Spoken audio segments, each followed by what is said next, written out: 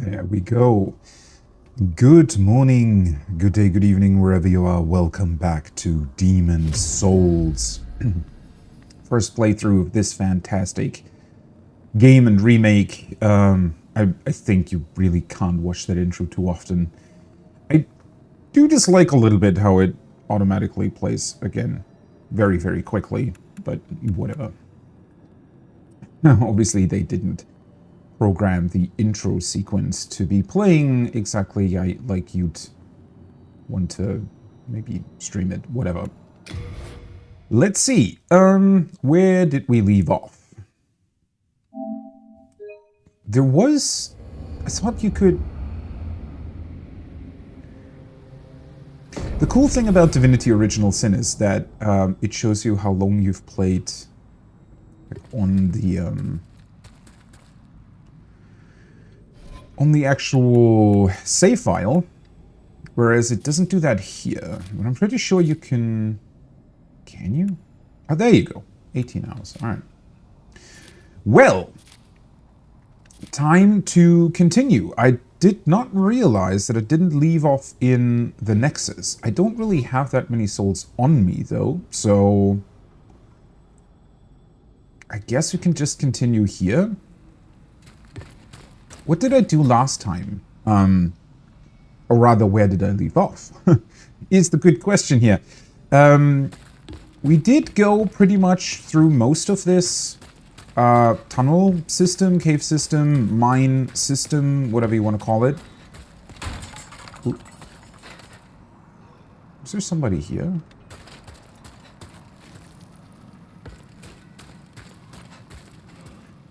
Yeah, so I do need to remind myself where things were. So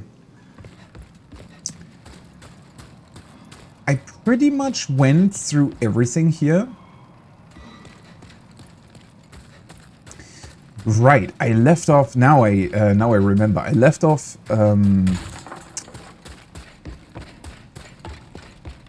with the upgrade materials in that little section. Cave section thing where there was like a good amount of those crystal worms.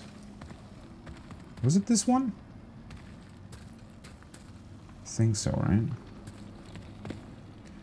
Oh, wasn't that exactly what I wanted to test?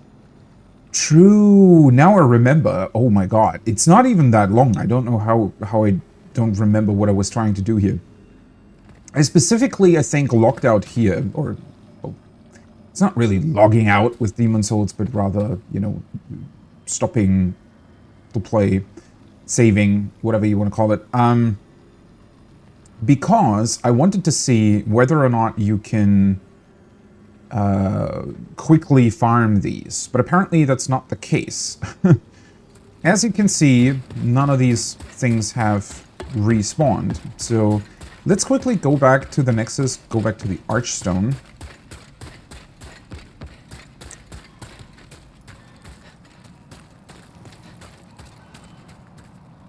Oh, right, I have to take the elevator, correct? So downstairs currently.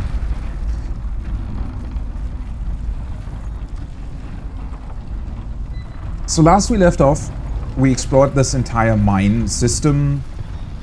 The different routes that you can get to here. And, wait a second. Those explodey cards respawn? That seems unfair that they would respawn, but not the worm thingies? I guess they count as enemies? I mean, this guy, this clown guy, didn't respawn either. Anyways, there's a lot to uncover here in this mine specifically, and I did most of it. So there are multiple routes that you can go. Ooh, actually thought that hit me.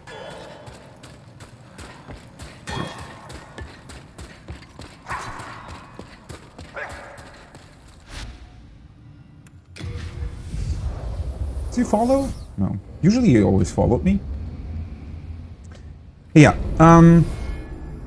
hello. I'm not able to level up.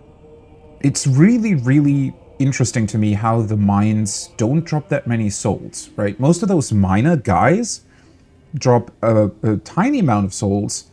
The Fat Official did drop quite a few souls, but overall,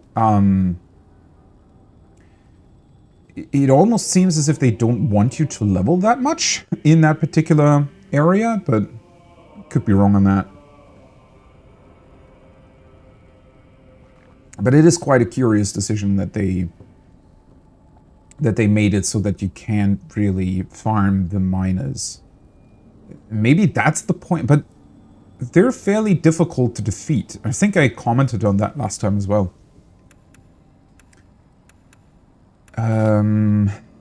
I should probably go through my items. Because we did leave off at a fog door to a boss last time. And opposite of that fog door, I found a weapon, or weapons, depending on what you want to call it. Specifically, I found two sort of monk fists, but they looked like drills and were also magical. And my idea was, hey, you know, going through there with my normal longsword seemed to be quite difficult, especially later on where there are those fire turtle things down in the tunnels. They seem to be not taking a lot of damage with the longsword, right? So my idea was, hey, I'm just going to grab those monk fists. I'm going to level up my stats so that I can use them, and they're probably going to be really, really good. Now, turns out I don't think that's really the case. First of all, I think I did test them. Technically, I didn't have the full stat requirement fulfilled, so I only meet the, what is it? I think the strength requirement for them I do meet, but they need, what was it, 16 faith or something, which I don't have. And, well, the faith part, at least according to the stat sheet here in game, right, when you specifically look at the weapon, it looked like it was mainly about the magical damage.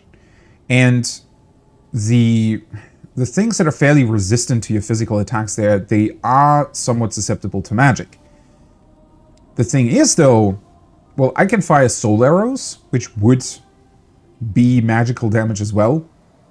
And it just felt like, to me, that specifically putting points in faith when I don't really want that nor need that in any other sort of capacity felt pretty bad and pointless, especially because I didn't really have a specific point where I could farm souls in order to level. So yeah, I kind of abandoned that plan. I think we're just gonna go in, see what the boss is about, what we can discover, what he's weak to. First of all, I probably need to look at what he even is, right? I didn't go through the fog door last time.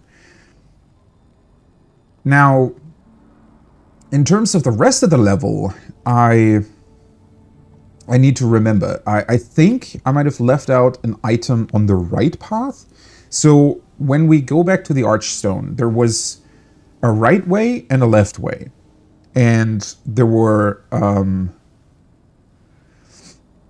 two, I think, elevators, and then sort of a tunnel system beneath. Went through most of it.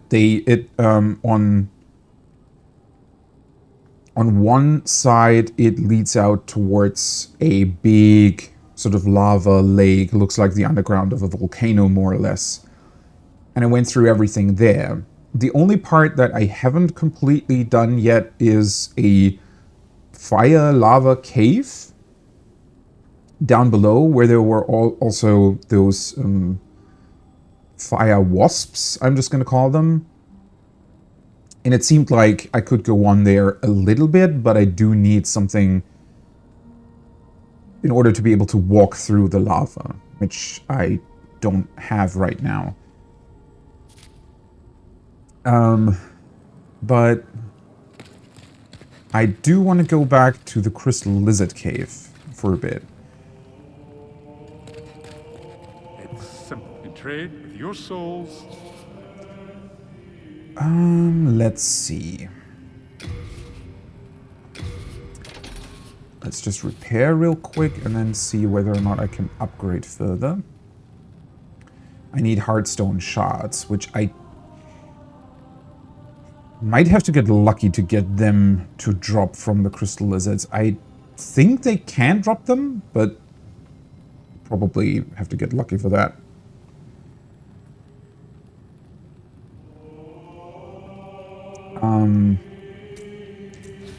Okay. And in terms of items, the Crescent Moon Grass is not really going to help me. I think I would like to purchase some general healing items, though. Hello. Well, we've long been acquainted. So Yeah, he has the better stuff, but it is quite costly.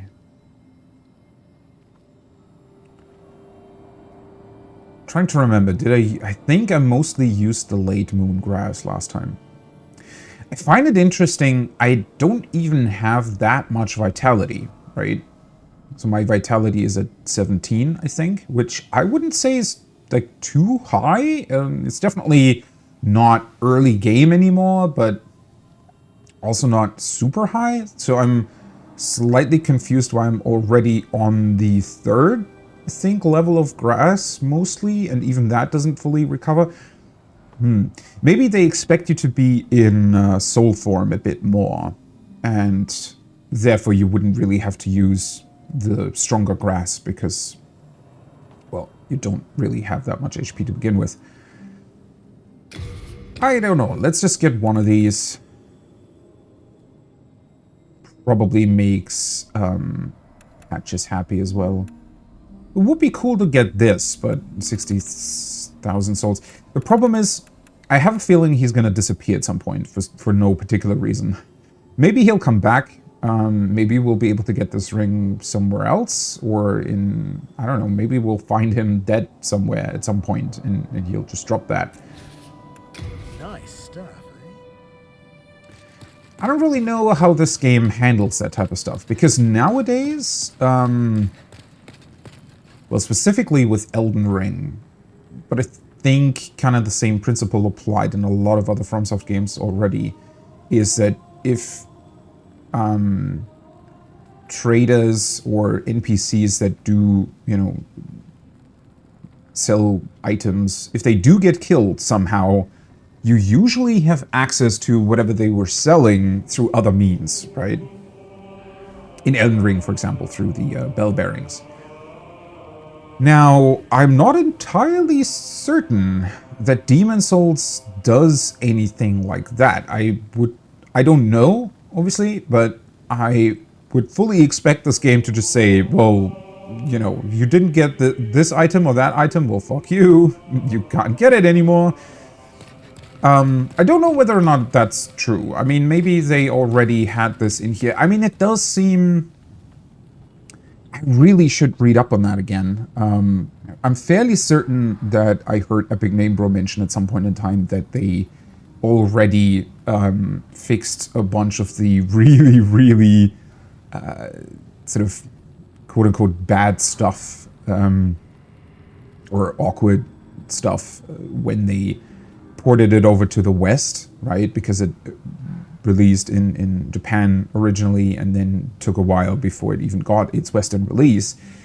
And I think, I do remember him saying something along the lines of they've already fixed some, well, fixed, I'm saying fixed, but they already made some stuff, I guess, easier, if you will. Hello again. I'm keeping a And close since the watch remake of is belongs, definitely don't give based on way. that Western release, I'm pretty certain that they then used those same principles. All right. But I'm really running low on healing items, which is interesting. And if they cost 500 souls per item,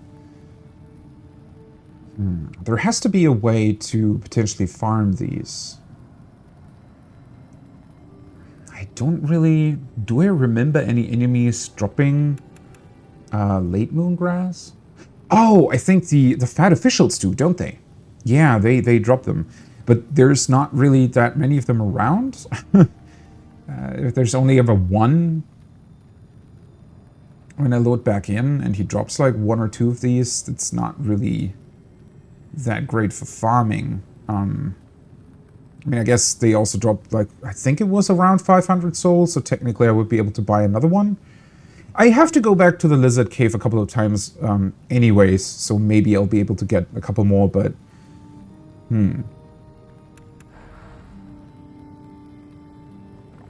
Hopefully that's not gonna end up being a problem. I would hate to have to stop fighting a boss because I ran out of healing items. That would be weird. Okay, this was anti-bleed, anti-poison. Also interesting because I haven't encountered those two statuses so far, but for some reason these keep dropping. Oh, I should probably... I don't know. This is a weird item.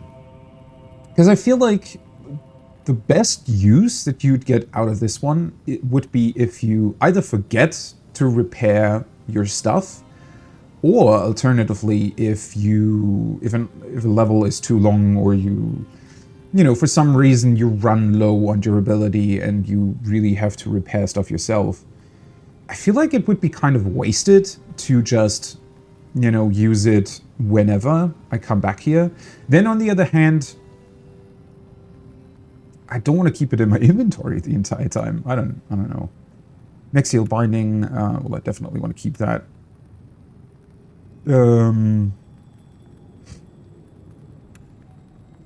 Right, that was for invasion, and I definitely want to keep... Wait.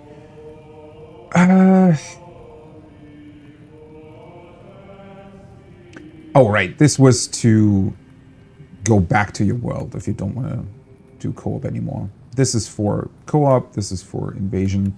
This is to get your body back without having to co-op kill a boss. And this is to go back to them. I want to have more of these, but they seem fairly expensive too. And then we have the guidance stones, which they're a bit weird. I really, really hope that at some point we'll be able to sell items.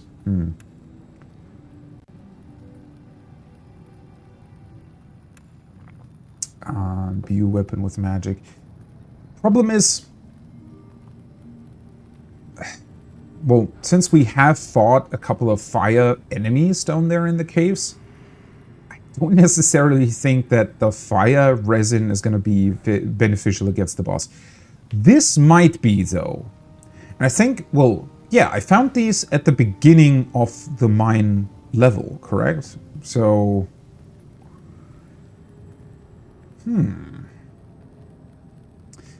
Might not be the worst idea, to be completely honest.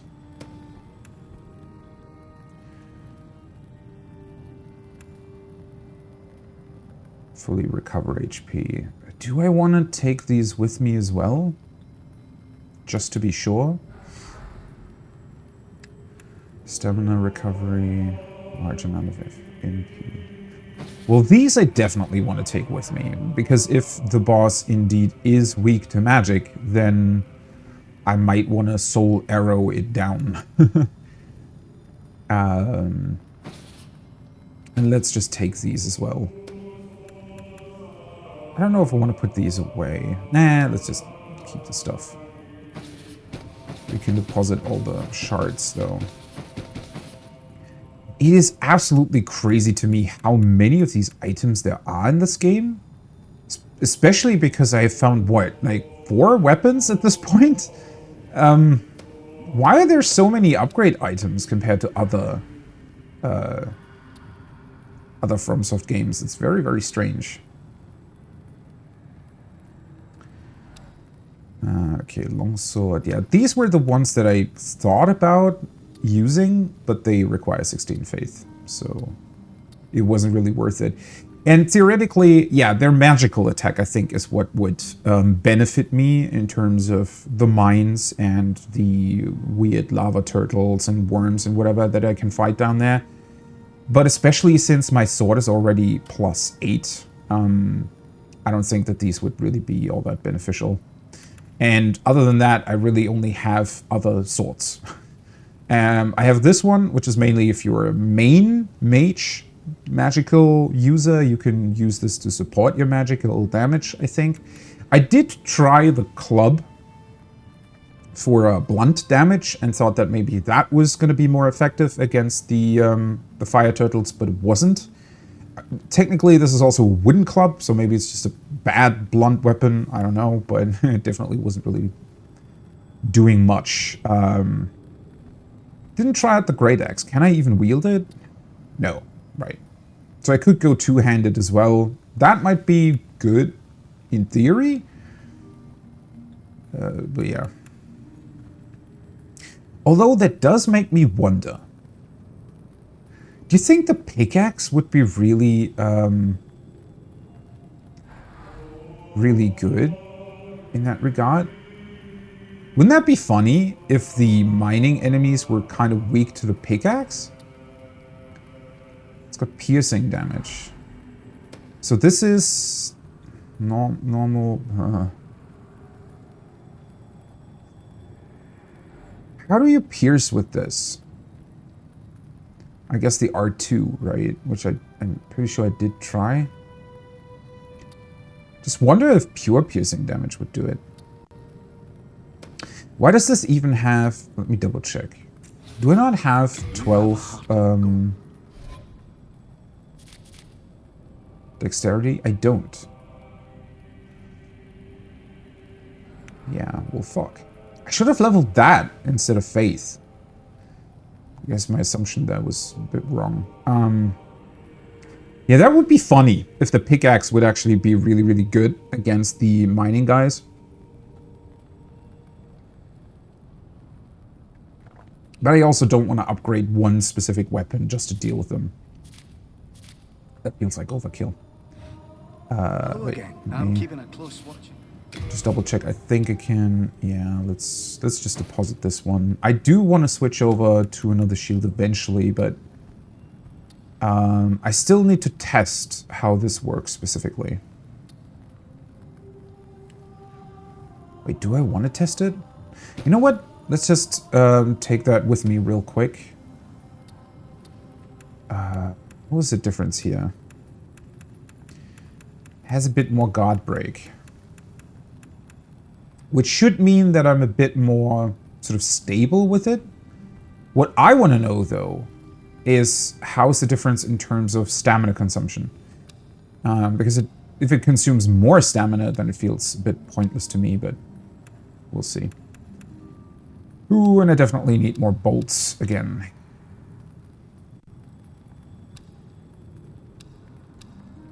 Okay. Currently have the Thief Ring and the Providential Ring equipped.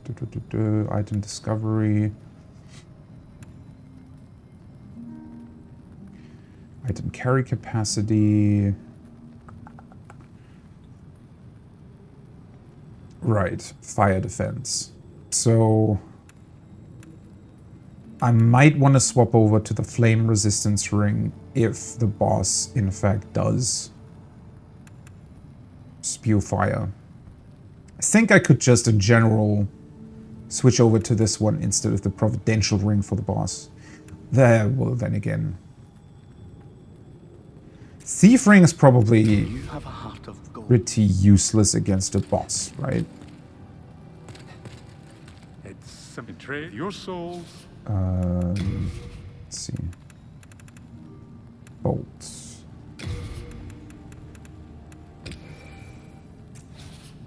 You come back alive. Alright. Now on to the most difficult part. How the hell do I test how the shields work? The biggest issue with that is always that You need an enemy that does the same attack?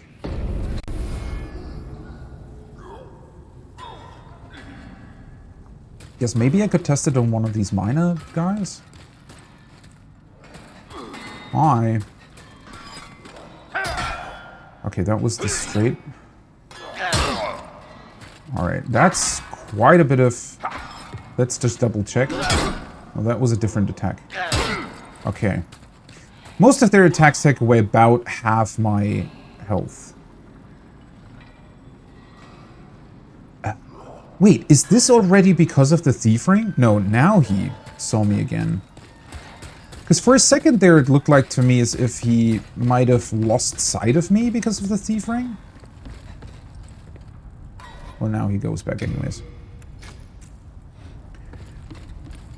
I mean, it does look pretty awesome in terms of shields, right? Hey, buddy, come back here. I feel like I'm running a bit slower, though. Alright. Yeah, this definitely needs less stamina.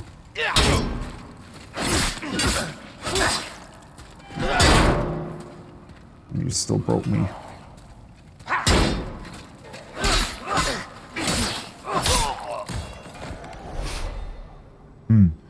Is this counterintuitive? I don't know what to make of this. So, a bigger shield that is way heavier than the other one requires less stamina to guard against attacks. In a way, right? In a way it makes sense from a gameplay perspective, because what else would the benefit be of a big shield like that, right? If it's not physical damage reduction, which both shields are already at 100%, there has to be another benefit to it, right? Because otherwise, if you already have a shield with 100% damage reduction, a bigger one doesn't help. Because obviously in terms of the game, like in real life, a bigger shield translates into more shield, right? It gives you a bigger defense against attacks from enemies. They'd have a harder time getting around the shield to hit you. Now, that's obviously not how it works in FromSoft's games, right? Attacks always, quote-unquote, depending, but in a normal one-on-one situation, attacks always hit your shield when you hold it up, right? So the size of the shield doesn't really make a difference, which is somewhat unfortunate in my mind, because it also comes back to the fact that I don't really like the way Demon's Souls does the shield bash guard break thing, right? Because smaller shields have a bigger window to guard break your enemy, but it feels very counterintuitive to real life, because a small shield would be, well, you would be a pretty big target, right? I think the sort of baseline idea definitely was that, I don't know, you'd have an easier time breaking through your enemy's attack, but at the same time you're also risking a lot more with that, right? So I think their original idea was that bigger shields wouldn't necessarily do the guard break thing, whereas smaller shields are specifically designed for that, right? So smaller shields in that way, I guess, have a bigger sort of risk-reward structure attached to them. That being said, for people, especially for people like me who aren't that, you know, who don't really like that guard breaking thing all that much, I don't know, it's counterintuitive, I think, is the wrong word, because that assumes that the game's intuitive to begin with. That doesn't really sound right, but I don't know. I mean, clearly the game isn't necessarily realistic in terms of how its combat works. The combat works great. It's not super realistic. Which is completely fine. It's just, I wonder if there wouldn't have been a better way to demonstrate that. I feel like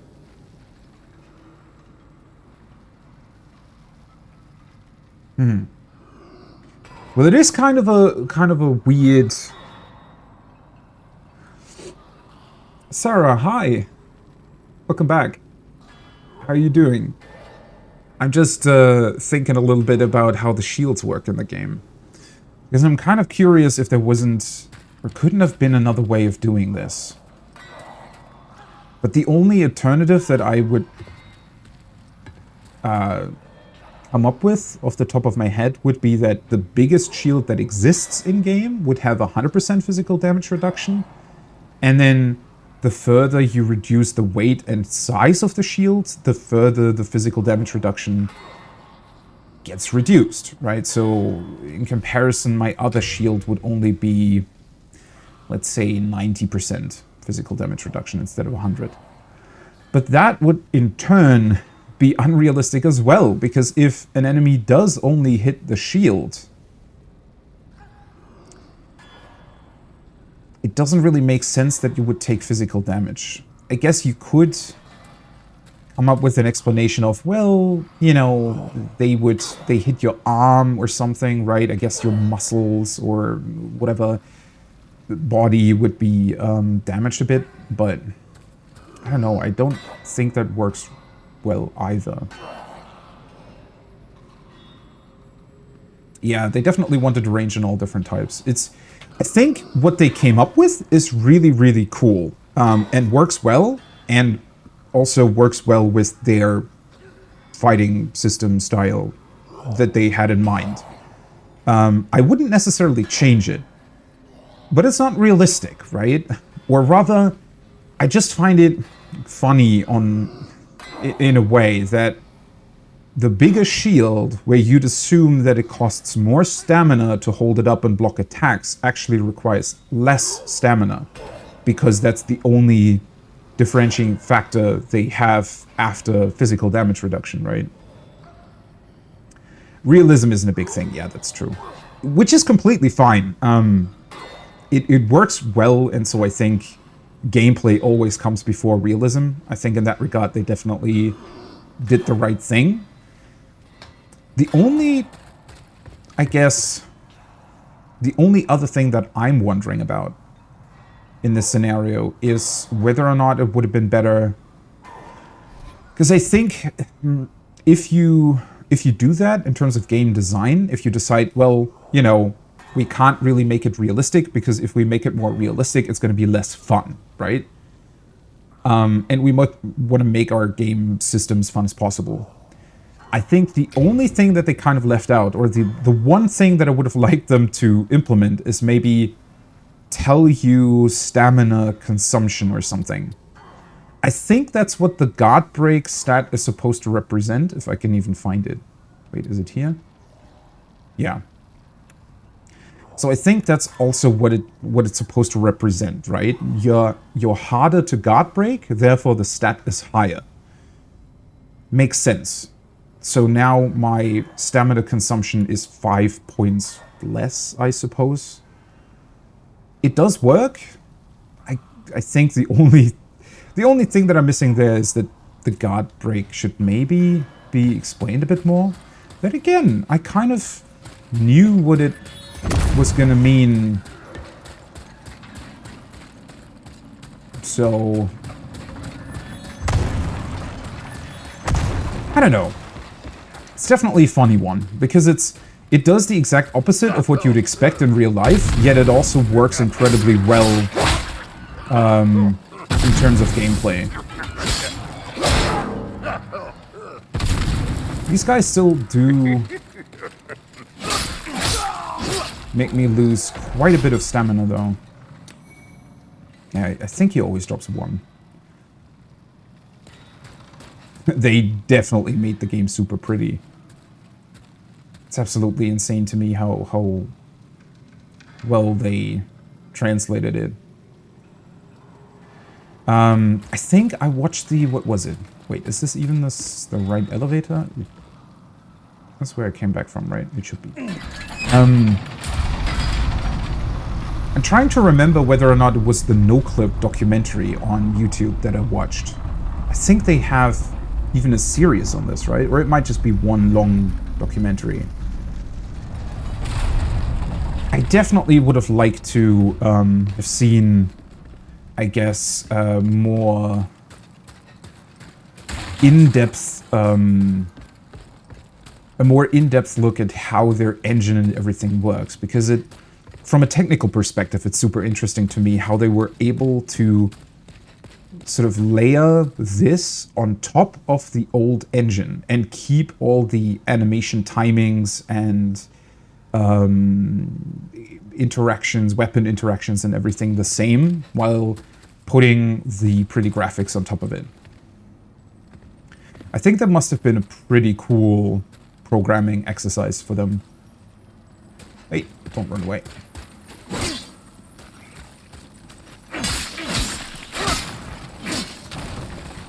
I forgot, I think I two-handed them. The one still left. Stay here.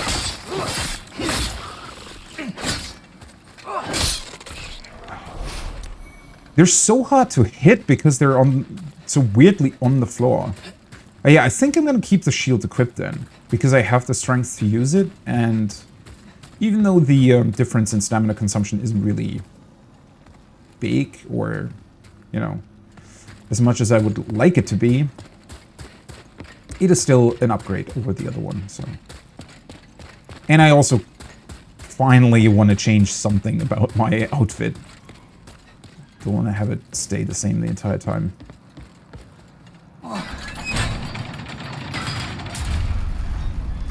There's definitely a video somewhere that explains it. I'm pretty sure that NoClip has an entire, like, 1 hour plus documentary on the game. But I don't know specifically if that's where they went over the engine details. But I think it must have been. I don't... Well, then again, I think they also talked about that fact multiple times during marketing and whatnot, because they wanted to make sure that fans of the game understood that it literally was the same game, right? Because I think people would have been furious if they changed too much. I mean, I even remember when the first screenshots of the remake came out that people were worried that they were changing the atmosphere too much, which in retrospect seems a bit crazy because, I mean, the graphical difference between this and the original is so vast that I think keeping the atmosphere, quote-unquote, the same is impossible. I mean, how would you do that, right? It's just the lighting and everything is so vastly different from a technical perspective that it would probably look really, really bad if you just imitated the same lighting of the original, right? And the same colors and whatnot. I mean, the color changes actually when going through the game, I think is what they did the best, almost.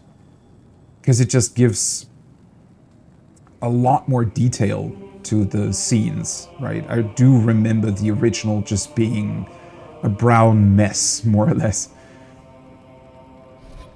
All right, 587. It takes a long time to go back to that crystal worm cave thing. I think I'm gonna go like 1 or 2 more runs and then that'll be it. But it does give me the opportunity to purchase a couple more healing items at least. Nice stuff, eh? Which is funny that you can describe it as it's just a texture and lighting overlay and then it looks like this, right? But it's true. I mean, they did apparently keep everything else the same. Although they also, didn't they introduce a couple items or something? But I do remember that I think there was like a hunt going on with different streamers trying to get to a particular armor set that is apparently only available in the remake, but you only get it in like New Game Plus 7 or something. That's the one thing that I do remember from streams that I watched. Yeah, I didn't get into the original either, which I still pretty much regret to this day because I feel like, well, had I gotten into it, I obviously would have also played Dark Souls when it released, And I think I would have had way more of a fun time with it on release, rather than going back to it after playing Bloodborne and Sekiro. And yeah, I didn't really have that much of a fun time with Dark Souls 1. Specifically also because the game was so incredibly mysterious when it released originally. Oh, right, I wanted to put away the other shield. Hello again. I'm keeping a close watch on you. I mean, the way FromSoft designs games nowadays, I think, is fairly well known, or there's a lot of things that nowadays I think a lot of people just take for granted, or you sort of intuitively know, oh yeah, that's how FromSoft does it, right? In a lot of different ways. But when the original release, nobody had a clue what this even was, right? Nobody knew about the item drops, about world tendency, about anything really, and yeah, that must have been an incredibly fun time going through that.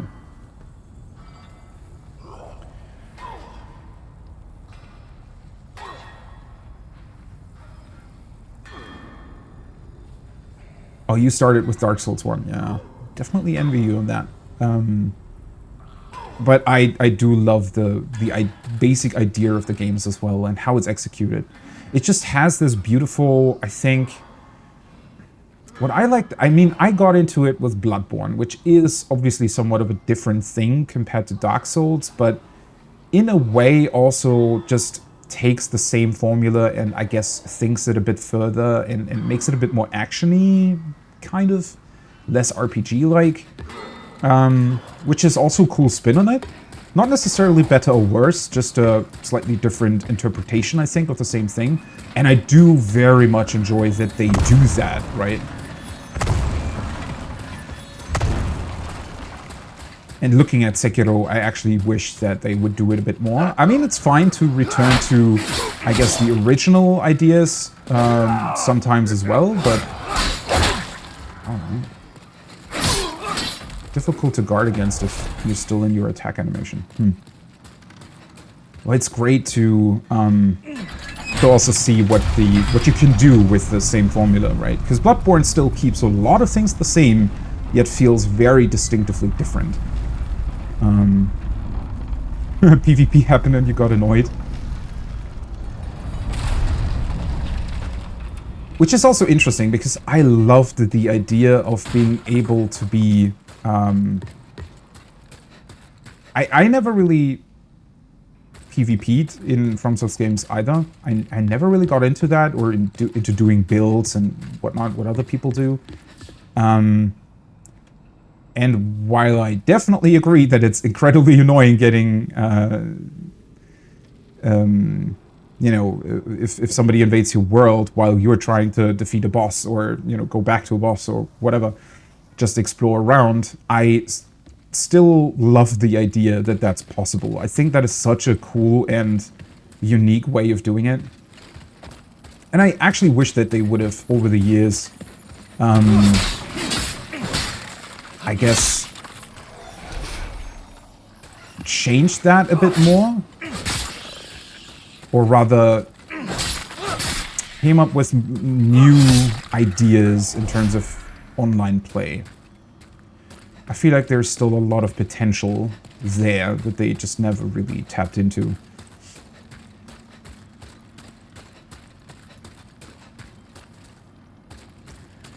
Yeah, it can definitely be really unfair, although it's very difficult to balance.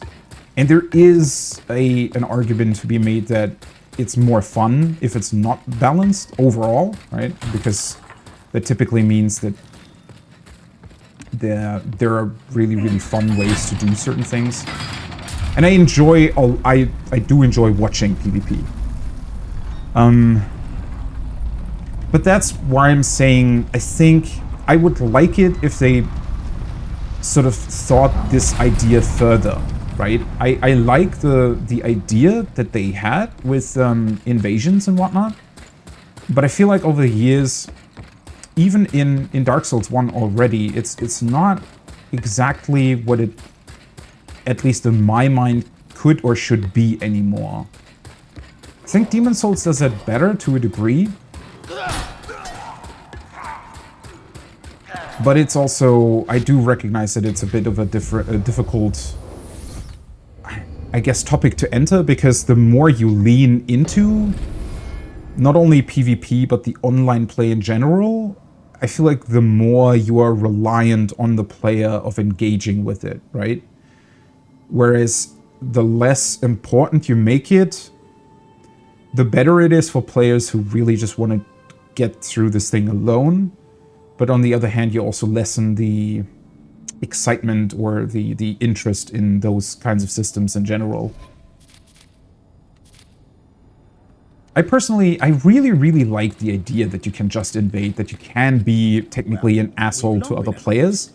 I just wish that the game would specifically take that into account, right? So, but that is a very difficult thing to pull off, right?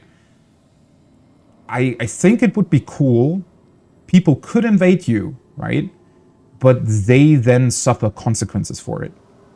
If they're really an asshole, right?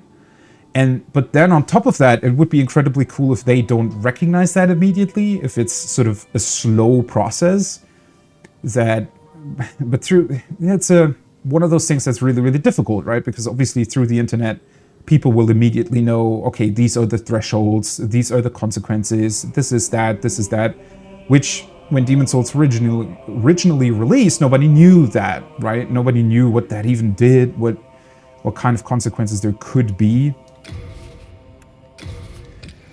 But I really wonder why they never seem to think those online systems further. I mean, so far I think, at least from what I've seen, Demon Souls does it the best, because I love the idea of losing your, like when I die, right? You go into soul form, and there is a heavy negative consequence for it, which is you lose a bunch of your HP, a significant amount, right?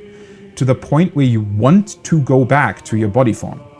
And in order to do that, you can do co-op and help other players defeat bosses, and in return, it'll give you your body back. I think that's a brilliant idea of bringing people to cooperate, right? Now, yes, you can also invade, but that's another topic, right? It's just, I think, a good example of how this could work. And I just wish that over the years they would have gone with different ideas and different ways to explore that, to the point where maybe, you know, maybe if you're really low level and you invade a high level player and you manage to do it, you get like a really big bonus, significant advantage, or maybe even a really rare weapon that is only obtainable that way. But the other way around, you then, I don't know, lose health, or you lose levels, or I don't know. I feel like there's a billion different ideas that you could do, and I just wish that they would have tried that at some point. And then, yeah, well, gang squads are another problem. But I think, well, if you would be going more sort of the route that I just outlined, with different sort of tangible effects on stats and or gear, maybe you should also limit it to one-on-one instead of being able to summon in other players. I don't know. I just, especially looking at, well, Sekiro, for example, it now has online play as well, but when it released, it didn't have any online stuff. And I enjoyed that a lot too. I think a lot of what they did with Sekiro I enjoyed, specifically because it was different. And I wish that they would have just, I kind of dislike how we have Demon Souls and Dark Souls, which are very similar. Yes, they have a bunch of really important differences, but in terms of basic ideas, they're very similar, right? And then we have Bloodborne, which is definitely more action-heavy, less RPG, but it's still employing a lot of the same ideas. But Sekiro is really different, Whereas Elden Ring then just goes back to the same Dark Souls idea, right? I mean, Elden Ring's a great game, but it's, at the end of the day, when you really break it down, quote-unquote, just open-world Dark Souls. Now, open-world Dark Souls is incredible, but it also doesn't really innovate in any sort of way, except for the open world, maybe. And I just wish that they had sort of two different levels. I just imagine if Sekiro is their perfect single-player game, and then we have Dark Souls, which is fine that they continue it, but it would be cool if we then also had a game that specifically focuses on the idea of being multiplayer. And maybe even incorporates other ideas as well. Yeah, and then pushing you towards helping people more. I think that is, which is what I like so much here, that it does quite push you a bit into the direction of, oh, hey, you lost your body. Hey, just help out a person defeat a boss, you get your body back, right? Maybe it takes a bit too long. I don't know if it gets, you know, stale after a while, especially if, you know, you lose to a boss like 8 times, 10 times, you die to a boss, and then you have to go back and co-op every single time to get your body form back. I mean, you also get the item that does it, right? I don't know. But, you know, going back to the online idea, as weird of a game as Death Stranding is, the online interaction of having a world that dynamically changes based on what players do is an incredible idea, right? And the way it works out is also pretty incredible, and must also be pretty impressive from a technical standpoint. And I'm thinking, what if FromSoft had incorporated some of those ideas into their games as well, right? If you do, say, do a more online-focused Dark Souls, what if enemy placements would dynamically change based on how players interact with them, right? Maybe if an enemy gets defeated really easily, it changes position to where it's more difficult to deal with it. And then if there's another enemy that is very difficult to deal with, maybe, you know, if a lot of people come up with a clever way of defeating it, that also dynamically changes how your game looks, right? There's so much there that they could interact with or change their game somehow. And I just wish that they had explored that possibility in some game at some point.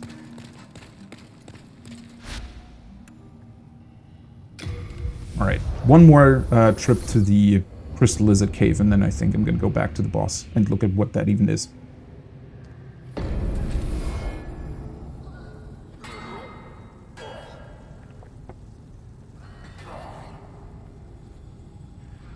Or have the enemies attack invaders, yeah. That would be another fairly good idea, I think. Especially if there are more interactions in general between, I guess, the world itself and the online connectivity.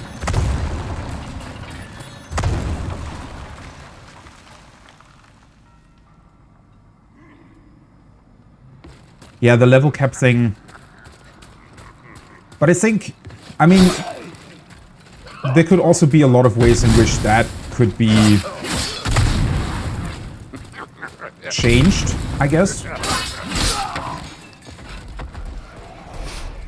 I mean, another thing that Sekiro specifically has showed is that I wish they would have also innovated on the level system a bunch more.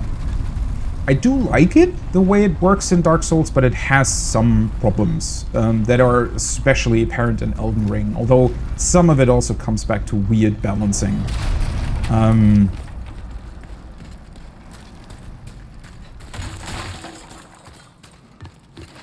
But if you change the level system, I think the level system in general should rely less on specific numbers and levels and maybe more on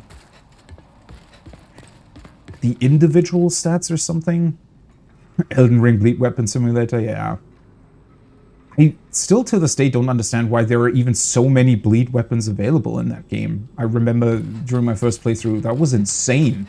how often you'd come across like really, really special looking bleed weapons.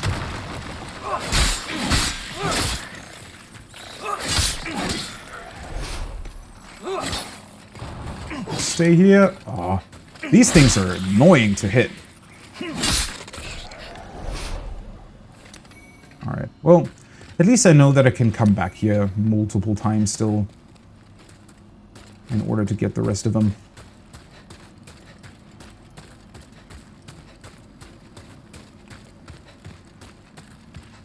But then again, I mean, if you were to do a more online-focused game, I think it would be a good idea in general to have, maybe not always, but most of the time, I think positive benefits should always also come with negative effects.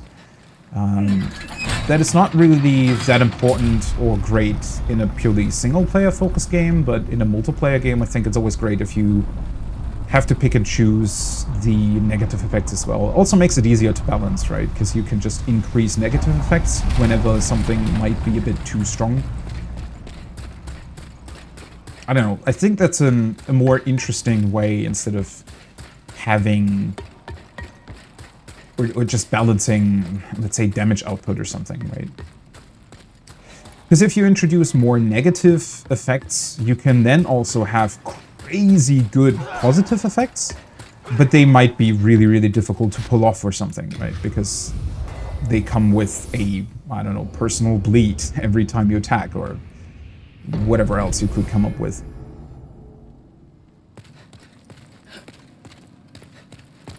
All right. Well, we've long been. Let's get one more of these. Nice. In case I do run out of healing items, I guess I could just do the Crystal Lizard Cave a couple more times and it's only 2 healing items per run Simply trade your to soul. do it this way, but it's fine. A couple more bolts as well. You come back alive.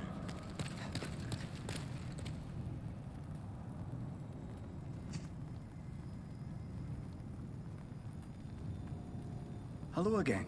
I'm keeping a close watch on you. Oh, did you with the annoying boss? Do you mean the one that drops Moonveil? Because that's one of those lava worms, right? I don't remember. There is another katana, right, that also bleeds. I don't remember where that was from. I do remember getting them, but Moonveil is the only one that I remember where to get. Yeah, it's the I think it's one of the caves on the edge to Kaled, right? And wait, was it there? Might have been.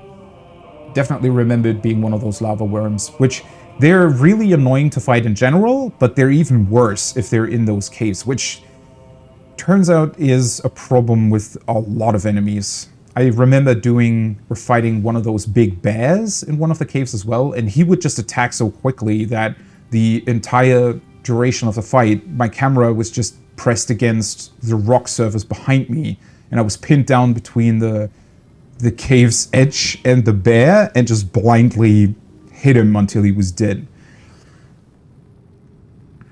Grimjack, hi. Rivers of Blood? Is that the name of the other katana?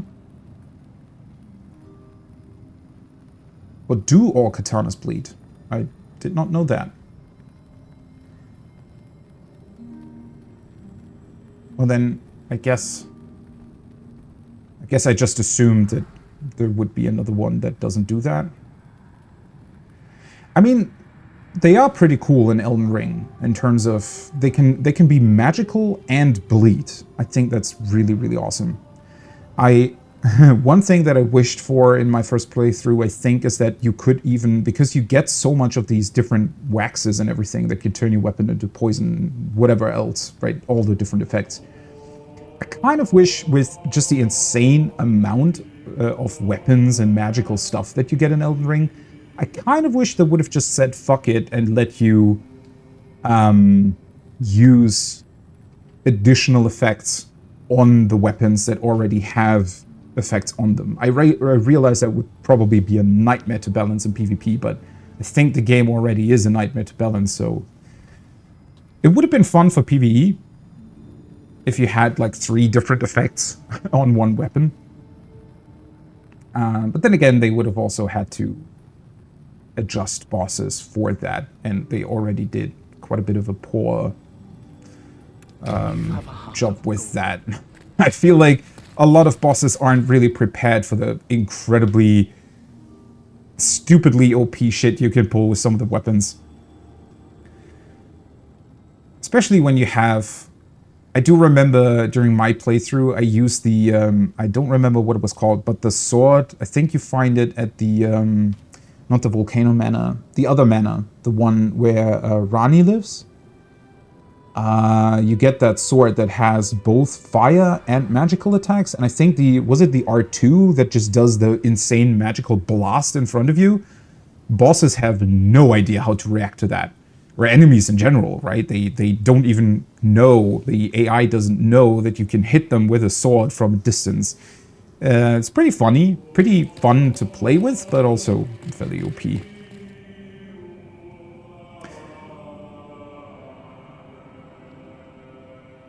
Yeah, and that's the thing with what you said with poison being useless, right? That's definitely a bit of a problem in Elden Ring, where there's stuff that is so OP that it just breaks everything else. So if you don't specifically force yourself to do like a poison build or something like that, then you're kind of stuck with a couple of things. I don't know. Which is why I would like to come back to Elden Ring and do like a New Game Plus run where I force myself to do a completely different build every boss. I feel like that would be pretty great. When you force yourself to do certain things, but I wish the game would do that for you, right? And present you with a couple of different opportunities that also feel fun to play with.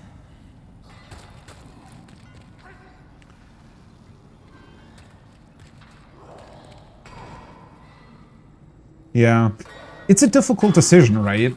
With not using OP stuff, because it can be incredibly fun.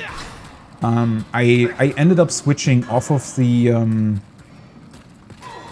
sword with the magical blast, specifically because of that, because I saw that... I mean, I didn't even know what it did at first, right? I think I even discovered the magical blast on accident, because for some reason I didn't try every option on the sword. Oh no, wait. I knew that it could do that, but it felt...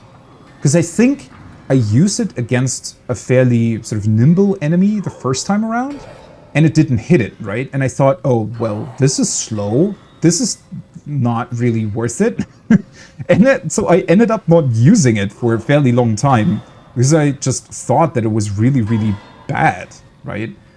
And at some point, I think I said, well, I'm just going to try it, because I was stuck on an enemy, and it just obliterated it right away. And, well, that's how I discovered that it was pretty OP.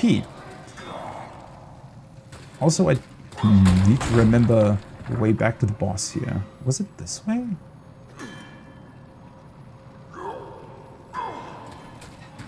I do remember there was a way that got you back to the boss fairly quickly. Was it the right way?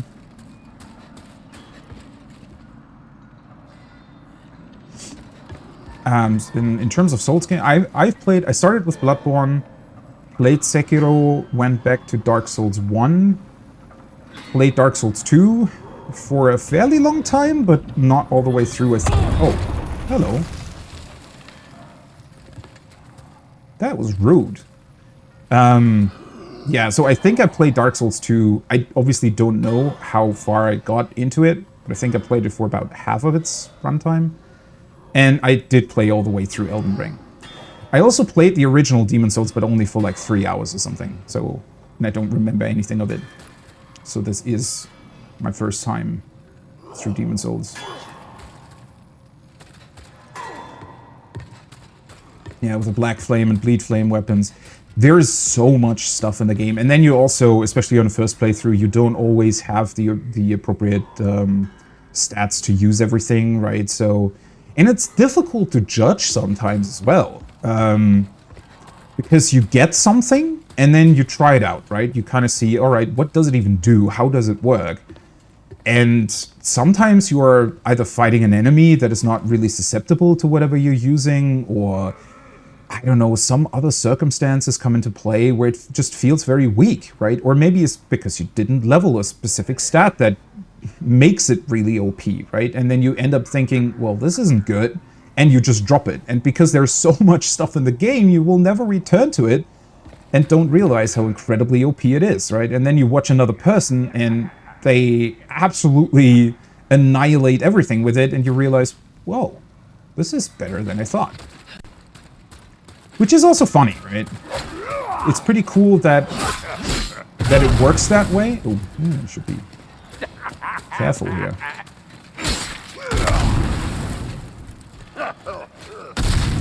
His reaction attack is much quicker than you'd assume it to be. There we go.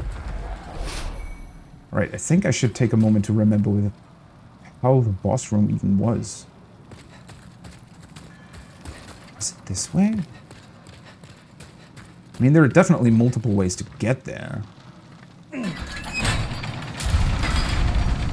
Just beat Dark Souls 2 today, never again.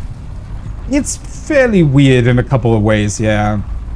I do remember wherever I started, I got about 80 hours into it, but then again, I tend to play these games fairly slowly. So I beat about, must have been 5, 6 bosses? No, it could have been more than that. I remember all the bosses that I did in Dark Souls 2 were incredibly lame. They basically just felt like normal enemies with a blown up health bar. Which was weird to me, because Dark Souls 1 has pretty cool bosses. Some weird ones as well, but in general, the bosses are the highlights of these games, right? And Dark Souls 2, not so much.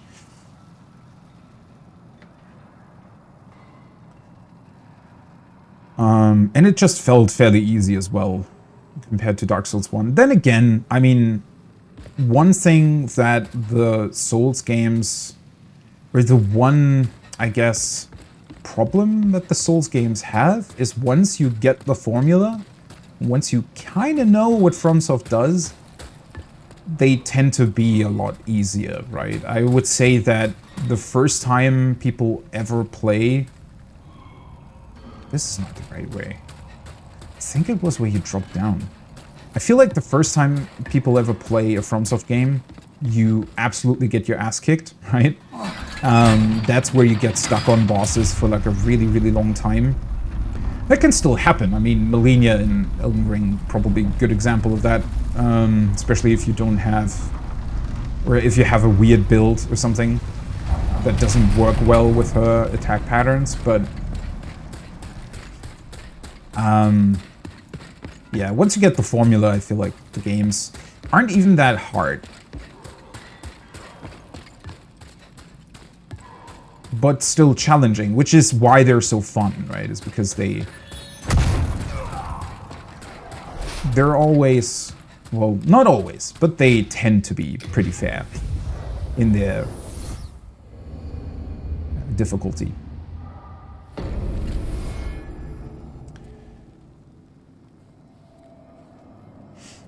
I think the sentiment that Dark Souls 2 is their least favorite is shared by a lot of people, right?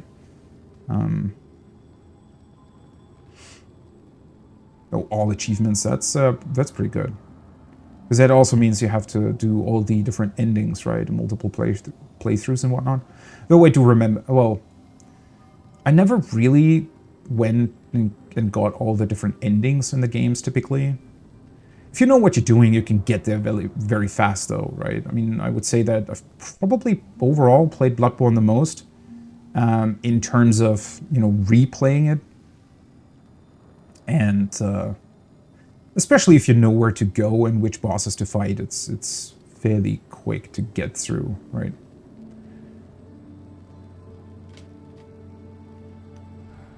The DLC ones were good, yeah. Which is interesting because of how late I went back to Dark Souls 1. I was slightly confused why people like Dark Souls 1 so much. I mean, I get it, right? Especially when you played it when it came out. It must have been a pretty cool game, but the second half of Dark Souls 1, if you don't count the DLC, feels incredibly unfinished. Incredibly unfinished, at least from my perspective, right? Especially when you're used to a more polished experience and coming from Bloodborne, Sekiro, and whatnot, and then you go back. Dark Souls 1 starts off incredibly well, and a lot of it is pretty good, and obviously the thing that makes it the best, or that makes it really, really good, is the basic gameplay, right? So it doesn't really matter too much that the levels feel unfinished because the basic gameplay is really good. But yeah, I didn't really have that much fun with the second half. But then it gets really good in a DLC, and I think a lot of people just enjoy the DLC a lot, and those bosses, and it's kind of the last thing you play, right? Because it comes more or less at the end, or most people will play it at the end or after they've gone through the base game, so that's what people will probably remember the most as well. But yeah, if you exclude the DLC, Dark Souls 1 definitely has some problems, I feel like. But then you get to Dark Souls 2 and you realize how good the beginning, especially of Dark Souls 1 is. Because 2 is just... 2 does some stuff that is really, really interesting at the beginning, but gets really tedious and boring after a while. And then, yeah, the fact that the boss design in the base game, Dark Souls 2, at least at the point where I've played, was so bad, it really... It sort of sucked the excitement out of it, right? Because there was never anything to look forward to. I mean, the level design was fine. Nothing too spectacular or anything, but the fact that it had so much trouble with the boss design meant that, yeah, there was never really anything to look forward to, right? Yes, it was more exploration, more levels, but eh.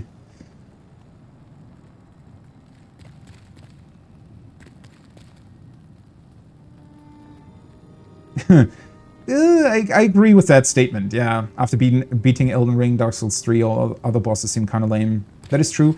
I think with Demon Souls specifically, at least up until this point, I feel like the bosses are more of a...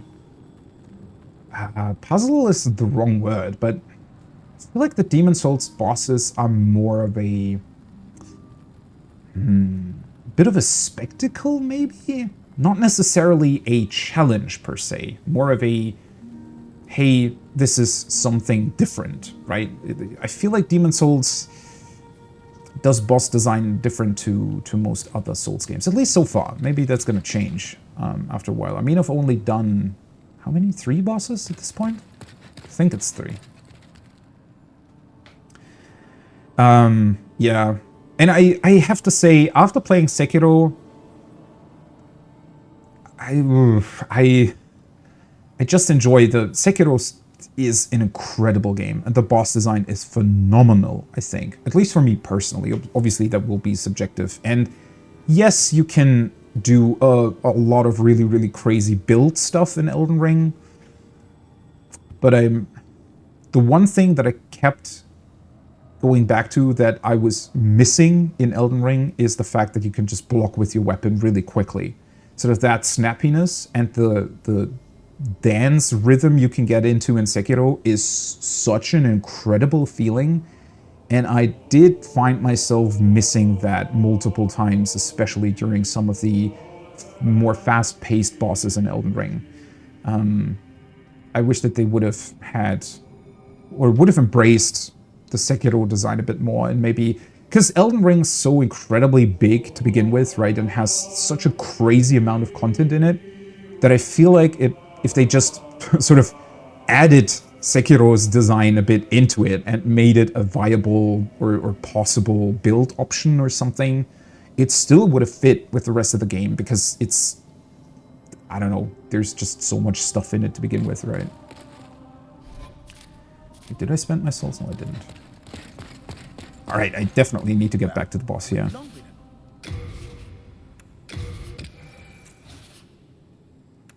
Nice stuff, eh? Yeah, it's a very subjective thing with the gimmick bosses, right? They can be incredibly cool, but they... Well, I guess the worst thing about them is also that when you beat them once, you lose interest, right? Whereas all the other bosses you can do over and over again, and they should still be interesting if they're well designed. And in terms of the running in Dark Souls 2, I remember that being weird as well. I think some of that might be due to the fact that they upgraded their engine to the point where it was definitely hitting hardware limits in a major way, and so they had to scale back in certain ways. Especially also with the torch mechanic in Dark Souls 2, that felt very weird. And I do remember reading an article about that at some point. I think they wanted to do more with the lighting system and just couldn't pull it off or something. Dark Souls 2 very much feels like they also had major problems in terms of realizing different ideas and then kind of just gave up on them instead of redesigning the entire game. Which is fair. I mean, at some point they probably also had to release it, right? But,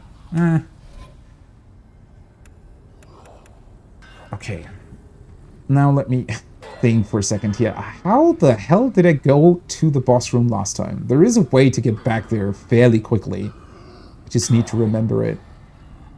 Problem is I don't want to die on the way there. That's the annoying part. Is it the drop down on this side?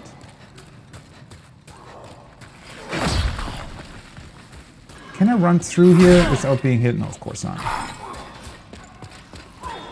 Or maybe? Nope.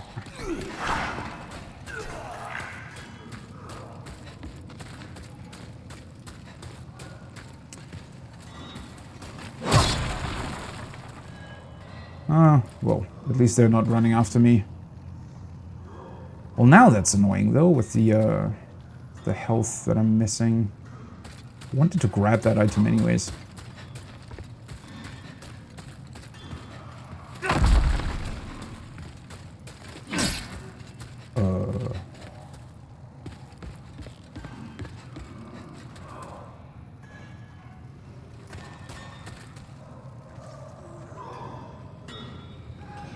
Is there another way to get in here? Or do I have to jump over there somehow? Oh, I guess maybe I could... I don't like my health.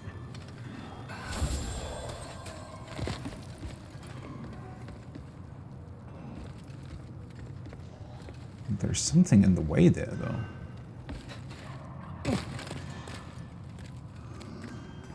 Okay, this feels weird, but it works. It's just more shards. Okay, down there was the cave with... there's like 3 or 4 worms there, right? But did that lead to where the boss room was? Oh god, that's very weird on the side, though.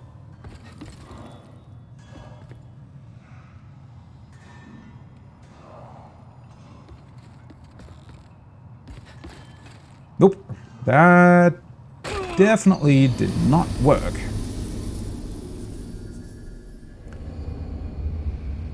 Ah well, I can just take the other route if I want to.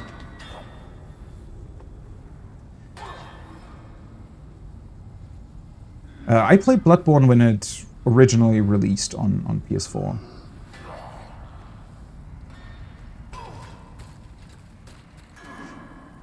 Although, did I have a PS4 Pro at that point? Or was it still the original? It released in... No, it was still the original. Yeah, still the original. Because I remember I went back to it after a while when the Pro came out and they introduced the boost feature, right? Because it made Bloodborne a solid 30 FPS. Not that that makes it any different with the frame pacing issues that the game has, but... okay, seriously, this part here is pretty annoying.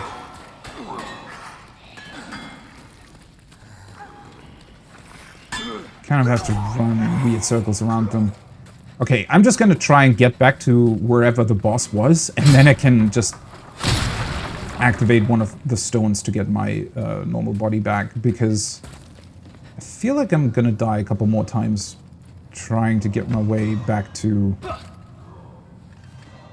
the boss door. Was it here, though? I mean, I already went down here. I just don't remember if this was the easy way to get back there.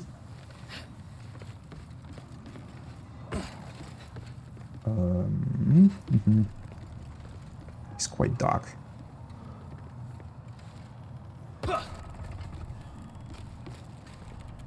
I just don't remember it being this many drops.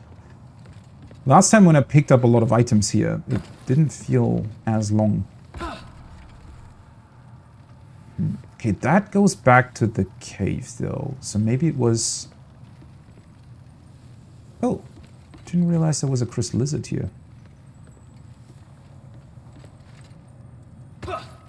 Don't run down.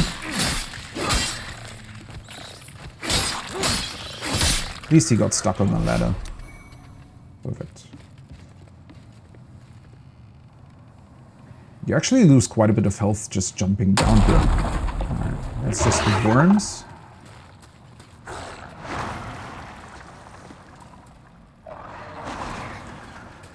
I don't even know how Bloodborne specifically runs on PS5. I've never tried to install it on the... I think this is... Yeah, finally. I'm back to where I wanted to be. Alright. So I did remember this correctly. Ooh, I don't remember these guys being here, though. I mean, I already went back there, so I don't really have to get back through them. But yeah, with Bloodborne on PS5, I feel like it should run better, though. I mean, that's why so many people want a remastered version of it, right? Which is fair. It really doesn't run that well. And I think, but for me, when I played it back on PS4, it looked pretty good, and I didn't really have an issue with how it ran. I mean, obviously, it didn't run as well as, I don't know, Uncharted 4. But then again, I think I played Witcher 3 before it or something, so I was pretty fine with the performance of Bloodborne overall. And then when they introduced boost mode for the PS4 Pro, it was even better, right? Because it kept the solid at 30. The problem is that it has these frame pacing issues. I mean, I don't know if you sometimes watch Digital Foundry on YouTube, but they always have really, really good technical analysis videos, and I'm fairly interested in that typically, so I tend to watch them a lot. And it's just, the 30, it does maintain 30 frames per second fairly well, but it has those issues where it just delivers the frames at the wrong time. And so even though it's solid 30 most of the way through, it still feels incredibly bad. And I never really, that's the funny thing, right? If you only play that game, you don't really notice it that much. But then at some point, I think I watched, I don't know who it was, but I watched some streamer, right? And they were playing Elden Ring, and then they went back to Bloodborne for whatever reason. And if you come from like a 60 FPS game, or even a game that runs above 30, and then you look at footage from Bloodborne, it looks so incredibly bad. Like, it looks like 10 frames per second because of how it runs. And that's such a shame, right? Because it's such a cool game. Especially in terms of its atmosphere, but also the gameplay is incredibly fun. It's just such a cool spin, I think, on the same Dark Souls formula. And so, yeah, I wish that that they'd optimize it at some point. The worst thing about it is you can actually, if you crack your PlayStation 4, you can download a fan-made patch for Bloodborne that gets it to run in 60 frames per second on the PS4 Pro, which is quite insane. I mean, it drops the resolution somewhat to do it, But there's and they did an interview with the guy who came up with the mod, right? Obviously, I'm not really big into cracking consoles. I've never really done that ever because it's just really tedious, right? And I never really had a reason to do it. I'm just interested in it from sort of a technical standpoint.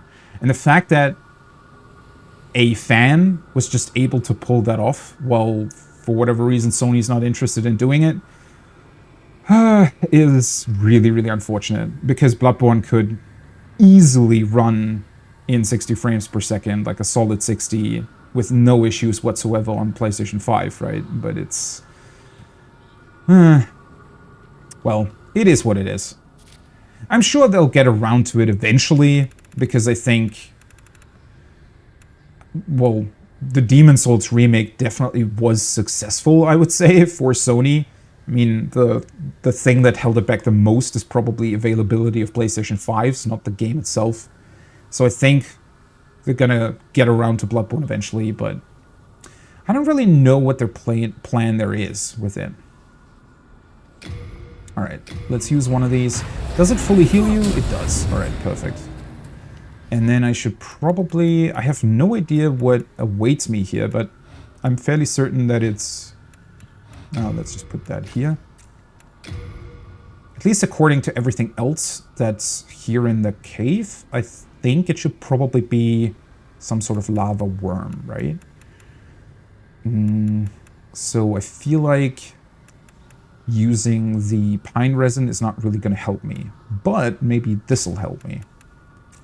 And then I think I'm also going to equip the aged spice in case my soul arrows deal significant damage. I can get some MP back. And then what was I going to change? The thief ring doesn't really make sense against a boss. Watch this not even be a boss. Maybe it's just a fog door, but it's so big, I think it is one. Let's just put on the flame-resistant ring. Because it might have lava. Alright. See what it is. Oh, we get a cutscene. Ooh, this looks cool.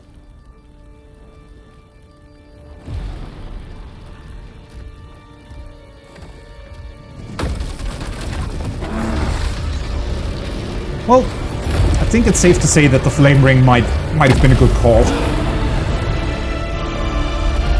Okay, you actually look like a proper demon now.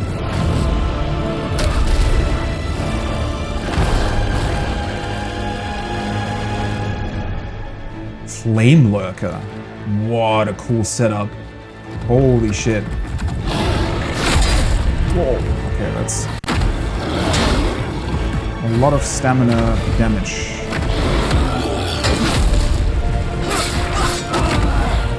Okay, doesn't take that much physical damage.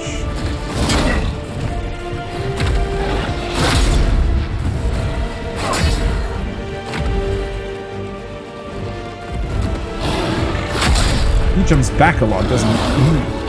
Nope, that's not the right weapon. What hit me there?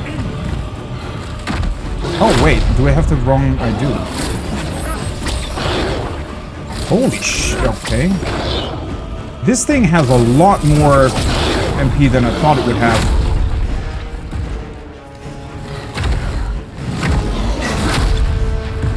It might be a good idea to... Does it burn me if I stay too close? I think it does. Yeah. It deals fire damage if it gets too close.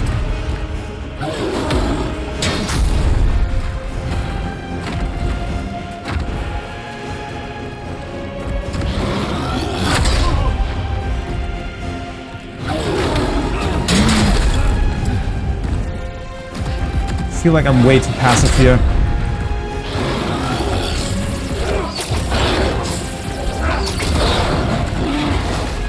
Oh boy. Fat rolling.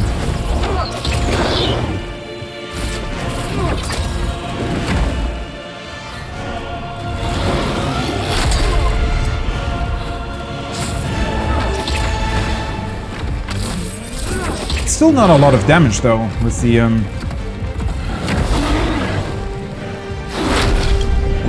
That always looks like it hits you.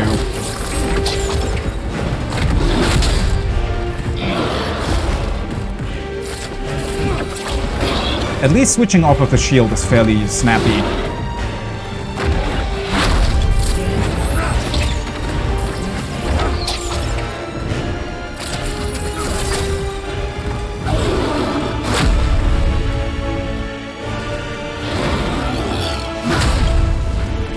Oh, that was a bad call. Am I dead? Yes, I'm dead.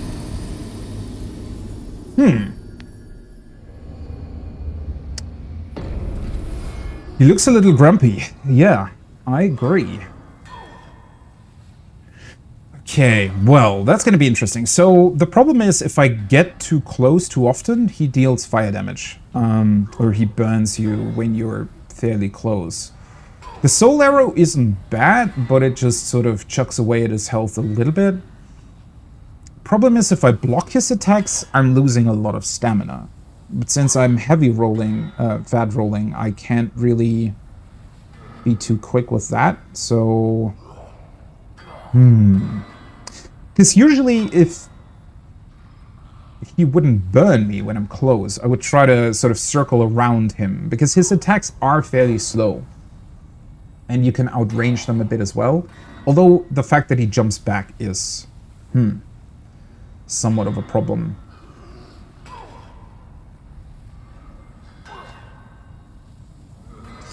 I mean, I could just try and chuck away at his health from a distance, but first of all, that feels a bit boring. I don't know. I don't necessarily just want to heal through his fire damage, though, when I get close. Do I have something else for that? I mean, if I can enchant my weapon, at least for a time. Time to get half naked. That would make it easier, but I wanted to do things without rolling most of the time. I actually want to use my shield a bit more, but he just deals an insane amount of stamina damage to me whenever he hits me. So I feel like if I block one of his attacks and then go in for one or two attacks myself, and then he counterattacks again, I would have to evade that somehow, because otherwise he's going to get through my shield and hit me directly. Let's see, do we have anything else? Not really.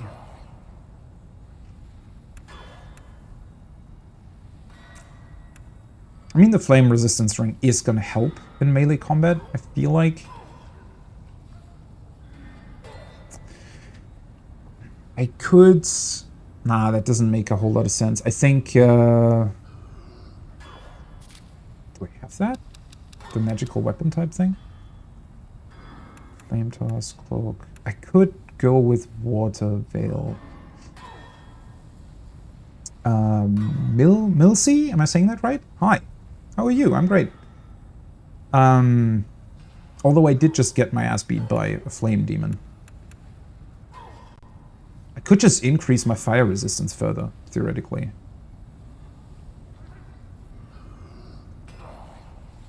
Wait, is this a... Yeah, that's correct. It's not a miracle, right? So...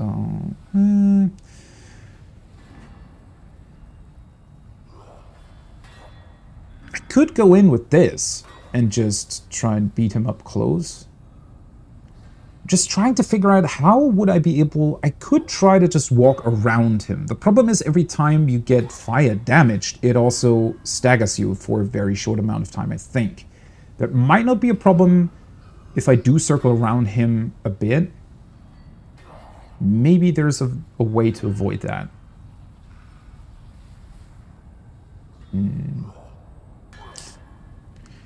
Thing is, I'm really not dealing a lot of damage. I think... am I gonna try and do this in soul form, or...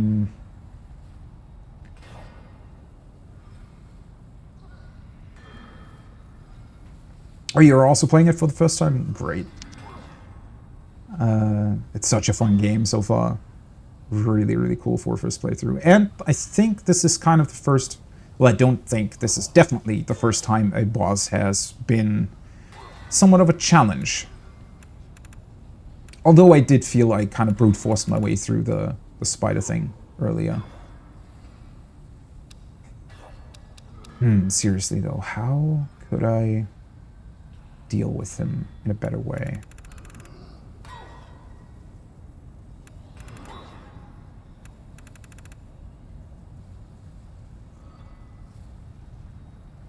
Because, I mean, the soul arrow doesn't really deal that much damage either.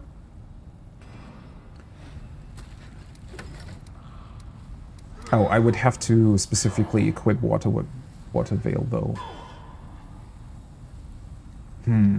I could also... I don't think that I'm gonna use the crossbow. Maybe it's a better idea to equip the catalyst in the right hand, just so that I can keep the shield equipped. Since I'm not using magic weapon.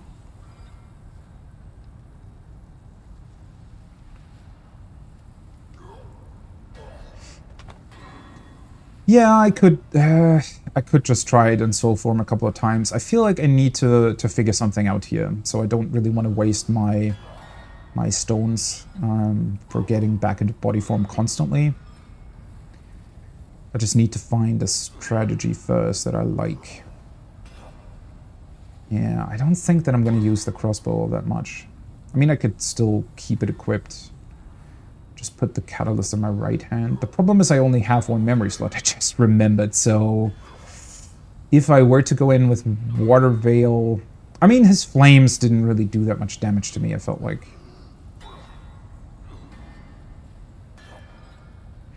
I could also just equip the catalyst and the sword. Don't go in with the shield. I mean, I can always swap off of it. Yeah, never mind. I don't think I'm going to change anything. I just need to figure out a way to... yeah, let's just go with that for the time being. I just need to figure out a way... Just quickly port back. Just get my health back. I need to figure out a way to not get hit by his basic attack. I mean, most of what he does, it looked like it can be outranged quite easily. But... if I do get hit, it does deal significant damage. Most unfair mechanic, or the most fun mechanic, depending on how you look at it.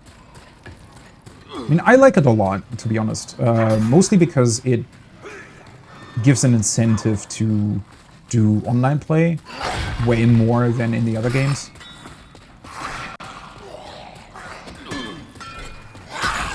Ah, for fuck's sake, why does that guy always hit me?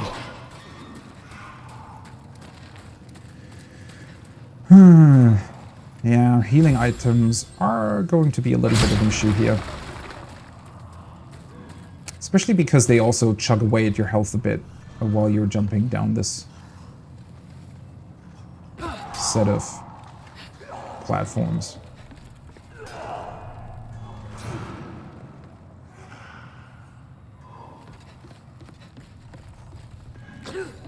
Hello, why is that guy coming after me? It's not nice. It is an incentive to level your health too, that is true. I just like it a lot because it's a really cool, like it's an actual consequence, right? I felt like in Dark Souls 1, the whole humanity part is pretty pointless overall, just because it doesn't matter whether or not you're in human form or not. And I wish it would matter more, honestly.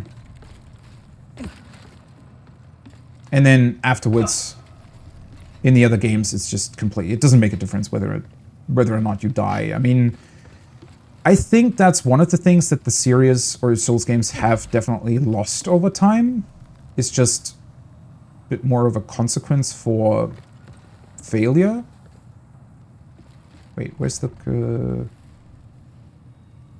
Wait, oh, last time I jumped down there, I think. Huh. Well, whatever.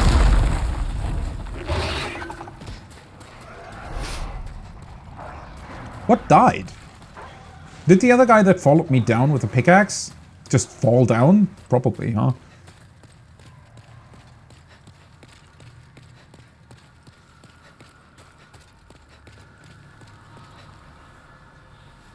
Yeah, I don't like playing with people either if it's my first time through.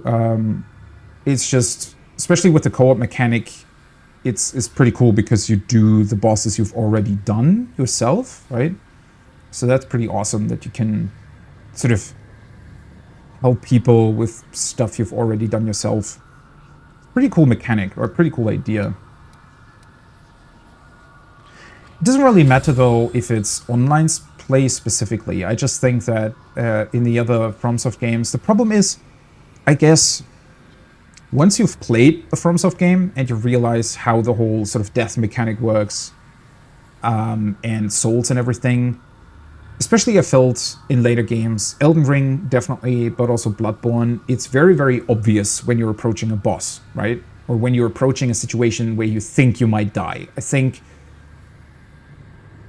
the amount of times that I died in either Bloodborne or Elden Ring to something that I did not expect, that was literally a death sort of by random happenstance, or because I actually got hit by a trap that they specifically set for me, I can probably count on one hand, right? So I feel like the sort of the main staple that is always being, I don't know, portrayed as, oh, that's why these games are so challenging, blah, blah, blah, isn't really there anymore in most of their other games, because you approach a boss room, you realize, oh, this is a boss room. You just use the item that gets you back to the whatever main thing, right?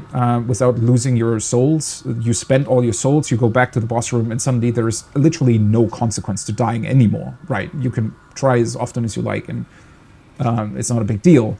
So I do like that there's consequence in Demon Souls. I do agree, however, that it can be quite tedious. Like with this boss, for example, I feel like my health or my damage output is pretty bad. And so you run into the problem of repeatedly having to get your body back, potentially. It's maybe not the best idea, but I definitely like Consequence for Death. Oh, you started with Dark Souls 3. That's also a very interesting starting point. I actually specifically didn't play that because I wanted to play Dark Souls 1 and 2 first. Although I have to say that in retrospect, I mean, the games aren't really connected in a significant way to where you'd have to have played the first two for the third one, right? So it doesn't really matter. I honestly, going back and seeing how kind of dissatisfied I was with the first Dark Souls. Okay.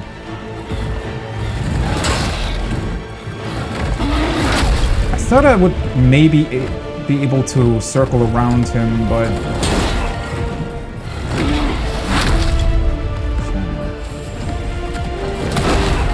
that does not work. The second attack is pretty slow, but the first one's too fast. Oop. And my own range is too bad. Okay, that does not work.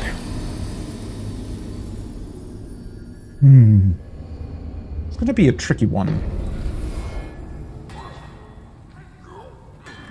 Oh yeah, they came out with the Dark Souls 1 remaster pretty late, didn't they?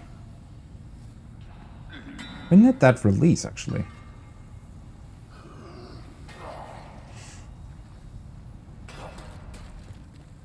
I think at that point I didn't really pay that much attention to the whole thing yet. Okay, this is actually getting somewhat annoying because I'm losing so much health going back to the boss.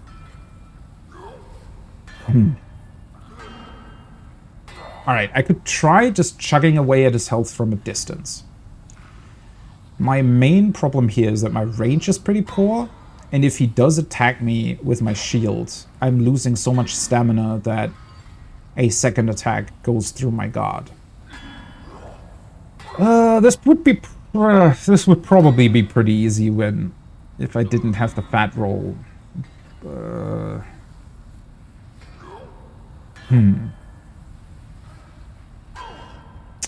do I want to try just doing magic?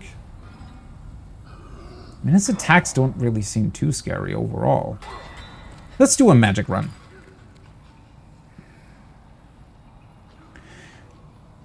Wait a second. The Dark Souls 1 Remastered was 2018? Really? That late? Oh, right. Dark Souls 3 released after Bloodborne, right? Yeah. They didn't have a remaster out up until that point? The Dark Souls 2 remaster was pretty early though, right? The Scholars of the First Sin edition, I think, was a somewhat early thing. In terms of these remasters and whatnot, they are somewhat weird, aren't they?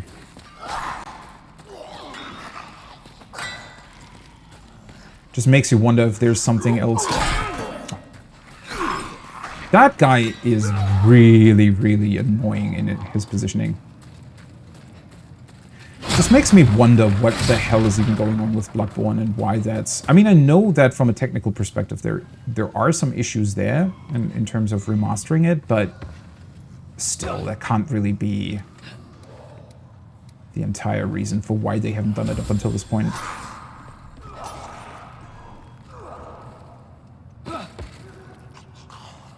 I wonder if there is a way to jump down these things without losing this much health.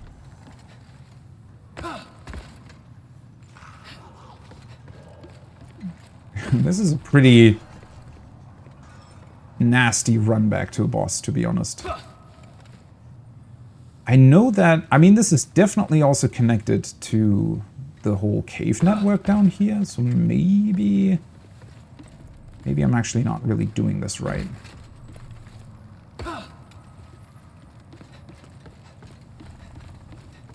Oh, wait, that's... Did the crystal lizard respawn? Did he run away? I thought I heard him.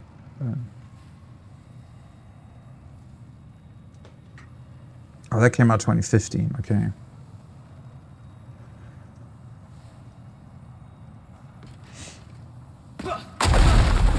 It is somewhat strange, right?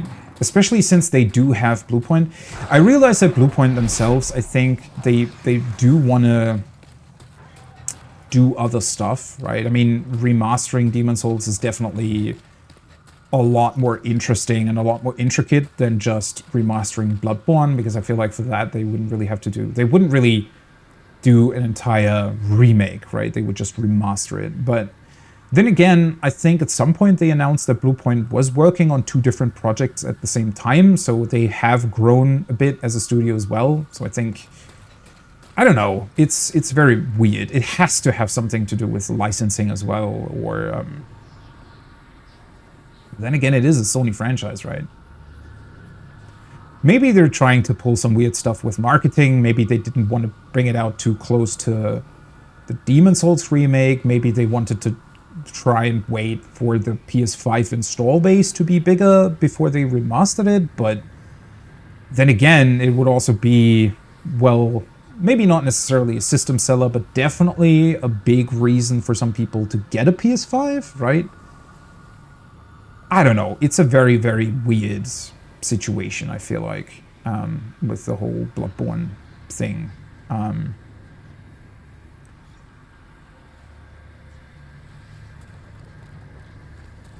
Okay, do I just want to... Okay, let's try it once.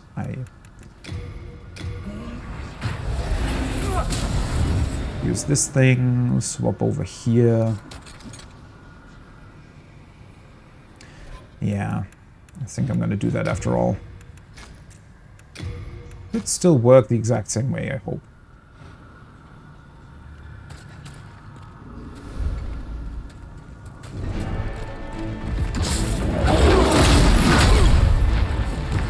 That is so much stamina damage, that's insane.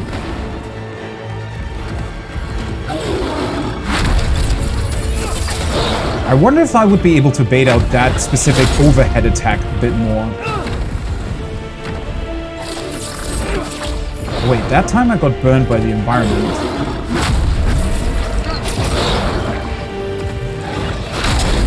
So he leaves behind flames on the floor as well.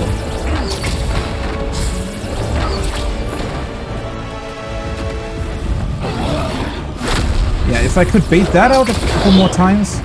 But then again, all of his attacks are leaving behind flames on the floor, right? So that would be an issue if I were to try and do a melee kind of run here. It does not appear to have any sort of ranged attack, though. For some reason, his sightward swipe seems to have a lot more range than the overhead attack, though.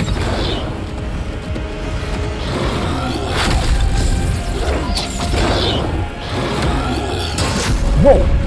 Did not expect that.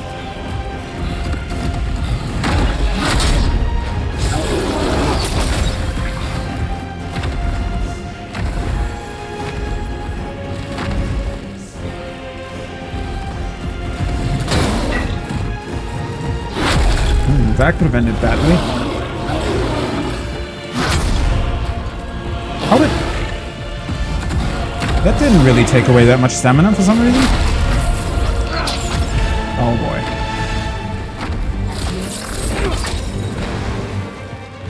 At least that hit.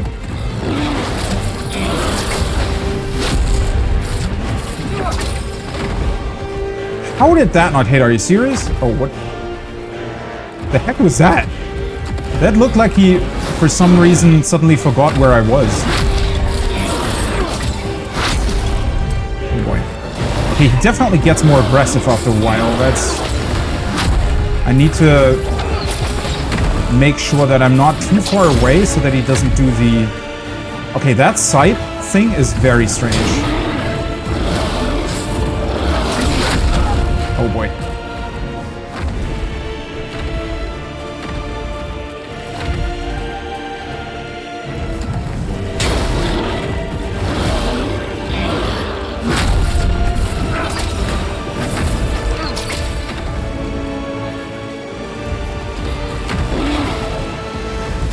The second one. There we go. Oh no! Ah, for fuck's... I didn't realize that I was standing in front of a frickin'... I should have just healed. Why did I do that?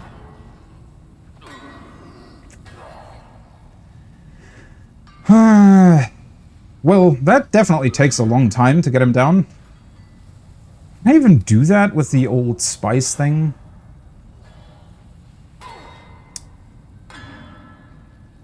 I think I'm gonna do that one more time. He just does some weird stuff. He definitely does. So his side jump is very strange, because it seems like whenever he does that, he stays focused on the point where I was at the time when he started it, and he just jumps from side to side like 2 or 3 times, but without changing his direction where he's looking. For some reason, that looked very weird. Almost like an AI bug. And, well, he definitely gets a bit more aggressive later on. It is somewhat difficult to gauge his range, I feel like. And there was definitely a point where he did one of his side swipes, and I was completely avoiding his attack even though I was fairly close to him. So there is a way of doing that. I feel like doing this with, like, just soul arrows is pretty boring. But then again...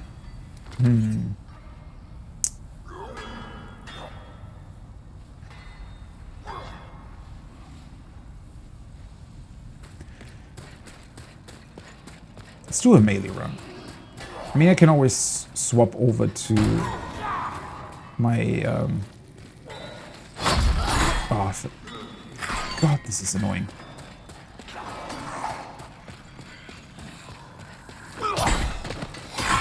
Oh. Maybe I should just roll through here a couple of times.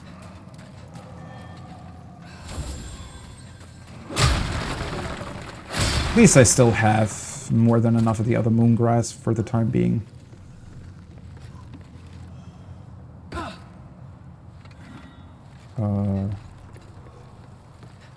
You'd think that by now I would know where to drop down to, but I have to look every single time again.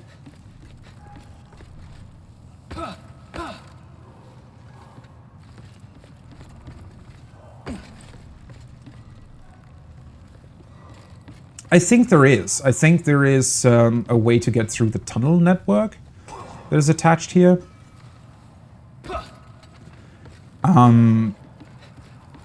But the problem is there is a bunch of enemies in there as well that sometimes completely block your path. So I feel like even though in theory I would maybe be able to get through there without taking any damage, the risk of taking damage from enemies would also be fairly high, so I don't know.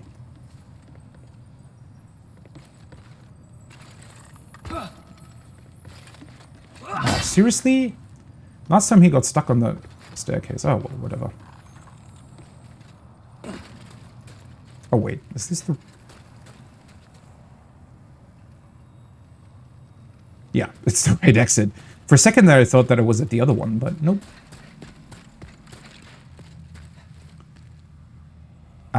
Yeah, because I think there should be a way to go to that over there, to that tunnel entrance via another route.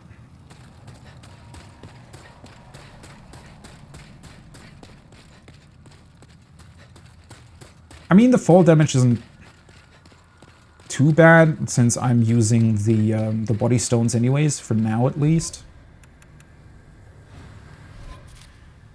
But I obviously don't have an unlimited amount.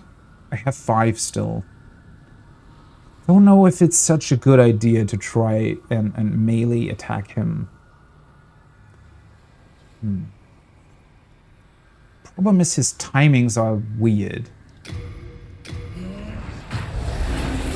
And I'm just taking too much damage most of the time. I feel like I also should be more aggressive, yet at the same time don't want to be too aggressive either. Yeah, that's... Why does that hit me? I feel like that should have hit me.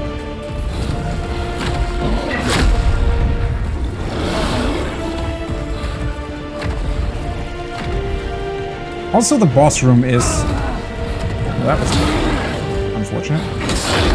Oh, there we go.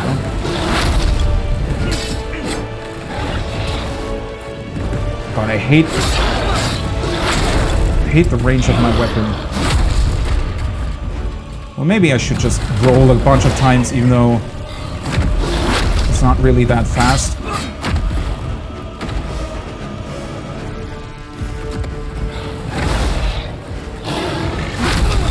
How? Really? I just can't seem to figure out what kind of his attacks have big range and which ones don't.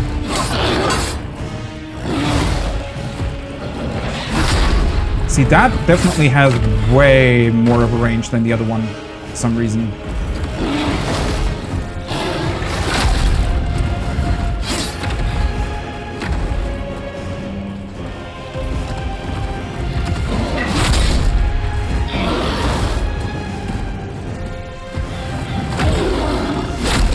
I'm too scared to run into one of his other attacks.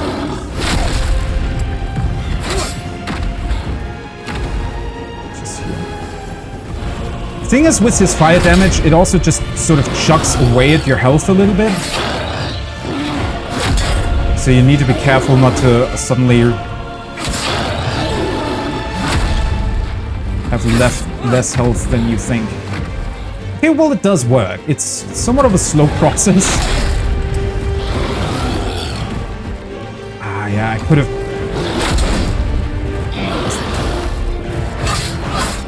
Okay, that works.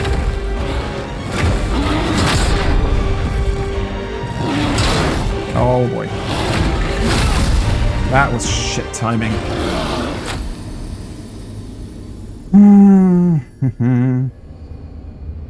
Can't can't seem to figure out when he does what after his combo. Oh my god.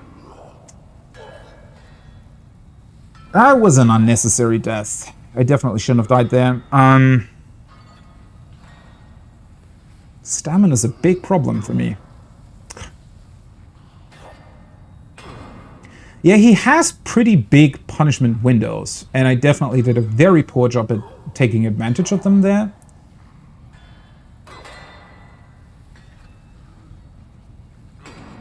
It's just, I feel like I'm putting myself at way too much of a disadvantage if I block his hits, but then again, I don't really have an alternative for that, unless I can really figure out the range of his attacks.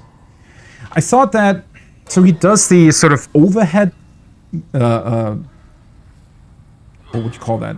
Like an overhead hit with one attack, with one fist, and then afterwards he always swipes. And the swipe is somewhat easy to outrange. The problem is the overhead thing takes away like 80% of my stamina or something. So the biggest issue for me, I think, is positioning within the room, right? Because if I'm too close to, I need distance between him and myself so that I can walk back. If I have space behind me, it's quite easy. If I don't, it gets really, really risky a lot of the time. I think that's my biggest issue. He can practically one-shot me if I don't have a way of outranging him after he hits me once. Because if he breaks my guard,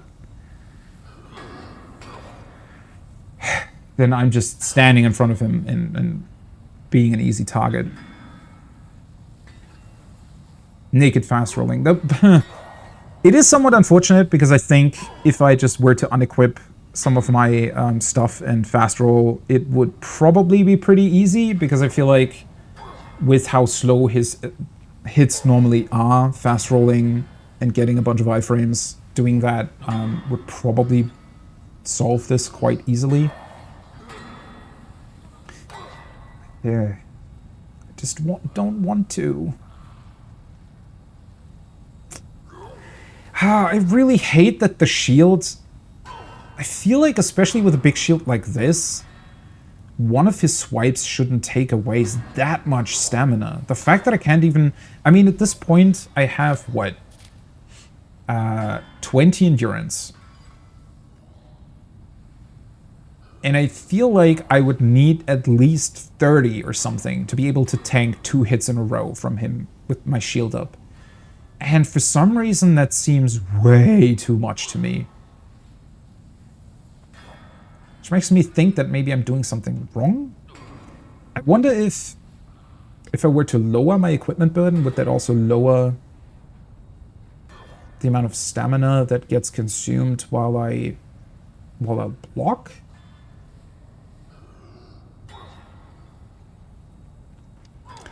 Funny thing is, I could actually try to, I don't know, guard break him? Well, that doesn't work with this shield, though. But that's probably way more risky. Although with how slow his attacks are, but then again, I just don't like that. I would like to do it this way. I feel like I'm putting myself at way too much of a disadvantage here. Or rather, I don't mind the disadvantage, it's just that I'm at a point where one wrong move on my side pretty much means death. And that's an issue for a boss encounter. I'm usually doing medium rolls as well. I think they work quite well in most of From's games. Yeah, the endurance scale's way, way worse, I think, in Demon's Souls compared to the other Souls games. For some reason. And, yeah. I do feel like it makes shields not really all that viable. Unfortunately.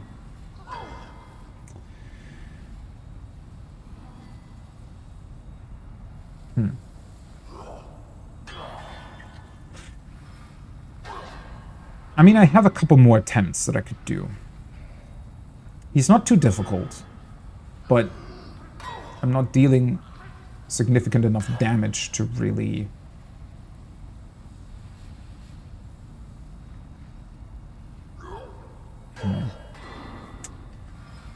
outpace the risk factor, I guess. Difficult decision. I mean, it's quite fun. I don't necessarily dislike the way I did it just now. It's really just the problem of more or less being one shot. Then again, maybe I do need to be a bit more liberate with my healing. Because I feel like I'm letting myself drop quite a bit before I heal. Usually. I think I'm gonna try it one more time this way. Maybe swap over to the catalyst. If I, get him down enough. Well, that worked this time. Actually, the fat roll isn't as bad as I thought it would be.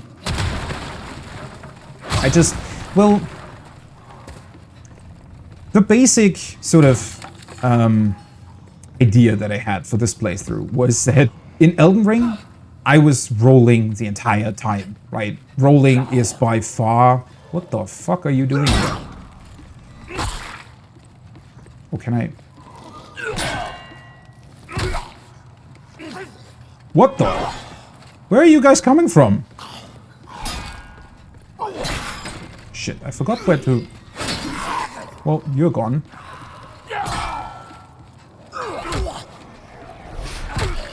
There we go. Bye-bye. Well, that's floating.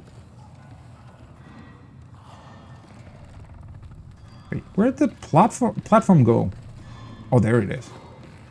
Could have just run down here. Probably wouldn't have followed me. Or rather, would have taken way too much damage anyway. Wait, didn't he die immediately? How is there still... Oh, that's his corpse. I was gonna say, wait, how is there still an item here with how many times I've gone down this way? But that's just the mining guy.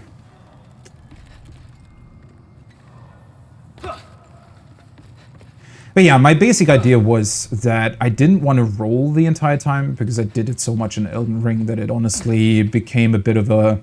I mean, I mentioned that earlier, right? With how much I like Sekiro personally, I do think that Elden Ring just needed a bunch more defensive options for evading attacks instead of just rolling. It became quite boring after a while, to be honest. Oop, nope. Don't want to be hit by that guy. So I kind of set myself up to utilizing the shield a bunch more and not really rolling in Demon's Souls. But now with how endurance seems to scale, I feel like I did a pretty bad call there. I mean, obviously I couldn't have known that, but yeah. I don't know. Maybe I should switch it at some point. But then again, against normal enemies, it's quite fun. It's just... Well, you run into this issue of really having trouble defending against boss attacks because they just take so much stamina away. Chaos Ghost, hey! Thanks for the raid. How are you? I hope you had a great stream. I think you were playing... Were you playing Doom? Did I see that right?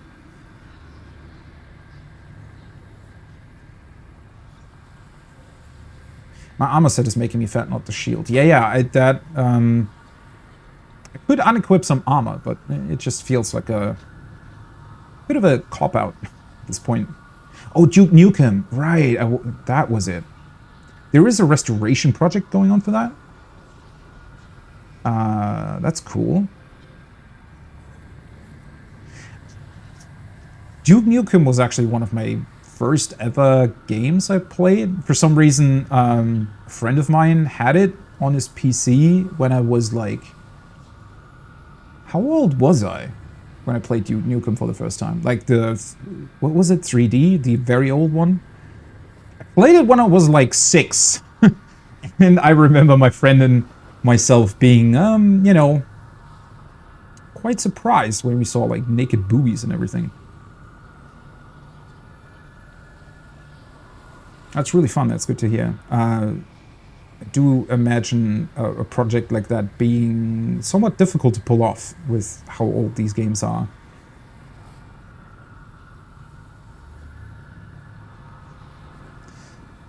I bought the set from the guy under the Tower Knights bridge, just lighter. Yeah, I mean, obviously I could switch to a lighter set, but I just don't really want to.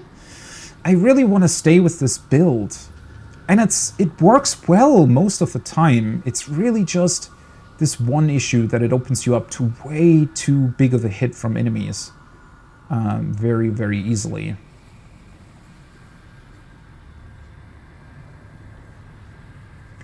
And I do want to do a shield run in Elden Ring at some point. Yeah.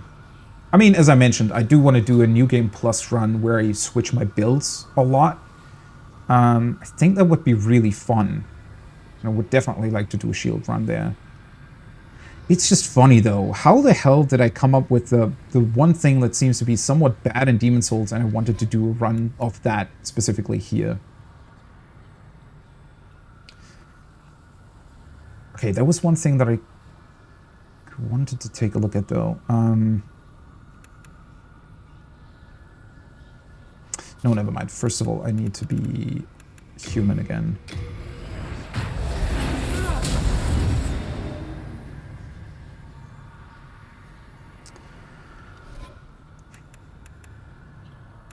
I wonder. I also forgot to switch off of this thing. But this is just item carry capacity, right? Not equipment burden. Yeah. Just interesting that a ring like that exists in the first place.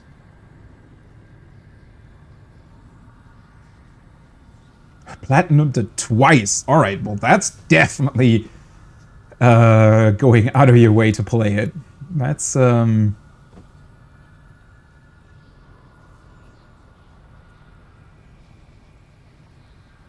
do want to go back to it. It's just that my first playthrough of Elden Ring took so long because I tried to do everything, right? I don't think I achieved that, but I did quite a lot. So I think, well, I didn't burn myself out, but it got close. I feel like, you know, towards the end there, it definitely felt like it was dragging on a bit. For me personally, but yeah, I definitely want to go back to it. I also want to do all the quests and whatnot, but because I definitely fucked something up there.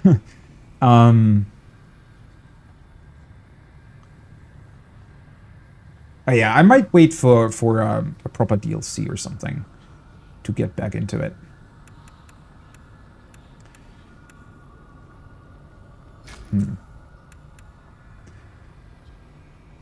Okay, I guess one more melee run. And just be a bit more aggressive with healing, I guess.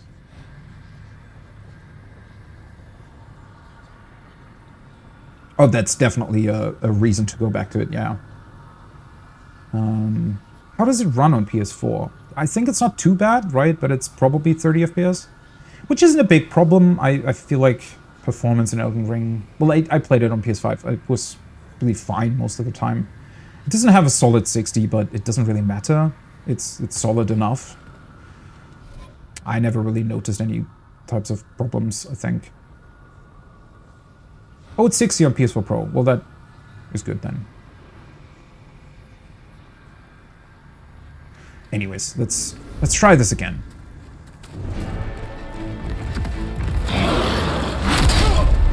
That's such a weird attack. I don't quite understand how it has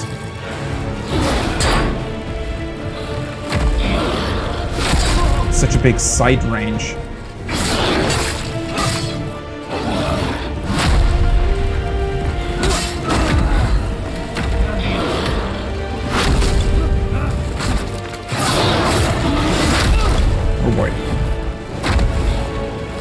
Don't jump into my direction! There we go. Sometimes he's a lot quicker than... There we go. Okay, yeah, I definitely need to be more aggressive with him. Okay, sideswipe. There we go.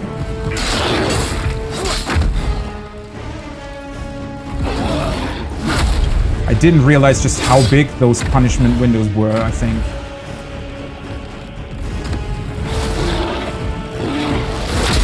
Okay, now he did the side swipe and then the overhead. That was unexpected.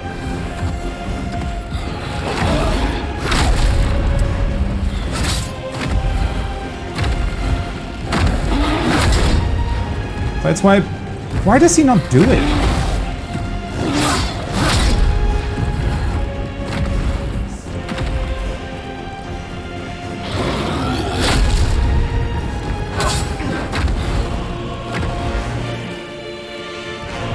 Come here! What are you doing?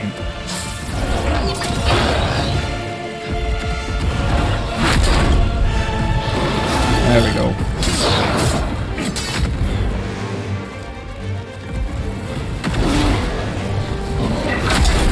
I hate that combination.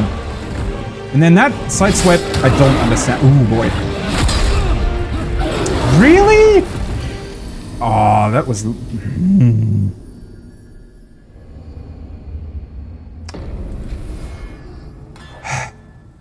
I didn't think that would take away all my health. I really thought that blocking that hit would be enough. I should have healed immediately. Man, that was unfortunate.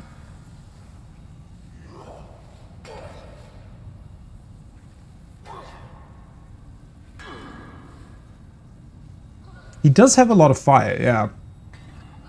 Did you have HDR on? I feel like... Because I don't think it's bright at all, but... Might be dependent on what kind of monitor you use and everything. I don't think the peak brightness of my monitor is quite as, you know, bright as some of the other displays could be. I feel like I've definitely figured him out. It's just... Oh, man. He can be quite... frustrating sometimes because he doesn't always do his side swipe after the overhead. Which, yeah, can be somewhat annoying. And he sometimes does it the other way around, where he side swipes first, then does the overhead, but then he can do another side swipe, which is bad.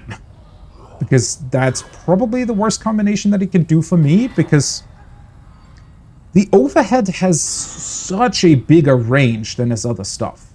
You'd think that visually, when he hits with both fists on the ground, that looks way bigger than his overhead swipe. But the overhead swipe has a larger range.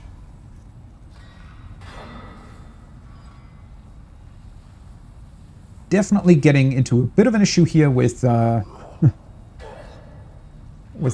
getting back to soul form, or body form rather.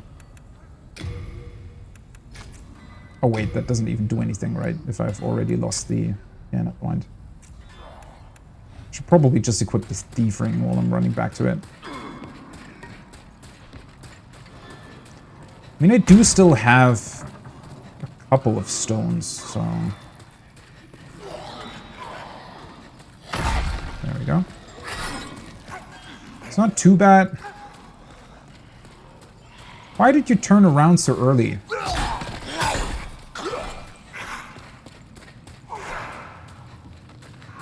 Also, I think I'm underestimating myself a little bit with this boss. Because the thing is, I'm too sort of scared to run out of stamina. But that doesn't really make that much sense, because if I'm below, like, what, 60% or something, he would guard break me anyways, right? So it's, at that point, I can pretty much just go ham and just need to be aware of not getting hit at all.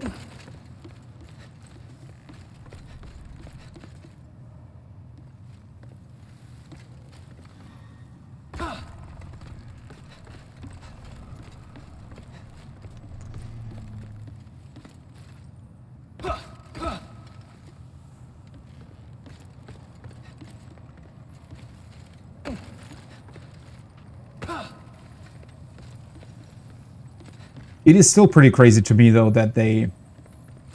Oh no, why is he running away that early? That they put, really, a place here where you lose health just by running back to the boss. Oh, are you kidding me?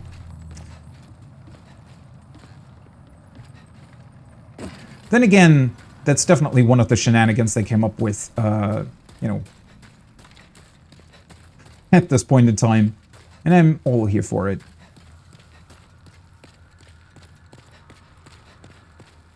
Because the thing is, right, in later games, I mean, Elden Ring doesn't really have that issue all that much with it being open world and whatnot. And also with the placement of save points in Elden Ring, I think they did realize that run backs to bosses aren't really that great. Because the issue is, right, if the run back to the boss doesn't really have any sort of stake to it, then what's the point? It literally just prolongs your playthrough, right? It's just dead time, essentially. But with something like this, where it actually punishes you with health quite a bit. Oh, thanks for the follow.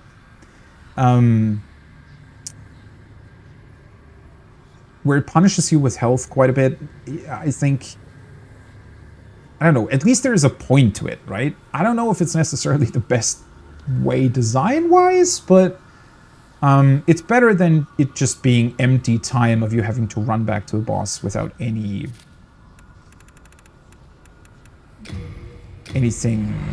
to it at all.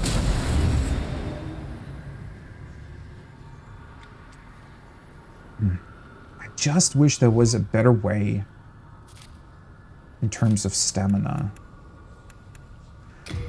I wonder if there's a ring that increases stamina regeneration or something. I mean, there might be. I think that, well, they definitely exist in the other games, but I have an item that also increases stamina regeneration, but it's a consumable. I only have one, and I'd imagine it just doesn't really last that long.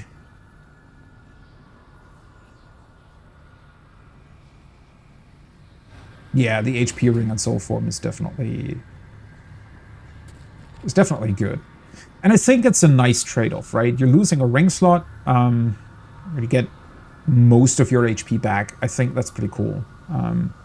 And you still have an incentive to go back to your body form afterwards, which in general, I think, maybe HP is a bit too much of a punishment. Maybe they should just take away a ring slot or something. It's just, I think there should be something, right? Compared to all the other FromSoft games where it's nothing. It doesn't matter whether or not you die. I wish they would come up with something. It doesn't even need to be a direct punishment for your character. It could also be, you know, something in the world changes, right? Or the boss changes. Maybe it changes attack patterns or something when you die to it too many times. Just some interesting ideas there would be great.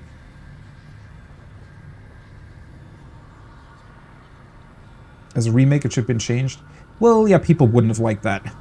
I think if they changed anything about this, people probably would have been really mad. At least at first. I don't know. And, well, I mean, for somebody like me who would have liked to play the original, but didn't really have a way to get back into it, and I think at this point in time, I mean, if I were to boot up my PS3 and play Demon's Souls, it would look horrible, right? And would run bad, and so it's cool that there is a way to experience it the way, quote-unquote, it was meant to be played, right? Yeah, I think I wouldn't have liked it personally if they had changed that. And they do give you, I mean, with the stones and everything, they do give you quite a few options to deal with it. But, yeah, it's definitely a debatable topic.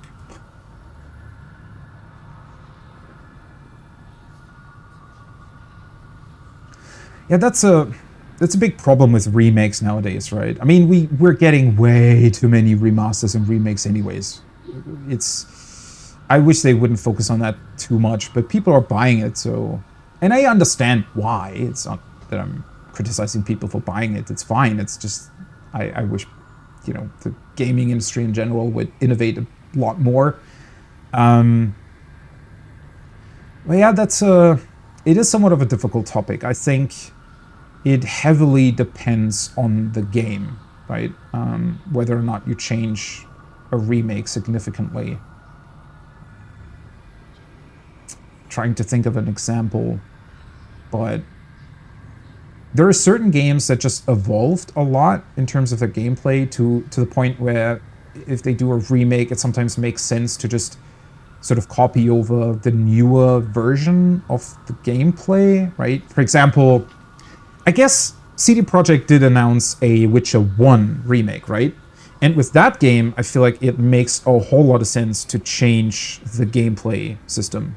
Because while the basic idea behind how Witcher 1's combat worked wasn't necessarily bad, it's in execution pretty bad. So it makes sense then to swap it over. But I think with Demon's Souls, what people specifically want to experience is the gameplay that was present back then. So for a game like this, I feel like it makes less sense. Although I would argue that maybe you could introduce different options, right? So maybe there would be not necessarily a mode, but maybe an item you could equip or something that changes the experience, right? For people that maybe want a more modern interpretation of it, and then for the people who want the exact same experience as the original one, maybe there would have been a way to do that as well, right? Do sort of both things. I think sometimes that's possible. But yeah, I would argue that for Demon's Souls, it definitely makes more sense for a remake to keep the original things intact.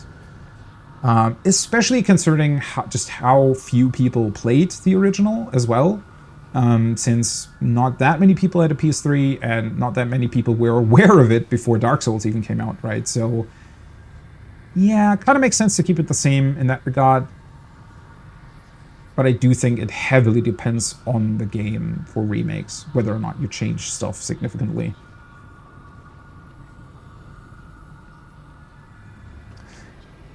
Well, the issue is also FromSoft just doesn't remaster or remake anything, right? They're not really interested in that. I think they've specifically mentioned that as well, that they're not interested in going back to their older games at all. So they always either hire a third-party studio to do it, or in the case of Demon's Souls, it's Sony's IP, not FromSoft's, right? So Sony decided to give it to Bluepoint. Yeah, I think it's also partly FromSoft that is a bit... It's something that you often get with, especially with Japanese developers, I feel like, where they're really intended on doing things their way and don't really want to change all that much.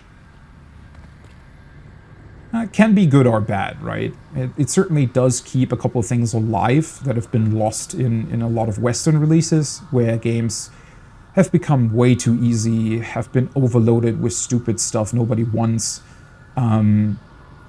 or badly written most of the time, and yeah. So I kind of sometimes like the, I guess, Japanese stubbornness, but it also has some disadvantages, obviously. It's sad that we can never get the best of both worlds, right? There's always one or the other. Most of the time, sometimes it works. Yeah, The Last of Us is definitely... Last of Us in general, also the second part, is pretty good when it comes to those options. Overall, they did a good way of balancing it as well. I think when I played The Last of Us 2 for the first time, I played it on the second highest difficulty, so not Grounded, because Grounded is insane, especially for a first playthrough. And it was really, really fun. I think they did a really good job in terms of the gameplay there. But yeah, I mean, I do very much like the idea that the FromSoft games do not have difficulty sliders, but instead give you items and, I guess, in-world options instead of it being in an option menu. I think that's pretty cool, game design-wise. But it also comes with some limitations, and yeah, I don't know. It's difficult. It's always, you gain something, you lose something. It's a very, very heated topic as well.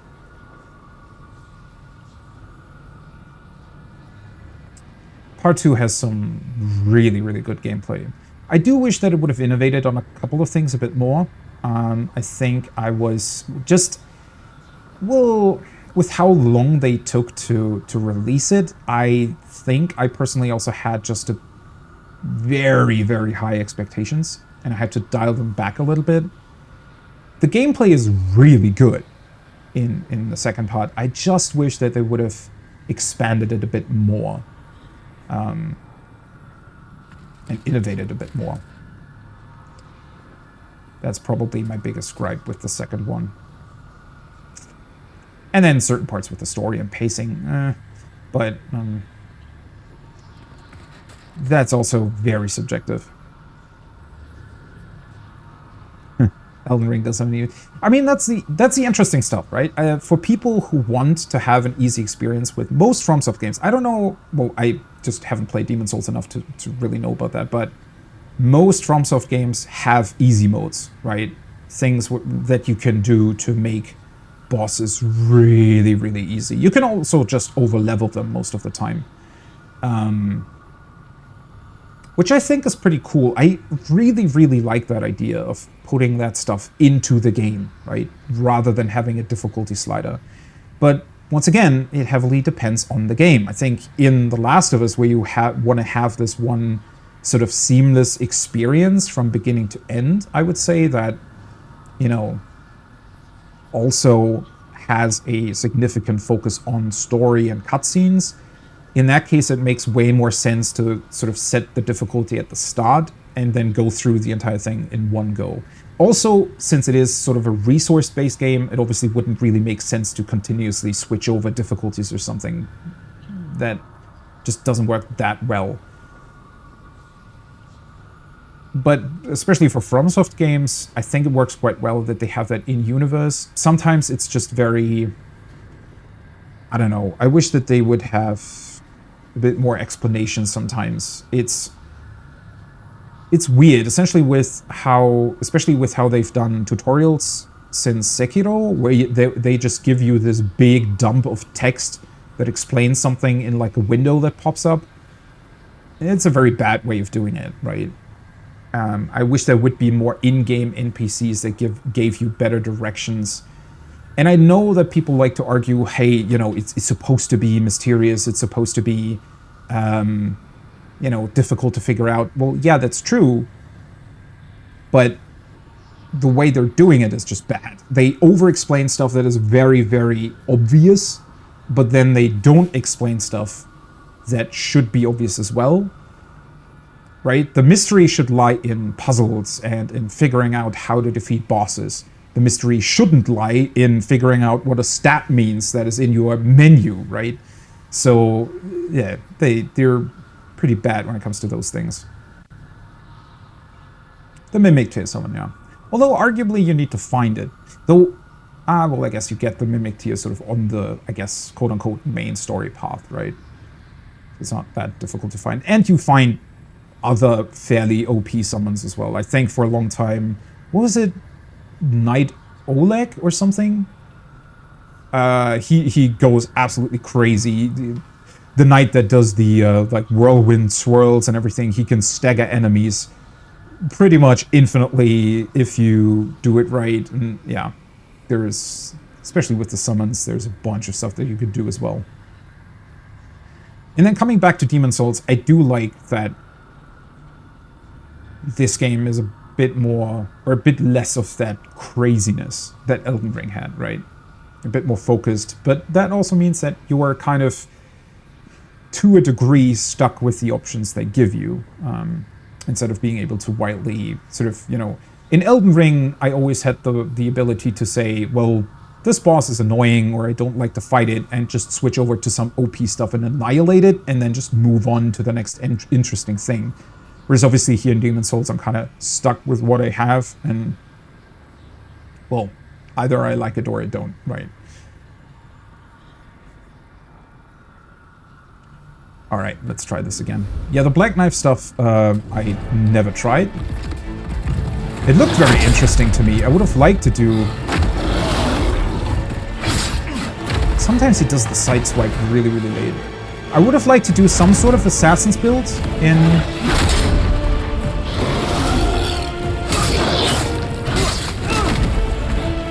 That was a nasty burn.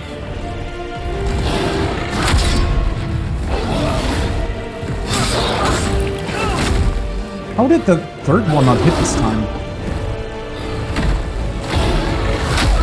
Ah, damn it. That, for some reason, never hits. It's like he always jumps above you.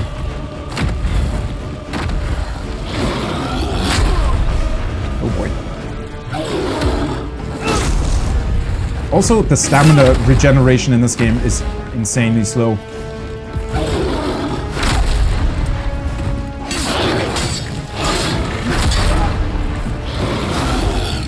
That could have been bad.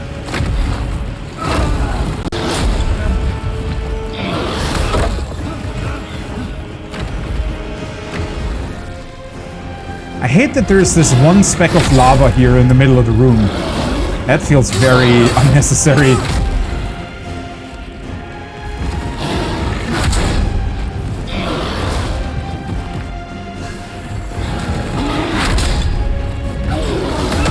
How did...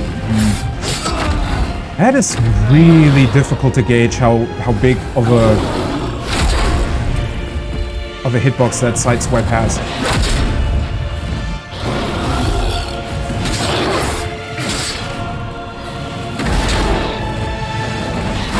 Oh boy, that was bad.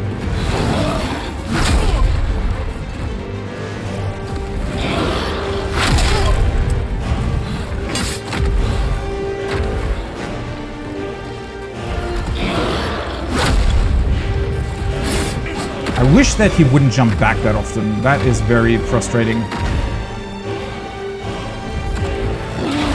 Okay, he's due. Overhead next. Ah, it's... That he can follow that up is...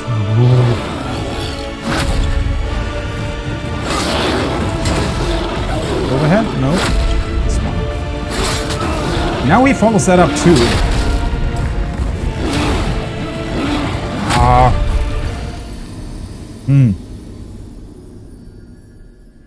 He suddenly gets a bunch more follow-ups that I didn't recognize he would have later on. That is... Yeah, I'm running out of stamina way too often. It's a problem. Very primal ape-like. That's true, yeah. He's a very... Especially with his jumps and everything that he has, he is almost like a really big ape.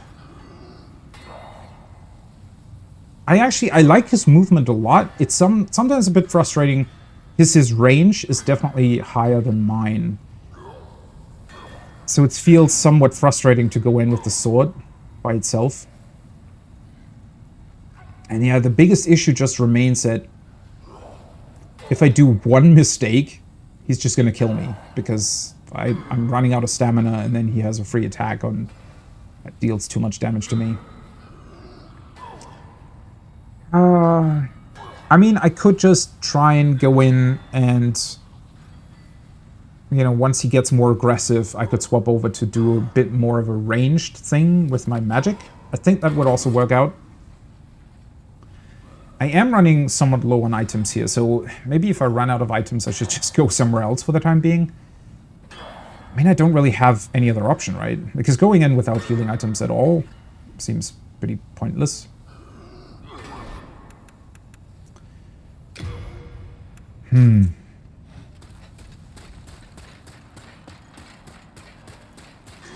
I just wish if I could gauge his ranges a bit more, and especially know better when he does what follow-up. I feel like that would already pretty much be the win for me.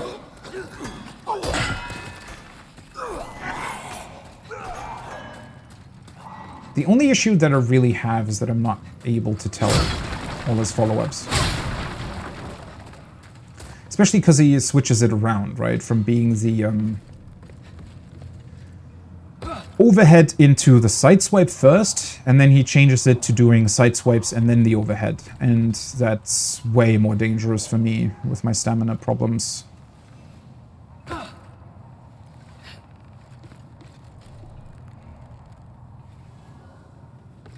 Yeah, the fat official, right? I did that earlier, especially when because I also wanted to go back to the there's a crystal lizard cave here as well. So yeah, I could do that. You can pretty much kill him. He drops 500 souls, so you can buy one more healing item from patches every time, more or less, right? So you get 2 per run. It's just not very exciting to do. So I don't know whether or not I should, at that point, just, you know, maybe get a bunch of other stuff from other levels or something. It's the lizard not here anymore? Is it because he... Did I kill him last time? I don't actually... I would have killed him.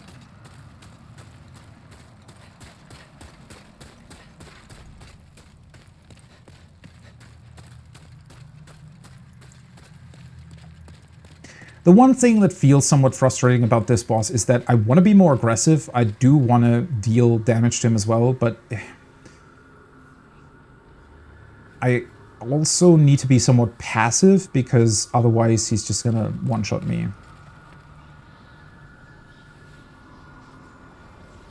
It is that is an issue that I have too. It's very hard to determine where I'm supposed to be because I felt like, I don't know, it's very strange to me that in these mines, there are some enemies that just take an insane amount of time to kill. They're not really challenging. I mean, the miners are fairly slow in their attacks, right? And then the fire turtles, they don't even really attack. But it takes an insane time to kill them because they have so much health, and especially with a normal sword or something, you just don't deal that much damage. So at that point, I already thought that, hey, maybe I should go somewhere else. But then again, I mean, I started off in the first Archstone and killed the Tower Knight thing. And then it literally blocks you, right? You can't progress further before killing a demon or something like that. I guess this would count as one of them? I don't know. So I thought, hey, I'm just going to go into the next Archstone and see at what point the game's going to block me. But now I feel like maybe I'm not supposed to be here yet. But on the other hand, you get an insane amount of upgrade items for your weapon here. So maybe that's how you're supposed to do it.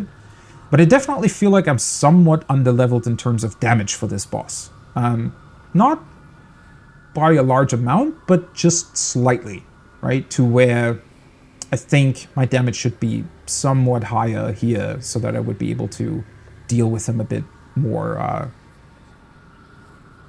easily.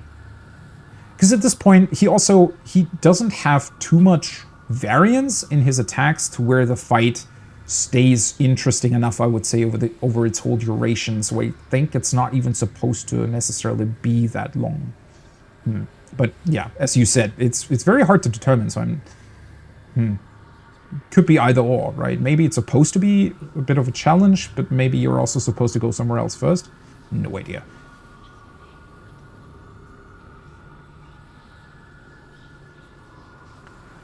It's the Archstone concept with, like, I also at first I think thought that I had to do them one by one. I like the concept because it gives you the opportunity to just go somewhere else if you're stuck, right? I could also just choose to, hey, let's just go to another Archstone, see what's up there, and then return to this boss when I get stronger. I think that's a pretty cool way of doing it. And in a way, all the other games do it too, right? You never have to, like, usually you're presented with 2 or 3 different paths in FromSoft's games. Unless you get stuck at every single point, at which point you then have to go further. I guess Bloodborne is a bit different. I think Bloodborne is a bit more linear in that regard, but not entirely linear either. So yeah, I do like that idea of having these Archstones there and being able to just pick and choose. Whenever you get stuck, you could go somewhere else. It's It's pretty cool concept.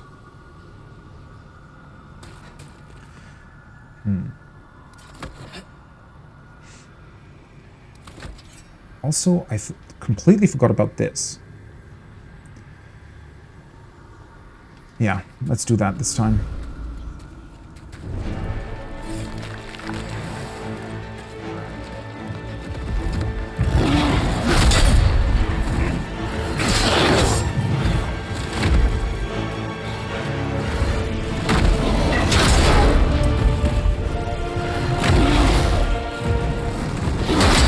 God, I hate that overhead. Don't even know how long this is gonna last, honestly. Why does that overhead have so much less range than the other one? No overhead this time? There we go. Oh, I outranged that one. How did I do that?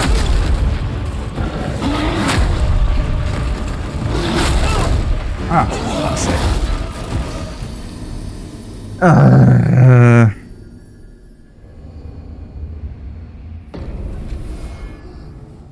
Oh, that's so mean.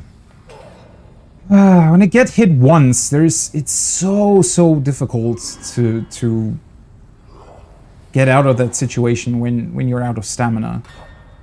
But I feel like I have to be somewhat aggressive. But if I do like 2 or 3 swipes, I'm so low on stamina that when he hits me, it's over.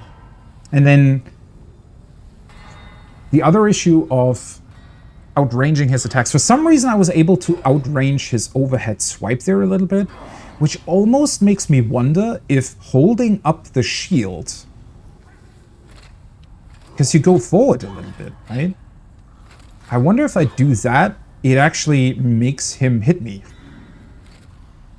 I wonder if without holding up the shield, I could go out of range more quickly. Yeah, the weapon buff was pretty good. Can you buy these items? There is a merchant here down at that lava lake thing that might sell this stuff. But then the problem is, I think it's pretty expensive, and nothing in here except for that one fat official drops any significant amount of souls. So I wouldn't really be able to farm that, which is a bit of an issue. I mean, I'm running low on the, what's it called?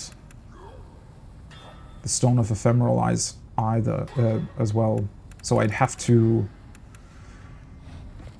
either use the ring later or do online play. Ah, man, it's really...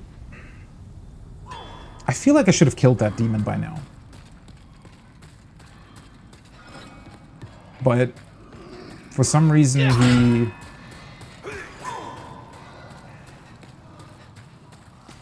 I mean, it's the problem of never really knowing how aggressive you should be. I think if I were a bit less aggressive... How did... What? Okay.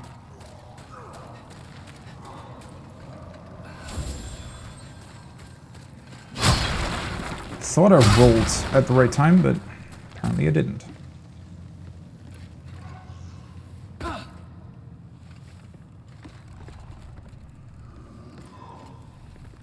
Yeah, they take a very long time to take down, right? That's the thing. It's just... That's what makes me wonder if anyone's supposed to be here, because they take so long to kill that at that point, I think... I don't know, I could probably just go back to the first Archstone and farm a couple souls, then just come back here, and it might be quicker than killing stuff in this level. I don't know. It is somewhat confusing to me that the miners just don't drop more souls. I don't know why that is. They're not the most difficult enemy ever, but they literally don't drop anything. And it's... I don't know. Very strange to me.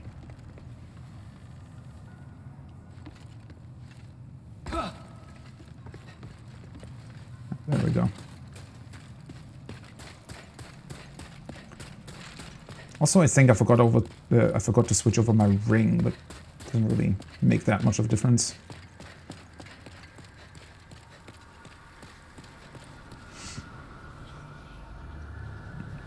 Yeah, the knights, for example. I think I already have his armor. The problem is with the knights, it's very, very close stats-wise to this armor that I'm already wearing. I'm pretty sure. But either way, if I were to start and farm some stuff, I think it would be... Yeah, it would take a fairly significant amount of time, I think, to get back to what I now had, which is unfortunate. Alright, I think at this point... Nope, I don't want to... This is what I wanted to equip.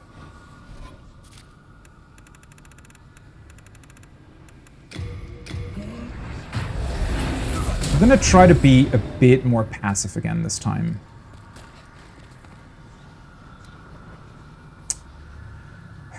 It really shouldn't be too difficult here, but...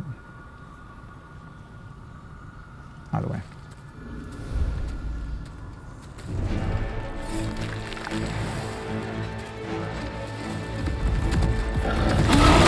Oh. Great start. Yeah, that's... You can get into a bit of an awkward situation with him, where he just sort of chain stuns me.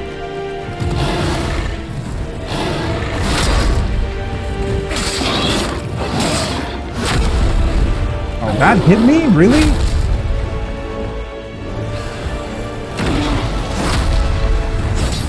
How did that not hit him, though?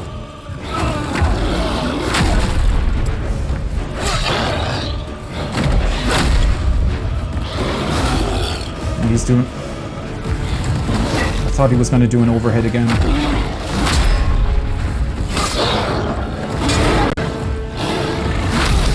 Yeah, that's the worst combination that he just did there. That's impossible for me to get out of. And now I'm stuck again.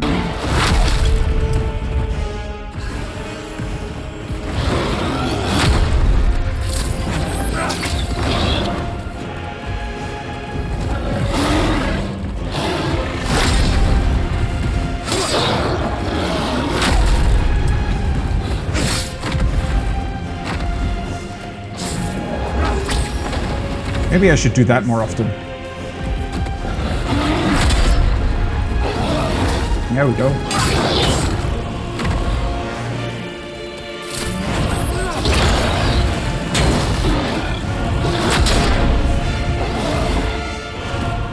Yeah, he sometimes just does that, right? Where he follows it up with a very quick swing for some reason. Ah, seriously?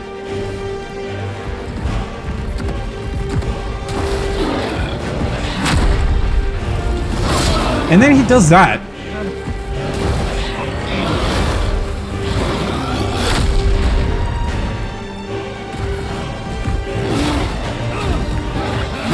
Okay, let's check him down a little bit, I think.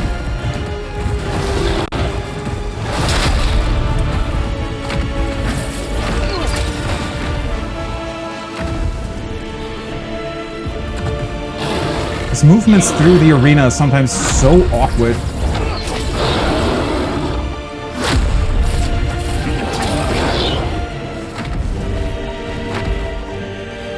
Thought he was going to jump once more. Yeah, I can definitely outrange... Oh my god. Can definitely outrange the overhead if I'm clever enough. Really?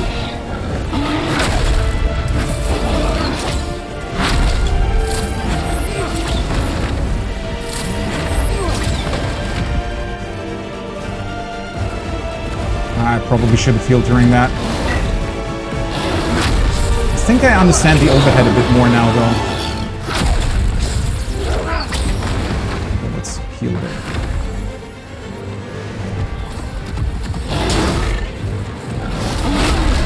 Oh, really?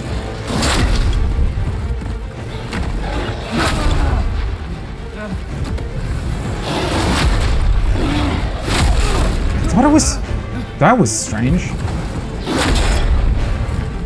Okay, he's definitely getting way too aggressive again for my taste.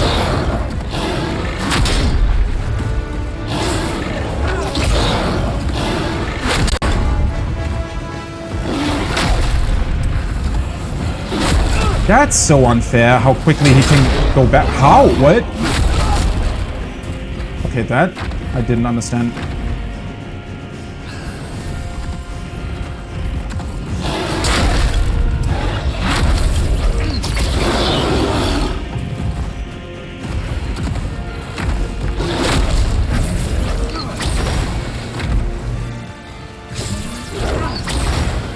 Also, sometimes he gets stunned by that and sometimes he doesn't.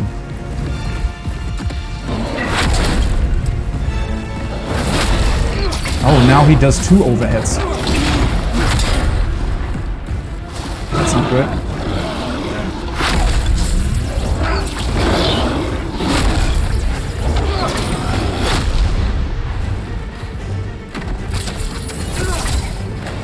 Oh, I got lucky there.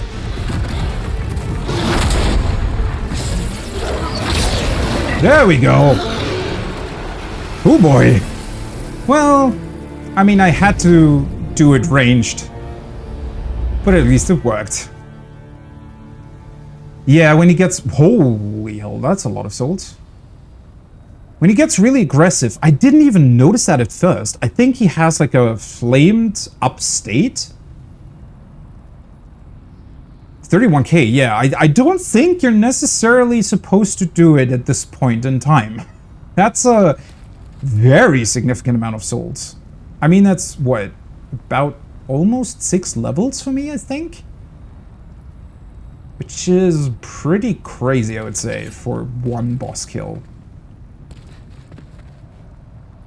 Look for treasures. I shall do that. Let's activate this thing first. Searing Demon. It was a fairly cool fight. Oh, there we go. There's the treasure. It was a fairly cool fight. I would say that overall, I definitely liked it. I don't know if you necessarily have to have these sort of lava pits in the arena. I think the biggest issue that I have personally with the fight are the pillars. Because, well, first of all, as always, the camera is a bit of an issue, but with the pillars, you can sometimes get into a situation where you just don't really have the room behind you to evade his attacks. So usually, whenever we're in this big open space in the middle, it is fairly easy to get out of his attacks. Like, even if he does hit me with an overhead swing into my shield and I lose a bunch of stamina, I always have the option to go back, right? And outrange his next attack. But whenever I got too close to any structure, either the pillars or the staircase, I got into a situation where he could hit me like twice or 3 times back to back, and that was always when I died. Because I can't shield against that. I can't roll out of it because the fat roll, so I was just standing there being hit. So that's probably what I like the least about the arena. And then I still don't really understand his weird side jump thing. Maybe that's just for flavor? It's just supposed to be sort of, he's figuring me out or something? Because he never really did anything with that? I don't know. True, he does, doesn't he? Like a tiny version from the ball rock, right? Even with the doors design is incredible, right? Because even that looks a bit like a demon. And he came from up there, didn't he? It's pretty crazy to me how it sort of transitions from a mine type thing into this demon furnace arena. It's pretty cool. I wonder what that means, though. And then we also have these giant, what I guess would be, what, is it a dragon or is it some sort of worm-like thing that just has a big head? Because it doesn't have, or it doesn't seem to have wings, right? It's just, it looks like one big spine with a head. I don't really know. So yeah, overall it was a pretty cool fight. And I did manage to beat it with the last of my resources. I mean, I only have these 2 healing items left, nothing else, and I'm out of ephemeral stones. But I like it. That's really, really cool. I'm actually looking forward to maybe doing this in co-op, if I need to get my body back at some point. Flame Lurker Demon. I wish these souls would have a bit more of a description, though. But maybe maybe the whatever you can exchange it to has at some point. Lore-wise, everything is a demon? Yeah, kind of, right? But, well, not the normal enemy. Well, I guess the normal enemies now are kind of demons, right? But they've been turned into demons, whereas there has to be this knight. What was his name? Something with A. Who woke the old one, whatever that means, in order to get power. Apparently the old one then sent out a couple of actual demons, right? And somehow these demons then turned everything else undead or demon-like. So I'd imagine this thing to be an actual demon, which does bring up the question of what is this area, though? Like, did this exist originally, and this Flame Lurker Demon was just drawn to this place, or did this place, or does it now exist, or was it built up by this demon because it was sent here? Right? Maybe it originally did not exist. Because otherwise I also feel like this mine would have been a bit, well, at risk of being attacked by demons most of the time. But then again, the fat officials apparently were helping the king even before he summoned the demons or woke the old one. So maybe the fat officials somehow prompted or forced the miners to dig deep into this hellscape. I would explain where the tunnels lead here, right? Or, alternatively, whatever these things were, so all the flaming beasts down here, maybe originate from this place and then just dug their tunnels up to the mine. Could also be a thing. Still don't know how to change boss souls into equipment. Yeah, I don't either. I mean, I just assumed that at some point it was going to unlock something, because that's typically how it works, right? I think with Dark Souls 1, the ability to exchange them comes in fairly late, if I remember it correctly. And isn't in Dark Souls... I actually don't remember. In Dark Souls 1, I think it was also... because there were a couple of different smiths, right? Wasn't it also dependent on which one you found? I don't fully remember that. And in Elden Ring... it's pretty much unlocked right away, right? I think. Well, after you get the first Great Rune, but that's also the first time you even get a Remembrance, so... yeah.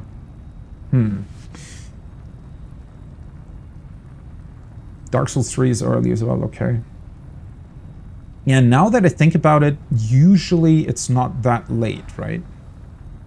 But then again, considering that I would be able to access every single Archstone, maybe it's just a specific Archstone that I haven't been to.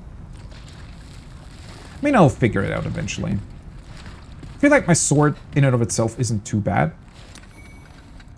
Honestly, seeing as how big of a difference it made using the sticky slime thing for magical for a magical effect on my sword, it might have been worth it to go back and farm enough souls to get the magical, like the enchantment for your right-hand weapon, right? The problem with that, though, was that I would have had to level intelligence, I think, to get more attunement slots, because otherwise I wouldn't have had access to the soul arrow, which was definitely... I mean, the soul arrow, it sometimes feels a bit cheesy doing these bosses ranged, but then again, they have higher range than me, right? So in that regard, it's just fair if I get more range too. Dragonstone chunk, nice. I absolutely love the environment here, especially with the all the particle effects, the flame sparkle things flying through the air. Really, really well done.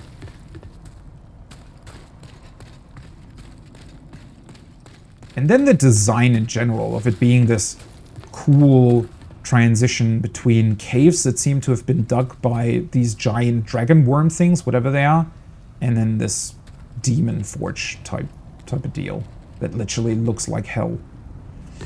Really, really awesome. Anyways, let's go back to the Nexus and see if there's anything we can do. Underground temple. Man, I absolutely love how they've done these small windows here, right? Because it's essentially a static image, but they've just put in just the right amount of motion where it just feels incredibly immersive. I don't know, something about it. It's just that kind of style I've always been a big fan of. Archstone of the Flame Lurker Demon. Ages ago, a fire demon was imprisoned in an underground temple littered with the bones of dragons. Beyond the prison, in a sea of molten lava, are the resting bones of a dragon of unfathomable size. Wow. So this fire demon was trapped here.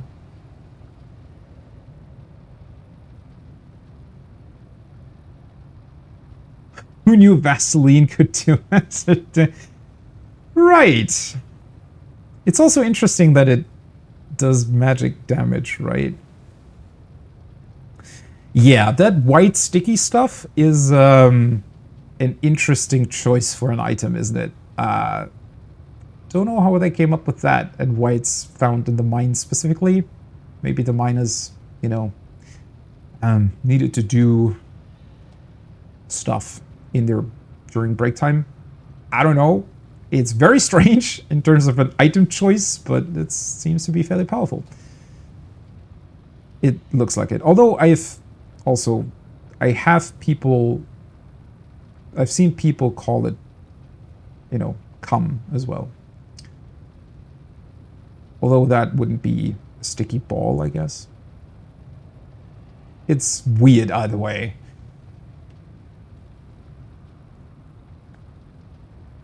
I guess if we do try to be a bit more interpretive with that, I wonder if it's supposed to be some sort of soul-like thing? Because it's magic, right? Almost as if a soul has been corrupted and then formed this... Because isn't that a concept in one of the other games as well? I'm trying to remember. Was it Elden Ring? Or maybe it was Dark Souls? I feel like at some point they had this concept of souls being... Might have been another game entirely. Or something else entirely. Because it could be, right, that they're corrupted or something, and so instead of it being a white wisp type of thing, it's now this sticky substance. Whipped cream. Yeah. Whipped cream would fit as well. Sometimes I do wonder what goes through their head when they design this stuff. Because with FromSoft, it's...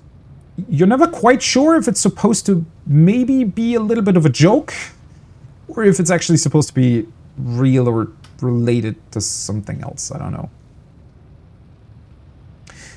But another thing that I find interesting with this, so if the demon was trapped down here, that brings up the question of, because at first, when they're talking about, well, the land was enveloped in fog and demons appeared and whatnot, it almost seems also sort of magical, as if the demons have been summoned through, like, from another plane or whatever.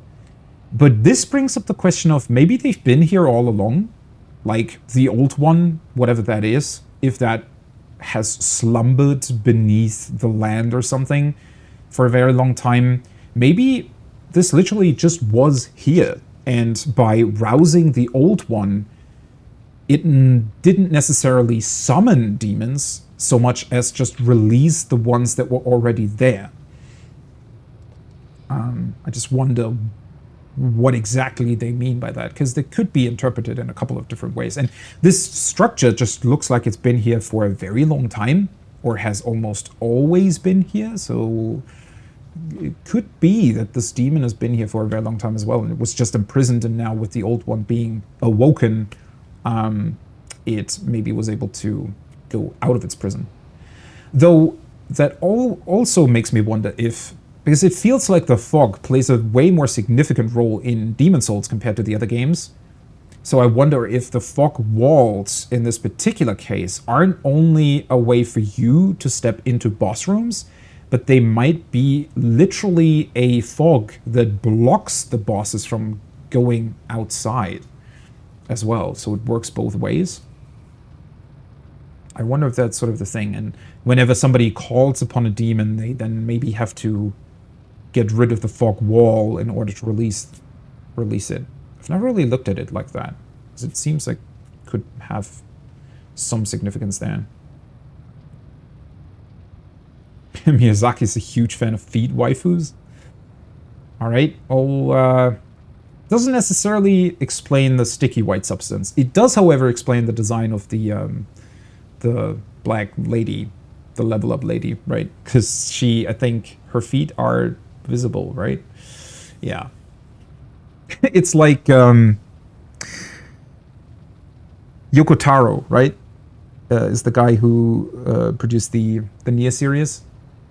When he was asked about why 2B has such a, why her ass is so in front of the player all the time, and I think he replied, well, I like women's behind. Why not? I mean, it's an honest answer. Sure, if it works out, I'm not complaining.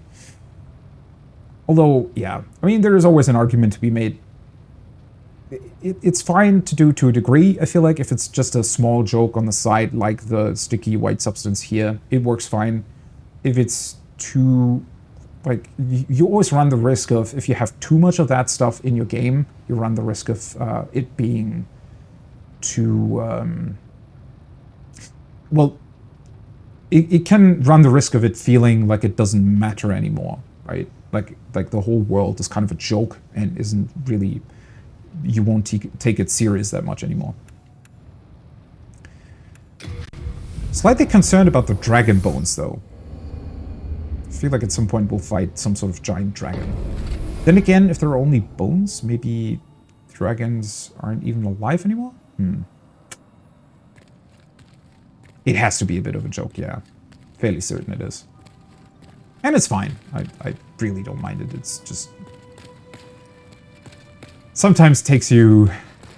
or surprises you a bit in terms of, well, why this specifically, right? Why white sticky substance? Why here? I don't know. I think I'm actually going to keep the catalyst in my right hand, though. I feel like being able to cast magic and shield makes sense.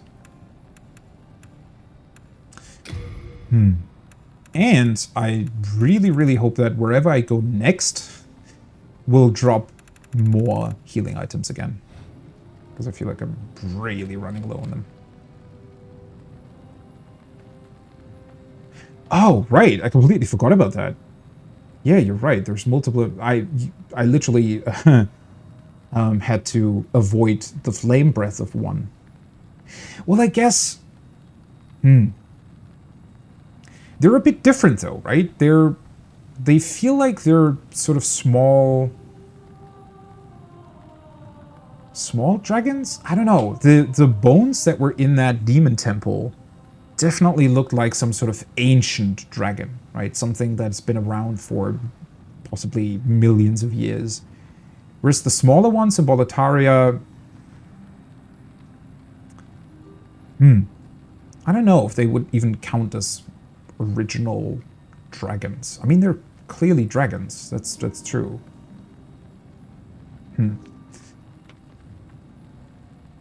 They're, well, yeah. They're definitely not small. That's true. just smaller than the other ones, or smaller than the bones that we found. I can forge weapons for you. Okay, I need to remember to do stuff like repairing first before I spend all my souls on leveling. Right, you can. I forgot that you can upgrade the shields, but it doesn't increase. Oh, wait, it does increase guard break. Interesting.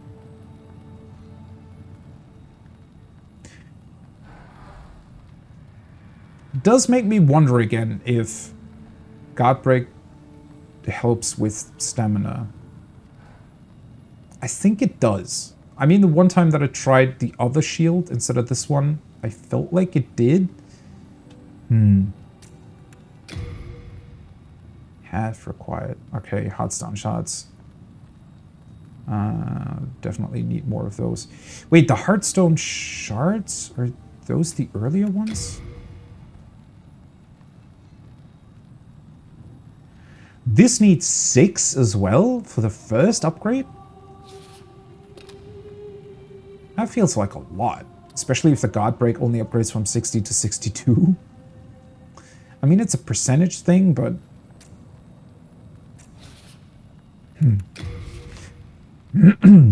And in terms of items, he doesn't really get anything new.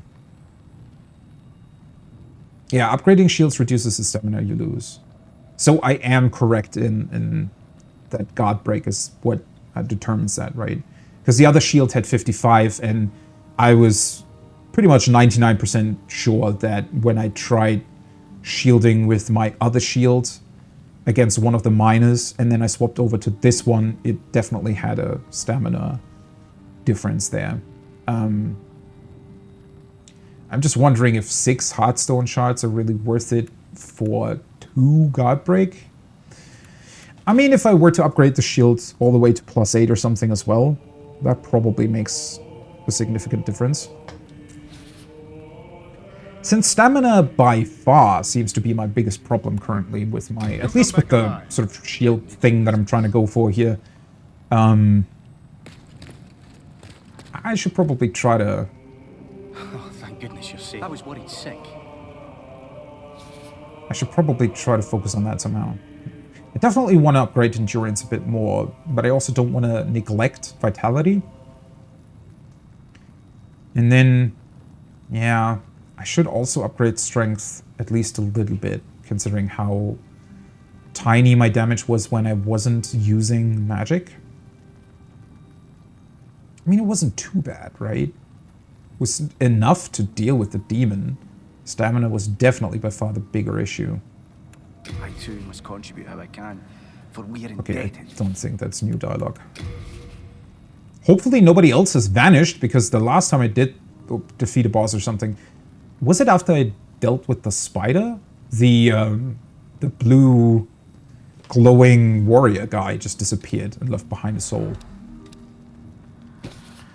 Okay, let's put these away.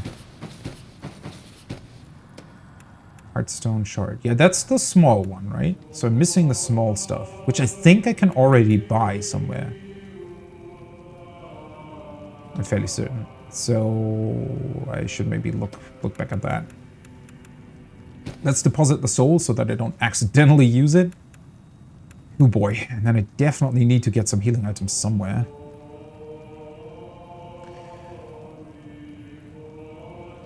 Oh, right, I could also farm the miners. Yeah, true.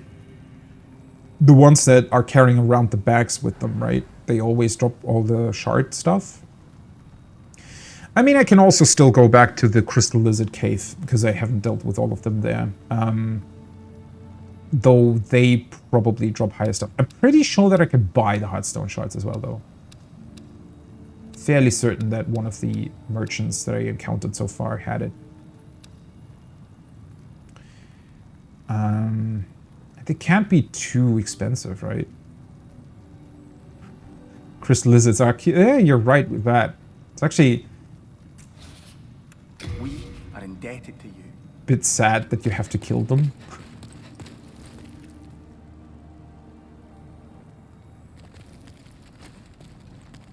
But I agree, I like their design. Let's talk to Patches first. I feel like he's gonna vanish at any moment. But what's that gold stuff? Did he have that earlier? That's probably from a ring or something that he's wearing, right? Well, we've long been acquainted. So well, I have news for them. Praying never put food in my mouth, nor anyone else's. News for them? Is he referring to the little child, the monumental? There are plushies of the crystal lizards? I did not know that. Or I guess I probably should have known. Guess it makes sense. That's pretty cool, though.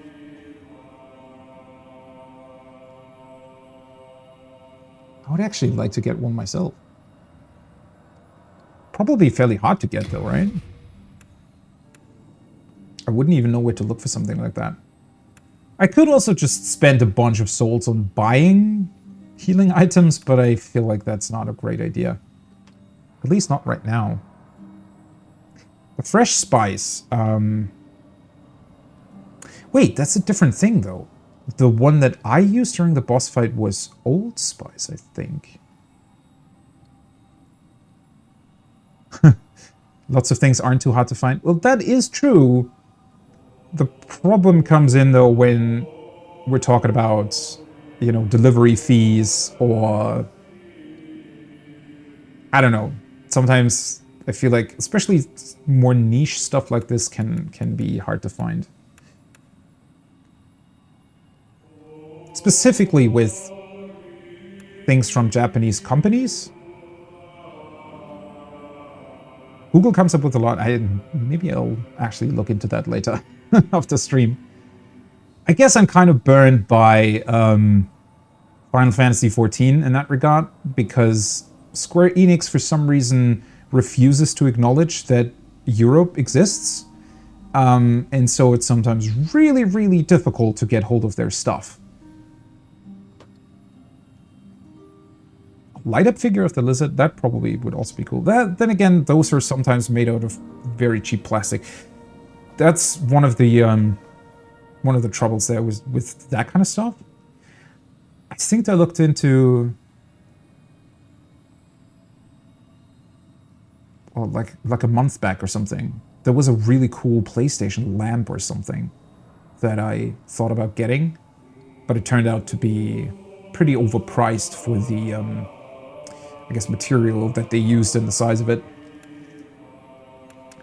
Which that's a bit of a difficult thing sometimes to gauge. Yeah, that's definitely not the same spice that I used during the boss fight. Well, do as you please. I wonder how long Patches stays around here. I feel like he's gonna leave at some point.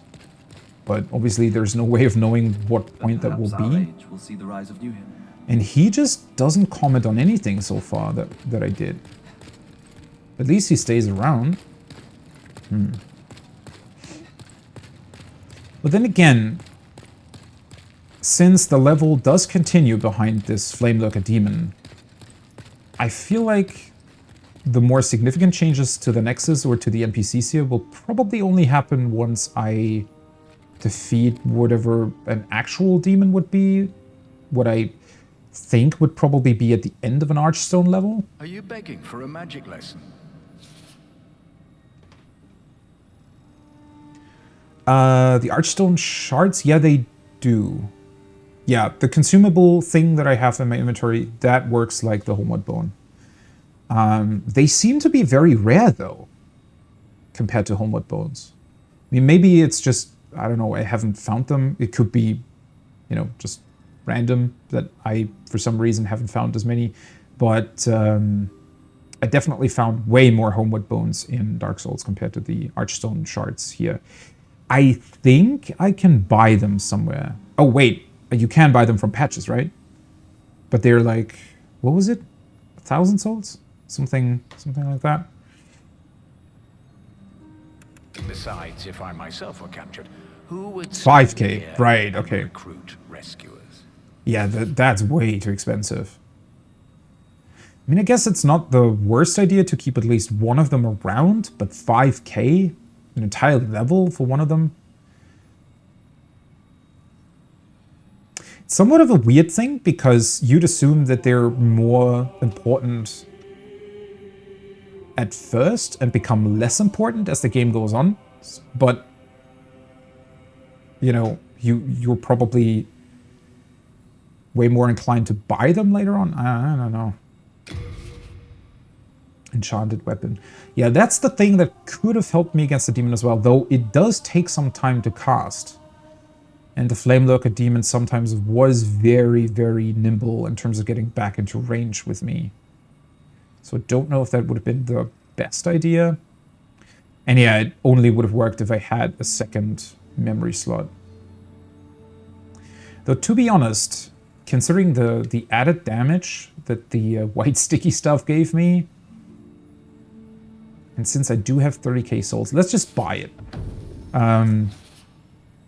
Be careful how you use it. Normally, it would not be granted. I had to make an exception. Okay, no new dialogue from them so far. The problem is that now means that I kind of have to get a second memory slot. I definitely want to focus on my stamina first. Holy shit, I have to level like 5 different things at this point. Among them, he found a miracle stone. Okay, that's the same dialogue as well. Yeah, I'm fairly certain that this probably only changes once you go through to the end of an archstone.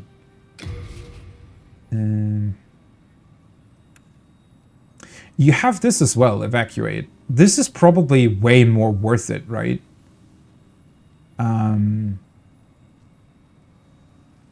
Compared to the Archstone shards. Then again, you'd have to have a catalyst, or not a catalyst, what are they called? Talisman. And I don't have one, and I don't know where to get one. Yeah, by late game, 5k would be nothing. But by late game, I feel like you're not really I pray we meet again. inclined to use them any. I feel like early game, I used Homeward Bones quite a bit more than later. Oh, august one, I deep within the dark. Will you continue to pray? Okay, so nothing new here. Would it be worth it to go up to the monumental? I don't think so. Thou seekest the power of the soul, no? I do. Then touch the demon inside me. I still love how they've done her dialogue with the effect of it really sounding like you would imagine it sounds if somebody talks to you in your mind rather than with their mouth. I keep the candles lit and serve the brave demon slayers who are trapped here. All right, now to the big question. Life's ether, Let's see. So intelligence 14 would get me a second slot. drawn from its vast That's not too bad, but not something that I want to do right so the now, world might be mended, I think. so And the world problem is with endurance, it literally only gives me 2 stamina, which is so crazy to me.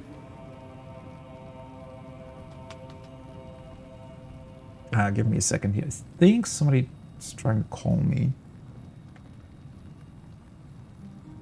Be right back.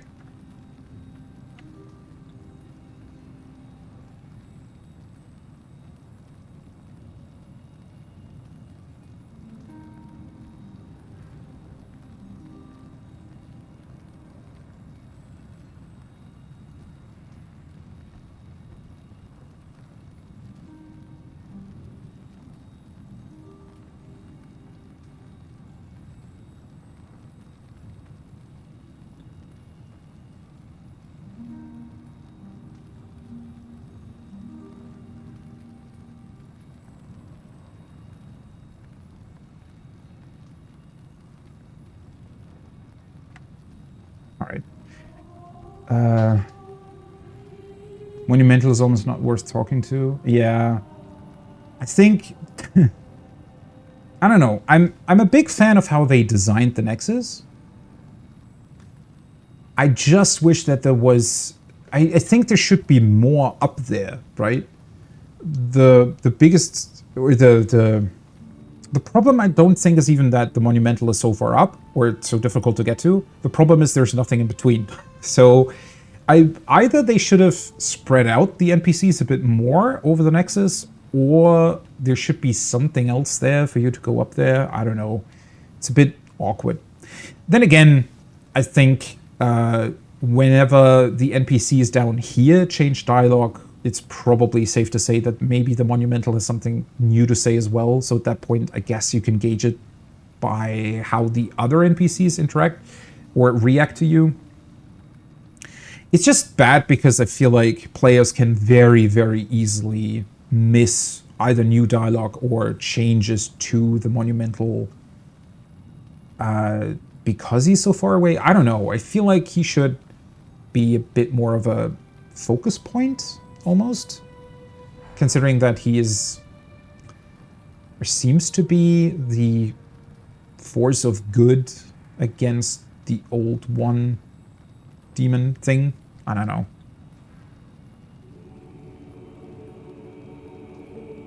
Yeah, all the online stats. At least that's done very well, right? I feel like the, what's it called, Pantheon? It looks really cool. So visually, it's kind of worth it. And I guess the online stats you wouldn't really look at too often, I'd imagine.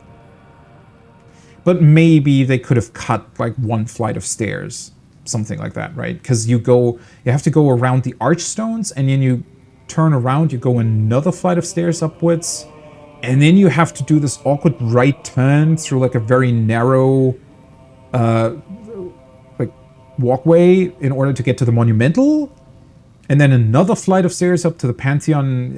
Yeah, maybe that could have been designed a bit more like in a straight way. The thing is, if I upgrade endurance, right, it also gives me more equipment burden. So I feel like at some point, maybe I could even get to a medium roll while doing that. Which, as much as I really want to go for that shield build without rolling. How much vitality do I get?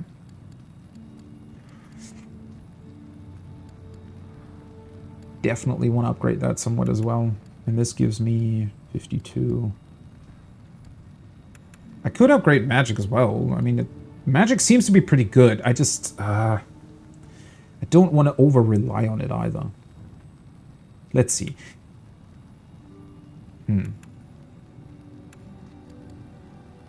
I can get 4 levels. I can probably get a 5th one if I do... Let's see, if I do this. That's all I can do for now. And then by using the other souls that I have in my inventory, I should probably be able to get another one.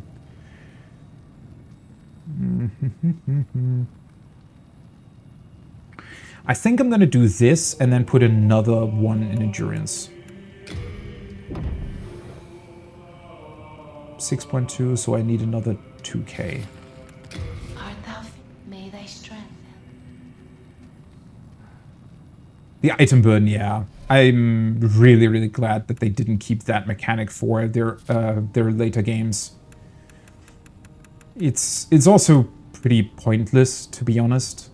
At least you're able to send stuff to your storage and everything, which that one is, that actually, I was confused about that, whether or not that was part of the original game. Because it felt like something they might have added for the remake. Well, that's 2k. Wait, then this is worth even more? That enough for a level, or am I like 1 soul short? 20 short, of course. And, alright. Let's consume one of these, that's 400. Ah, that's fine. Thou see, then touch the deep. Okay. Soul of the mind. Let's go one more endurance. But I think I'm gonna increase intelligence next by 2 levels, so that I get that other memory slot. To maybe go for that enchanted weapon. But once I have that, I don't think I'm going to increase intelligence more. But then I focus on endurance again. I don't want to get endurance to 25 as well. But this might also change now if I go somewhere else. Maybe Maybe it's going to be different again. I don't know. Yeah, item burden in Elden Ring. The stuff like item burden in general in games is a very, very bad design choice, I feel like. I wish they would stop doing it. The only way it makes sense is really when they... Like, either make it so that you literally can only equip one thing, right? To where it really is a very significant choice. But that only ever works if the game also doesn't throw a billion things at you the entire time, right? Or don't implement it at all. I think here in Demon's Souls they probably just kept it around because it wasn't the original, which is kind of fine. Again, with the ability to send stuff to storage, I don't think it's really too bad. But yeah, it's just weird that it exists here to begin with. Really, really glad that didn't stick with that, because I feel like with how weirdly FromSoft sometimes designs stuff, that I could have easily seen a timeline where they maybe kept stuff like that around. Let's equip this again. Yeah, I was thinking about that too, right? The runes everywhere here, they look a lot like the Elden Ring stuff. I'm pretty sure they looked similar in the original as well. Maybe just not as fancy. It is very, very interesting how in FromSoft's games, a lot of sort of symbolism and ideas keep coming back. Sometimes in a good way, sometimes in a bad way.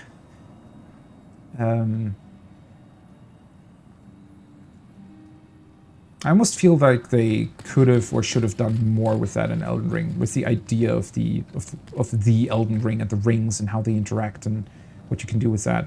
But that also comes back to the fact that the Great Runes are really weirdly done in Elden Ring. I think they, instead of interacting with the rune arcs and having to be activated, they should give you passive bonuses automatically. And then maybe another boost when you activate a rune arc or something. So they feel a bit underwhelming, considering what they are supposed to represent.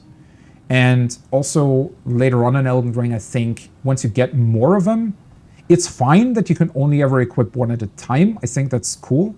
But it would be nice to have some sort of stacking effect once you get more of them. Because, yeah, they're supposed to represent something that seems, or seemingly is very, very strong and some sort of really world-changing force, but then when you have them, they're very underwhelming in terms of actual gameplay significance, right? So that's always a bit of a weird thing when the gameplay stat thing doesn't align with what it's supposed to represent within the game. I really need, I need healing items badly. But I also need to eat something, and I think I'm going to take a bit of a lunch break here for now. So let me look for a cool... Oh, that looks fine. Yeah, hopefully it doesn't take too long, but I really need to eat something. I'm probably going to take like 20 minutes, hopefully not too much longer. And then afterwards, I will have more time to, well, either delve deeper into that flame prism looking thing, or looking at another archstone. We'll see. Feel free to stick around, but if you need to go, obviously, I wish you a great rest of your day. I'll be back in about 20. Alrighty, I'm back. Whew, that was a very much needed lunch break. Very tasty one as well.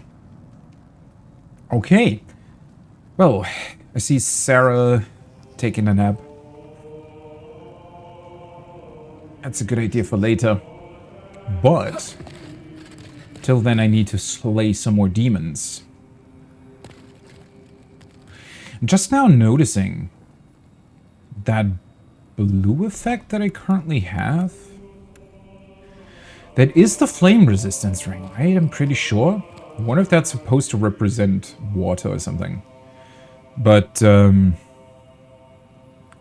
it looked a lot more white. The effect on it when it was down in the mines. Well, okay. I'm low on healing items. It's not really an issue, I think, for the rest of the stuff. I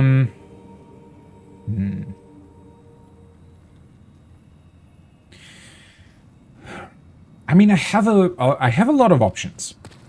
I could go back to where I just killed the demon and just continue the level. It might be worth it to look for the merchant that's selling the Heartstone shards, though. Because with my stamina issue, I mean, I'm now at 23 endurance, so that's gonna alleviate it somewhat, but not as much as I would like it to, I'm pretty sure. So I think it might be worth it to maybe find a merchant that might sell the Heartstone shards. It isn't Patches, though, right? Pretty sure he was not the one. Well, we've long been... He sells the grass and everything. The fragrant ring would be really, really cool. But considering that the boss just dropped about half of what I would need for it, that's not gonna happen. Well, as of now. I could go back to the Crystal Lizard Cave, to be completely honest. Right? In terms of the upgrades. Would also get me a couple more healing items. Which in general, I should probably... can keep that equipped.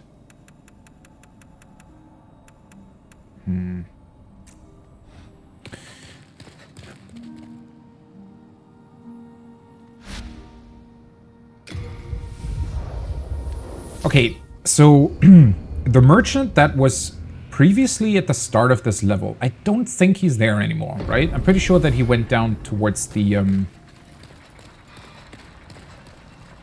no, never mind. He's still here. And there is another crystal. Why is he still here?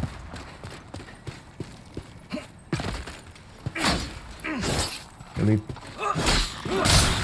I thought I killed this guy a couple of times already. Well, there we go.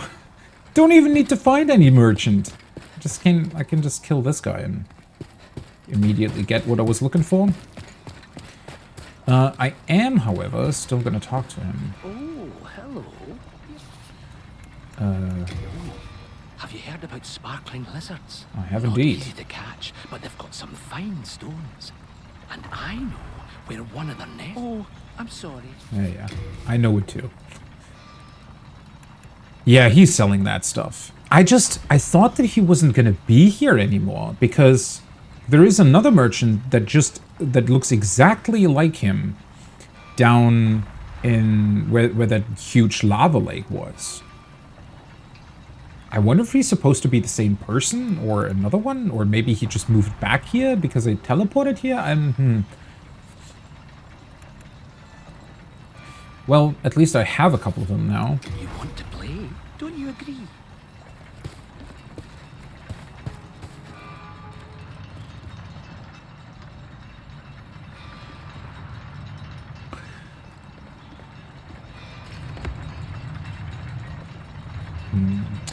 Let's go down to the smith. I almost forgot that he's here too. Which still makes me wonder. In Dark Souls 1, all the different smiths had like significant differences between them in terms of what they were able to upgrade and why they existed in the first place. With this guy, I'm not too sure, honestly. What if it be a blacksmith? Then show me.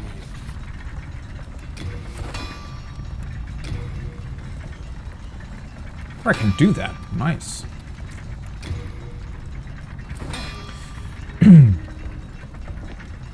But I can also do this. Have required. Oh, no, never mind. I'm missing a Heartstone shard.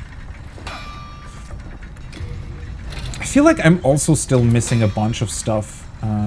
More Heartstone shards, alright? So it would still be worth it to grab a couple more of those. What does this do? 64. So it would be 2 guard break per level. Yeah, I guess I could reasonably upgrade it to guard break 70 or something. It's not bad. I mean, that would probably make a significant difference in terms of stamina consumption, right?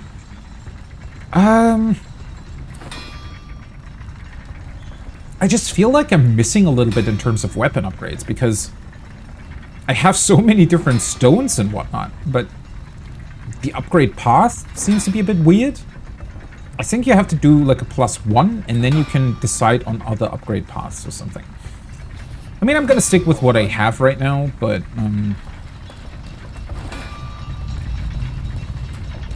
I guess I'm just gonna upgrade the shields. Pretty sure. Oh yeah, that's where I want to go. Wait, the downstairs section is that? That's not here. Did I ever go there? Honestly, maybe it wouldn't be too bad of an idea to go back here, because there is an item there still that I haven't gotten, and I have absolutely, and there is that elevator that seems to be able to be activated. So I feel like somehow I must have missed other parts of the level up here for some reason.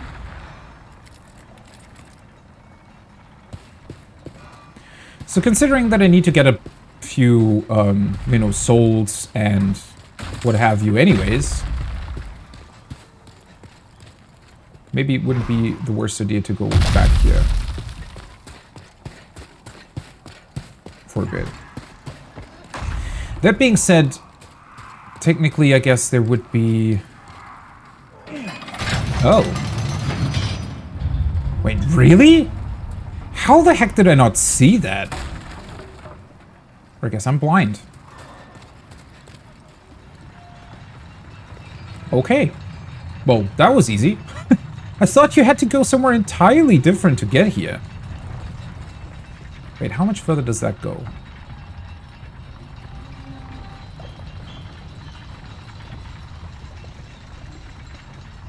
I mean, I can definitely also go down, so... I just literally missed this entire section, apparently. Oh, hello. That's not nice.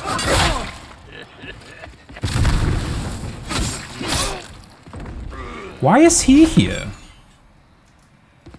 And these guys don't know what to do. Oh, that's cool. So, wait, no, I think that's random, right? Whether or not they drop 1 or 2 of those. Give me a bit, guy. Yeah, they're really not so difficult anymore.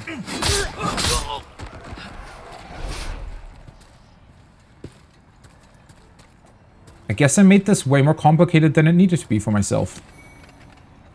Crushing battle axe +1? And then you even get a weapon up here?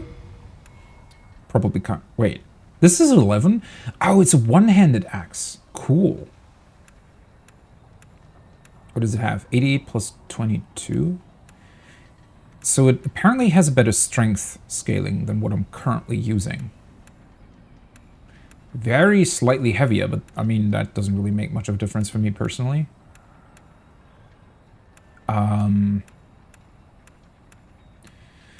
I mean, with the better scaling, if I am staying with a strength build, which I think I am going to, because considering how much I've upgraded everything else already, it feels like it would be a bit overkill to then also level up dexterity. So technically, for me personally, this might be a better weapon. I don't know. I mean, it would take a fairly long time to upgrade it fully, though. Or rather, to the same level that my current sword is being upgraded to. God, I still absolutely adore the backgrounds in these levels. Everything looks so beautiful. The lighting changes between the interior and the exterior. Very, very well done. So... Okay, so it's really just this one room. With a fat official in it, and the ability to get rid of the two guys that are throwing stones at you. Well, and then I guess added on top of that is the item down there. Unless there is a way to get off up here? No. Those windows have bars.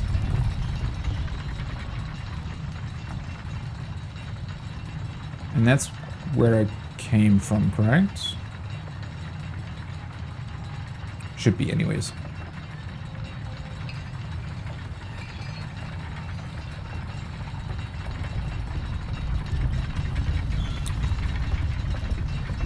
Alright. I didn't notice that before. Do you see the wood wiggling? That is such a cool effect. Because it would have some, you know, resistance there, probably. Doesn't look all too safe, considering... Right? I mean, it looks like it could break down at any minute, but it's a very cool detail. It just gives a bit more, I guess... Well, impact isn't the right word, but it grounds the entire thing a bit more, right? I guess one of the criticisms that you could have for... Well, they later on changed it a bit, but... I think I mentioned that last time I was here and activated one of these things, but... I think one thing that they did really well in the remake here is that these types of devices are way more grounded within the world, right? So with especially that one weird elevator in Blighttown, these things feel way too floaty in the original Dark Souls, right? They don't feel like they're actually a proper part of the environment. They feel very much like a gameplay device that moves because the developers wanted it to move, not because it's a device that is built for being moved.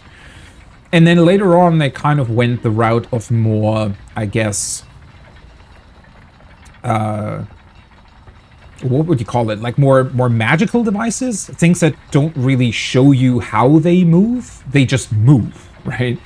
A lot of the elevators and weird platforms and everything that move in Elden Ring, for example, they don't really make sense. They kind of have to be magical, otherwise they wouldn't really work. And even if they would theoretically work from a physical standpoint, they don't show that, right? They're just platforms that work. Which is obviously completely fine. But I do like this sort of thing more. Right? This just looks like an actual physical object that moves by itself because it's designed to do so, and would also work the same way in the real world, right? And I don't know, I just like that. First of all, it's a very cool detail, but second of all, it does make the world just more grounded, more raw. Hey, there we go. Got one of those back at least.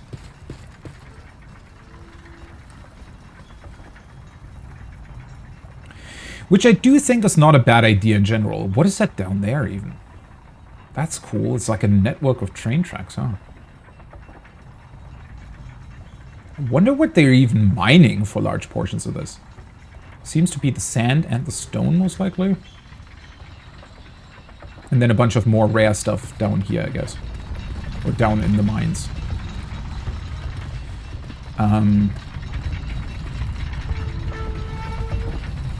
But yeah, I just... I think that...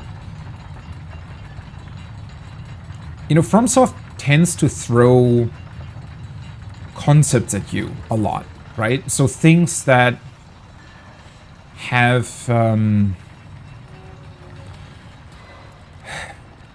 could I put that? Things that have... a very... not a very outlined meaning, right? I mean, they tend to throw things at you in a way where it's very interpretive, right? You can interpret it in a lot of different ways.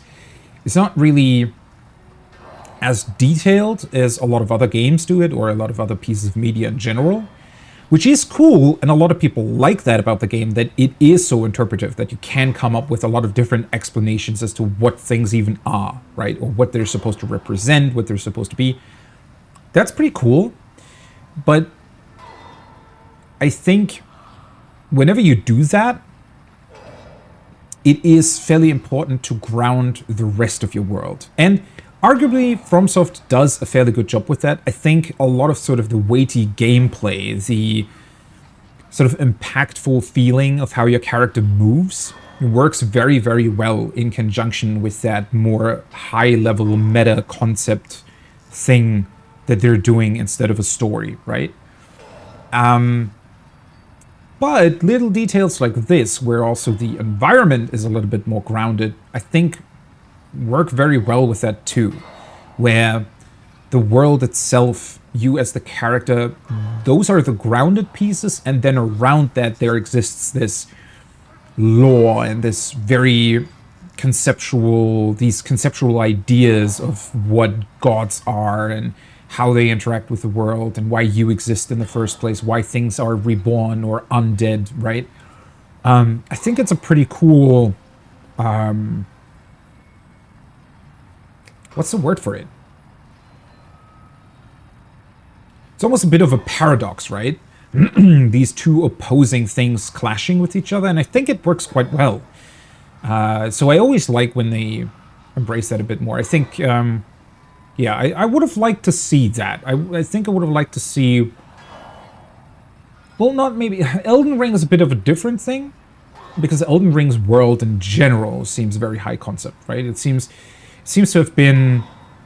I think somebody mentioned that in a review of the game, where they talked about it being this layered world, to where it feels like the world's not really built on a rock or an island, but instead almost on old ruins, right? As if sort of as civilization evolved, things just got built on top of each other, and there's all this history inside of the world, which is also obviously why you can go down to like Nokron and whatever, which is really, really awesome. So in that regard, I guess the entire world in Elden Ring is very high concept, if you will. But I guess in Dark Souls, especially in Dark Souls, I think I would have liked to see a bit more of a grounded level design. Some of the things in Dark Souls just, at least for me personally, don't work as well as they do here in Demon's Souls. But then again, a portion of it definitely also comes back to how well they did the remake and how well these things, you know, the environment and everything is integrated. Well, alright, that was a very short way up there.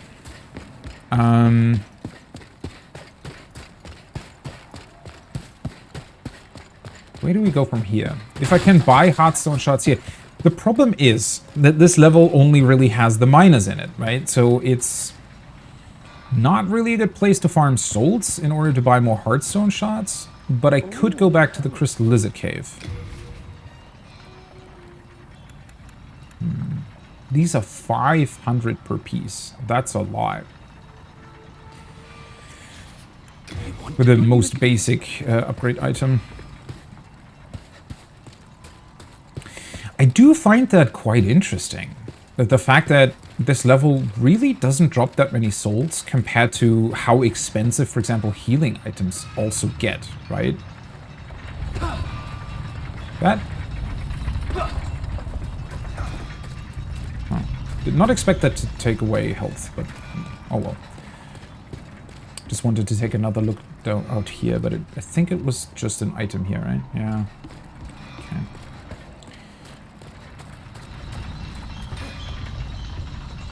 I don't know if it would be worth it to look at the earlier parts of the level. I'm fairly certain that I got everything here, and I'm not really too keen on fighting everybody again.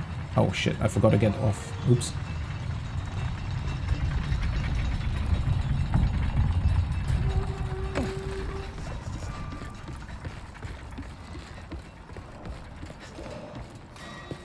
I mean, I can also just go this way, I guess. It's just when I go through the level and, you know, these guys try to... Who the hell are you? Why are you red? Why?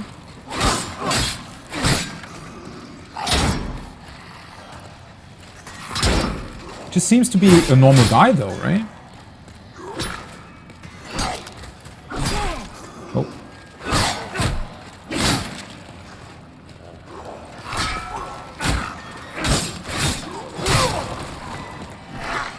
Just need to be a bit careful here. God, I hate that attack so much.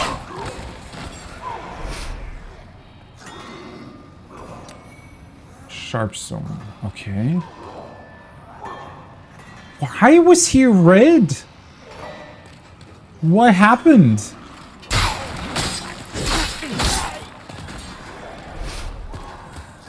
I don't understand. He also dropped a significant amount of souls compared to the other guys. Maybe I should go back through the level and look at a bunch of stuff, huh? I don't really want to waste healing items, though. Although, then again, wait. The fat official earlier dropped a bunch. 2, that is. Okay, so I don't fully understand the red outline yet. Because I think... Yeah, I've definitely had an NPC invader at some point. But I've also had, in this level... 2 guys down in the tunnel that were also red. But those were actual, like, NPC fighters that also didn't respawn. Whereas this guy is just a normal enemy. I mean, he was here before, and I don't think, like, the things that he dropped were different. But aside from that, I don't think that anything else was different, I'm pretty sure.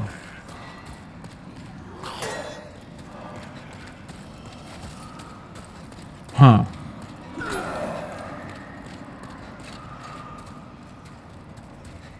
Oh, right. I completely forgot about that part as well. Hey, you're red too.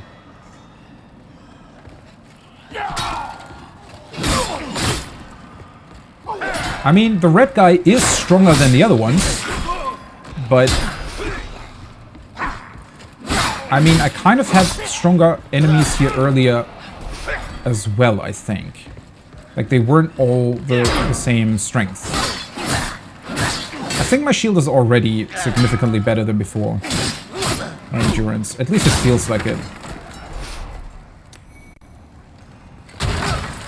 He also burns up.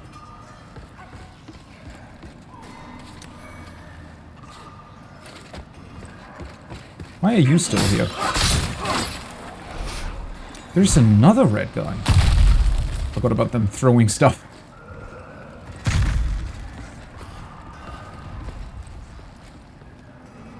I have to double check that. I should probably... One second. Deal with this guy first. Are they still throwing rocks? Something's vibrating the controller a bunch. Ah, there we go. Stonefang Tunnel. See, it has a different world tendency now, I think, for some reason. Maybe because I died a bunch of times to the boss, or maybe because I killed the demon boss.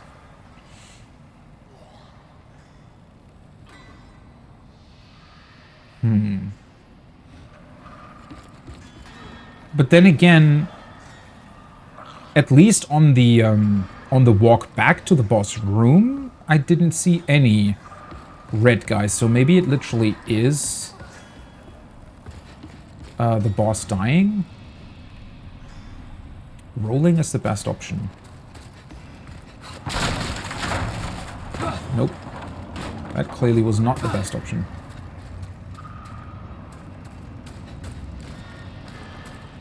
Don't even really remember where the hell I am here.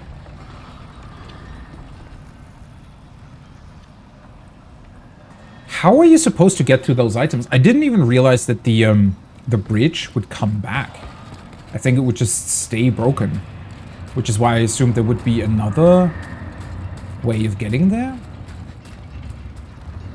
Apparently that's not the case.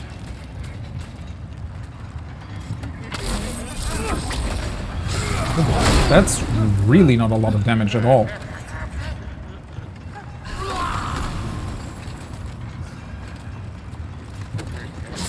Oh, shit. Bad point in time. Is he also stronger? Or am I missing something here? Oh, yeah, that's not very clever on my part. Problem is when he dies there. Nope. Perfect. Wasting way too much stuff here, but oh well. Where did he even go? Oh, he's just standing there. Alright.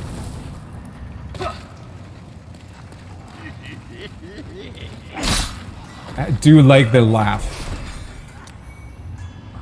Okay, full moon grass.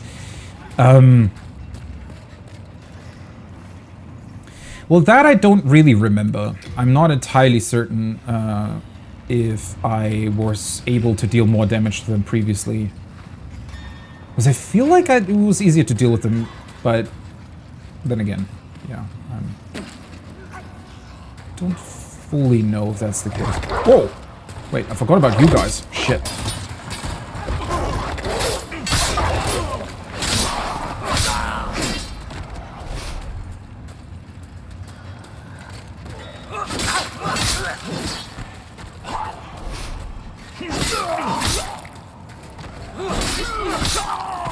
At least these guys are pretty easy to take out now, especially two-handed. I thought there was another... there we go. You were the one I was expecting down here. I did forget about the dogs, though.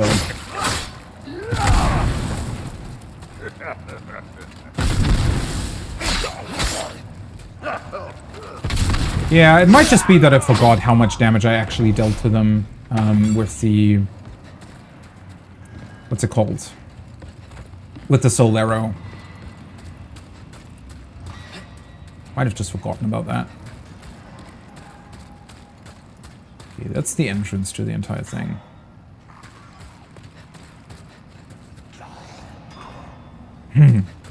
Yeah, the whole red enemies type of deal is very, very weird to me.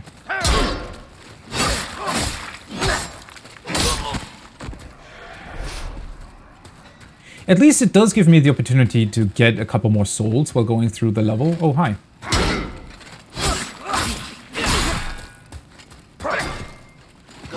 You guys are standing. I still love their eyes, by the way. It's so cool how their eyes glimmer whenever they get close to the torches.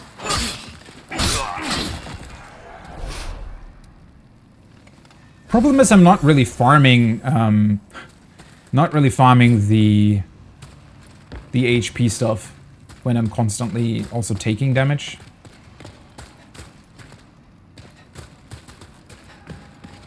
Okay, so now I'm back here. Which was the way to go up? So that would break if I were to go over it. Yeah, the other items are quite strange. I guess maybe you can jump over there somehow, but there is not a jump in this, right? So I must be missing something else then.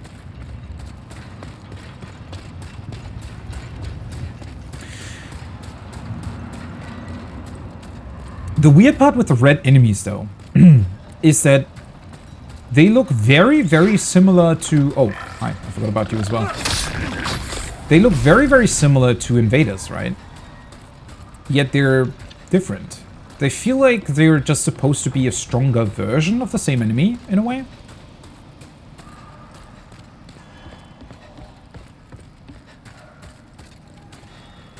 So I wonder why they went with the same effect. Then again, I guess in terms of lore, they might...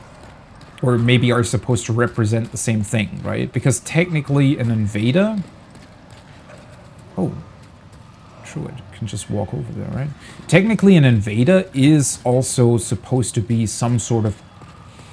not really a demon per se, but certainly somebody I guess you could call them demon-inspired, right? Being on the side of evil.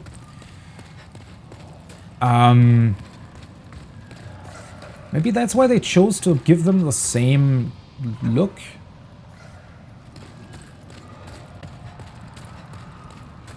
Well, then again, I think I might have to see. Oh, there's another red guy. I might have to see an actual invader a couple more times.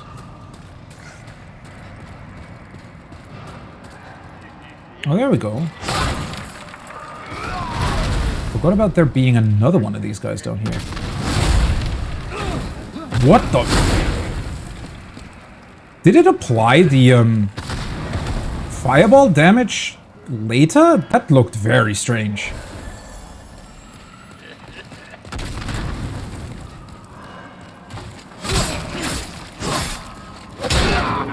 Oh boy. Still quite a bit low on stamina there.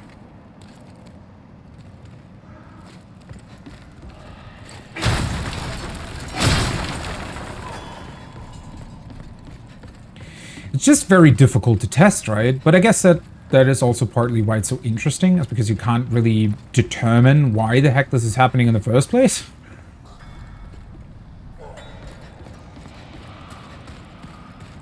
Okay, this leads over to where the spider was.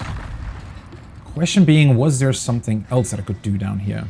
I mean, technically, I could take another look at that red dude down there. But, I don't even know how to get there. I think I have to go all the way around again, right?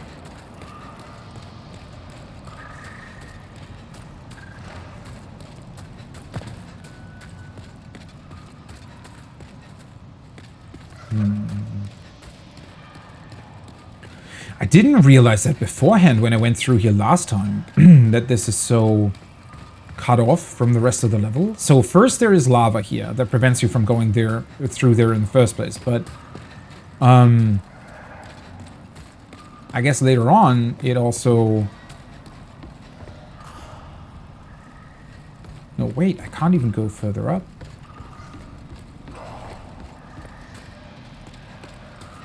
Oh, wait, I have to go to the left there. Yeah. Yeah, first of all, there's lava down here. That doesn't allow you to progress over there. But it looks more like a side area at first, instead of it being the actual way to the next boss.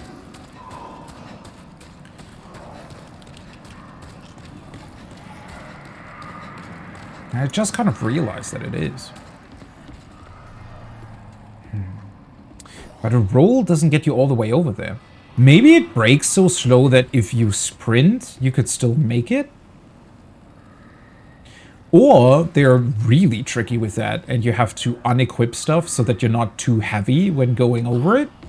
That would be pretty awesome as well if that was an actual mechanic here.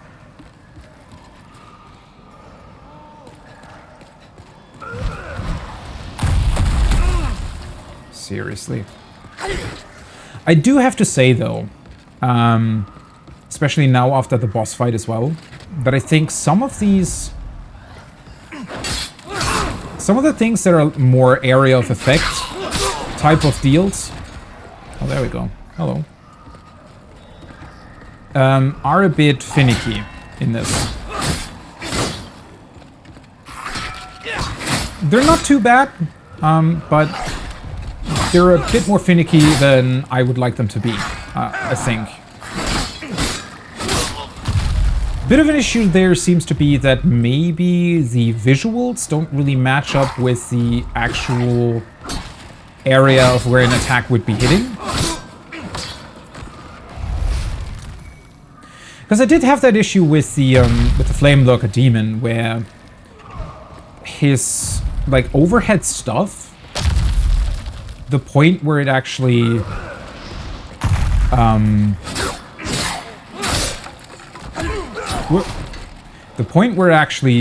has or does impact and where it creates flames seem to be somewhat different to what it looked like Especially when you compare both of his attacks, right? The overhead hit that he did, and when he used both of his fists to slam on the ground. I felt like the area of effect visually looked very different from where it actually deals damage. And that seems to be somewhat the same problem, because I now had the problem with the Fat Official somehow hitting me with a fireball after it already impacted, which was strange. But then also with the stones here. I mean, I guess the explanation could also be that the stones break apart and then maybe the individual pieces have like an after damage attack sort of deal attached to them. I don't know if that's the case. I feel like that's a bit more than the original could have handled. So I don't think that's actually it. It might literally just be that for some reason, the area of effect lingers longer than what the animation is playing. There was no way to go in here, right? I don't think.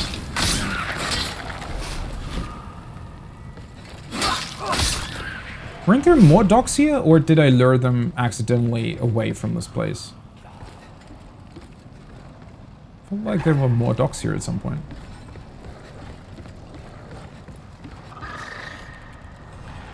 Oh, there we are. I think last time they didn't get stuck below the bridge.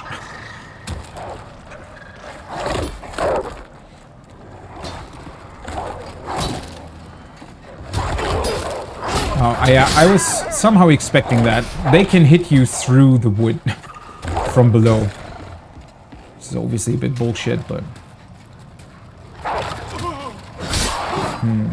The dogs are interesting here in Demon's Souls. I feel like they're less scary and less annoying than they are in Dark Souls. Partly maybe also because their AI seems to be worse. I don't know.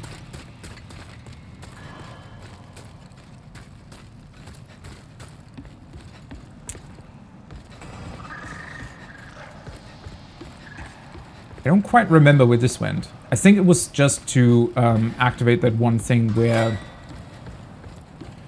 it stops the lava from flowing out, right?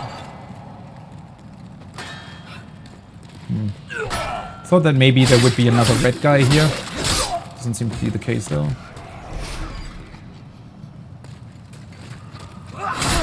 Oop. Shouldn't be risking too much. I don't want to leave my souls behind here. Like that would be pretty dumb.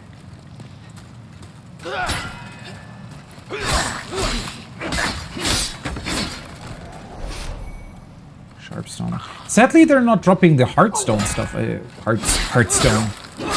Yeah, it is Heartstone, right? Oh, well, whatever. What does this say? Treasure. Guess I must have already collected that. Yeah, there isn't as much here as I thought there might be. I really don't want to go back to the level, though, just to get those treasures back there. Guess maybe I will do that, I don't know, after I've completed the Archstone.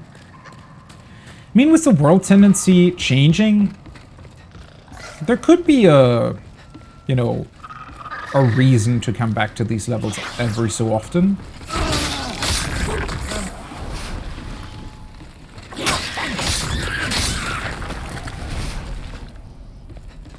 I'm glad that they don't leave behind some sort of fire explosion. That would be very, very annoying. But I feel like I'm overlooking something, or that I wanted to go somewhere else for some reason. I mean, I pretty much dealt with everything here. Let's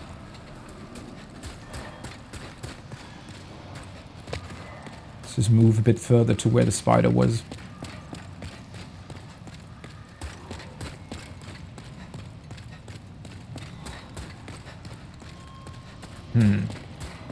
It is a bit of a weird one, isn't it?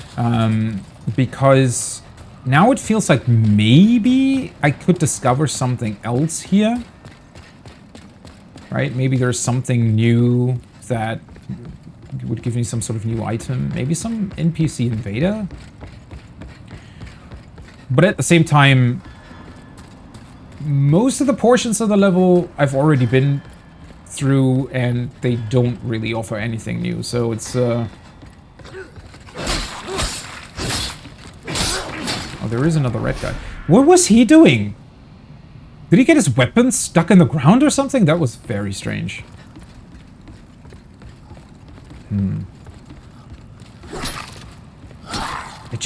It really makes me wonder whether or not it has something to do with the world tendency, or if it's because of me defeating the Flame Lurker demon. Because I feel like, in a way, it makes more sense that the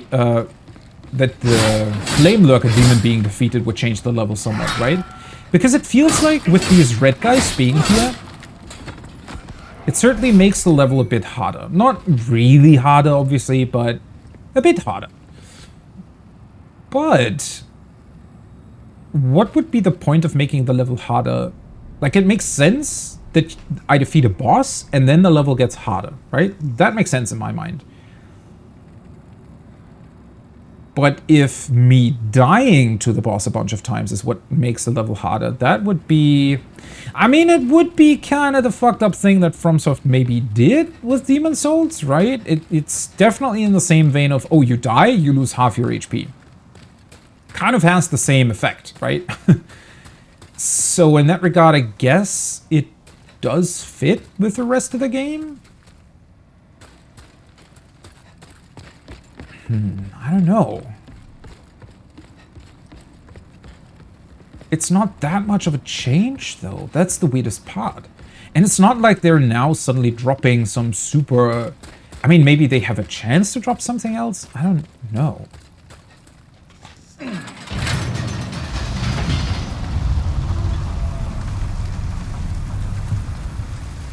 By far the weirdest part about this, though, is that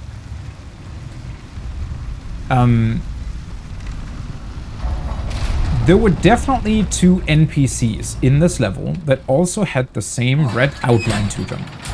They, however, did not respawn, right? Which made me look at them as, you know, your typical NPC invasion in FromSoft games. But I don't know, something about this makes me fairly certain that these red guys will respawn. I don't think that they'll stay dead. That would be quite strange, to be honest. Did I ever go back here, by the way? Oh yeah, it was just an item, I guess.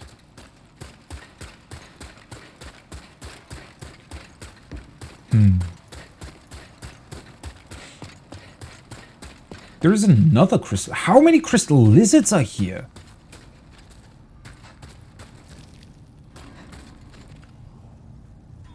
By the way, that looks really creepy back there. When you turn the corner, it almost looks as if there's like some sort of giant enemy that stands there. Still wish you could actually go behind these things, though.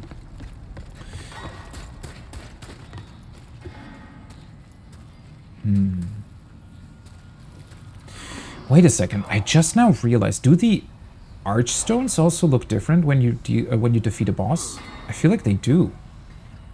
Don't they? Because I never really associated that with killing a boss, but wasn't it glowing blue previously? And now that I dealt with the Flame Lurker, it looks as if I stabbed the sword into the head of the demon, right?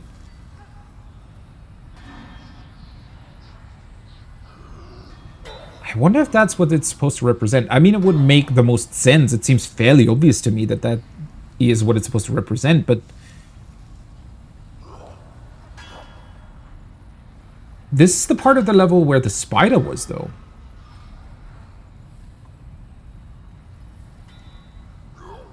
Huh. I feel like there's definitely something here that I'm missing. Somewhere there's something here that I'm missing. Something that...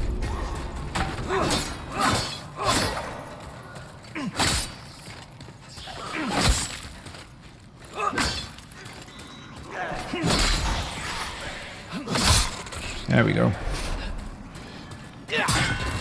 I knew that he was gonna run after me.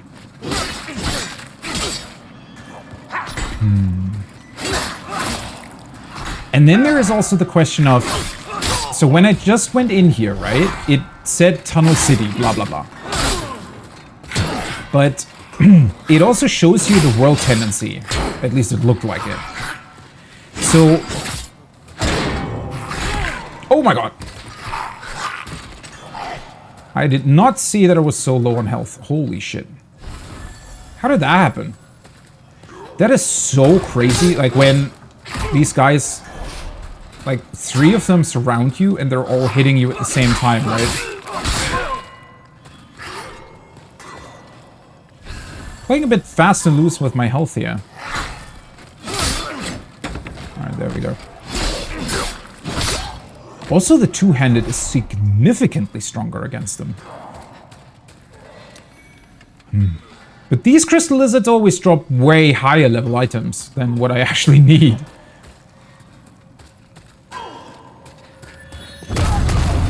Oh.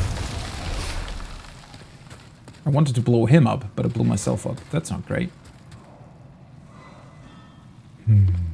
I mean, now I'm at the Archstone, I can just go back to the Nexus real quick.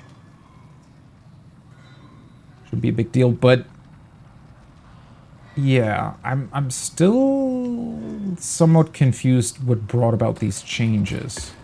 I mean, okay, so considering that the world tendency in the menu is divided by the Archstones, leads me to believe that the tendency that changes is based on the Archstone. So it's not individual level pieces, but the entire level, right? That changes. I'm fairly certain. So I think that the pop-up that comes whenever it tells you, you know, you entered a new area, tells you the name of the area, I think it just displays the world tendency to remind you what tendency you are in, right? I don't think that it has anything significant to say about individual pieces of the level having different tendency. Now, that being said, no idea how tendency works and whether or not it's influenced by me killing the boss. Because I would have assumed that me dying would make the world tendency darker and me... Wait. Yeah, how does that work? Because how does it get lighter again? Or does it just stay dark once you fucked it up? Because yeah. Now that I'm really thinking about it, I would have assumed that me killing the boss would either reset the world tendency or at least make it lighter again. I mean, then again, before I defeated the boss, I didn't check the menu, so I don't know whether or not it maybe did. Since this is the only world where I currently have a darker tendency, and is also the only world where I have died multiple times to the boss, I do think that it has something to do with that, though. So me dying multiple times must have somehow decreased the world tendency, or rather made it darker, right? And then I assume, because of that, the other guys turned red, right? Because otherwise that doesn't really make any sense. I don't think they would change when I defeat the boss, because they were in the first part of the level that would be associated with the spider boss, right? So, since the entire level changed, I think that it has something to do with just dying in general, probably.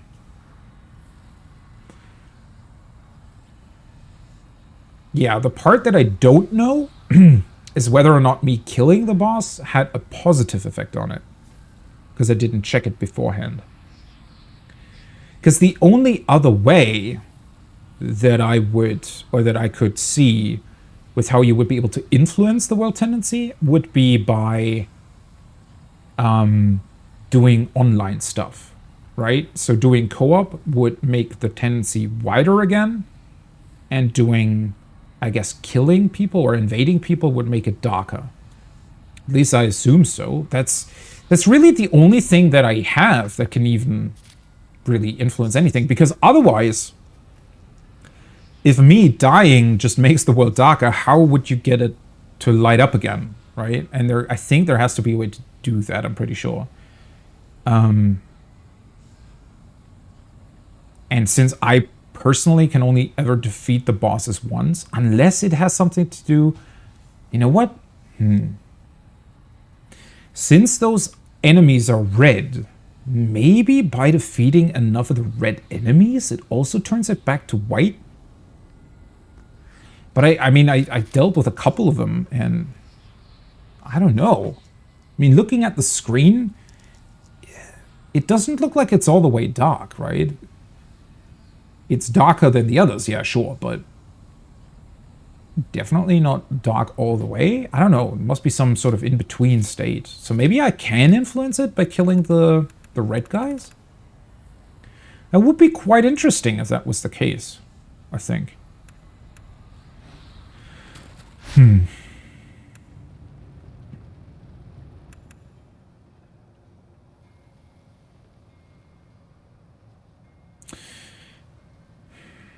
I could level again, right? I have enough souls to do that. So I could either go back to the Nexus and level. Because I was debating here for a second if whether or not I should buy a couple more Heartstone shards and upgrade my shield. But I think I'd rather go back to the Crystal Cave a couple of times. I don't think it's going to give me Heartstone shards. I think the lizards drop higher level stuff, but...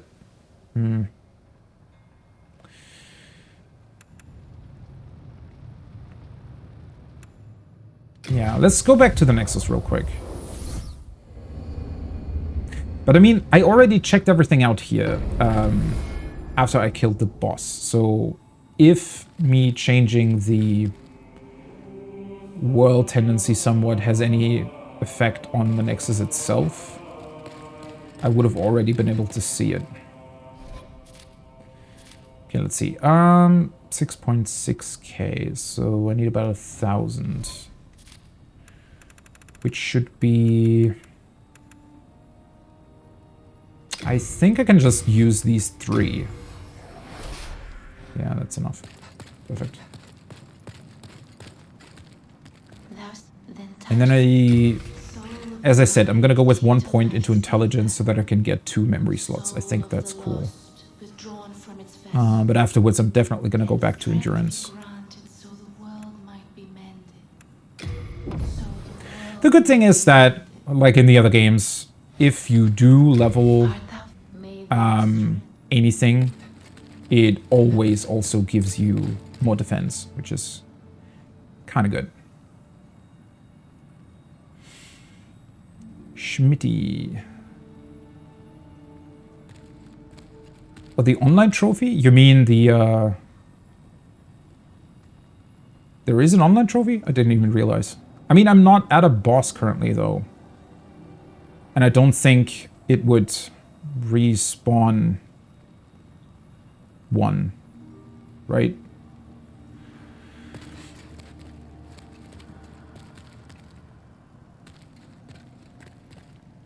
Or does it also count the other way around if I co-op with somebody?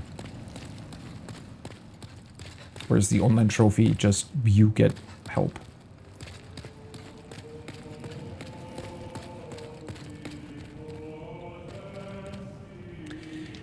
Do I want to buy a couple more bolts? I'm not too keen on the crossbow, but I have it. 14 bolts isn't much. I mean, it was pretty effective against the worms, and if I plan on going back there, maybe it would help.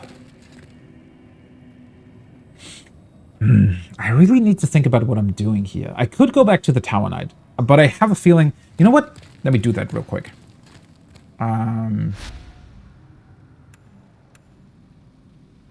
It would be here. Because I'm pretty certain that I still can't cross the fog. At least it would surprise me if I could now. Right, this is still here, correct? And this should still... Yeah. Because it says specifically Archdemon, which seems to be something else. Yeah, this still has the blue effect. Or do you think the blue effect disappeared because of the world tendency? Does it influence this archstones?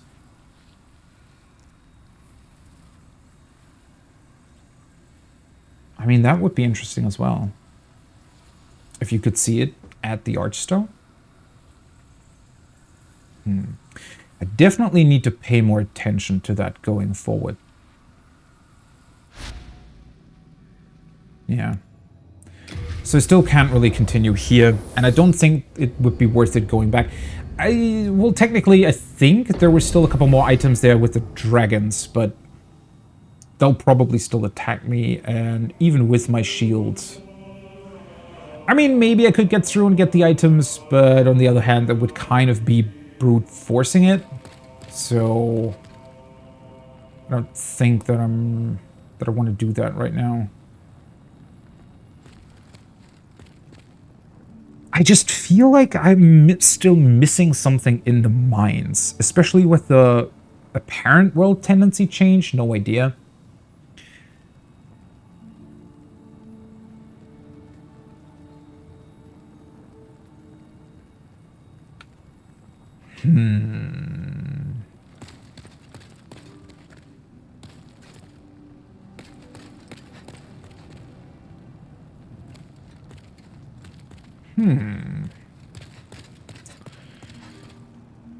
Where do we go?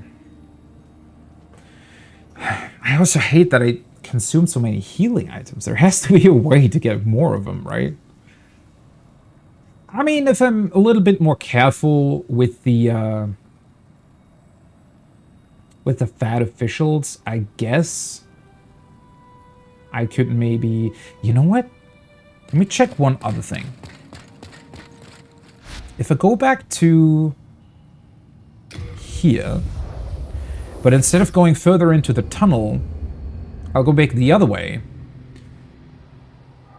I can see whether or not it respawned one of the red guys. Right, because I'm pretty sure one of them stood right around the corner here. Oh wait, it wasn't, it was... Well, whatever. Let's take the elevator real quick. Smithing grounds, yeah. It's definitely same world tendency, it just... You know, it shows you the world tendency whenever it has those things. Whenever it shows you the name of a place. Yeah, okay. So these red guys stay around. Interesting. But the other two red guys that were down in the tunnel somewhere, they don't.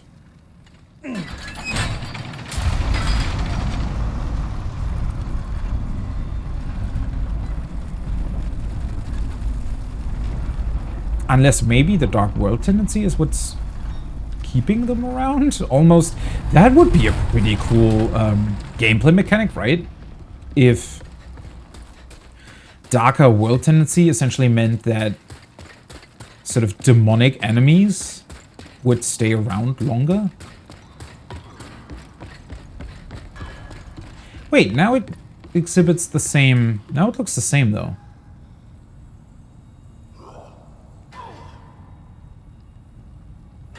So the look of these is not affected by world tendency then.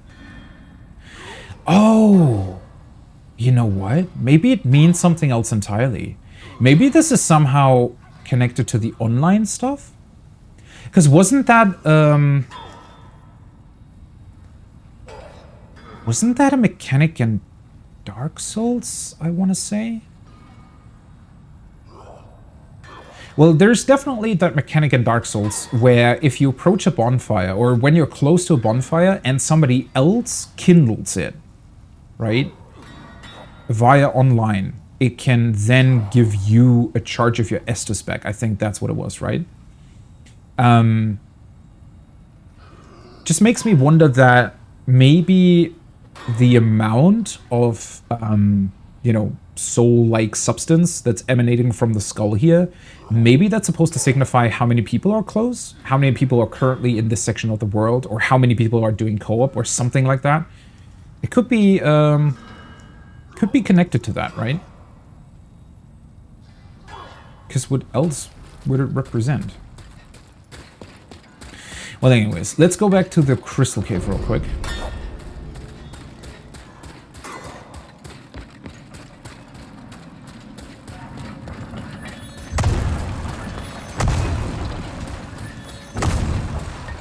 I really love how these are specifically designed so that you can just run past them and it'll work out.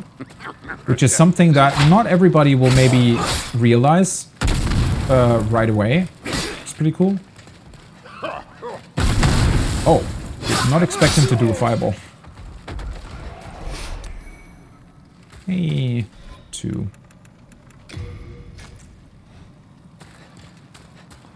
I mean, this guy is fairly close to the Archstone. Are you kidding me? Is he literally... Oh no, he's going back.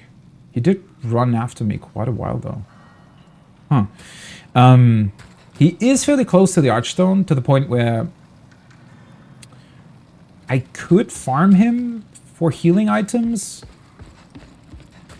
But it still just feels a bit, you know, boring to do that. Oh, there we go. Just looking for you.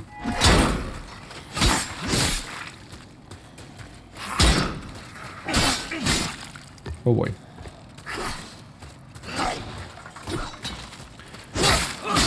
I never know when they do that combo attack, right? And they swing 3 times here on the last swing. They kind of turn around again. I wonder if that last turn can still damage you.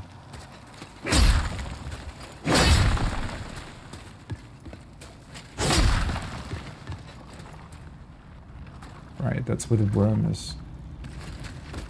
There was another lizard here. I don't remember you being here.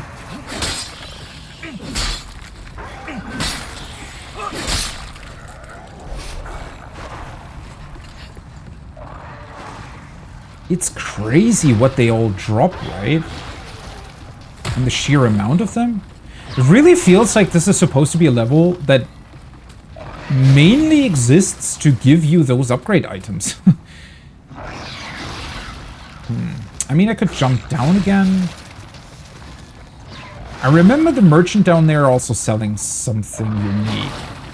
It wasn't a ring though, I'm pretty sure.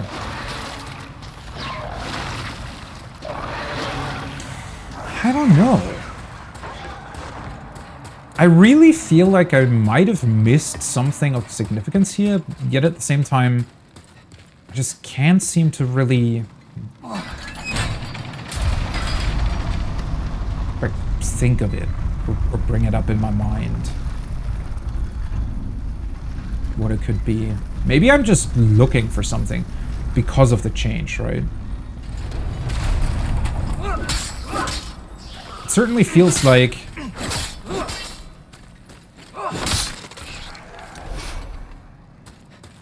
with all these changes...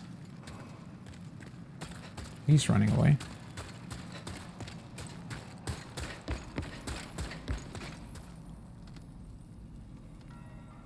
Wait, that's where the crystal cave is, right? Yeah, so this is where the 2 red-looking invader-type enemies were previously. They stood in front of the crystal cave, right? So... they stay dead. But now a couple of the lizards have respawned. He was definitely dead earlier already.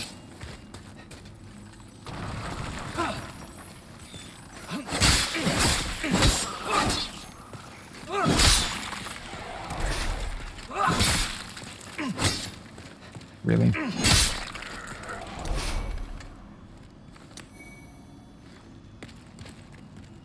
There are so many of them here that it's honestly worth it to just return here from time to time.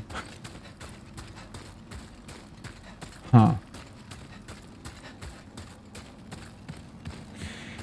Now I'm even more confused than before. So the crystal lizard up here suddenly returned. Where I previously thought that they would only stay around for 2 kills and then they disappear forever?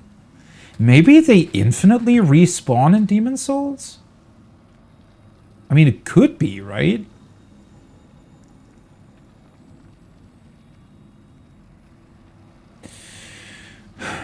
I guess technically it could also be because of the world tendency. So maybe the world tendency going dark respawns them. But do they truly respawn? Or have I essentially killed the one that would be in the light or in the normal tendency version of the level? And if I were to somehow go back to the normal tendency version, it would stay dead again. And now I've killed the one that's in the dark tendency version of the level. And it also stays dead as long as it stays dark. Or do they respawn every time? Could I go back to the light version, kill the lizards, go back to the dark version, kill the lizards? Is that how it works? Very, very difficult to think about. Well, without me having a way to get the world tendency back to white, or without knowing how that works, I guess I can't really test it, right? Because if there was a way to test it, or if I knew how to turn it, you know, into one of the directions, which I assume one of them is me dying. Although, does beg the question of whether or not dying to a boss is different than dying to, well, anything at all. I still don't know if I can go somewhere by dropping down here.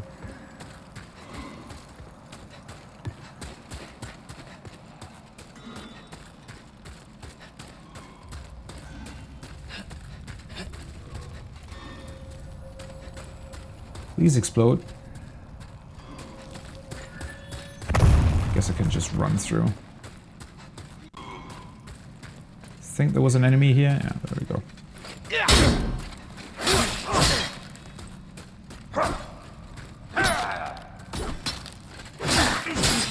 Yeah, I think that the backswing actually cannot damage you. It's just the end of the animation. I have to change controllers soon. I think it's literally just the end of the animation. It doesn't have any other significant effect. Why would it be so dark if it doesn't kill you, though? Spooky hole. The problem is, I don't really want to test it, because if I do die jumping down it, I'd have to go back to my body form. Then again, it would give me a reason to do co-op with the boss, right? Because that is certainly a thing that would be quite interesting. If I were to try to,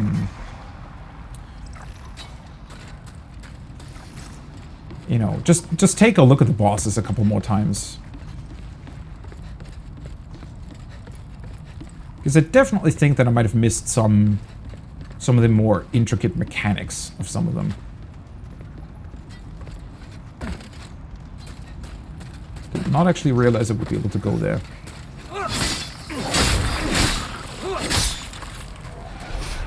Okay, apparently this guy doesn't care. Did I just chuck the... Really? That can happen? I just chucked the items down. Oh.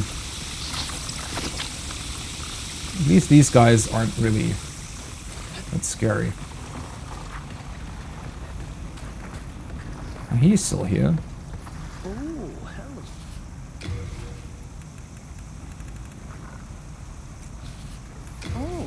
Okay. He sells the later upgrade items, it seems. Shit, how do I go back now? I think I have to... Oh, great.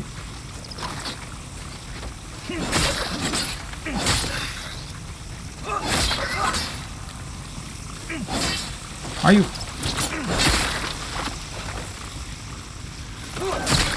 Two-handing my weapon just requires so much stamina, though.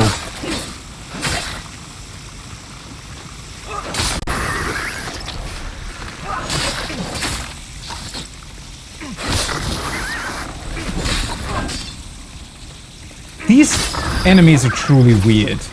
I mean, not by themselves. They are actually, you know, fairly, I guess, normal-looking enemies for a Souls game. What makes them so weird is their hitbox, or not even specifically the hitbox, but rather just the, kind of the space that they occupy. Because it feels like they're occupying way more space. compared to what their body actually looks like. As if they're bigger than what they are. It's very weird. It's kind of hard to describe, but yeah.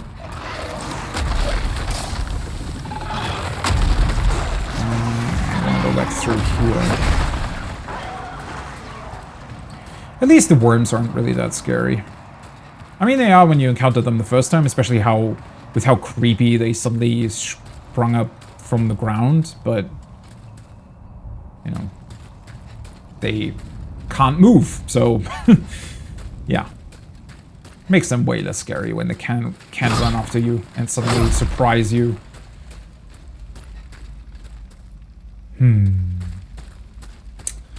Okay, I think this is where I have to deal with this guy, right? Yeah. This is gonna be awkward again. How does he have so much health?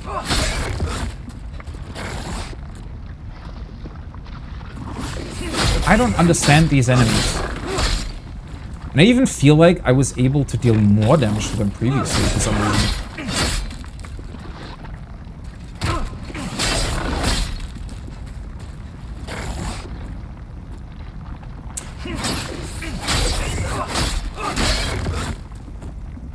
Yeah, this is... I wanna see... Wait. What happens if he stabs my shield? Oh, I guess I can just lure him out a little bit? No. Oh, he's stuck.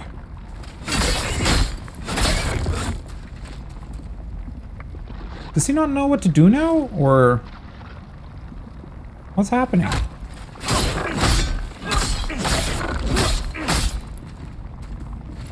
think two-handing is faster. These enemies are just strange. Why do they have so much health? But then they don't really do anything. They just stand there and are annoying. Because he's literally in the way. I can't go anywhere else, but he's also not doing anything. That is so damn weird. I don't know. I don't get it.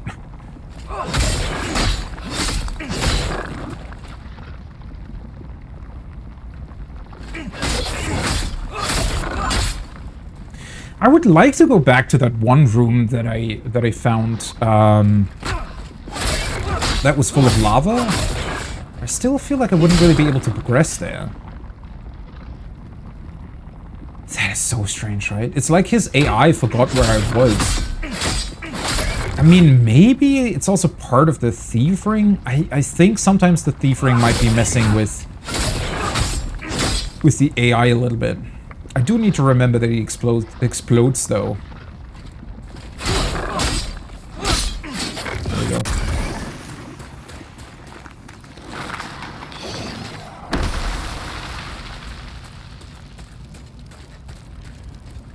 At least it's somewhat worth it in terms of the amount of souls that you get.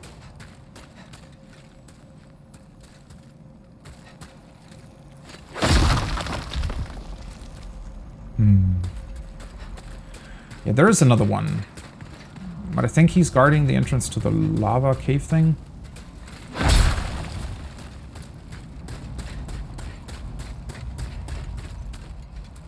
Oh. Wait, right. I still haven't gotten that item. Question is just how the hell do you get there?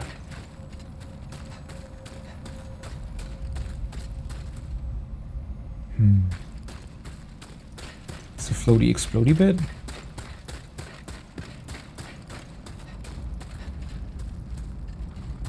Isn't this where I came from? No. Yeah, see, there is another item over there in the lava. I'm pretty sure I would just die running over there, though.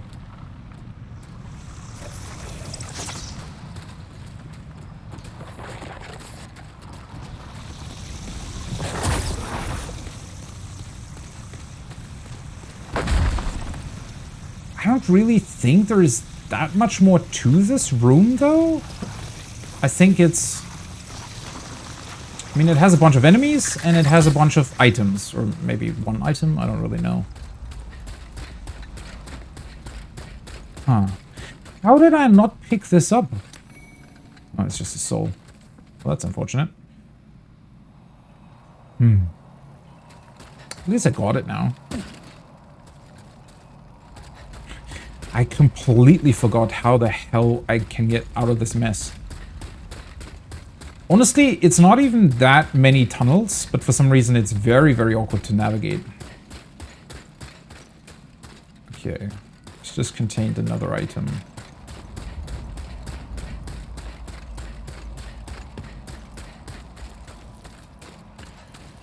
This just leads back here. I mean, as you can see, there is a kind of a cool background there somewhere. But except for the item, I don't think there's much more here that you can do. I mean, there's a bunch of items here. It seems to be like 3 maybe?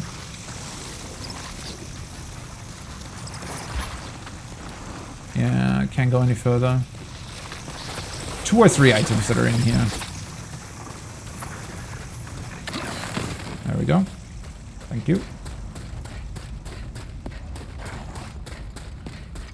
Yeah, no idea how I didn't pick this up yet.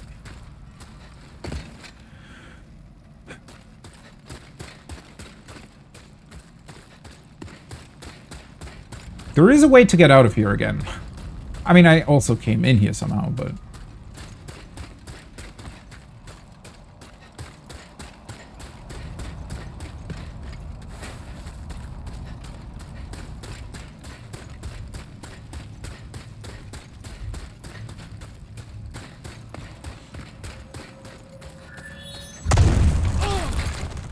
Really? That still hit me? See, once again, that kind of looked awkward, didn't it? Because it felt like it hit me... Okay, this is where it actually came from. So I guess I have to go through where the other one is here. It just felt like it hit me, you know...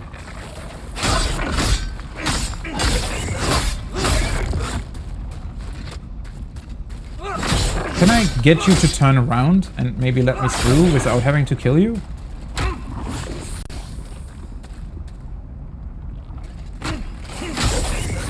I mean, it's even more awkward that you can't really control the camera properly down here. I mean, why is it not zooming out a bit? Oh, there we go. That's better.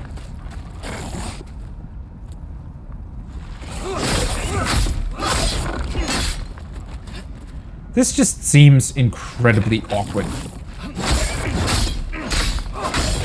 I don't know if this is really the intended way to deal with them. Either I'm missing something here, or maybe you're not supposed to be able to go through here without being able to deal with them, but... I don't know. I don't get it.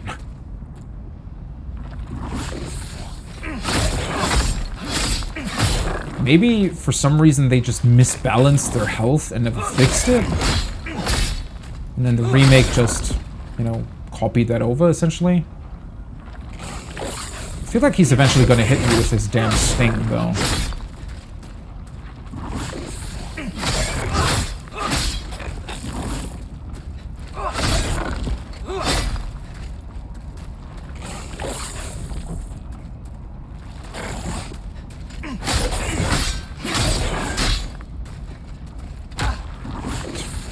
Stop hitting him like that.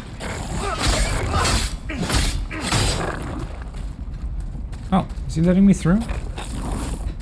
Oh boy. Oh no. This isn't good at all. If you kill him now, he's just gonna...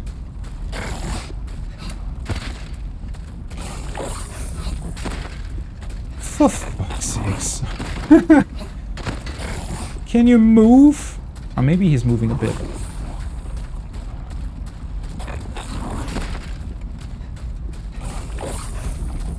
Maybe I can get lucky. Yeah, there we go. There we go.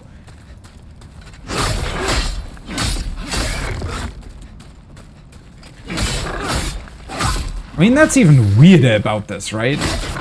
I'm fairly certain that you can actually just sort of what's the word? Cheat your way past them? In a funny way.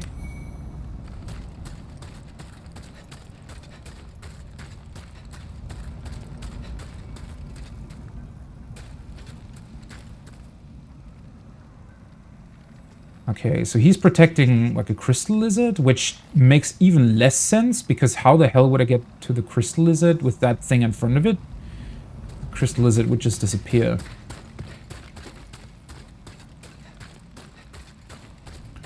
Is this the right tunnel? It might be.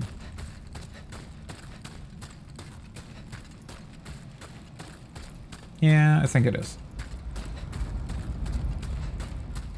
I think this is the original way in.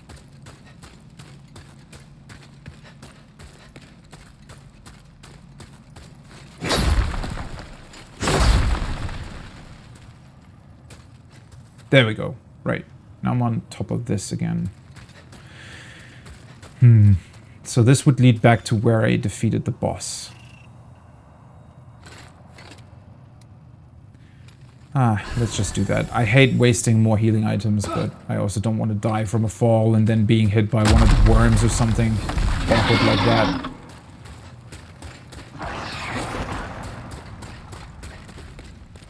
Okay, and over there I'm pretty sure was just the weapon. So I'm somewhat certain that I've exhausted most of the level. The lava cave is the only thing where I definitely know that there are still items left for me to collect. I'm not entirely certain whether or not I want to run into the lava, though. You are strong. Well, thank you. Yeah, this doesn't have the magical sort of sparkling effect on the sword, but yeah, it might be due to how many people are currently close to this place or something like that. Alright, let me quickly go back to the Nexus and also grab the... There we go. Loading cable for my controller. Okay. Well, at least that gave me enough souls for a level up. Thou seekest, then touch the soul of the mind, key to life's ether. Which gives me the second Soul of the lost, magic memory slot. art thou finished? May thy strength. Magic guy's over here, right? Hello. Are you begging for a magic lesson? Tune. So I'm definitely gonna keep Soul Arrow, and then I guess let's go with Enchant Weapon as well. I like how the memory slots look like materia from Final Fantasy. It doesn't really fit with the vibe of Demon Souls, I think, but sure, why not?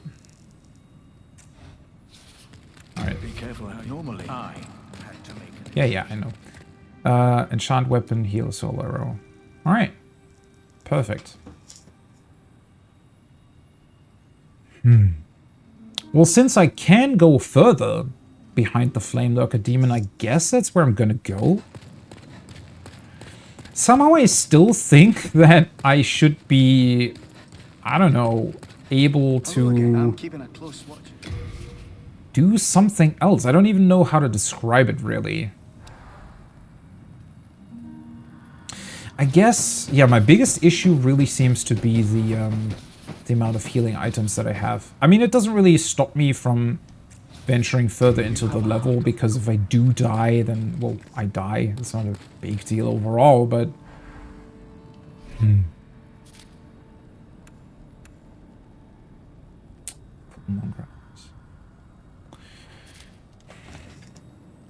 I don't know.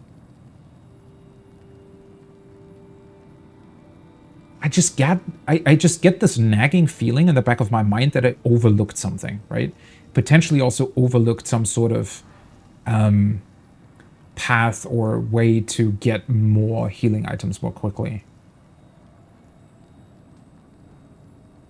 Because it just feels like I had a lot at the beginning, and now for some reason I don't have any at all. It was just sort of one boss fight that I did in between. Well, anyways, let me very quickly take a break because I need to go to the toilet. And when I'm back, I guess I'll just continue past where the flame lurker was. Yeah. Be right back. Alrighty. Go. Let's continue. Yeah, the healing item issue is certainly a weird one.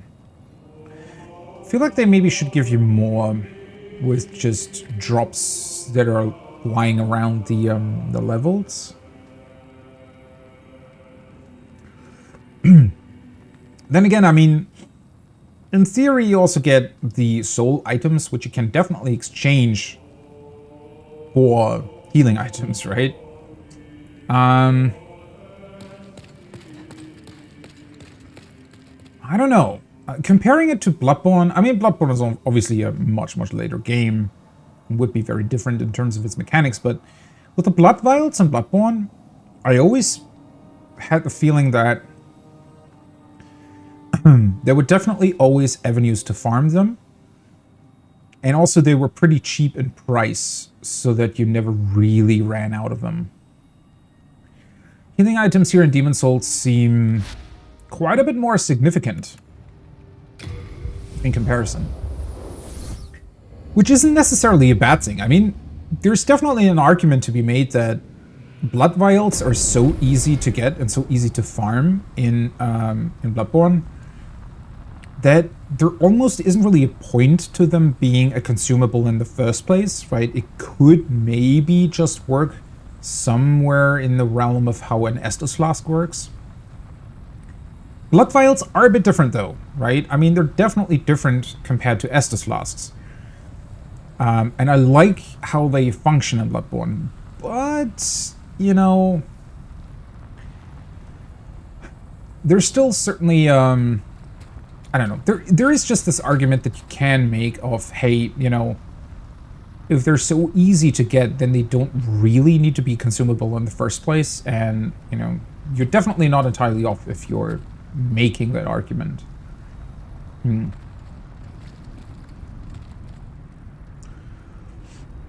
like the design of this place. Looks awesome. Yeah, so thinking back to that, I personally think that it's cool that the healing items are a bit more rare. Just makes the whole thing have a bit more of an impact, right? But that being said, it's it can also be an annoyance. You know, either or. It goes back to the earlier discussion that we had before my lunch break about these things, and you know, if you change something, you know, it makes it better in one way, it makes it worse in the other way. And I think one of the biggest issues in gaming in general is sort of consequence of actions, or consequences in general, right? Because you tend to, with most systems and most ways in which games implement things, it tends to work in a way where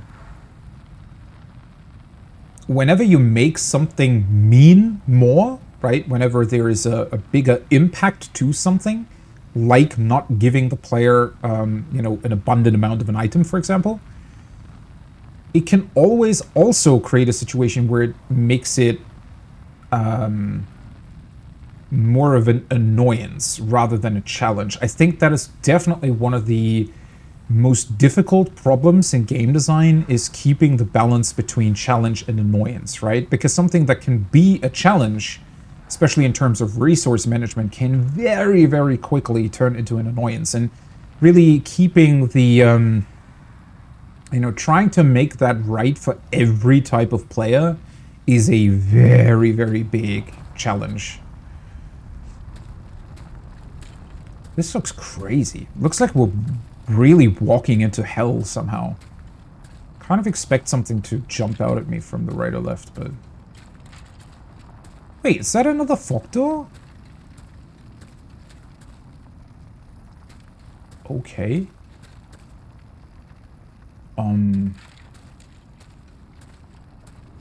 So the Flame Lurker demon was just guarding something else? That's definitely a boss door, isn't it? I guess it wouldn't really make sense to be another fog door right, or a normal quote-unquote fog door behind the other one. Okay, I have how many souls? 472. Well, I mean, that's not even one healing item, so...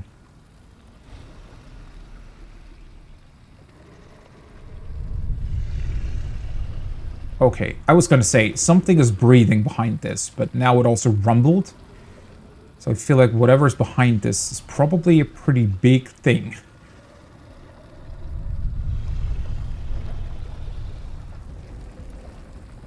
I'm very, very confused, though. So you defeat the Flame Lurker and it just immediately leads to another boss? A fairly big one at that, it seems.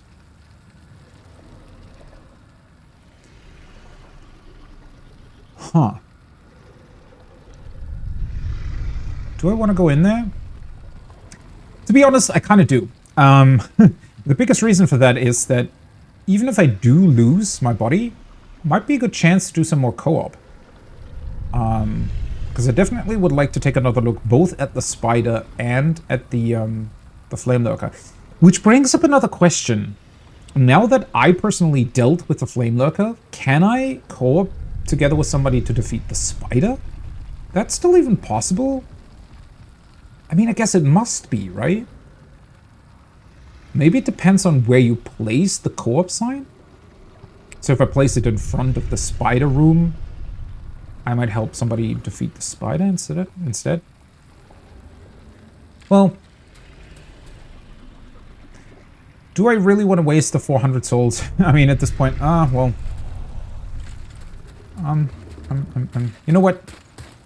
I'm so close to this archstone, and I don't think I've missed anything here. Maybe that's specifically why they did it. So that you would have an archstone here by defeating this boss. That is very interesting, though. Underground temple. It's also straight. So it's called an underground temple, which you would assume a temple means that somebody maybe prayed, or prayed to some sort of god, potentially to that very being that sits behind the fog gate there. Well, yeah, I could also just repair. Probably makes more sense to spend my souls on that. Also, another thing that I forgot already is I think I'm still carrying around that battle axe. Hello again. I'm keeping a close watch. Not that it really would be a big problem. Oh, I guess I must have picked up another pickaxe at some point as well. Oopsie. You have a heart of gold. Don't let them take it from you. In my head, it always starts the windmill song. Every single time. Okay, so...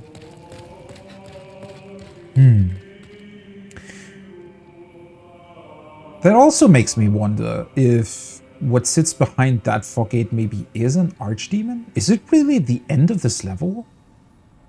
That would make this archstone shorter than the first one though, right?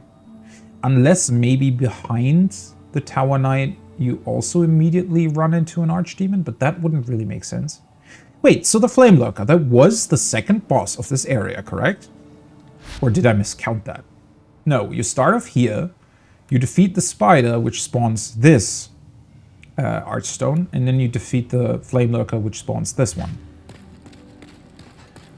And then we have, yeah, and same thing here with the Tower Knight spawning this one, but you can't move further.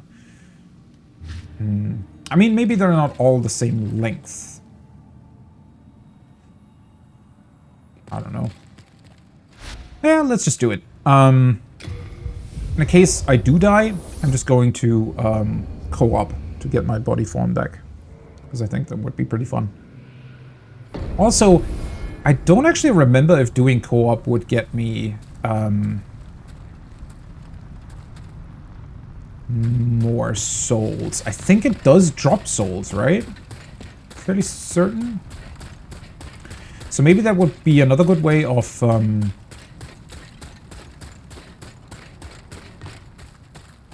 getting healing items. I don't know. Providential ring, flame resistance ring. I don't feel prepared for this at all, but, you know, nothing I can really do against it, I suppose. Let's unequip this, yeah. Dragon God? What the f... Hi.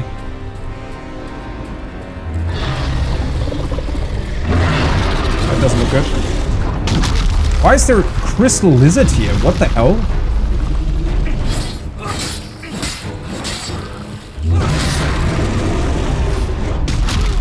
Oh.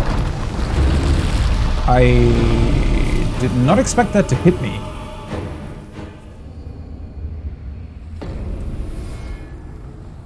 I thought for sure that standing behind the pillar would make him not hit me. Well, that was weird. Okay, there is a dragon god behind there apparently, and for some reason a crystal lizard right at the entrance? I mean, I guess that was the point, right? Luring you into defeating the crystal lizard and getting annihilated by the boss, but... that was very weird. Especially since the boss didn't even really hit me. He just sort of stuck his snout into the opening and it dealt damage to me for some reason. I guess the idea was to run either left or right, I think. That was still very, very strange.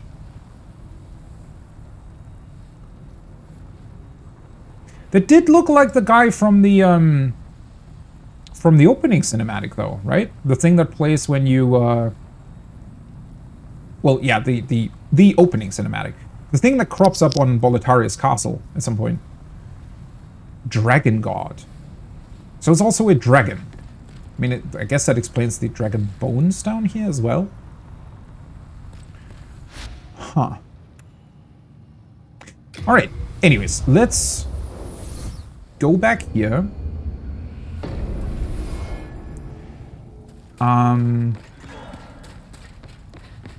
Oh. Wait a second, though. Did you see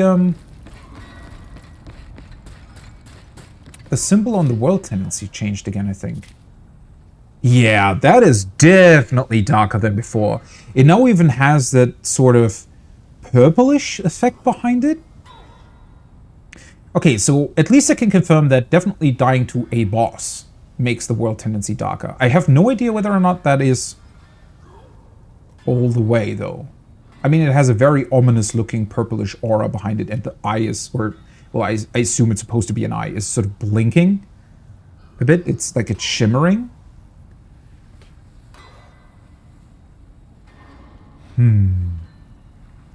Very interesting. That almost makes me want to go back through the entire level again, just to check out what might have changed.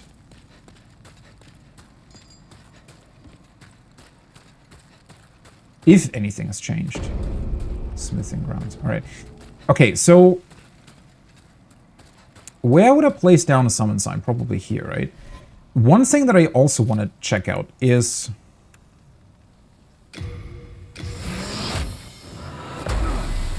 okay. What will happen if I help somebody defeat a boss? Or generally, if I get summoned? I wonder if that's gonna or make the world tendency wider again. It is somewhat crazy though. So looking at the tendency sign, it feels like it can still go darker. Like it's already pretty ominous looking with the purplish swirl and everything, but I don't know whether or not that's really the darkest it can be. That being said, How many times did I actually die? I mean, I might have died a couple of times beforehand. I think... Well, it depends on how it's counted. But in order to get up to the spider boss here, I don't think I actually died at any given point. Unless I'm misremembering. Maybe I died to one of the fat officials at some point, but I don't think so. I think I was pretty careful when I first went through the level.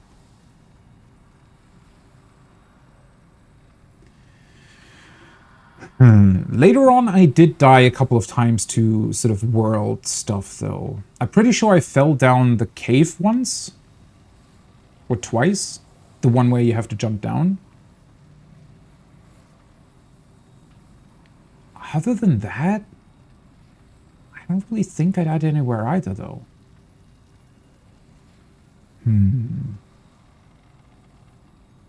Okay, is my summon sign at like a weird place or just not that many people here right now?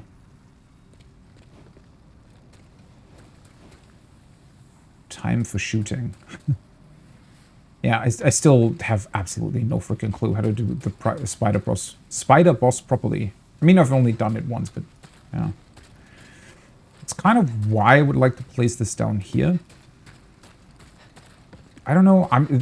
As far as I recall, the fog gate was here though, right? So technically people should see this when they're coming down here.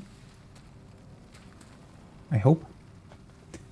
Let's wait like 2 minutes, and if it doesn't work, I either replace it or maybe I'll place it in front of the flame lurker. Last time I did it, it worked pretty fast though, so... Why does it say Worlds Invaded 1? I didn't invade, I helped the person. I guess when you touch a soul sign and it says Worlds Invaded, they're meaning helping. It's a very strange description though. But yeah, in terms of deaths, I think I had like 2, maybe 3 deaths either against the environment or normal enemies.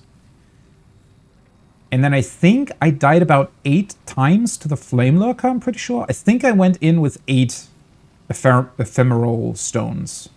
And I used up all of them, right? The attempt where I killed it was essentially the last one that I had. So I think I died 8 times. Which means I died now another time against the dragon god, apparently. Which is a crazy name, but alright. And then... Well, it depends on whether or not defeating bosses on your own counts towards making the world tendency wider again. Because if it does, then... Would it counteract 1 death? How does it work? I feel like killing a boss should counteract way more than just 1 death. I mean, it should at least do or undo 3 deaths or something like that, maybe even more. Or alternatively, it should undo all the deaths you had against one specific boss, but I guess that wouldn't really work, right? Because then it would be completely pointless to have the online mechanic in here as well. It's just somewhat crazy. I mean, well, to be fair, dying 8 times to a boss is a bit on the higher side, I would say.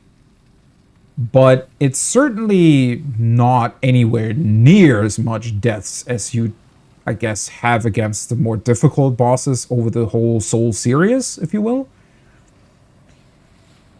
I mean, we have to remember that this is Demon Souls, right? So it might be a bit different in how it works, or it might be a bit different in how it got calculated back then, because it didn't really have any reference with any sort of other game that they had released in the same sort of, or with the same sort of setup, right? But, I'm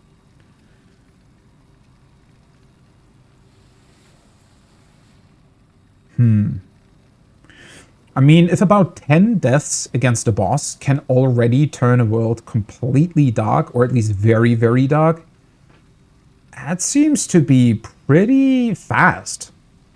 Although, on the other hand, I guess it also needs to be somewhat fast, right? Because if, let's say you'd had to die 30 times or something in order to turn a world completely black, that would be pretty boring, right? Because if you had to do it on purpose in order to get a couple of, I guess, maybe items that are locked behind it, if that's even a thing, then,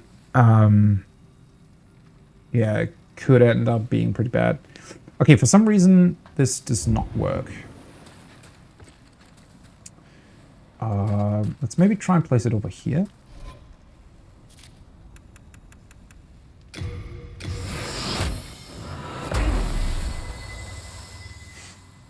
Maybe that's a bit more obvious. Although, wait a second. Yeah, okay. So I placed it correctly, is all I'm trying to see here. So if I run through where the fog gate would have been originally, then it disappears again. So it's definitely placed correctly. I guess while that's here, I could maybe just try and go back to the Crystal Lizard Cave? No, wait, I can't. Because that's forward. I can only go backwards. Maybe I'm also just a bit unlucky in terms of how many people currently are dealing with this boss specifically.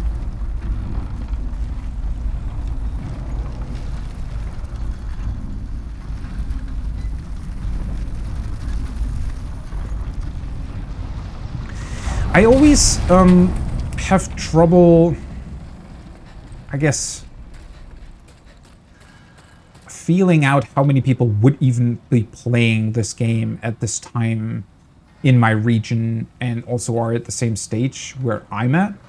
But then again, I constantly see like these soul figures drifting in and out of my game, and there are also messages on the ground and everything, right? So technically, quite a few people should be here.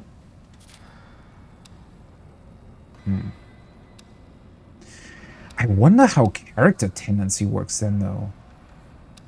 I mean, I'd assume that character tendency is influenced by you killing other people or helping other people, right? Which, once again, brings up the question of, if I help another person, does it even influence world tendency? Or do I have to do something else for that?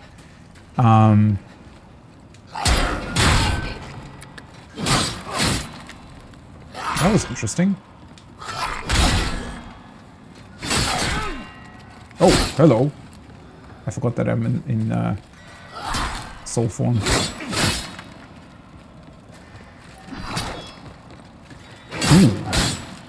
Wait a second, though. I didn't even consider that maybe soul form has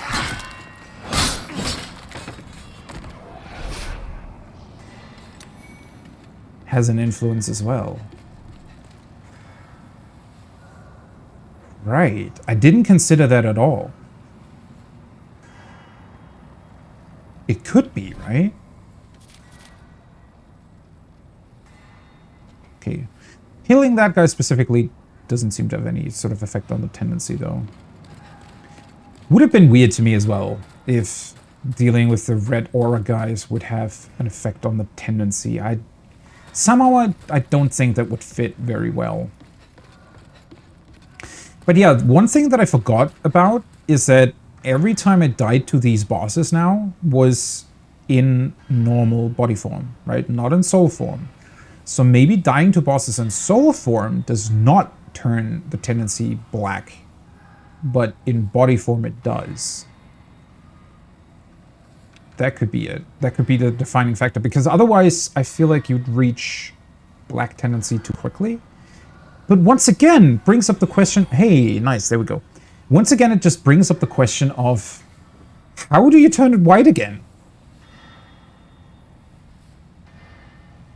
Because it certainly isn't getting your body back, unless the ephemeral stones don't count. Really? Oh man. Why?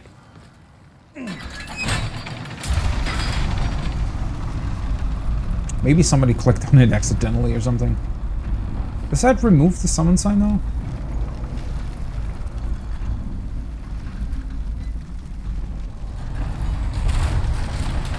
Oh, it does, yeah.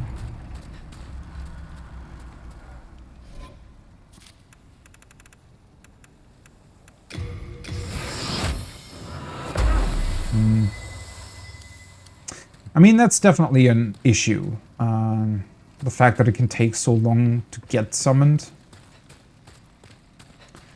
Maybe it's also the spider boss. I feel like maybe against the flame lurker, I would have an easier time finding people.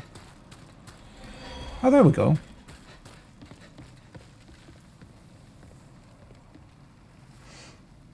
Come on, work.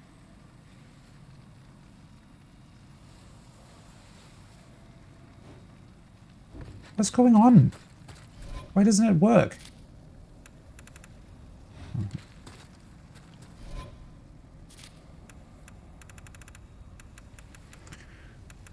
That's quite annoying, honestly.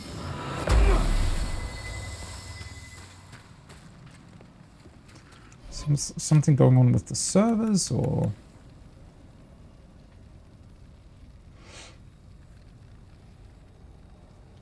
Oh, you need to be on the title screen to modify that? Alright.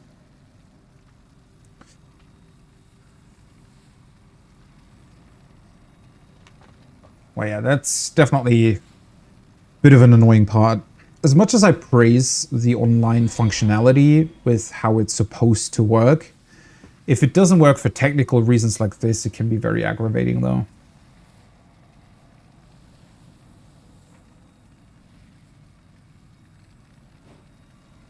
What's going on? Why does that not work?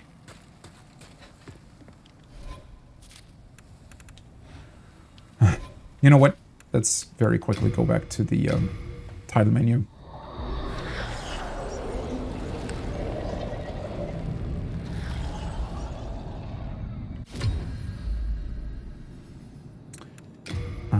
Network settings.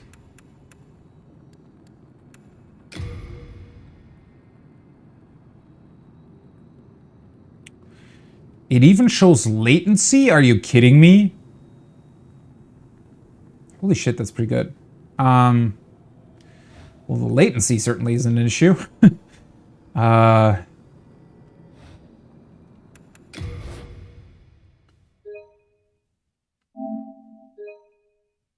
There we go.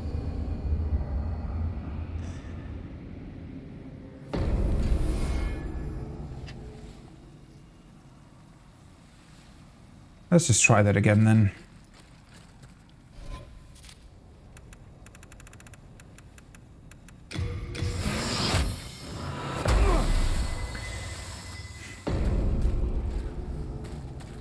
That has always been my biggest gripe with Souls games in general, is as much as I like the online stuff, it can be quite janky.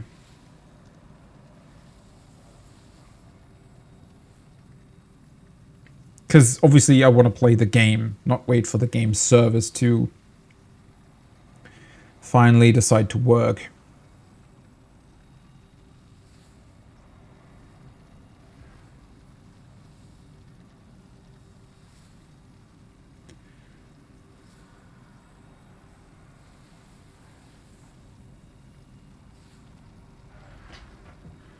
Great. Okay, my HP value is the same as before though, right? Yeah, 39 HP. Because I was... Wait a second though. The guy shouldn't even have respawned, right? Typically, people should not respawn.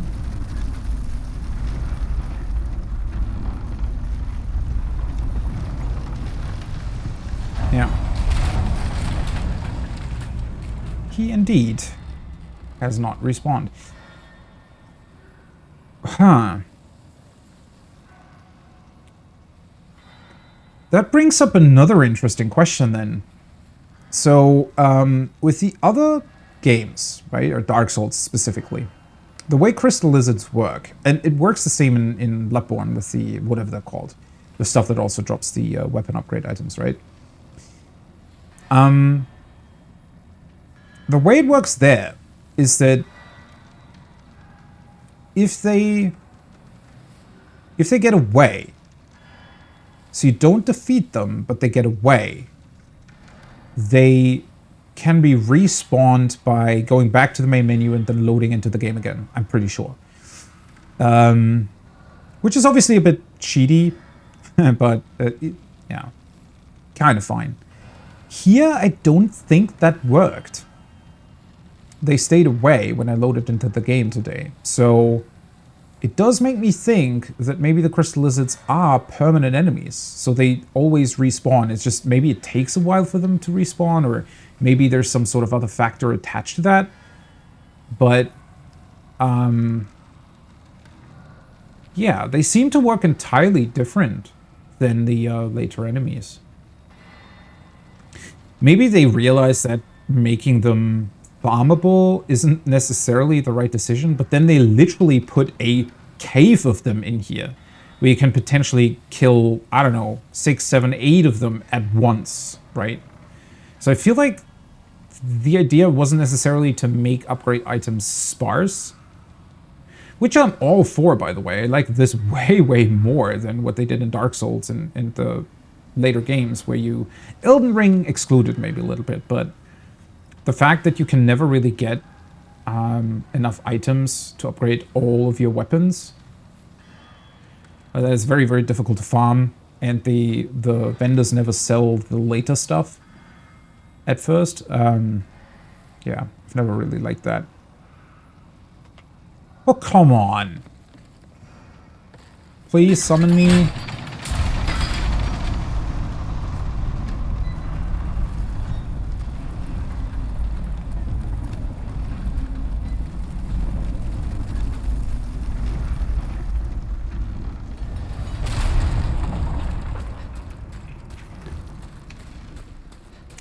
Try that again.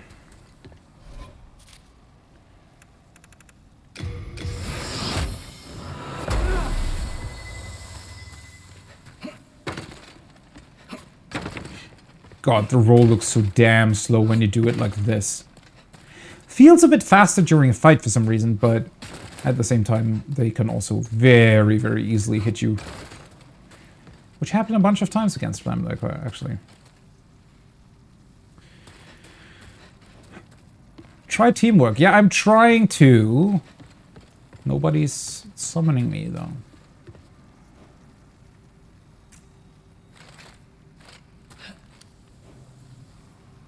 If you don't give up, you can proceed. That is very true.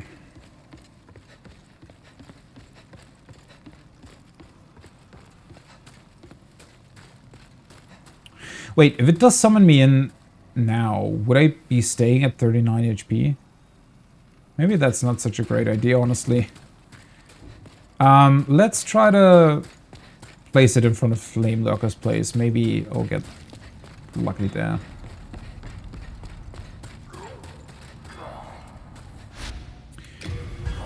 It should give me my health back if I warp over here, right?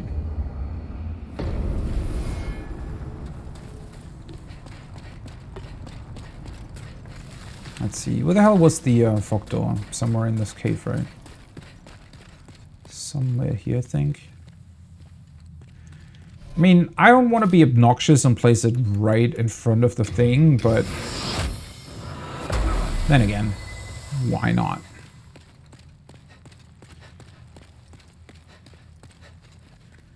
I was maybe going to defeat those worms back there, but I don't really want to waste bolts on them.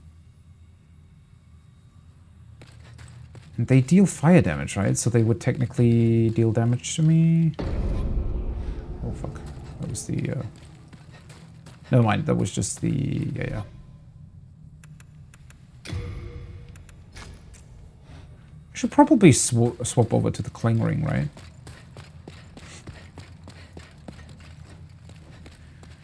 There we go.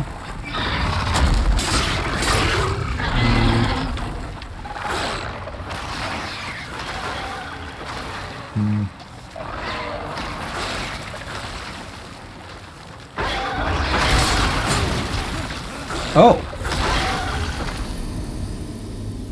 Huh. Well, I did not expect that to deal that much damage. What the fuck?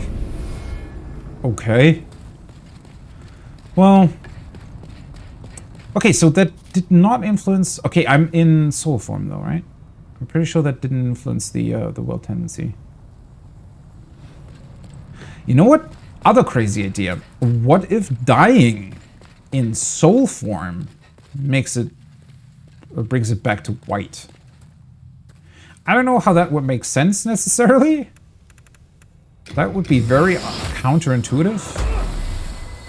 But then again, dying in general is sort of the main mechanic of the game, if you will. Right? So maybe dying in body form means that it turns dark. Dying in soul form means that it turns white again. Now that I think about it, right?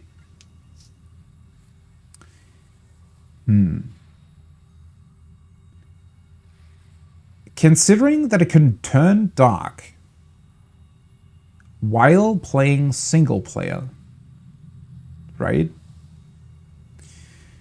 Doesn't it then also follow that there has to be a way to turn it white while being in single player? So maybe doing co-op does in fact turn it white again. There we go. Please work. But there we go, finally. I don't know why it didn't work with the spider. Maybe it just got unlucky, I don't know.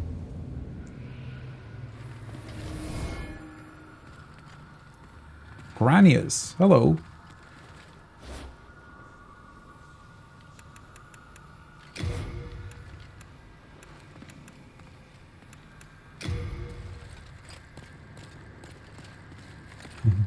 Alright, there we go.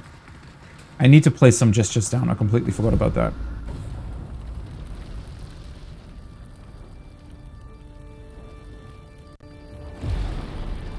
Wait, can I skip it too? Or... I think that was him trying to skip it, right? Maybe? I completely forgot that you can skip this.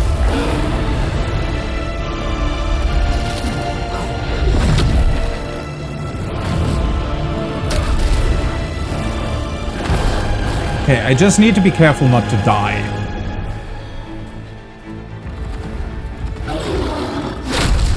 Oh, I think that, yeah, that's...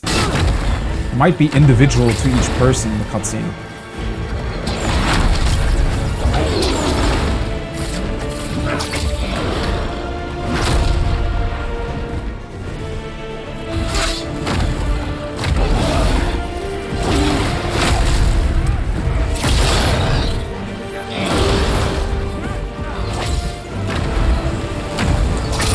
That left-right thing is so weird, man. Oh god. I'm lagging a bit more than I'd like to.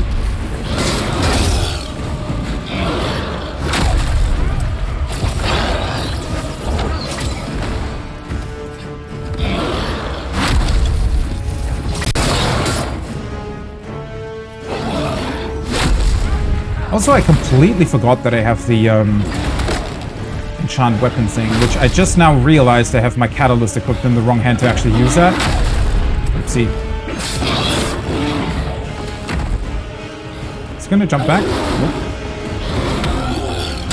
Oh my god, that is weird. I am so damn laggy. Wait, what? Oh. Swapped over to the wrong thing.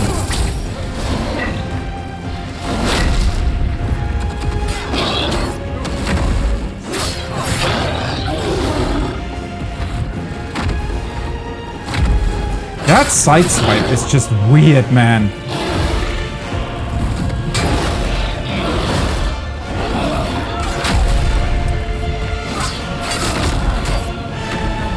Just need to be careful with my health.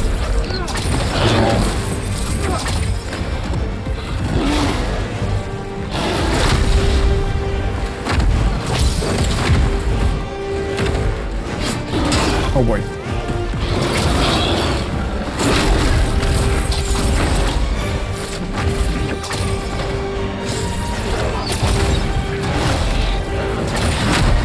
doesn't really use the overhead as much as he did against me solo.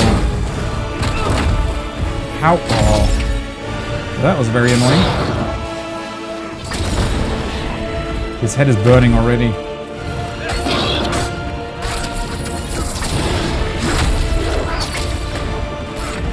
Is he dealing so little damage to him? I feel like I'm doing most of the work here for some reason. Oh boy, he got one shot. What the fuck? Well, that was bad. Shit.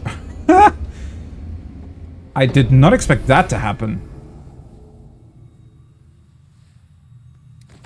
Well, that was very unfortunate. Yeah, I need to swap this over again. Otherwise I can't use the enchant weapon thing. Well, that was unfortunate. Well, let's try that again then. It looked like to me he was dealing very, very little damage to the boss, so he was probably even like way lower level than I was. Probably also with a fairly bad weapon as well. Nothing against that guy, of course, or girl, but yeah. I just wanted to comment on the fact that that can easily happen, right? Because we had the conversation earlier about you never really knowing when you're supposed to be where in Demon's Souls. I feel like with this entire mining level specifically, I don't know, it seems to me that you're supposed to be at least down here a little bit later. With a bit more upgraded stuff, right? Because his attacks can really deal a whole bunch of damage, as you saw.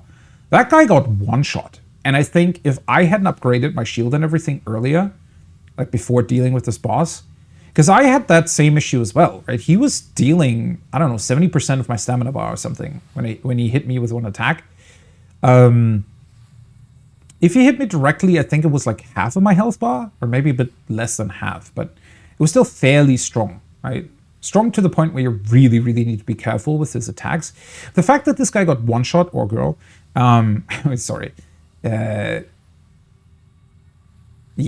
leads me to believe that they were probably fairly underleveled for this place.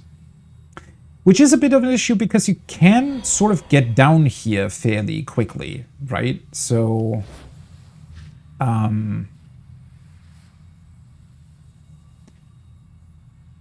you don't even really need to go through too many enemies now that I think about it, because you can also...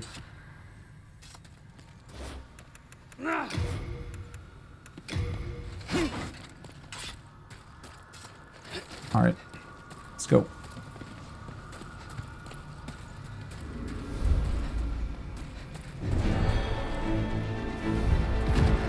Okay, so the fact that the other guy got the cutscene means that he probably was here for the first time then.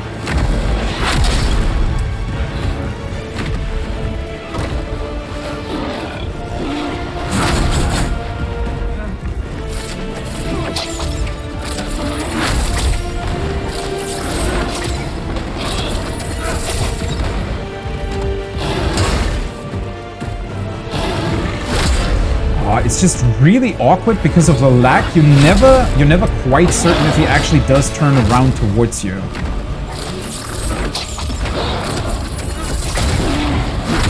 Oh fuck.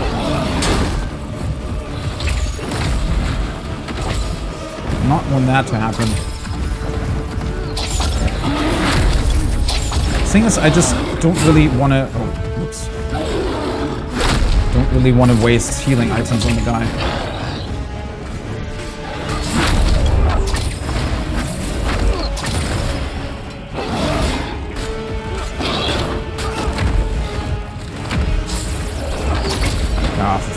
That side jump is so incredibly awkward. Go. Yes. Come on, jump back.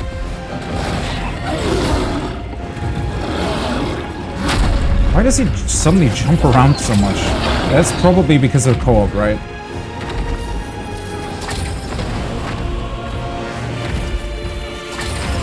Stop jumping, damn it! What are you doing?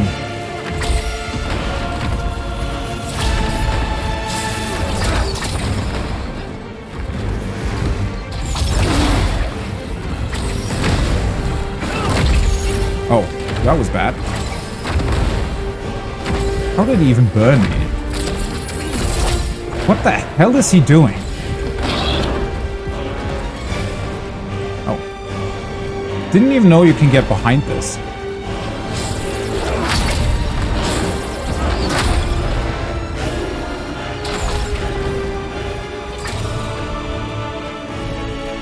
I should definitely be more careful here. Don't want to get stuck behind that.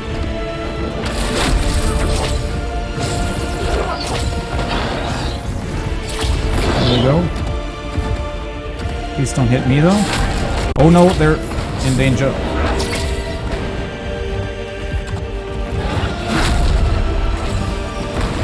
There we go, overhead swings. Oh no, my mana is gone. Come back here. What the hell is happening?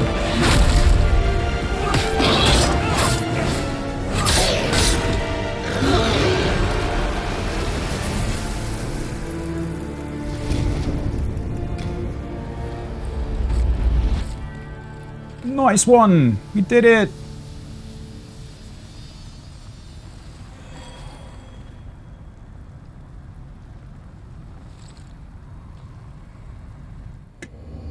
This is so...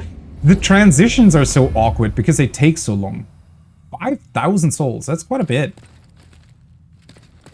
Cool. Got my body back. Yeah, I don't know.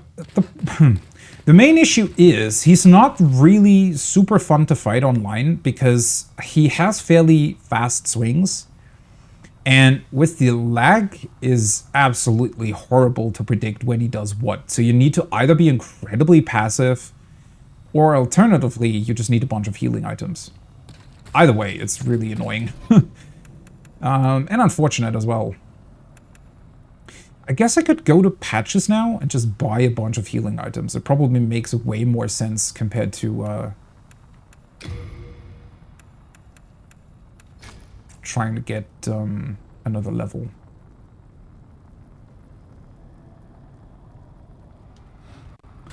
$5,000 souls is quite good. Don't mind that at all. I probably... Oh, wait, you can set other items here? How weird is that? I thought you could set gestures there as well. Salute, honor, respect, confidence, indifference. Where the fuck? Why wouldn't you put, like, hello or something right at the start? Okay, there's gratitude, plead, delight. I mean, delight's pretty cool to celebrate a victory, I guess. Disbelief, collapse. Is there no, like, hello wave or something? What is that? Okay, seriously though, can you not set... I would like to set like a gesture there. Maybe you can unlock a couple more, I don't know. I guess the salute is a good way to welcome people. Or the respect. Although, wouldn't you do that more in front of duel?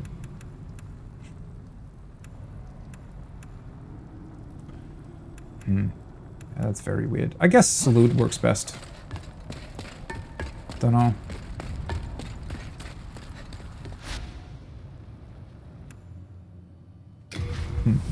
I still would really like to see I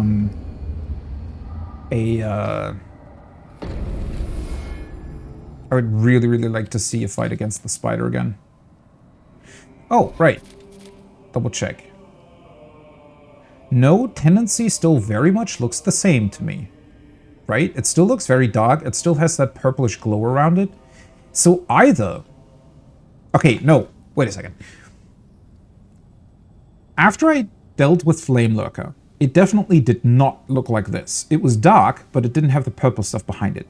And then one death to the Dragon God changed it to what it is now. So in theory, at least by, I guess, sort of my understanding of what it should be, is if me cooperating with another player would lead to increasing world tendency again, then it should have already switched back to what it was before I died to the Dragon God, correct?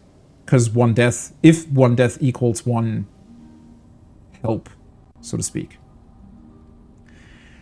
So what I'm suspecting now is that helping other people and or invading other people only changes your character tendency, I'd imagine. Whereas world tendency seems to be determined by your deaths. Okay, two possibilities. Either I was actually correct in the assumption that deaths are what matters here, and you dying in soul form will bring the world back to white. Now, in theory, I could test that by just dying to the Dragon God a bunch of times, right? Because I guess what I've definitely confirmed is that dying in general influences it, right? I suspect that dying in body form is what turns it dark. But then again, it could also be deaths in general. Problem being, something has to turn it back white again, correct? So what would that be? If it can turn dark by only doing single player stuff, then it follows that it also can turn white by only doing single player stuff. Which means that, well, yeah, either dying in soul form will turn it back to white, which would be weird. I wouldn't necessarily have anything against it, but it would be weird. Or, alternatively, there's something else that you need to do. It can't really be defeating bosses, because the bosses stay dead, right? So you can't defeat them multiple times, I think. I mean, maybe it really is dealing with the red outlined enemies, but I don't know. Somehow I feel that isn't it, because how would that work? Would defeating 5 red enemies equal 1 of your deaths? Or if you defeat all of them, does it turn it back to white immediately? Maybe there is also an item that turns it back to white. That could be it. But I feel like at this point in time, you would have probably gotten that, right? Because, I mean, if it can turn black that easily, then shouldn't there also be a way to turn it back white? I'm very confused. The funny thing is also nobody comments on it. And I mean, I could go back to the Monumental, but I somehow doubt he would comment on this. I'm still a big fan of the co-op, though. I think, well, first of all, it's pretty cool to get your body back. Second of all, you can then utilize the souls to buy healing items. The only gripe that I have with it is that it sometimes takes fairly long for it to start. Right? It would be fairly cool if that was quicker. The problem is also, even if it does work, there is quite a bit of downtime there, right? Because I don't know, it has this awkward thing where it says, hey, you know, somebody summoned you, but then it still takes another, I don't know, 15 seconds or so for you to even connect to their world. And then after that, it takes, well, then you have to go into the fog gate and everything, right? So that in and of itself then takes a bunch of time again. And, wait, am I going up too far? Oh, there we go. God, I love the choir in the background. The monumentals perished, and the short sight. King Allant was his name. Okay, yeah, he doesn't say anything. Cool. The choir, maybe it's just because it's Christmas time, but for me it does sound a little bit like a Christmas carol. I mean, it's just a church quiet, to be completely honest, but fits the season, I guess.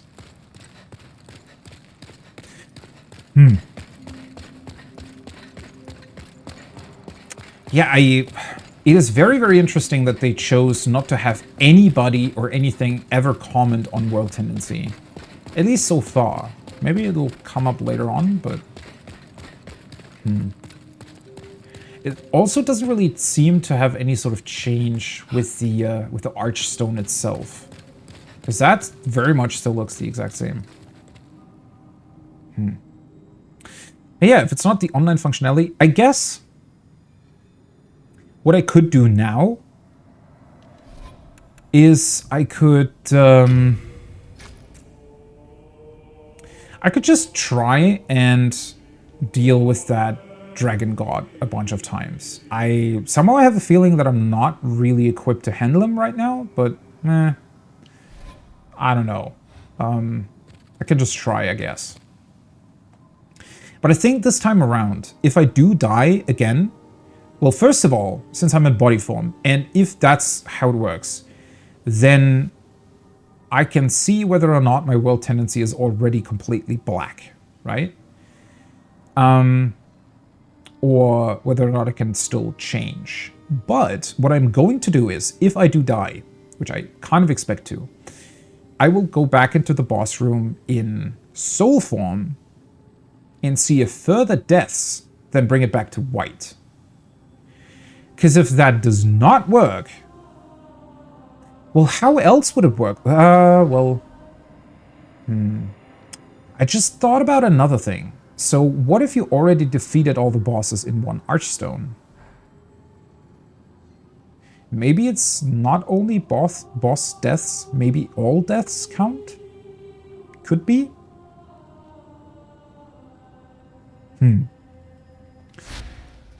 I mean, it's certainly a very intriguing mechanic.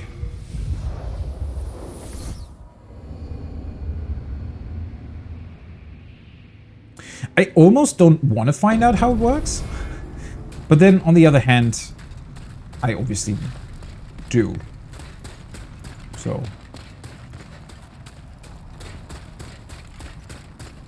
It is so much more of an interest. How the hell did they ever get rid of this? Seriously.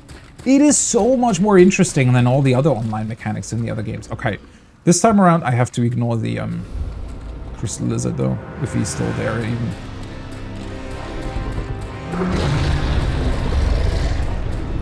Alright then. Oh. Wait, where the heck am I supposed to go?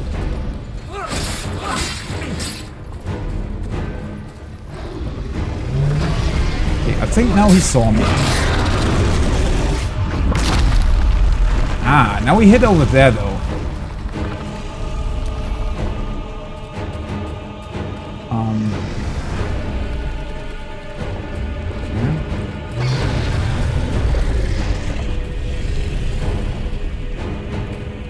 Wait, does he not see me? What is happening? Last time I feel like he hit me here.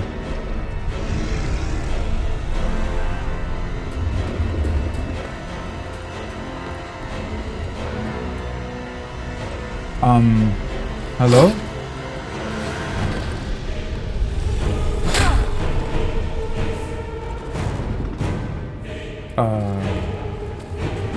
I feel like I'm supposed to get to that thing.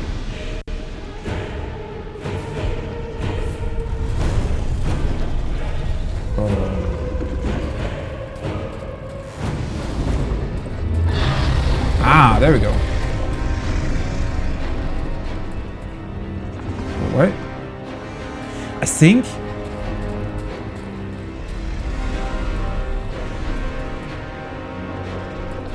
Hi? Does his eye color change when he sees you? Why does he not attack, though? Am I too quick in getting away from him again?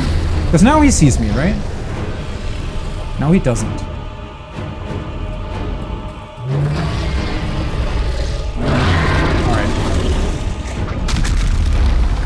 Now he attacked over there, though.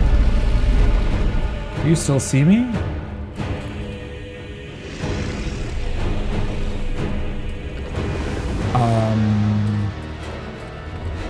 What is happening? Maybe I need to go...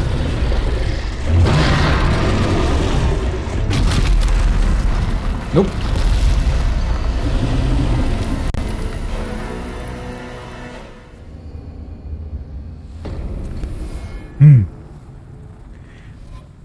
Oh. You know what? Maybe having the thief ring equipped is not such a great idea against him. Could be. Just guessing here, but...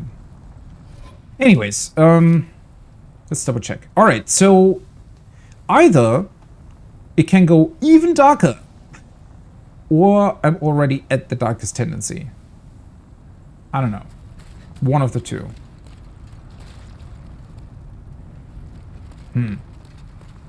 Alright, let's just try again, I guess. I mean, if he one-shots me anyways, then it doesn't even really matter in which form I am.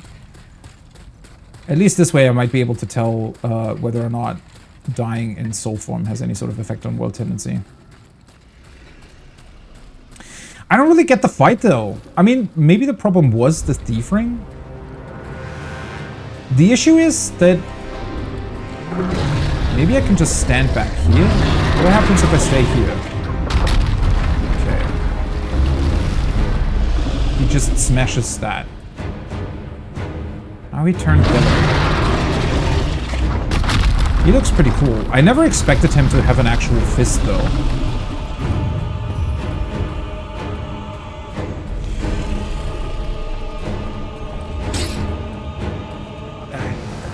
I don't know, somehow...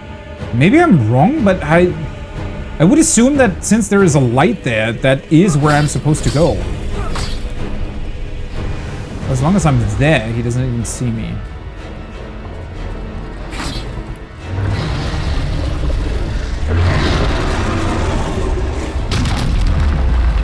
He always smashes the middle, though.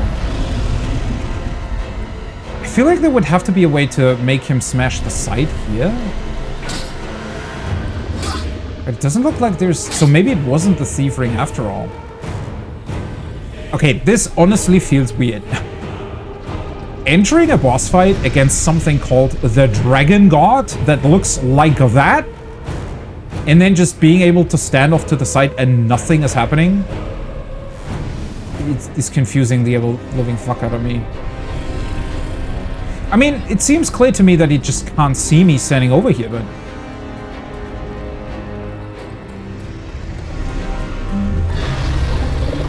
What happens if I stand back here? He still just smashes the middle, it seems. Do we need to somehow do it? Oh, there we go. Okay. I mean, it definitely looked like he was targeting me there. So I guess I'm supposed to go right first, maybe?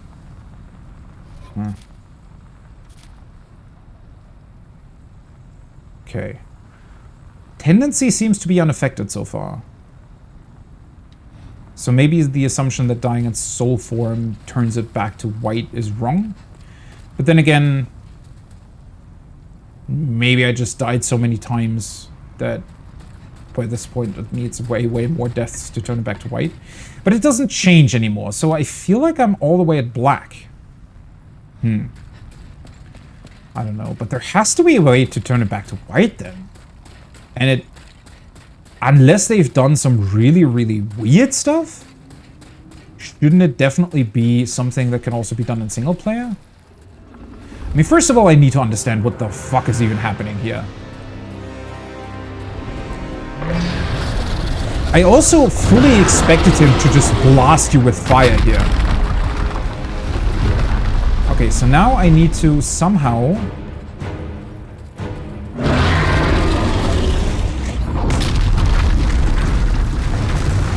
Wait, what?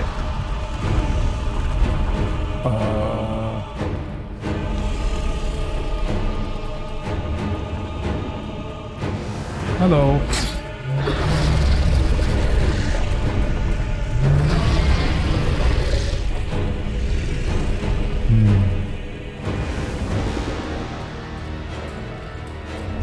Maybe he needs to smash this part multiple times.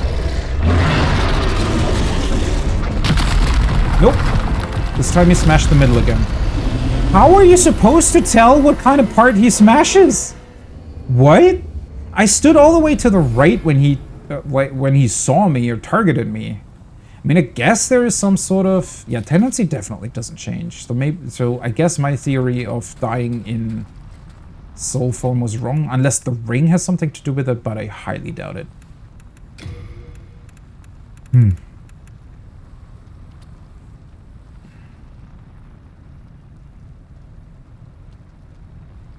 Okay, yeah, invading others can restore your form, but...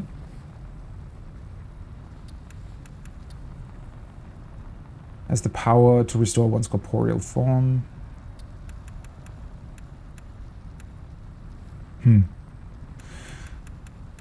Honestly, no idea. Absolutely no idea what turns tendency back to white. So, I at least assume, even though I'm only like 70% certain, I assume dying in general, no matter if in body or soul form, just turns tendency to black. And I also assume that the symbol that I see now with a purplish glowing background is the blackest tendency you can get, right? Because it doesn't change anymore.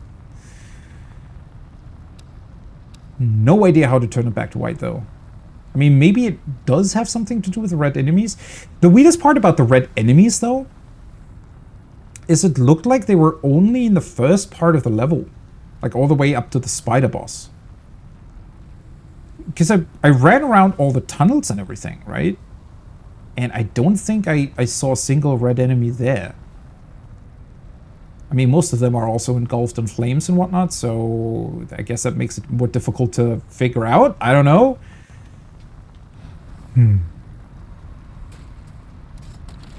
Okay, you know what? Let's just try to hit the guy. Maybe that makes it easier to make him target the correct... I mean, he definitely hit something on the right, but I didn't see whether or not it actually destroyed something. Maybe he needs to hit it multiple times. I mean, clearly you can't really hit him. At least I don't think so.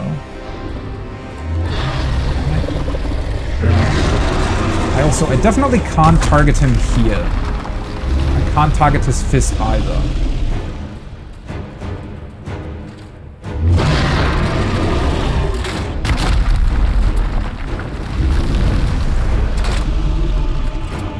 I don't even know where I shot it. I wonder how big the hitbox of that is though, because it honestly doesn't look that big.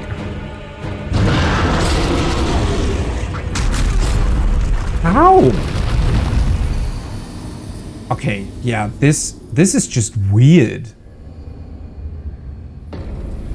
So the hitbox of his fist is definitely by far bigger than what it looks like. I don't know what the crystal lizard is doing there. I have absolutely no idea. I think maybe the idea of the crystal lizard is that you're supposed to look to the left, which then has that glowing sword there. But the problem is there is no way for me to get there, because I can't destroy the stone by myself, but if I go left, he won't hit there, because he turns his head the other way.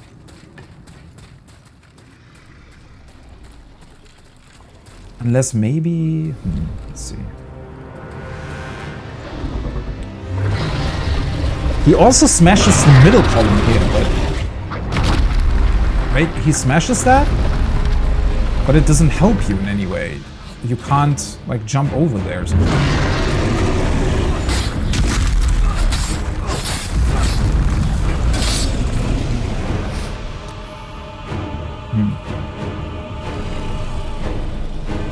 The problem is with the crossbow, I also can't target specifically.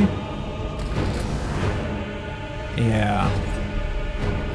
Honestly, I don't think you're supposed to hit him with normal stuff. That looks like a sword over there, so I imagine that maybe that's some sort of special thing that needs to be utilized for the boss fight.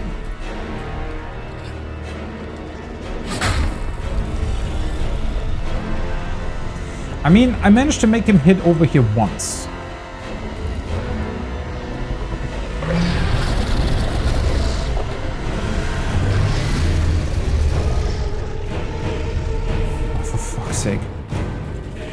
Problem is, if you don't stay long enough, he doesn't even attack at all.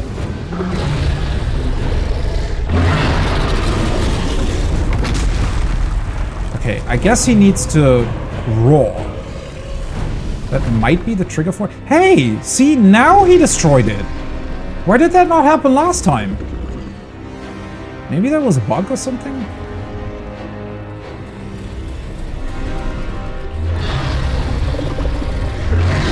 Okay, yeah. As soon as he does the second bigger roar, that's when he attacks, though.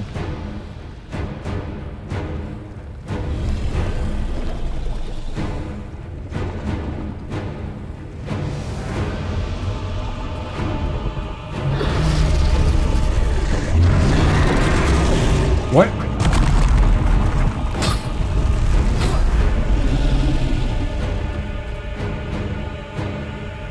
There we go.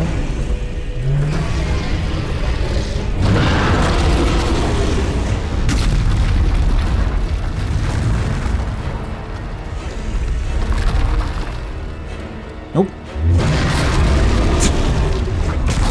Okay, cool. Great. No fucking clue how to do this. The only thing that I'm fairly certain of now is that world tendency just doesn't change anymore.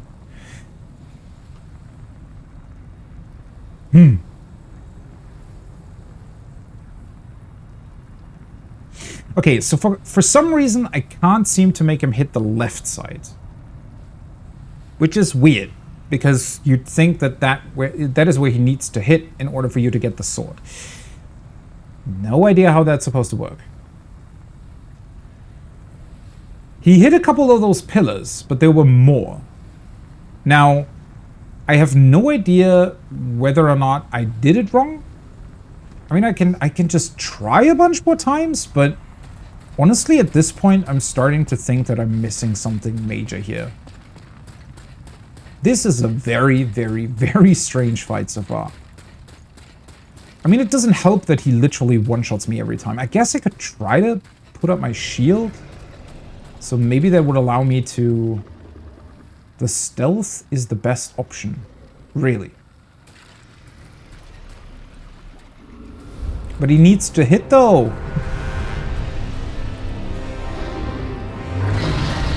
Yeah, maybe I should just read a couple of messages, honestly. Keep trying. Oh, yeah, I am. Okay, let's see.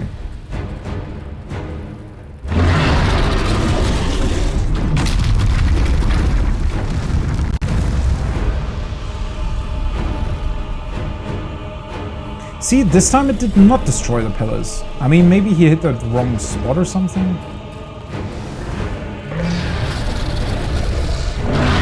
There we go. Nope. See, that's what I mean! He did the big... Last time he did the big shout that signals his attack. At the same time, at least I think so, it might be slightly delayed, but I'm fairly certain that he did it at the same time. And he hit on the outside. But now, for some reason, he hit the inside. How am I supposed to tell where he hits? You can't even see him properly. Especially while you're sprinting. Unless there is another way to get rid of the pillars? Or maybe I'm supposed to go somewhere else entirely? I have no freaking idea.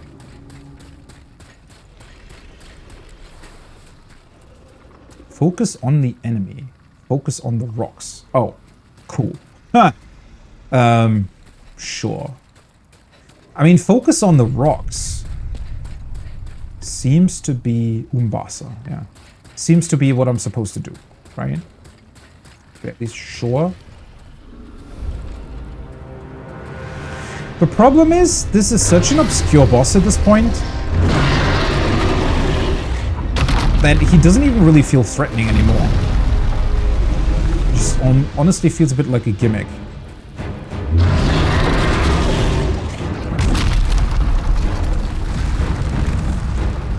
He hit the completely wrong pillar.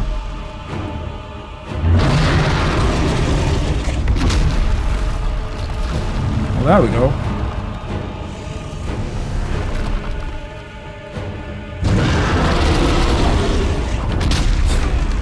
This is ridiculous, though. You see how quickly he hit me? Hey, welcome back. Well, you came back at an awkward time. I'm kind of at a loss as to what to do here. Or rather, I'm not at a loss. I don't think I understand it properly yet.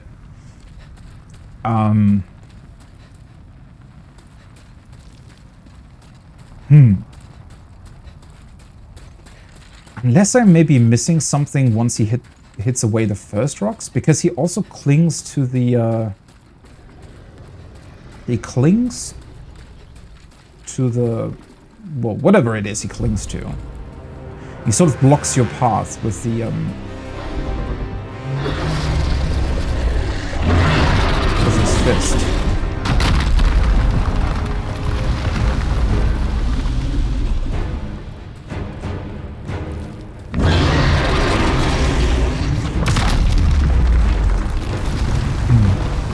I think he needs to hit this side twice.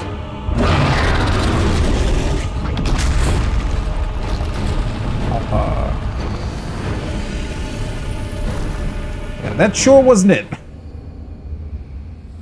When to try Fairmaker again? That's probably a good call. I don't know. This boss also makes me think that I'm not really supposed to be here yet. He deals an insane amount of damage. I tried him in body form twice, and he just one-shot me. I really don't understand what the hell I'm supposed to be doing there, because it seems somewhat clear to me that he is supposed to hit away the rocks in order for me to progress. But he hits so fast, and his hitbox is so weird, that it's very difficult to determine when to run away and when to lure him into hitting the rocks. So either I'm doing it wrong,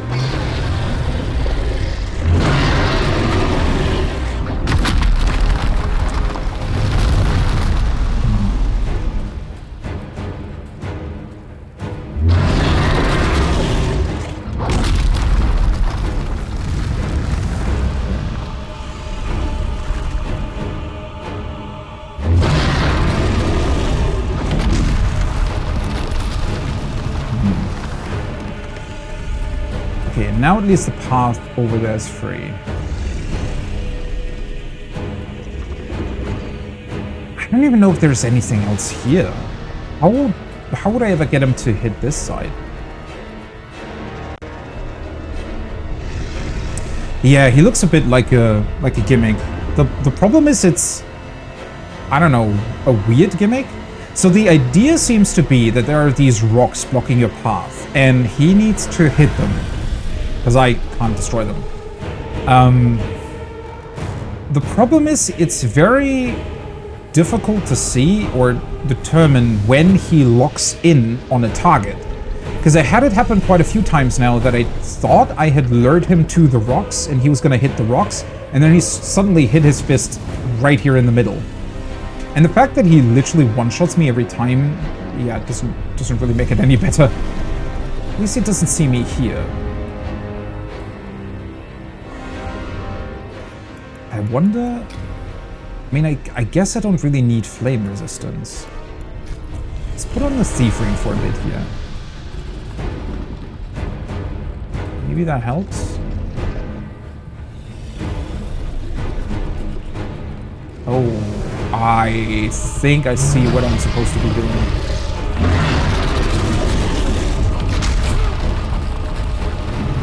Yep, no idea. Why did that hit me?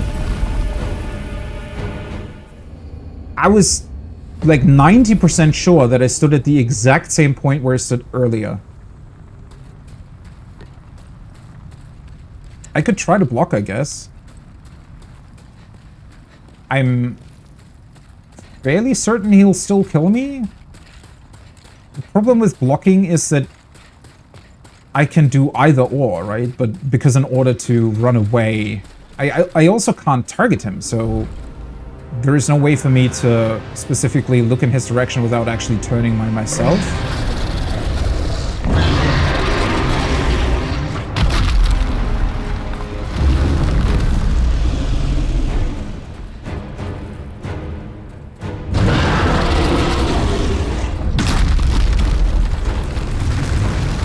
For some reason, he hit way over there this time.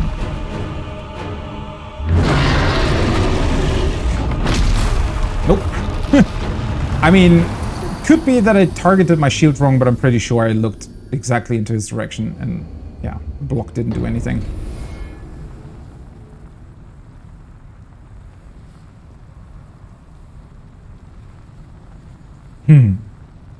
Okay, so I saw a giant-ass weapon to the right. It looked like some sort of giant spear. So I'm fairly certain that that's how it's supposed to work. I somehow need to get over to that spear and probably need to... Or maybe I can just shoot it at him or something.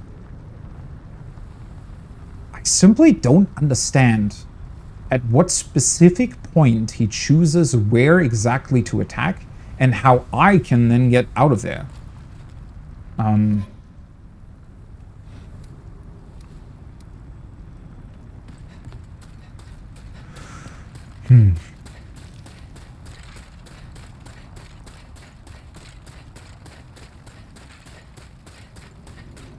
I mean, fast rolling once again might be the answer here, but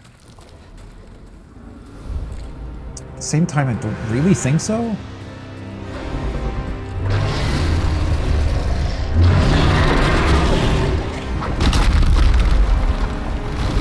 I don't even really understand why he always hits so far to the right first.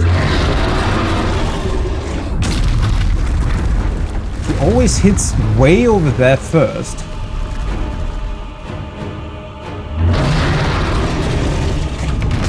And then afterwards he hits... Yeah, I don't think I can get out of there much faster. I mean, I did it already, so clearly it's possible, but... It's so difficult to determine. An ancient tactic.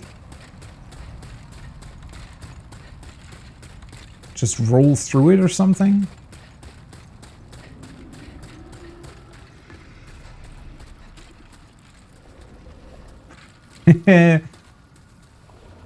I mean, I would actually like to try that. Pretty sure that would hurt him quite a bit. Actually, I am kind of trying it, right? If I can get to that huge spear. Well, I'm pretty sure it's not going to fire at his ass, but...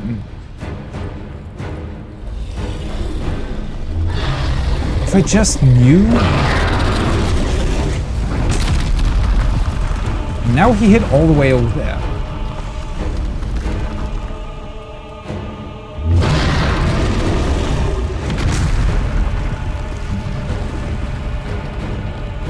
Now comes the difficult part, though. Ooh. That was the middle. At least I'm safe here. I guess I really just need to trial and error until I find the correct positions to be in.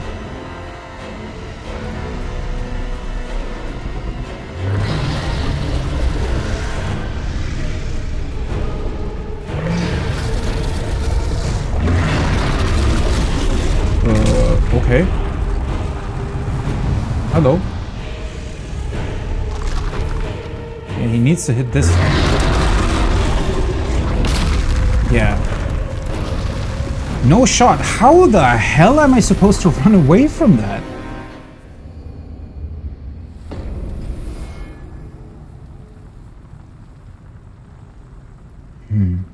The weirdest part about that is that he also... So he always... Whenever he comes up with his fist, he also always grabs the ledge with his left hand or claw.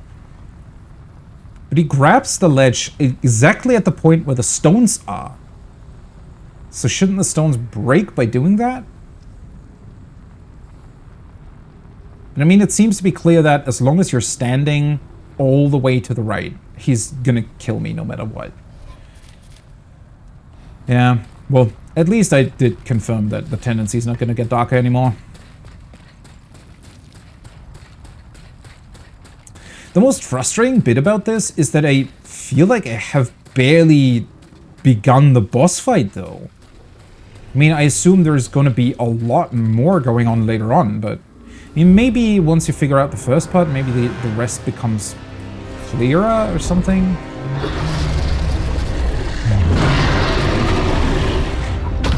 It's also just incredibly strange that for some reason I can't go all the way.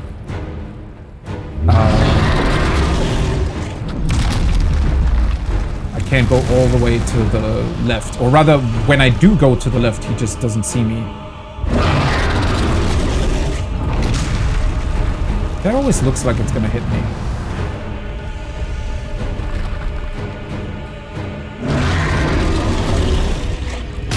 Oh boy. That hits here. Maybe let's try here. Ow! I was barely further than the stones were. If that kills me, then where the hell am I supposed to stand? I guess I'm just gonna try to make him hit the right a bunch of times. I died to this boss more so far in like, I don't know, 20 minutes, 25 minutes or something, that I did to the entirety of everything so far in the game.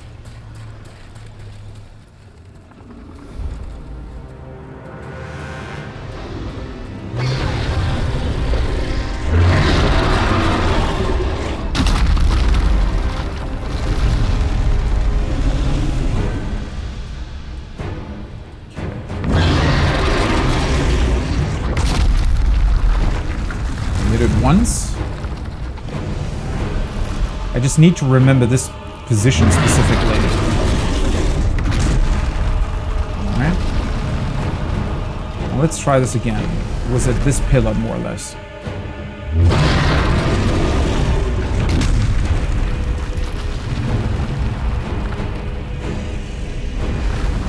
The other stones are still there!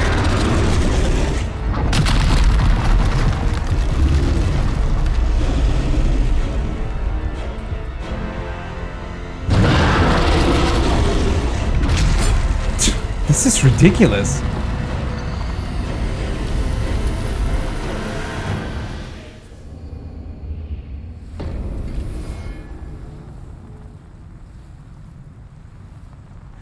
I stood like maybe half a foot, like 10 centimeters or something, closer to the right, and immediately died.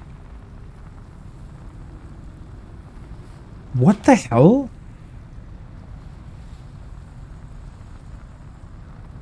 The weirdest part is it works at first, right? So I'm able to go to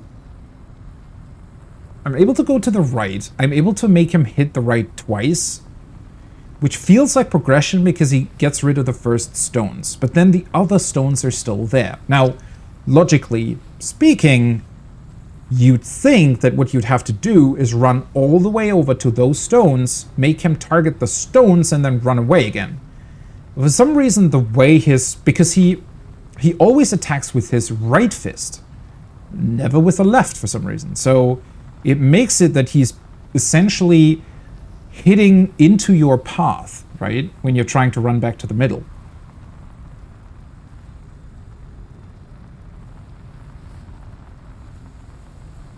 Unless maybe... Okay, I'm gonna try one more thing. What happens if I just stand all the way to the right? Maybe he just hits the same spot every time? Something like that? Because if I go all the way to the right once he destroyed the first stone, then maybe I'll be able to determine where I have to stand in order to make him hit further over there.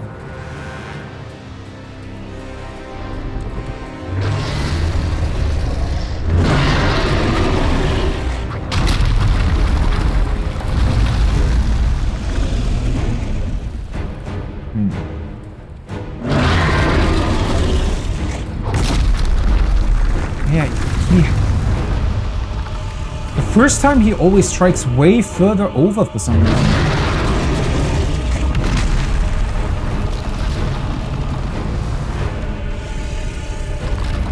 Alright. Now what happens if I just stand here? Oh.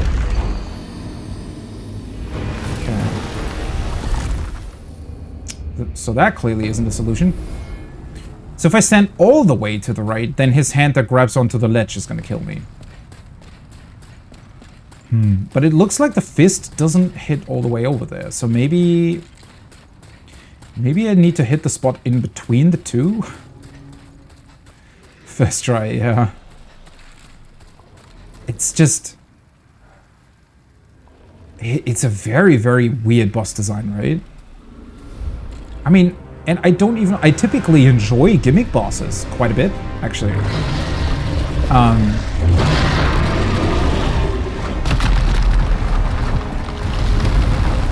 But this is a bit too much trial and error, to be honest. Alright, first hit.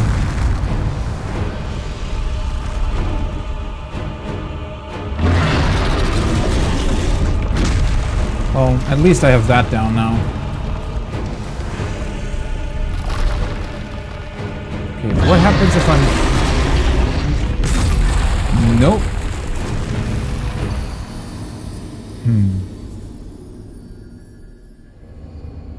Wait. I think this time his hand might have destroyed the other stones, though. At least that's what it looked like. But where the hell am I supposed to go, then? Yes, yeah, thank you. We do know indeed. At least they were, you know, fair enough to place the archstone right in front of his boss gate. Can you imagine how absolutely soul-crushing this would be if you had to actually run back to this thing?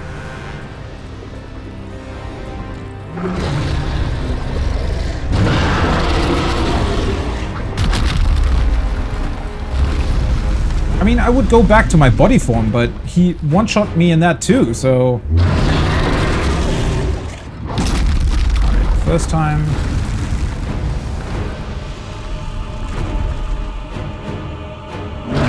Maybe the trick is to stand a bit further back. Maybe that gives me a bit more leeway.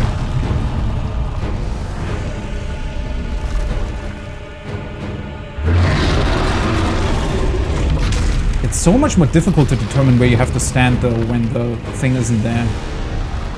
No, okay, the other pillars are still there, so...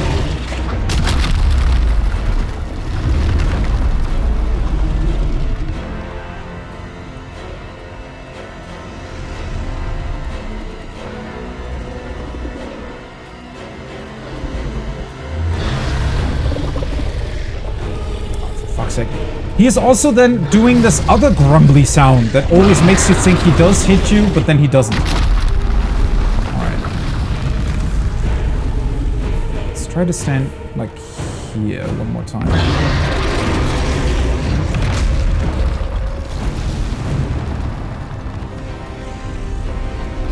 Nope. Stones are still there. What the hell? Okay, so then... That can't be right then.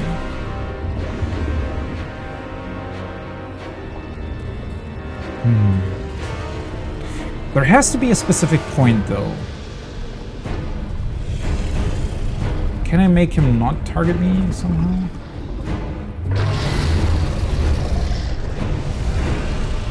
Okay. So while you're behind the pillars, he does not see you.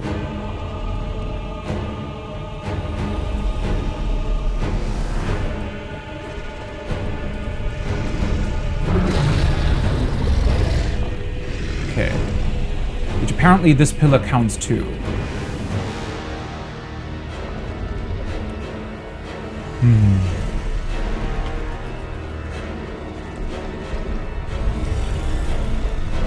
The even bigger problem is there's even more stones over there, so I probably have to do the same thing like 8 times in a row or something. I mean, I can see the spear. That's definitely how this is supposed to work. Okay, so I tried running all the way over there. If I run to the pillar, then he's gonna hit me with the hand that grabs the ledge.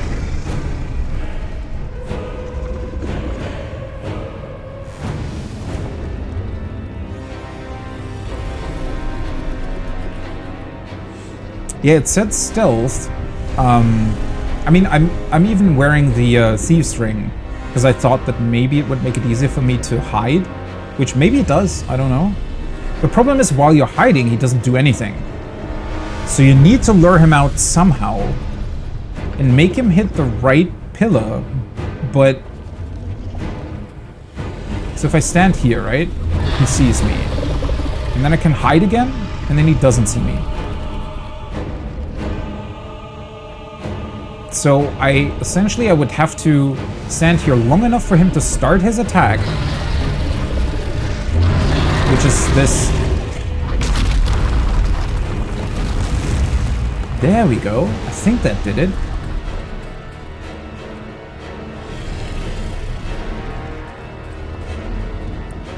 Okay, let's try to sneak over again. It's just, I mean, I have to give him that. The boss is definitely really, really scary. Because he does have these two different... No, wait, the pillar's still there. He has these two different states. I think he knocked something else away, though, right? Maybe he has to hit some sort of outer pillar first? Okay, I mean, technically it should work again, right?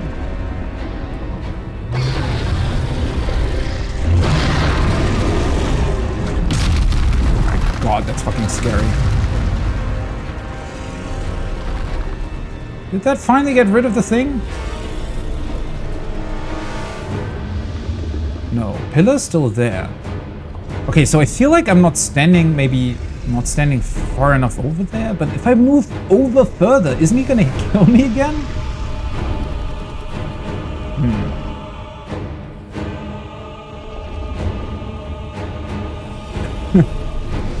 Honestly, I mean, all the NPCs that are in the Nexus essentially are that, right?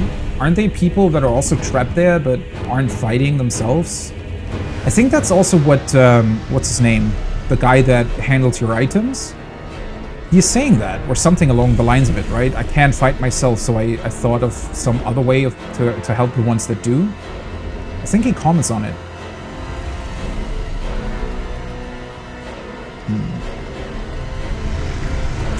Okay, so there has to be a reason for why they put up these pillars here, though, right? So I can sneak all the way over here, but then I can't go further. You're an NPC. But to be fair, the NPCs can be incredibly helpful, right? Without them, we probably wouldn't go very far in this game. They're the real heroes. Seriously though, how is this supposed to work? Guess I'm just... Now he sees me. I think I started to run too early. It feels like he should destroy the thing, but he's not doing it. Crouch. I would like to. Huh. Honestly, like, standing here and doing this quote-unquote stealth section, I really am missing some sort of stealth part. I mean, the only... Oh, wait, the other guy is... Are you kidding me? I saw the spirit hit the frickin' stone. How are you supposed to know that? Really? So most of the stone you cannot destroy yourself, but one of them you can?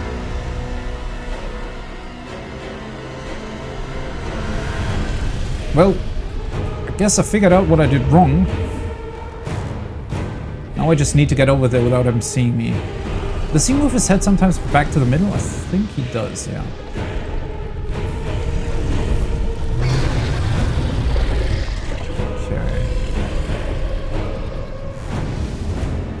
Is it even destroyed, though? It still looks like I won't be able to get through.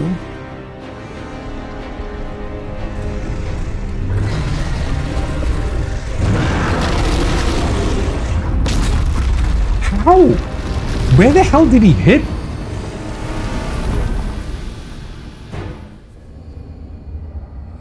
Okay, wait a second. So maybe I have to hit the pillar once and then the boss can destroy it? Something like that? How can you make this so finicky and so unintuitive? Seriously. Even for Soul standards, this is ridiculous.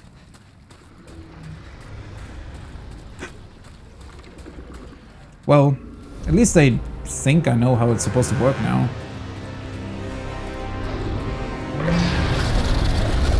It is the first one. That's fair. The weirdest part about it, though, is that I never tried hitting those. Oh.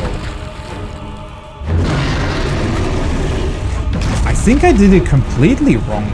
Because I hit these stones, and I thought that because I wasn't able to destroy them, so maybe you really are supposed to just sneak. I think I get it now. Okay. So essentially you want to hide.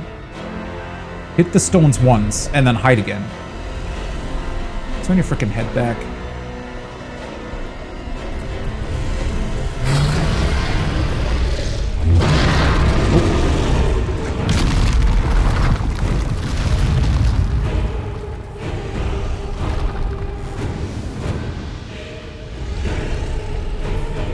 Honestly, once you understand this boss fight, I don't even mind it that much. It's quite interesting. And even though it's fairly gimmicky, the boss definitely has a certain aura about him that makes him...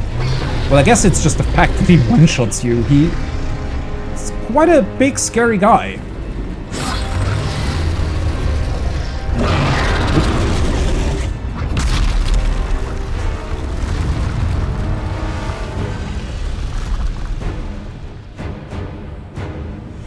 Okay, I think I need to hit the pillar once more.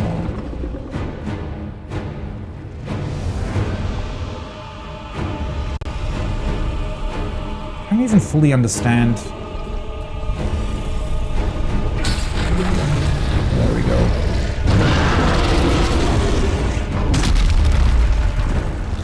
Okay, I think I did it.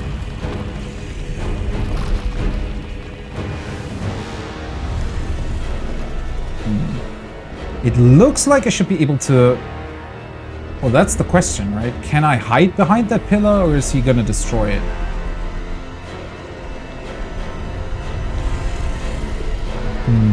Yeah, honestly, I expect that spear over there... Wait a second, is there another one over there, maybe? It's probably one of those things where he needs to be hit 2 or 3 times, because otherwise this wouldn't really make sense, right? Are you kidding me? I'm gonna die. Yeah. Shit. Oh. That was really dumb. I thought they were already destroyed.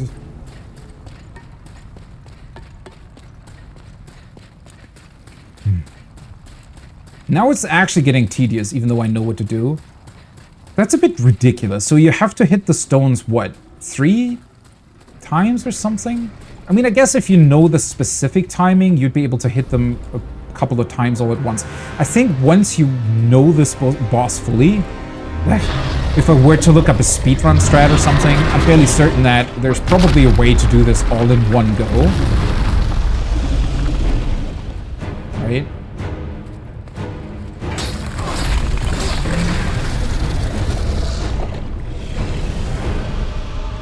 But these make more sense in my mind, because I was able to go over there without him doing anything. There we go. And then you're able to hide again. The issue with the second pillar is that he's too far away from the hiding spot to really do much before he does his attack. You could be right, maybe blunt weapons destroy them easier. It would make sense, although maybe... This being a gimmick boss, I could also imagine that they have like a set amount of hits that they need to take.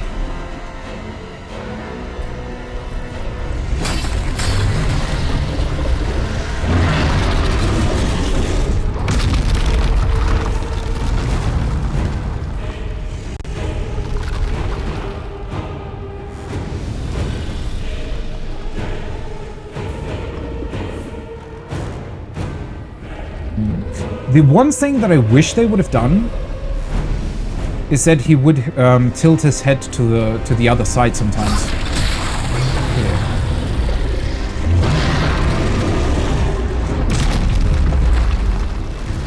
Now it's definitely destroyed.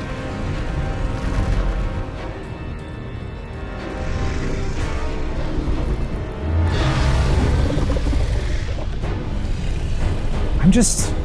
I wonder whether or not I should run or walk. Especially because of the thief ring.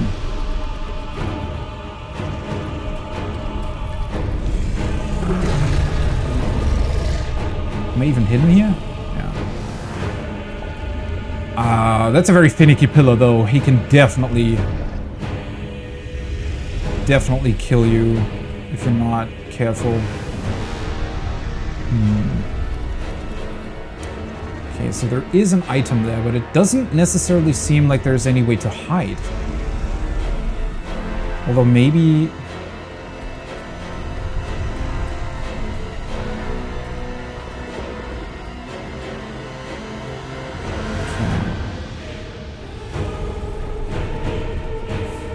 I think I actually want to grab the item first. Pick it! Oh, cool. Nice! A full heal for a boss that one-shots me. Which does make me think, though, this boss is certainly a lot more entertaining when he doesn't one-shot you, because then I think you have a bit more leeway in terms of the trial and error stages, right? There we go. It even gets a cutscene. Boom!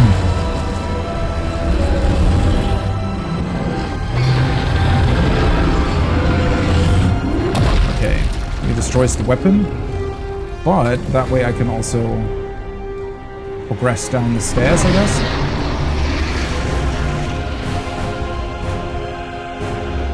Okay.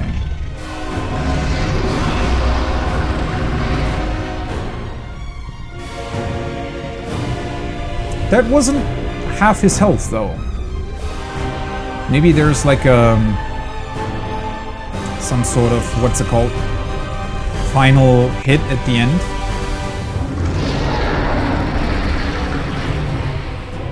Does he even look over here? I don't think he does.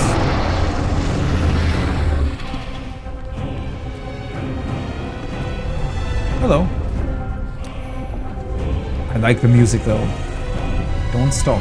I'm certainly not gonna stop now.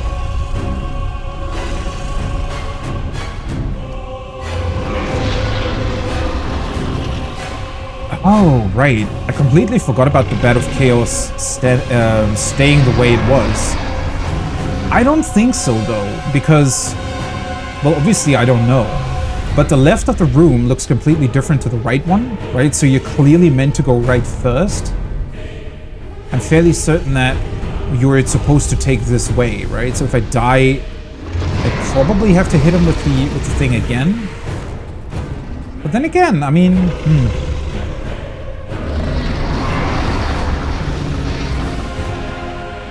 it might be. Well, at least it seems to be easier to hide down here.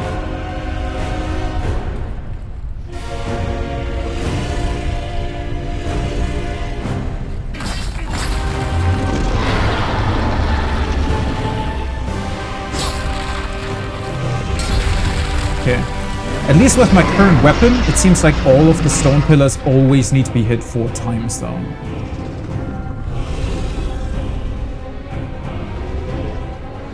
That lava flow on his arm looks somewhat weird.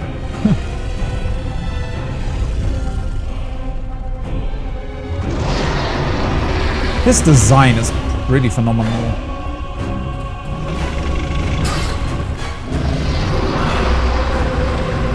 Does he not see me while I'm down here?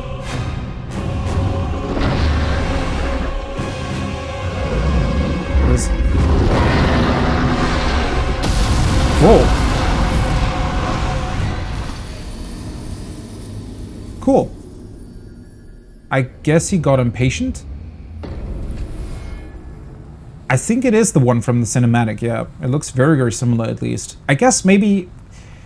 he is called Dragon God. Technically, there could be multiple of them.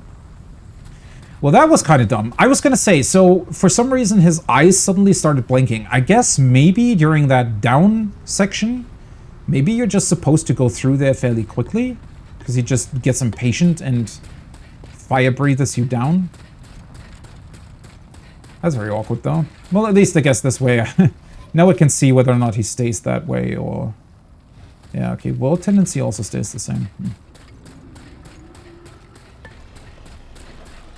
Yeah, I'm fairly certain that he's considered an archdemon, which I guess it probably doesn't matter which one you defeat, right? Either one, at least, well, I suppose that all of these archstones probably end at an archdemon, right?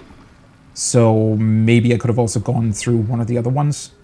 But yeah, I'm fairly certain that it will unlock that path. Nope. Health very much stays the same. Well, at least now I know how to do it. It's still very, very finicky. I think...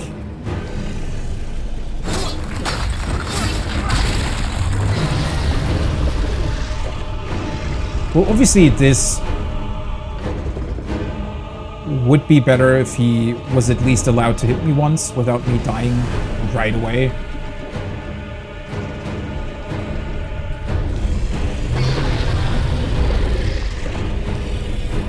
So I guess I need to be careful once I'm down.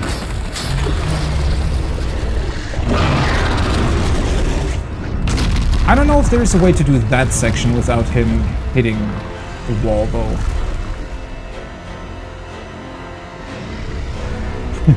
I do have to say, though, I find it a little bit ridiculous that he's not destroying this thing on his own. Oh, for fuck's sake. Really? I think I started to sprint like 0.2 seconds too late or something.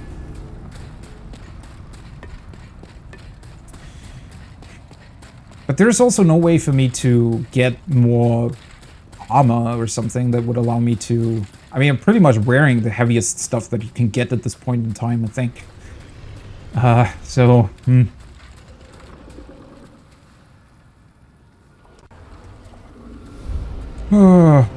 That is really, really...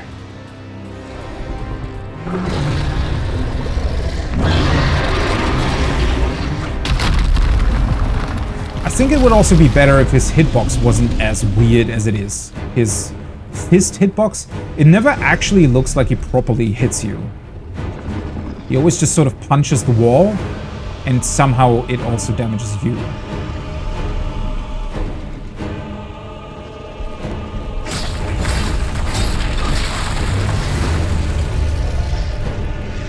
Suppose I could try two-handing?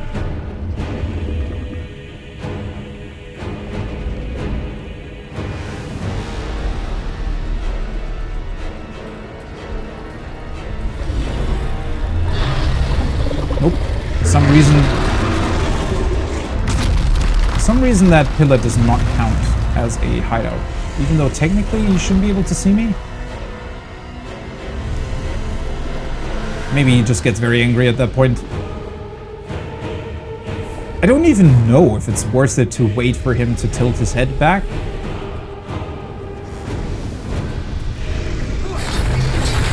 Oh yeah, there we go.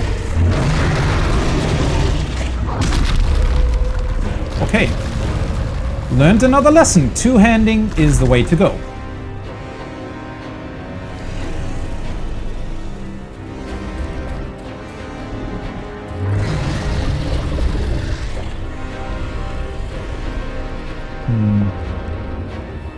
Yeah, honestly, at its core design, I think I'm quite a bit of a fan of this boss. He looks pretty cool, he's pretty scary, and I think he does work as a gimmick boss to some degree.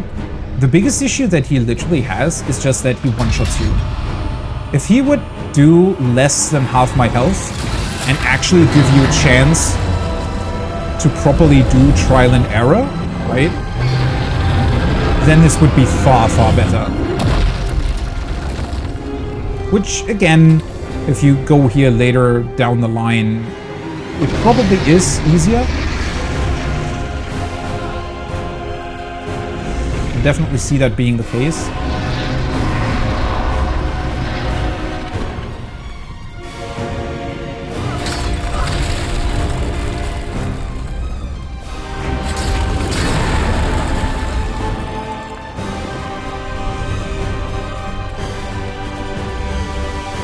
I thought for a second he was going to do the fire.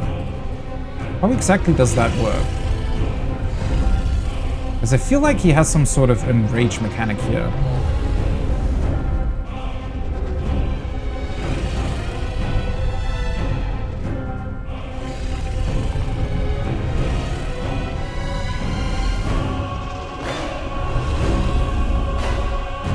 Maybe it doesn't trigger while I'm up here.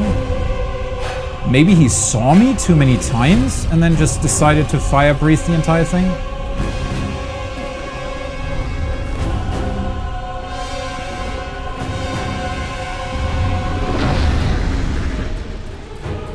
Why is he doing that? Is that because he saw me, or how am I supposed to know what he does next?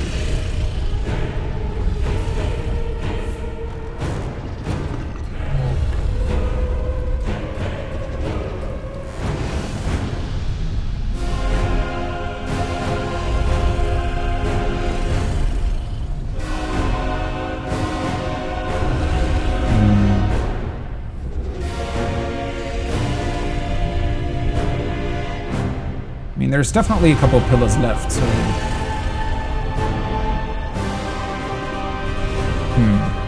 The last time he did the fire breath, it looked to me as if it was some sort of mechanic that happened because I took too long, but now I don't think that's actually the case.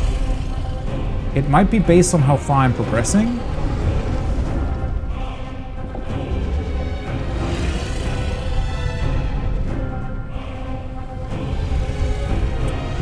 Looking at the path ahead of me, it does not look like there would be any sort of spot to hide from him if he does it.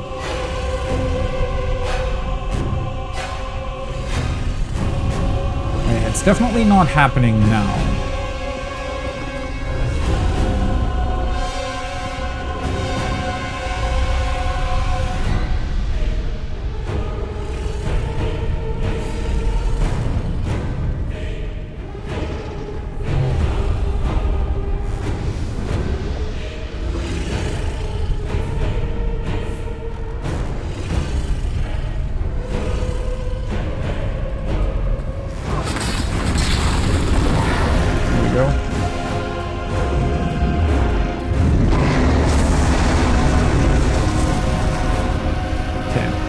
I'm safe here. Alright, yeah, it looks like it's just his standard attack basically while you're down here. So if he sees you while you're down here, instead of hitting the wall, he's just gonna fire breathe everything. Well, that's fair then.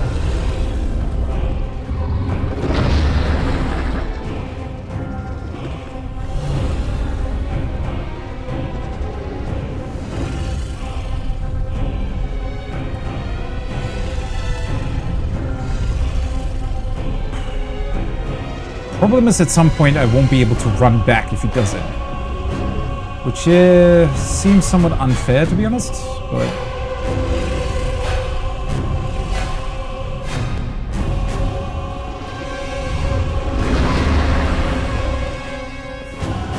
Oh my god, that was scary. Okay, it looks like there's one more pillar.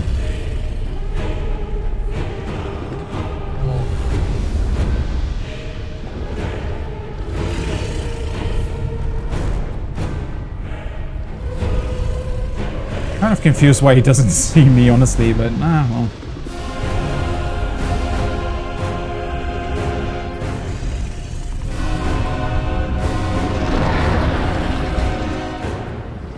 Oh my god, that is scary. Seriously, this guy's actually really well done in terms of scariness, I feel like. It's really just the issue that he one-shots me. If that wasn't the case, I think he would have been pretty awesome. Well, in this particular case, I I also had the issue of not having healing items anymore. Really. So it wouldn't really have helped me, even if he didn't one-shot me.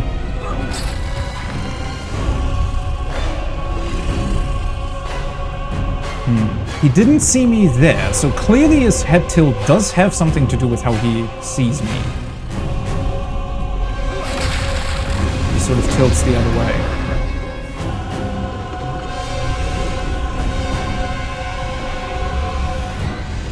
Okay, now the big question is just where do I go? Oh no, there's another one! Fucking hell. Why is there a crystal lizard here? Okay, just activate the damn thing.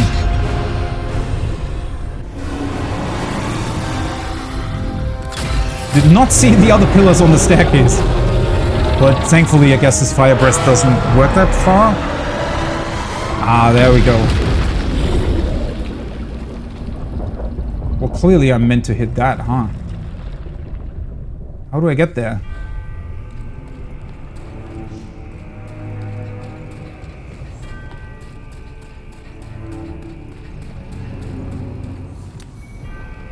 Master's Ring, what? Where's this damn head? Wait, do I have to equip that?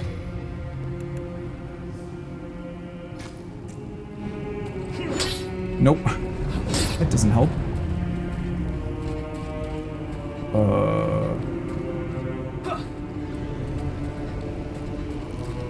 Oh, I guess I literally just run towards him?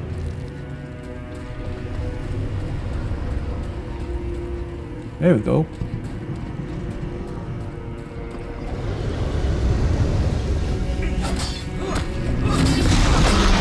Really? Oh god.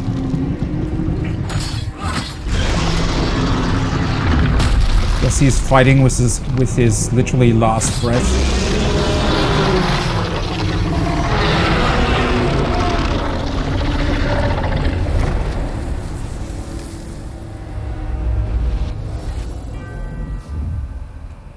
Holy fuck. 40,000 souls.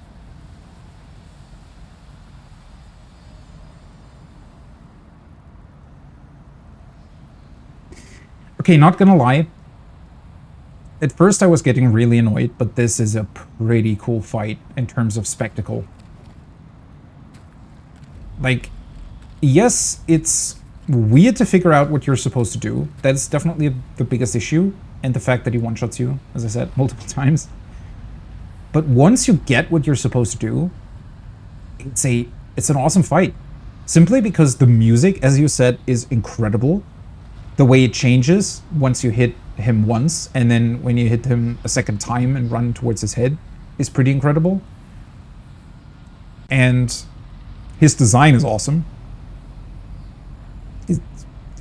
I would say this is definitely, well, maybe not the top design that I've ever seen for a demon dragon, but definitely up there, right? I mean, this is one of the best designs that I've ever seen for some sort of big demon dragon creature.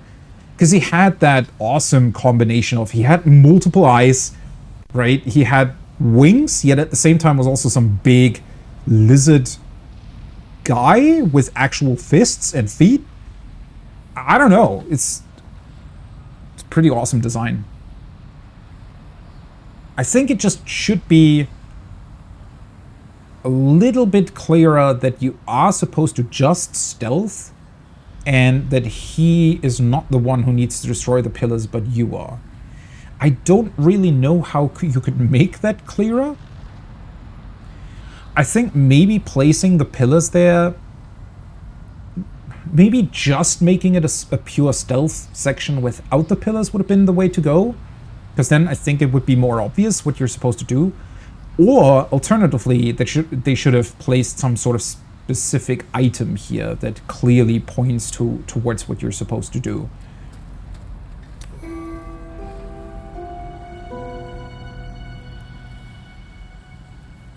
There we go. The thick, colorless fog shall oppress you no more. I guess that answers the question of whether or not I'll be able to traverse the fog then, right? I need to take a look at what I got, though. Why is there another item here?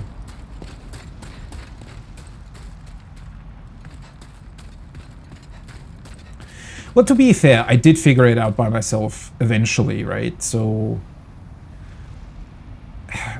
it does work. You can figure it out. It's just not a very fun process, I would say. Or rather, not a very fun process. It wasn't necessarily unfun because it's fairly clear cut, right?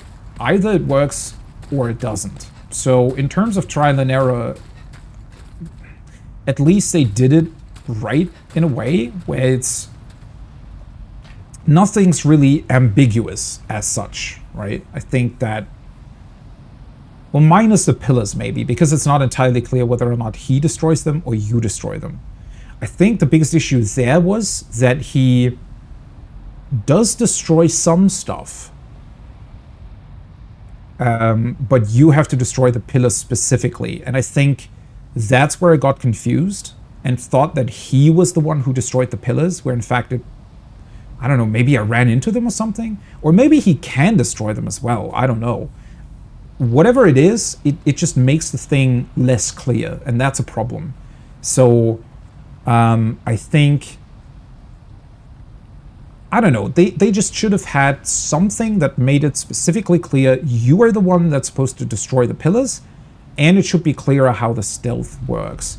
And I think in terms of stealth, it maybe would have helped if the demon would move more. So if, because it's a bit awkward with the stealth, I like that it's a stealth section. I think that works quite well overall because it's very, very scary. And that adds to the whole demon feeling. But I think the issue is that he will always see you. So it's a bit of an awkward, unintuitive stealth section because he will always kind of see you, but he will only attack if he sees you long enough. And I think that's a bit of an issue. I would have liked it to be done in a way where he visibly turns his head away from you, and that's when you walk, right? Instead of him always kind of seeing you, but then not seeing you.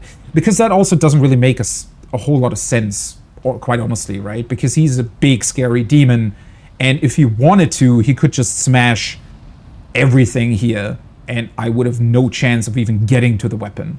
So it's a bit weird that he sees you, but then he doesn't attack unless you're in his line of sight long enough. So there's a couple of small things here and there that I would have liked for them to tweak. And then I think it would have been a pretty awesome fight. This way, it's awesome at the end because it still has definitely the feeling of, hey, I've now, I've killed a really big demon, and that's really, really awesome. Especially with the, I think it was a cool idea to have him be there at the end and you actually dealing the last bit of damage instead of it only being the spears and whatnot. So that was a nice addition, but yeah, it has this thing at the beginning where it can be quite annoying to figure out what you were supposed to do in the first place. It's unfortunate because, as I said, with a couple of small tweaks here and there, I think it would have been much more satisfying.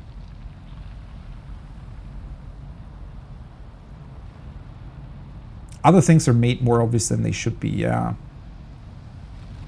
With the spears, for example, right? The spears then have really, really big, glowy blue orbs at the side, which is kind of pointless. I mean, it's a giant spear. Clearly, you're supposed to fire it at him.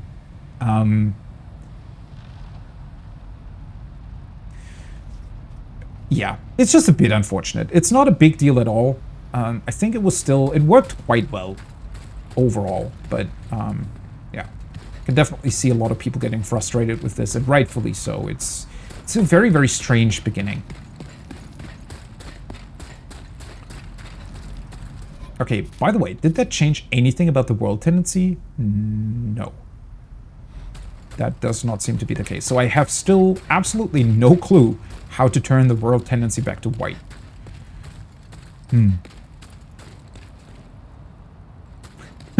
Okay, that's a good one. No time to read messages. Well, it is if you've defeated the thing.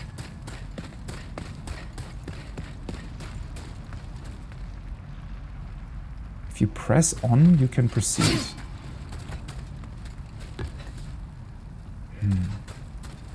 And then you have something like this as well, which that's the strangest thing of all. Because when you enter this boss room, there's even a crystal lizard that runs towards the left, which makes you think, oh, clearly I'm supposed to go here first. And arguably, well, if you stand at the left, he doesn't see you, right? So you're kind of safe there. But then you see whatever this is.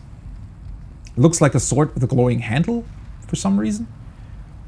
And at first I thought that maybe that would be the weapon to, you know, to get in order to deal with him.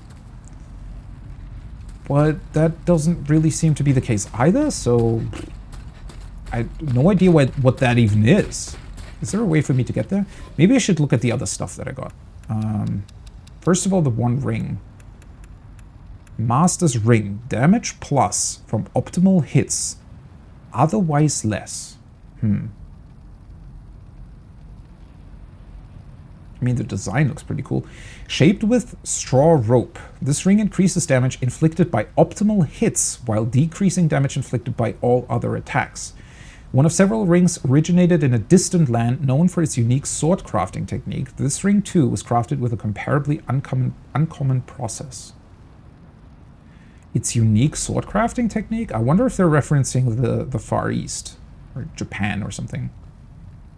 It's kind of the only country that I know that has a unique sword crafting technique.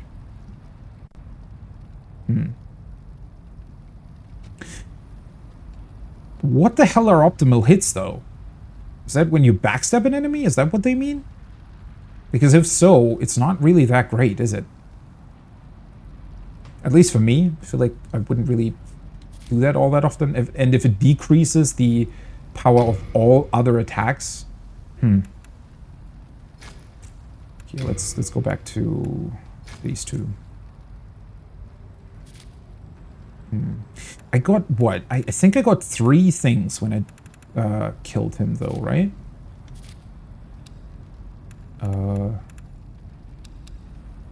One of them was probably the soul.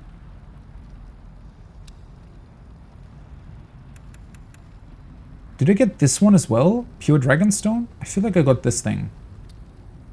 Invaluable Pure Dragonstone. Reinforces straight swords, axes, hammers, and the like. Abuse weapons with fire. Weapons can be reinforced by Dragonstones up to level 5. Yeah, that's the maximum thing with Dragonstone, right? I think I got that one as well. Oops.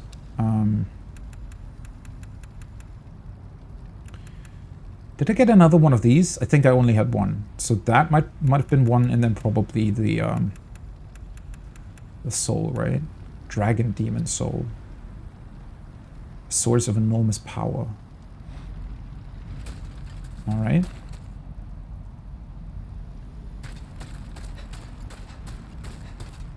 Critical hits, aren't that backstabs though?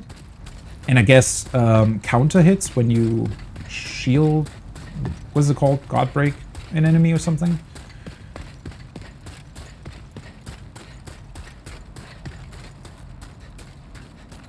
Wonder if it also counts headshots with bows or some such thing.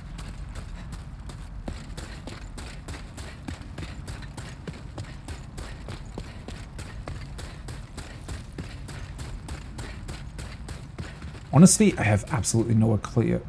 Oh. If soul tendency is white. I wonder if that makes the boss easier.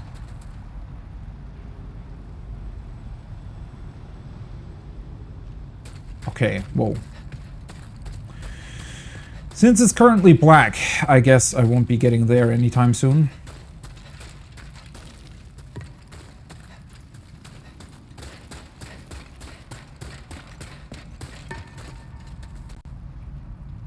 Honestly, instead of placing that there, it might have also been a cool idea if the boss was a bit, or giving you a bit more freedom in how to approach him. So, you know, maybe remove whatever this is and make it able for you to go either left or right. Maybe even a third path sort of down the front. Something like that. Might have also made the whole thing a bit more interesting.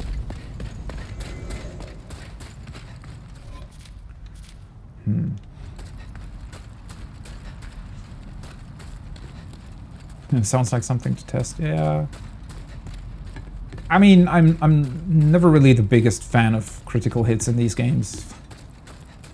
Not that I don't like them, it's just I never really utilize those systems, and yeah, there's sometimes a bit. It's nice if you get them, but I don't like to specifically seek out sort of backsteps and everything.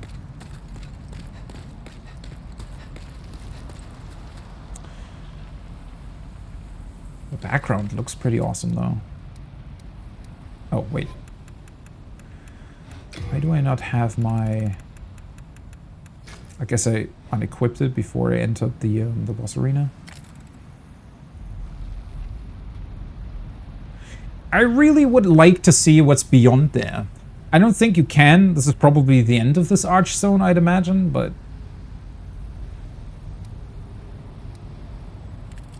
it's almost a bit unfortunate, right? They've designed the backgrounds in the remake so beautifully that you just want to go on. You just want to go further into those levels. It's the same with the outside of the mine, where you can see all these mining villages and whatnot. Would be incredibly cool if you would actually be able to go there, but sadly I don't think that's possible. But it's going to be really interesting to see what we might be able to do now. Shrine of the Dragon God. The underground shrine was constructed both to worship and imprison the dragon god. The miners' ancestors were inspired to faith by the great dragon bones and paid their respects by maintaining the shrine with great care. That is so intriguing. I mean, I talked about that already when I defeated the Flame Lurker, that it said something about it being imprisoned there.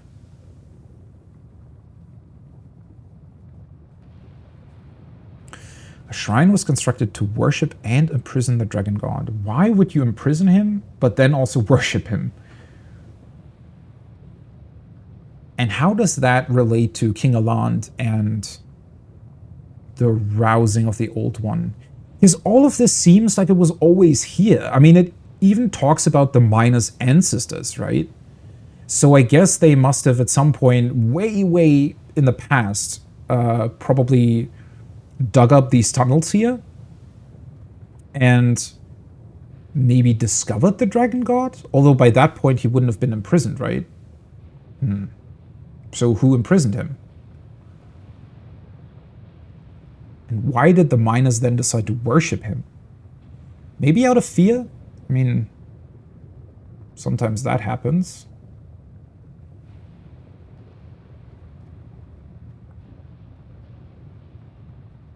And then I guess, King Aland maybe knew about this, so he sent the fat officials down here to, I don't know, manipulate the miners, or what's left of them, to...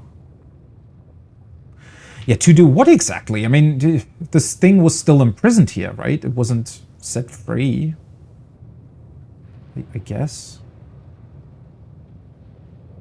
That's what I like to call the screenshot. Yeah, these are incredible, right? I'm such a fan of these artworks. They're so well done with how they have a little bit of motion in them, and I don't know. They have that sort of hyper-realistic look about them that just, it's like a beautiful painting, but it also moves. It's just incredible.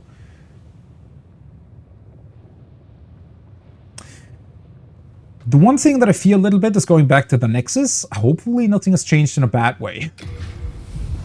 I wonder if something changes depending on when you kill this thing with white or black world tendency.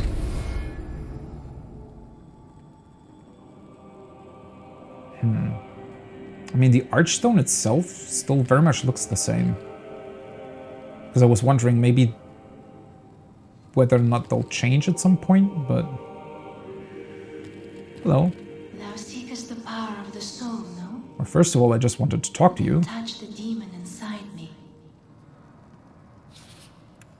I keep the candles lit and so. No, still the same text. I am here for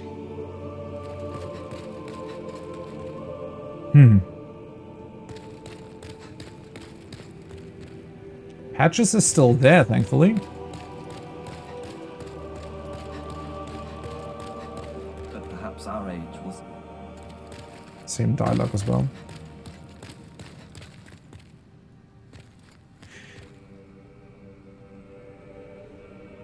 I forgot that this said make an offering. I could do that now. Whatever that means. Ooh,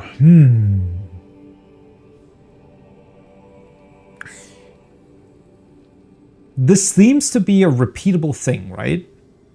Do I want to test it? I really don't want to give up on 25,000 souls just to test something, to be honest. At least not at this point in time. I'm just wondering.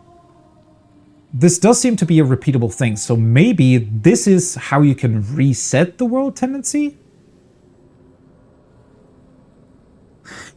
I mean, maybe.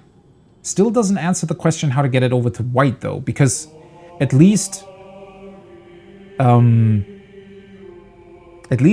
you look at the, like, white, the comment that I just read, right, about that, whatever sort that was glowing, it seems like there is something further to the right, so whatever world tendency I have currently is neutral, even though it looks quite white.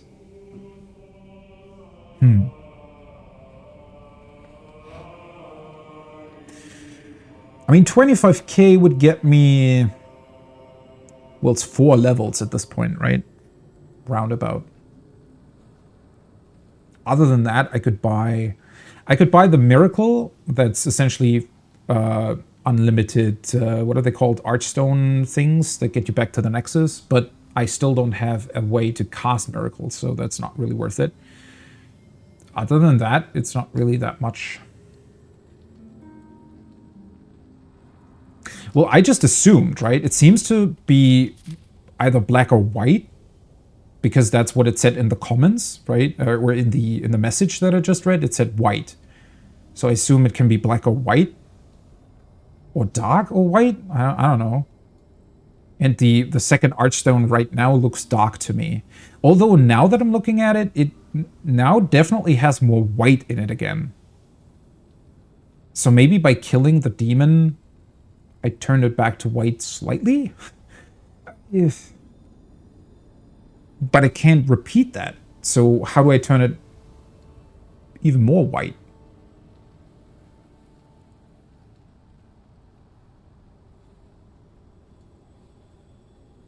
I mean, the only thing that I'm pretty sure about at this point is that dying repeatedly turns it black or dark. Because that's what happened when I died against the Flame Lurker multiple times. What I don't know is whether or not you have to be in body form for that to happen. One thing that I tried earlier is getting summoned. So I placed down my summon sign in front of the Flame Lurker and helped somebody else kill it. But that didn't really seem to have any influence on it. Now, what it could be that you have to do it multiple times. But now it definitely changed. It was definitely darker before I killed this demon. Demon god thing. Dragon god. So that must have had some influence. But yeah, I mean, you can't defeat bosses multiple times. And, well, obviously I don't know that, but I just assumed, because if it turns to black when you die, right, that means it can be turned black even if you're offline. Which I sort of concluded then you'd have to also have a way to turn it back to white without having to do co-op. Maybe co-op works as well, no idea, but I feel like there would have to be a way to turn it back to white through something.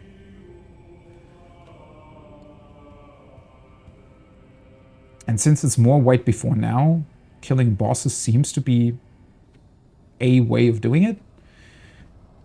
But I mean, the bosses are dead now, so...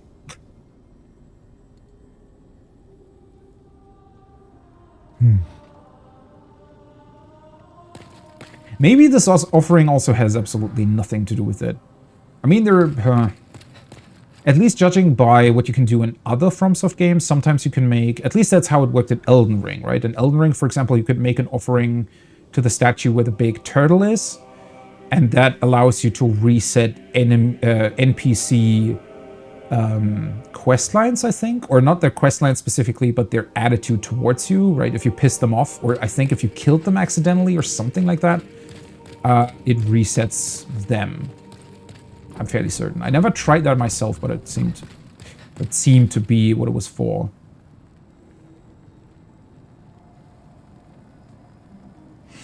Killing bosses turns it white, alright. It seems to be the case, but how do you kill bosses multiple times? I guess you could do it through online. That is strange, though. I mean, well, maybe it was so black in my particular case that helping another person once wasn't enough and it didn't change anything about it.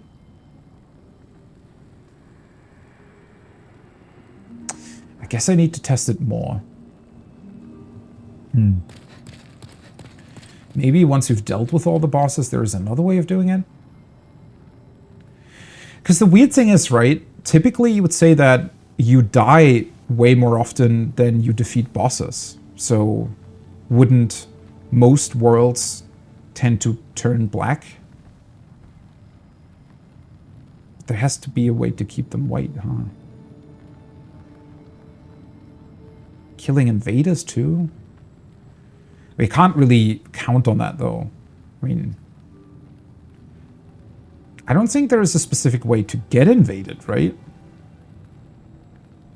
It's not like, unless this game has, what was it called in, was it Dark Souls? Is it one of those, no, wait, in Elden Ring, everything's called a furrowed finger something, right? Because in the later games, they introduced items where you can specifically, well, not summon, but you can, I guess, issue a challenge, more or less, right? There's red NPCs, that's true. Well, that's what I was wondering, because when my world tendency turned darker, suddenly some of the normal enemies also had a red outline. So maybe killing them over and over also turns it back to white?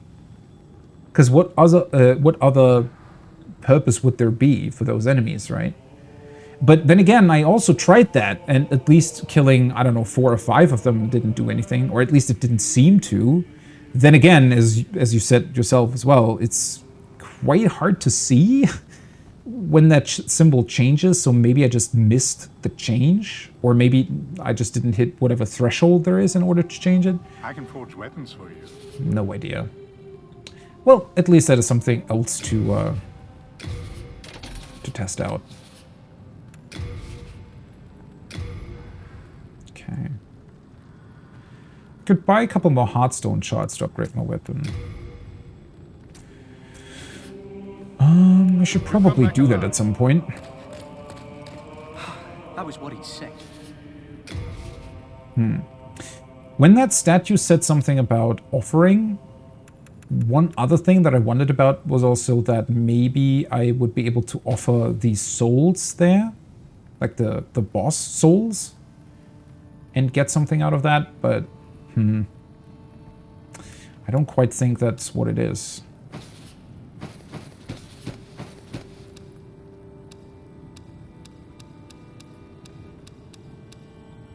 All right. We are indebted to you.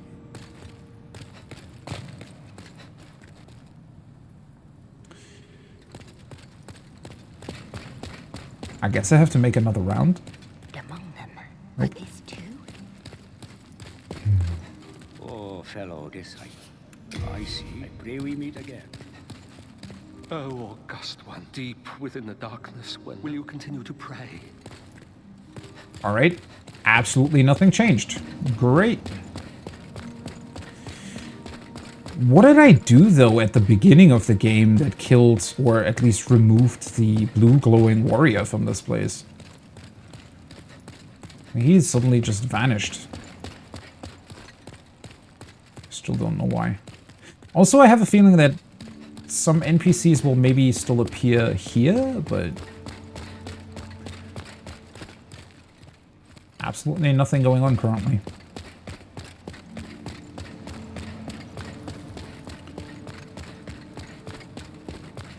Wait, I found his body in the world?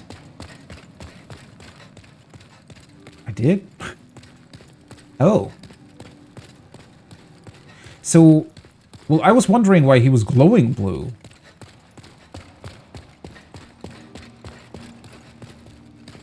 I guess I must have not realized that it was his body specifically. I was just confused why it suddenly changed.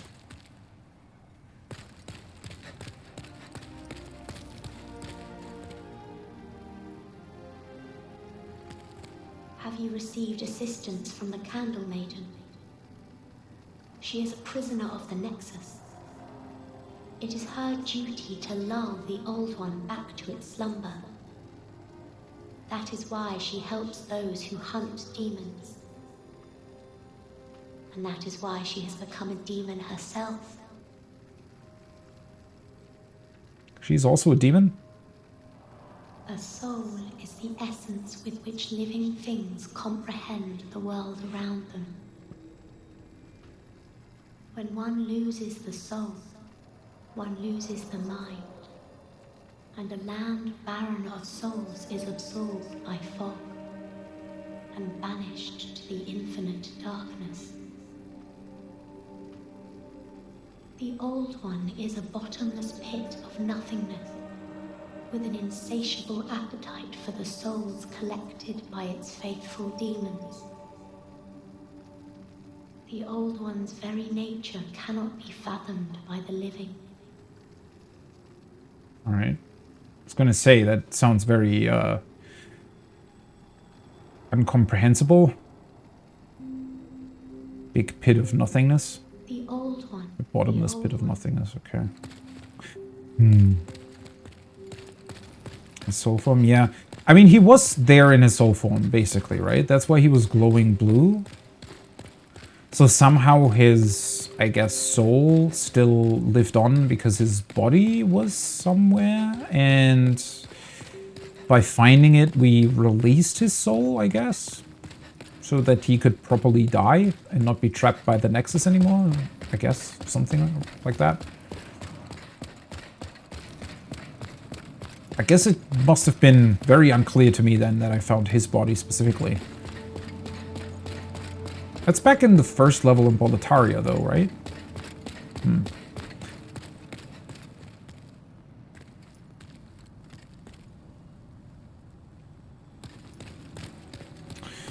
Alright. On to leveling then. Though that statue with the offering still intrigues me a lot. Thou seekest the power of the soul, no? Then touch the demon inside me. Oh, he mentioned that? Maybe I just forgot his dialogue. That could be it. Or maybe I didn't associate that specific dialogue with him then vanishing. I don't know.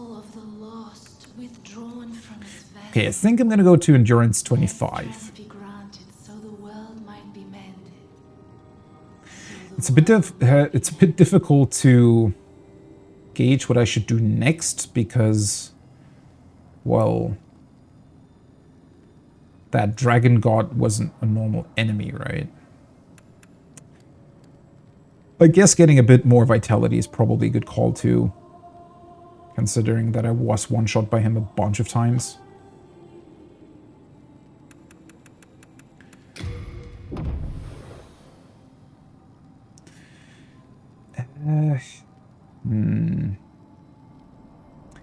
I could activate a couple souls and get another level. Or alternatively, I could also go to Patches and buy a couple of healing items. Well, we've long been acquainted. I feel like that's not the worst idea, considering that I've run out of them. Yeah. I think this is a better call. Nice. And then I was thinking about upgrading my weapon.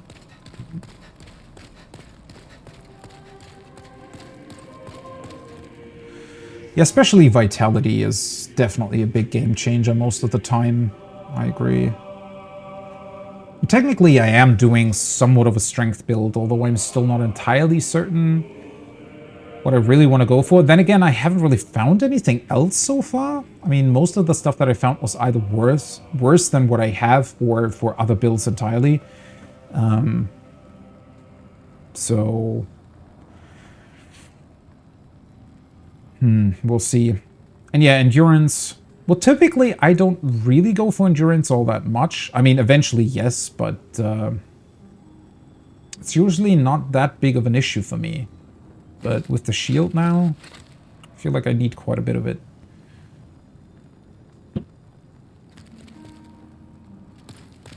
Well, the soft caps, I'm currently just assuming that they work somewhat similar to the other games, which I think it was always something like 25 and then 40.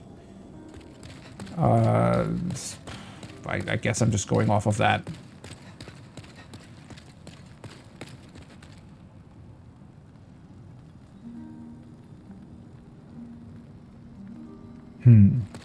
Okay, one thing that I can do before I go back to the other city, especially since I also need a couple more, what was it, like 2 Heartstone shards or something to upgrade my weapon further. I think I'm just going to quickly go back here, because I do want to double check. The world tendency definitely got a little bit more white again, so I want to see whether or not the enemies that were previously red still are red. Because if they're not, then they clearly are not the answer in order to get the world tendency back. Because if they're not there anymore, then obviously I can't kill them.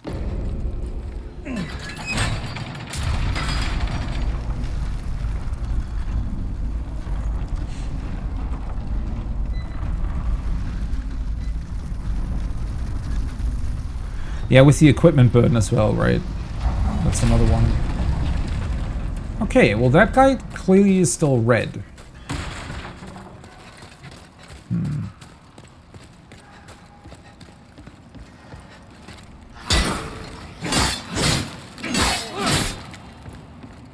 How would that work though?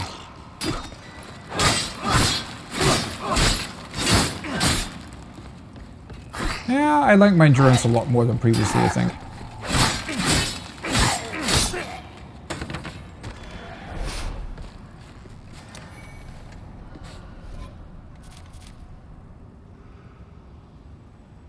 Well, it's absolutely impossible to tell if that changed anything.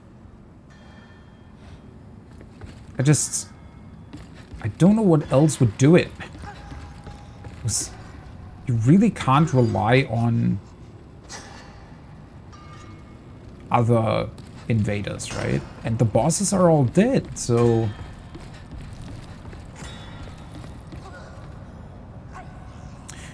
Well, the gas is from the thief ring, I think. Yeah. They all have different effects. I think if I put on the flame resistance ring, for example, it has this water veil aura, or whatever it is. It's actually very cool they have those effects. They're arguably, maybe they're a bit overdone, or some people might not like them because they're a bit, I mean, they might detract from your character or something, but I like it. It's also pretty cool for PvP, technically, because I think, at least in theory, you should be able to figure out... Wait. Where the hell did you come from? Did he fall down or something? He must have, huh? But yeah, for PvP, I think it would be pretty cool if you could discern what kind of rings your opponent wears, if you really know all the different effects.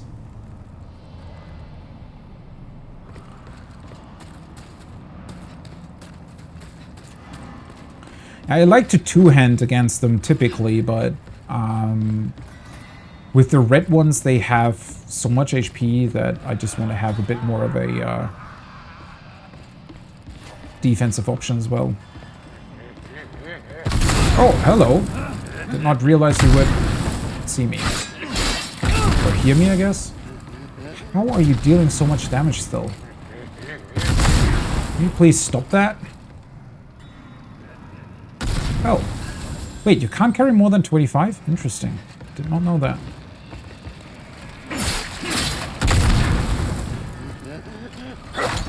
Finally, different attack. Well, I definitely want to upgrade my weapon further. Seems like a very good call. It makes you look stinky. Ah, that's kind of true. The effect is not the greatest. I think with the flame resistance ring, it makes more sense. With the thief ring, you'd expect there to be kind of an like a foggy outline around your whole character, right? Just not the middle part of your body. That would probably be better, but then again, I mean, I don't even necessarily like to wear the thief ring the entire time. I just don't really have anything else currently, and it is quite beneficial in certain areas. Okay, there's another red guy.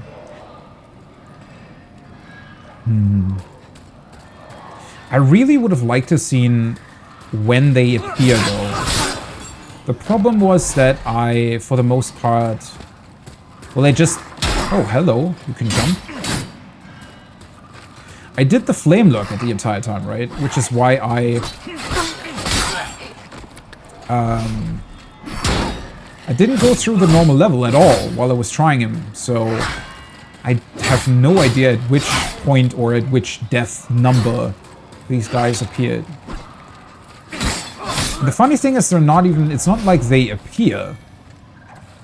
It's just normal enemies that turned red, because they were here beforehand. I'm pretty sure there were 4 guys here previously.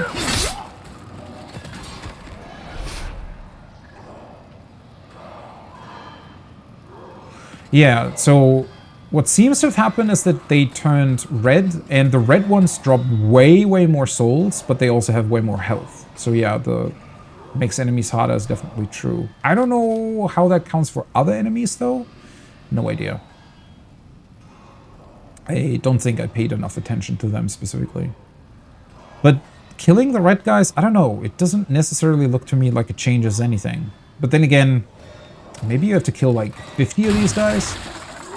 But does that really make sense? I mean, if there's only really 5 of them in the entire level, or maybe 6, then I feel like having to more or less farm them doesn't really seem correct. I don't know.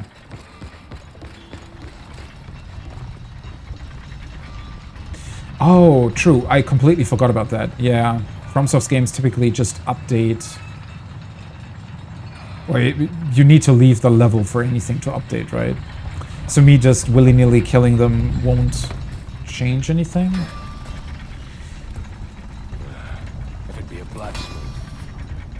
Oh wait, I need 2 more hardstone shards. I should be able to buy them. I need to go up for that.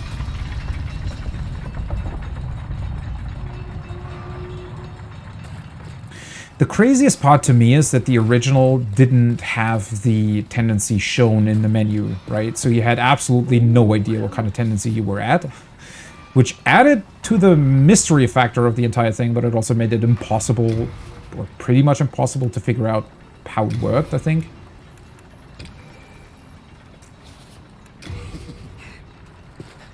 Pleasure doing business with you two.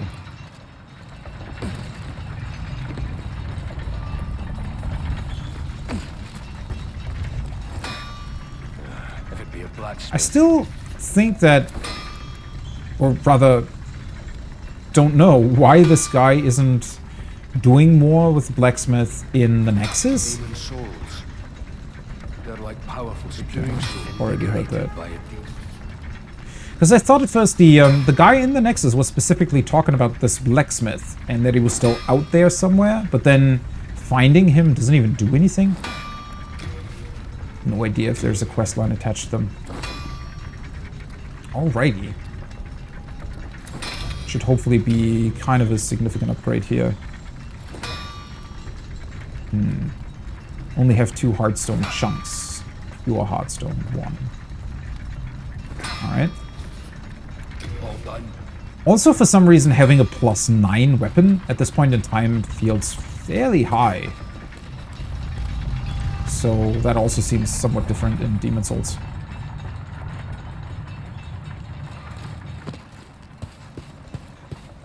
He has to have some sort of... Then again, maybe they're also twins. The other one in the cave, right? Because they're selling different things. At least I think so.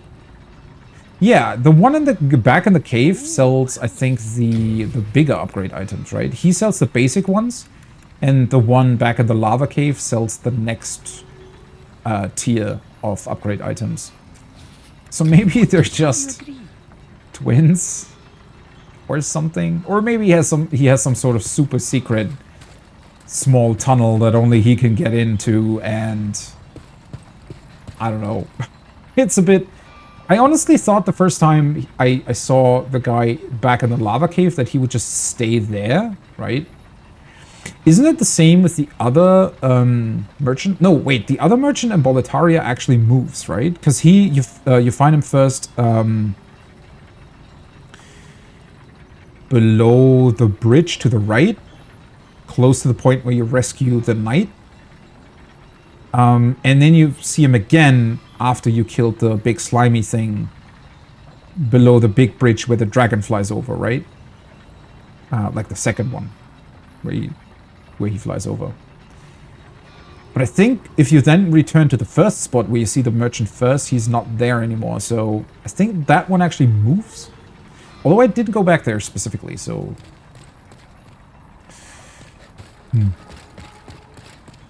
Okay, let's try this. I'm gonna go back to the Nexus.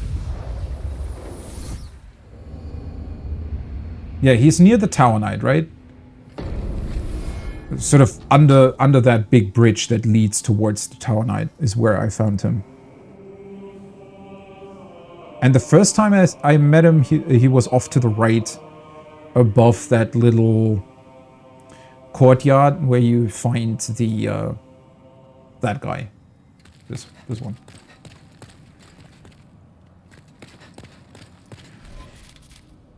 Okay. Still very difficult to tell. No idea if that would be a change.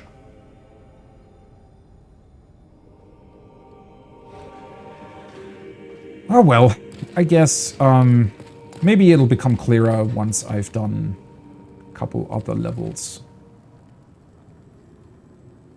Which begs the question, what to do next? I kind of assume that this thing's done now. I mean, I remember that there are like 2 or 3 items that I saw but wasn't able to get to, or at least I didn't try. So in theory, I could still go back there and grab those items. But other than that, guess this is done. Which makes me think, if I have 4 locations here, is this one going to be the same length? So is the inner ward going to continue for one more thing, and then I'm also going to meet another archdemon here? Maybe this doesn't have an archdemon at the end because you need to kill one to even progress?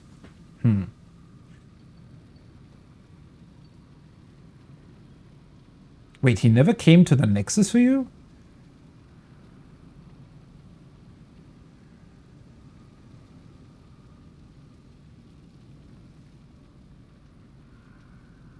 Did he sort of accidentally die on the way or something? Because he wandered around quite a bit. That was very strange when I first met him. He thanked me for rescuing him, and then he just wandered off and wandered in circles around the level.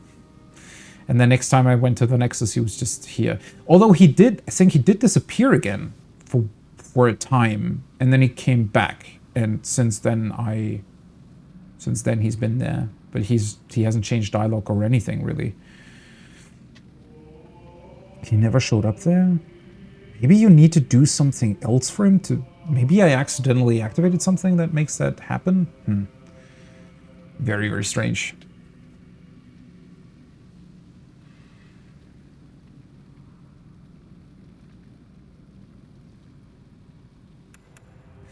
Actually... Now I'm intrigued whether or not that merchant is sitting there or not.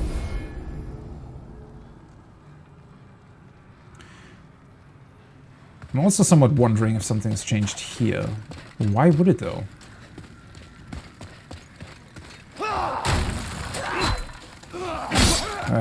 Can you... That was rude. I was killing the other guy. This thing also still hasn't opened. Which is another one of those strange things, right? If... Because this comment... Yeah, if soul tendency is white. So that tells me if tendency is all the way white, this should open.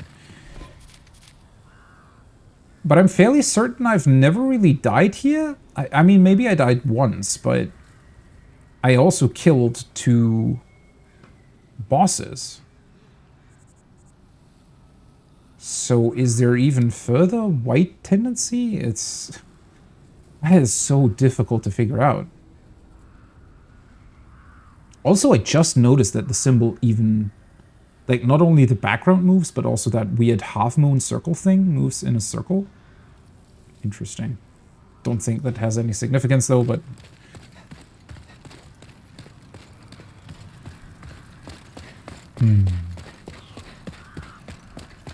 What would be the fastest way for me to get back to the merchant, though? Probably to the right, maybe? I just need to get on top of the bridge. Forgot that these weird things are here.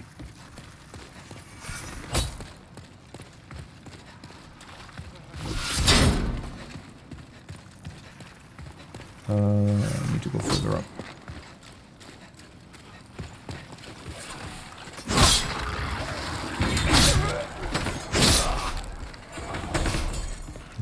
That is one thing that always feels incredibly satisfying in Souls games. When you just return to an earlier level and you absolutely annihilate the opponents. Really? Thought he was just gonna throw past me. Wait, there's this...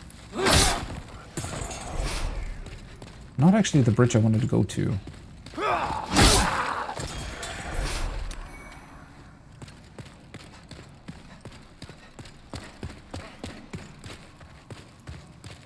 Now I'm here.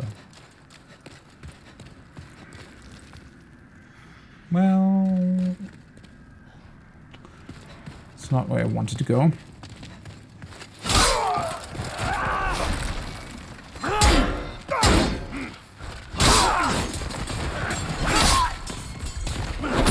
Oh. I could technically also take another look at the dragon. Whether or not they're even still there.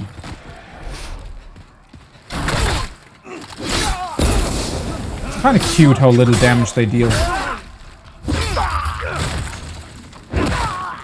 Oh, that was a bit of an overkill.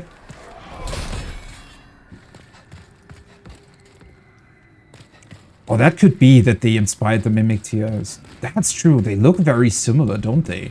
I mean, the Mimic Tear doesn't have the... Wait, it does though, right? It doesn't have a literal shield, but doesn't it have something that looks sort of similar in terms of shape? Not entirely sure anymore, but... Okay, these guys are still here.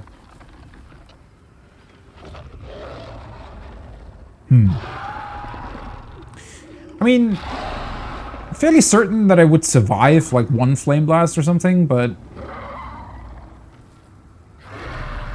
the other one's probably just gonna kick me with his tail and I'll die.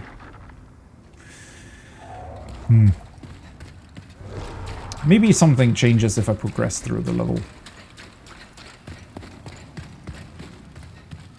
Oh, true. They also do the spear throwing thing. Yeah. That is very true.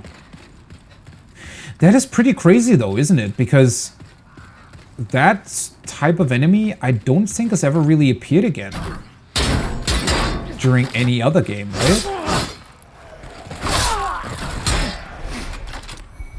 At least not that I'm aware of.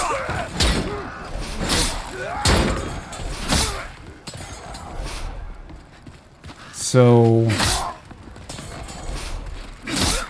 I guess they just look back to their first title for inspiration, which is actually pretty cool.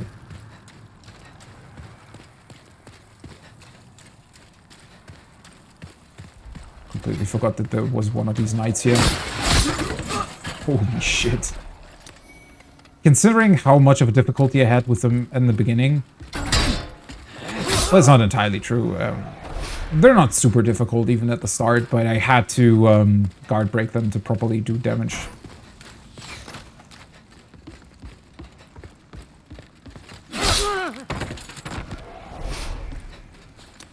Their own Archstone. I still wish that all of these universes would be connected somehow.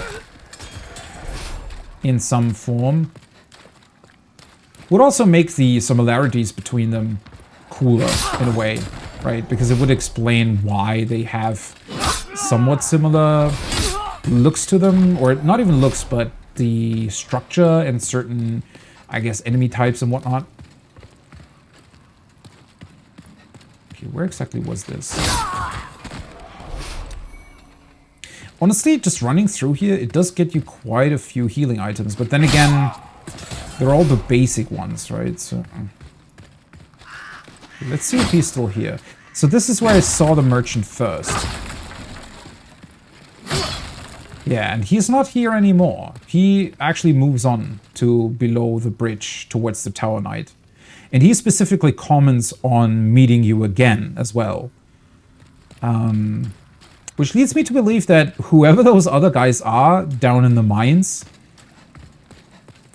for some reason just have to be twins or something like that. Even though it doesn't really make that much sense. That did not look like it should have hit me, but oh well. Well, I guess that answers that question.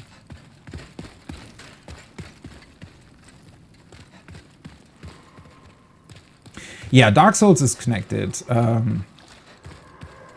Which also makes sense in terms of it being called Dark Souls. I think it would be kind of dumb to have 3 games that are named the same but don't play in the same universe. I mean, the universe in and of itself is weird to the point where it's difficult to figure out how they even would be connected, right? But how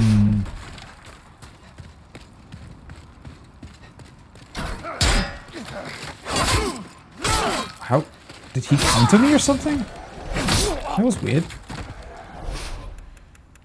Okay, let's heal with the basic one. How much is that worth? It's actually better than I thought. At least for sort of healing in between, it's not bad. Let's see how well I can deal with this guy now. Come here, buddy. Holy shit, alright, that's a lot more damage. Although, still less than I thought, to be honest. Oh, right, I forgot that he heals. Bye-bye. Wait, he still drops 2k souls? What the hell? Well, that's pretty good. Yeah, he's not hard to kill anymore. That took me, what, well, at least 5 attempts or something the first time around. And I also, I only really managed to do it because I was circling around him and then backstabbing. At least I think that's what I did. Something like that. I definitely cheesed him a little bit by doing that. I could try to jump down that hole, but then again, also not. Just because I've leveled doesn't mean that I'm immune to fall damage. Well, honestly, I think I'm just going to move on. It doesn't feel like there's much point to me being here too long. At least I did get a couple more healing items and whatnot. Did not see that that was a explodey barrel.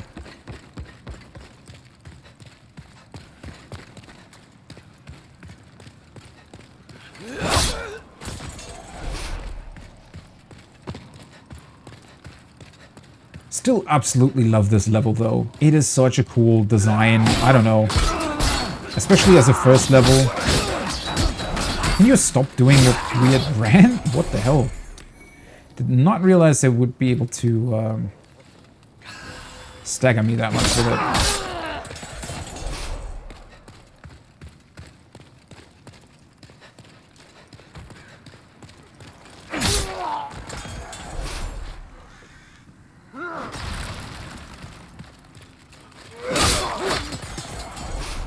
That's actually an interesting comment with the second playthrough, because I very rarely even do second playthroughs of the games. Not because I don't want to, but mostly because I just move on to other games. And there are still so many that I want to play that I very rarely go back to them. I think the only one that I've ever really went back on quite a number of times actually is Bloodborne. And yeah, I do agree. It's very, very fun. I think especially, at least to me, a New Game Plus playthrough where you have all the weapons and upgrades and whatnot available to you is pretty fun because you get to play around with it a lot more. Whereas on the first playthrough, at least to a certain degree, you always have to focus on a couple of stats, right? And there's a couple of other things that you're just not able to utilize because of stat requirements and whatnot. So in terms of that, a second playthrough can also be quite exciting.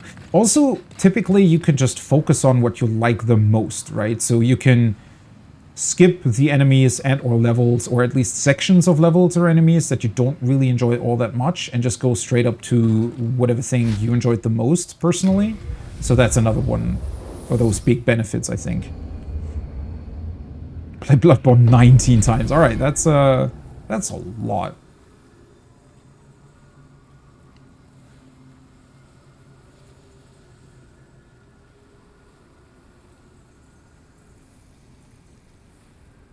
The fog still looks exactly the same, though.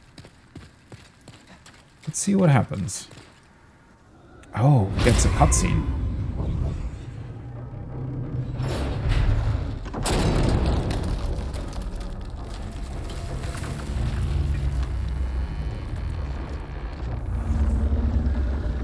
Hi.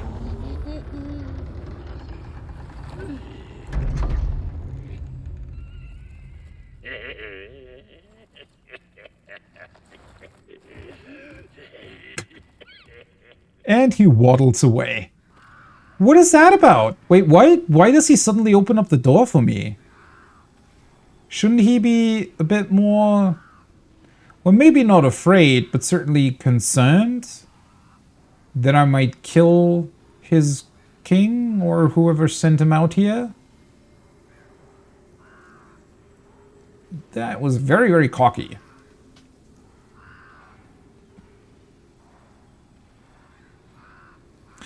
Elden Ring is an interesting one, yeah. 7 times, holy shit. But to be fair, my first playthrough took me, what, 300 hours? Something like that. So, yeah. I've seen people sort of instead do multiple playthroughs, and then they just go to the parts that they didn't explore the first time around, right? Whereas I just tried to more or less find everything there was to find. So considering how large that game is specifically, playthroughs can look very, very different. But then again, the same is true for Bloodborne, right? I think my first time through Bloodborne took me, what, like 100 hours or something? And I had another playthrough where it just had 20 hours. You know, it also depends on what you do. And I mean, yeah, you can skip quite a bit of stuff if you know where to go. So it's difficult to judge. These games can be a lot, or they can be very little, depending on how much you choose to engage with them, right? 13 hours, holy shit. Well, that's very fast. Although I guess in Elden Ring you can literally just almost go to the end of the game right away, right? I mean, you'd still have to do quite a bit of stuff, and it probably would be fairly challenging, especially on a new game run. These dogs are gonna break free, aren't they? This is very Bloodborne reminiscent, somehow.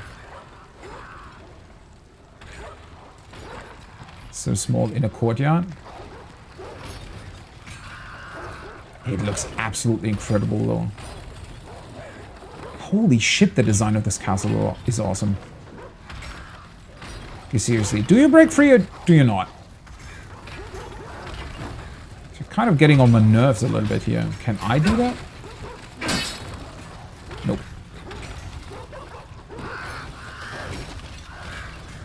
They're probably gonna break free as soon as I go somewhere else, right?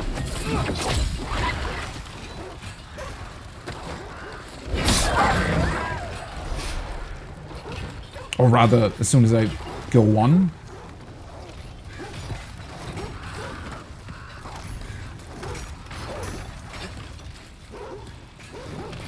"12 mandatory bosses is quite a lot, though, right?" Oh, hello. Let's see you. Because, I mean, if you compare that to Bloodborne, for example, that's almost all the bosses the game has. Oh, wait, what? This continues? Appears to be locked. Huh. Didn't even expect the gate to be here at all.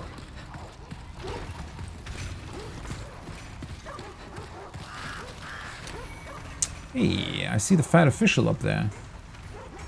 And that looks very much like a trap with those flaming balls.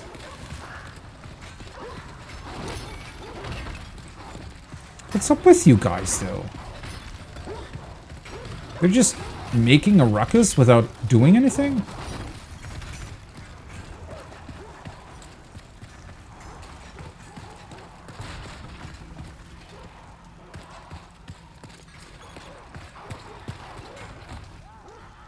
Something broke.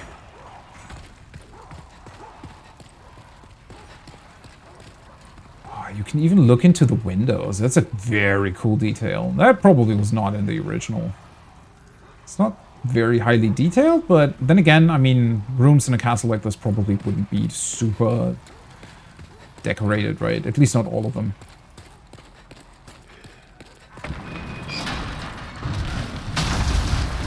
Well, I mean,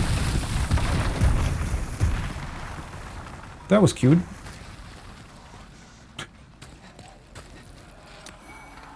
Maybe they should have thought about this corner before setting up the trap, but just my take. But that didn't do anything, though. So the dogs just stay in these cages? Maybe I'm just so...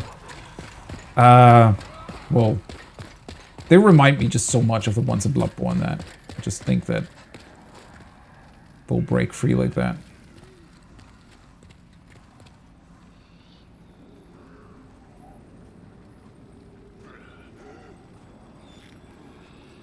Another crystal lizard.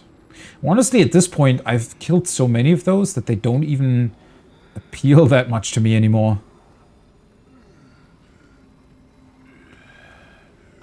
Yeah, the dogs in these games are also, like, most of the time they're undead and they look like they're already halfway through decomposing, right? And then these ones, they have like a bloody snout and like this really horrible looking metal thing around it as well. So yeah, I don't feel too bad about that either. It was a very weird trap, though. Maybe it had another... Oh, hello. Well, he was fast.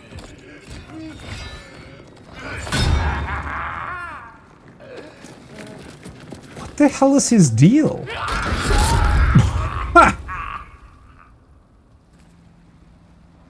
Poor guy. He should have run a bit faster. couple people behind those gates.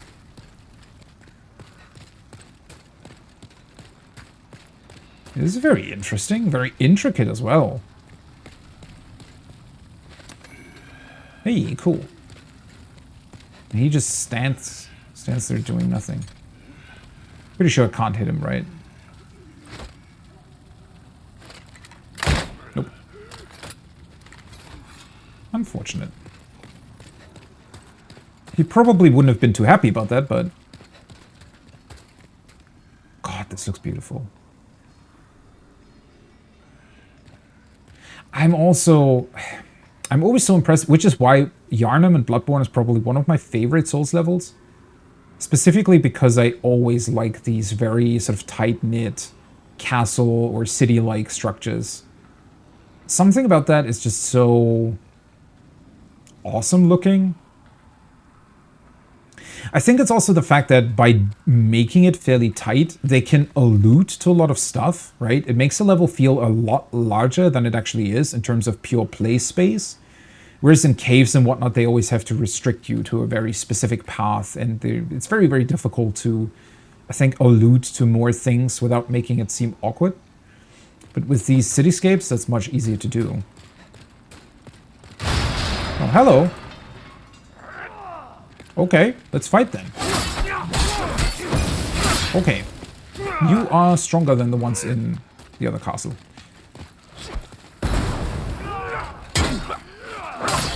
You tried to kick me. Oh, shit. I did not think that would hit me. Well, that was an unnecessary death. I should have just healed. Why am I not healing? I guess I just hugely underestimated them. Let's go back to body form, though. I don't want to stay in soul form. Or do I want to do a bit of co-op? It's also getting pretty late at this point, to be completely honest. Well, I do want to grab the souls, though.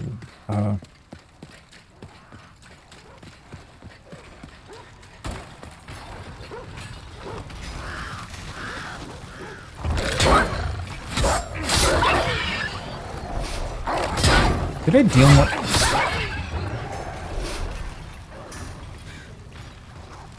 Am I dealing more damage in soul form, or was that due to some other factor?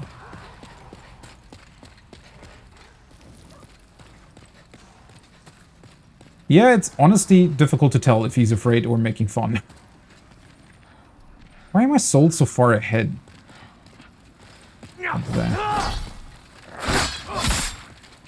No, I think I'm doing the exact same damage. A bit annoying targeting these guys. Usually I don't even like to play with targeting that much. Oh, he healed as well. Ah.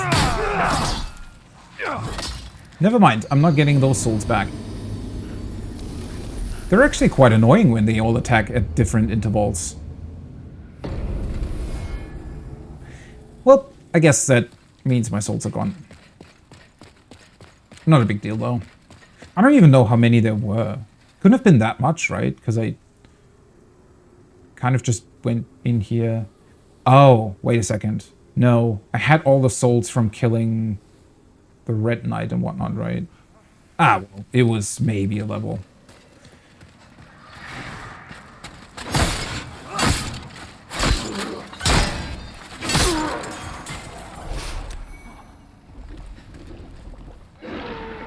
Well, the thing is, I've already helped somebody kill the Tower Knight, but then again, I also don't want to swap back to the other level, so...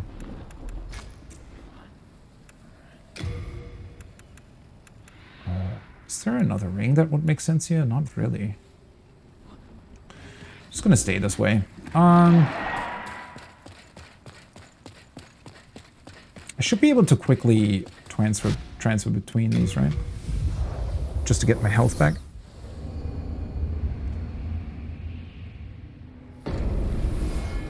Yeah, it gives a bunch of souls as well. Probably not a bad idea, considering that I could just buy some healing items from patches.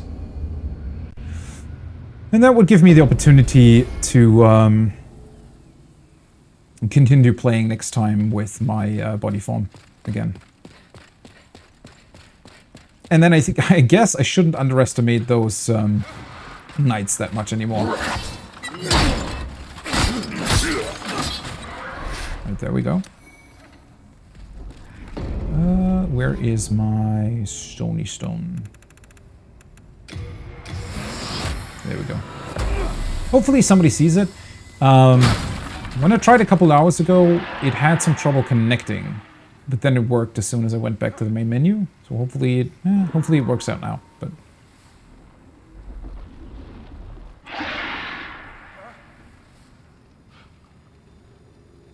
oh, you can just click the same spot, and that actually makes a whole lot of sense. Why did I not think of that? It's essentially like resting at a bonfire, right? Guess I could just kill the other guys while I'm waiting.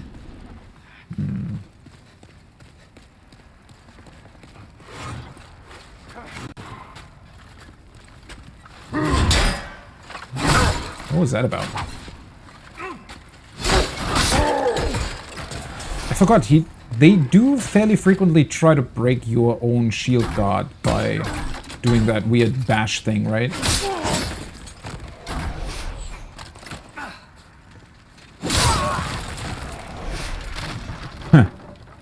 I find it quite interesting that the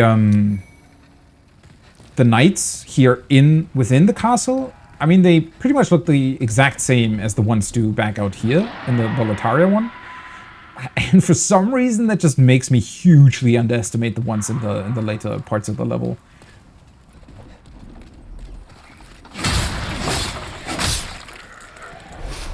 I'm so intrigued by these crystal lizards here.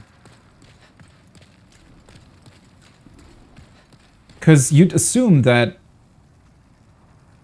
the fact that they respawn all the time would make it so that they would maybe place less of them in the levels.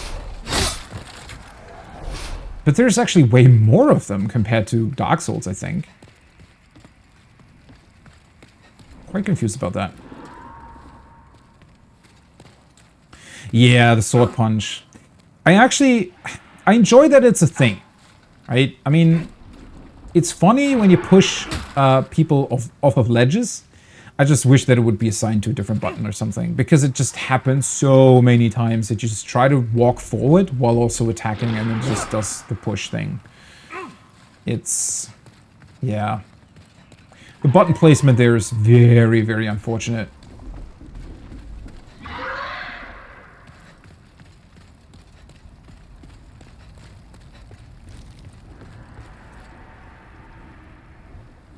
I think the dragon is still flying around, huh? Yeah. This is probably not really worth it to go with the bridge. Although I just realized I never went back here and collected all the items. Though I have a feeling that, I mean, if I do progress with the level, something must happen with these dragons, right? Or maybe there's another way to deal with them.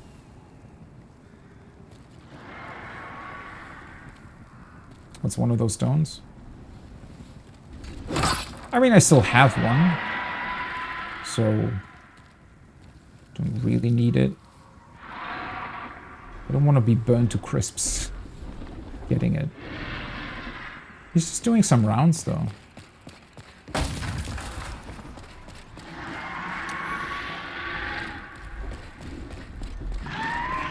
Is he attacking?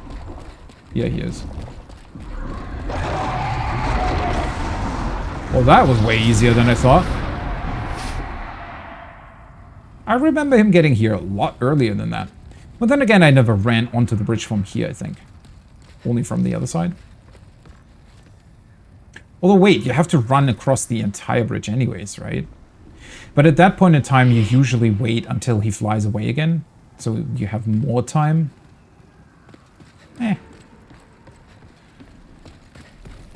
Guess nobody wants help currently. I don't know, this is always very finicky. Every time I place that down, I'm always wondering whether or not I'm just doing it wrong, or I'm, I don't know, not connected to the service or something like that. But obviously at that point I wouldn't even be able to place it down. I really dislike that it's so finicky, and it sometimes just breaks off connection and stuff like that.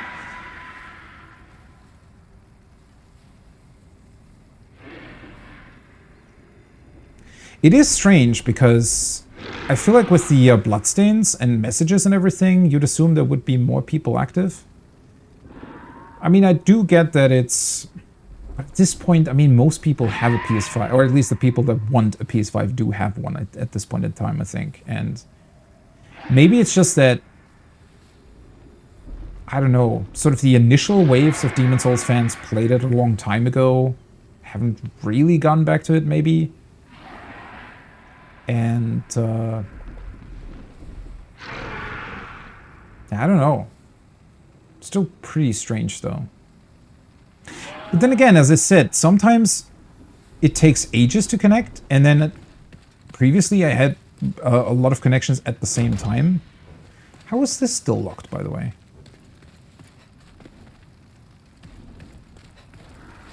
Does it even open?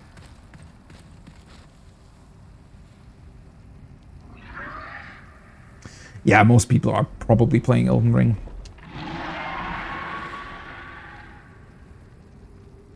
But that being said, if you go back to Dark Souls 1 or 2 or any of the other ones, typically there's still always at least some activity happening there. So I don't know what it is with Demon's Souls specifically. Maybe they've set up too many servers. Maybe it's somehow awkwardly split across too many things, or maybe it's trying to look for too good of a connection. As I said earlier, I had like 3 failed attempts, and it always immediately got me another one. So it's very, very strange in that regard. I wonder if I should try to... It's annoying to have to go back to the main menu, but...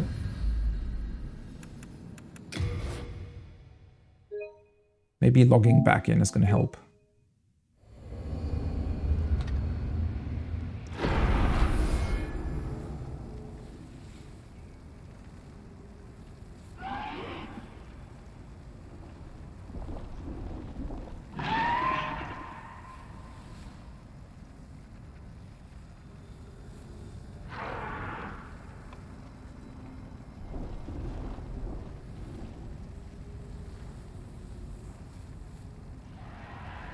One second.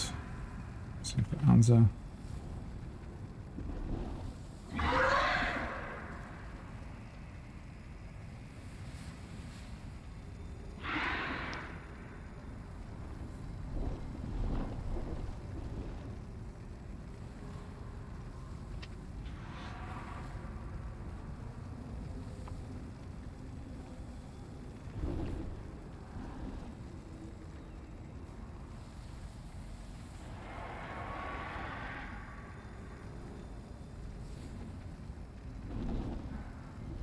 What is that even supposed to mean?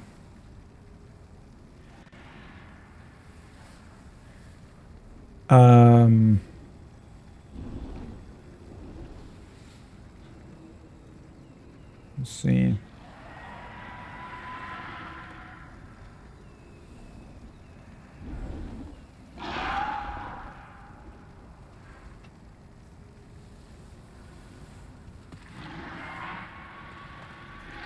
Bloodborne has that weird issue of never being that popular, or never having been that popular for PvP at all.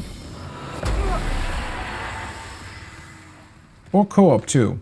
I don't know, that was always a strange one with Bloodborne. I don't think I ever really encountered players there either. I do remember that, because Bloodborne also has the what are they called? The Bell Maidens or something like that?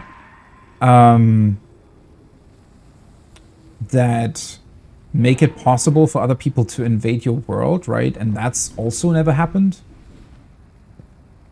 And yeah, I also agree with that. I think, you know, I had an invasion happen, I think twice, something like that. And it never really felt great because it was... I don't know, it's just something about Bloodborne doesn't really facilitate that all too well. I think Bloodborne is honestly a much, much better PvE game. I do think a couple of people did enjoy playing Bloodborne PvP, but yeah. It also just, I think, was severely lacking in build variety and that and whatnot, specifically before the DLC came out, which was another sort of factor why people didn't really get into it at all. And then I think, you know, once the DLC came out, a couple people had already stopped playing, and so it was kind of awkward. And it is a big issue, right? Once sort of the, I guess, core community is gone, it's very, very difficult to get it back up and running because, well, once people sort of get the notion of, oh, you know, it's difficult to get into matches and whatnot, then suddenly everybody stops, even though maybe otherwise it would still be somewhat possible. I don't know. I think people just, if they do want a PvP, they just either go back to Dark Souls or, yeah, well, nowadays, obviously, Elden Ring. I don't even know how popular it is in Sekiro, honestly. I've never tried it with the online update they did later on. It's very different there, though, right? Because it only ever is specific duels. You can't invade, I think. It's just... you can place down a summon sign somewhere, and then another person can summon you, or something like that. But yeah, especially in terms of co-op, this doesn't feel great, to be quite honest.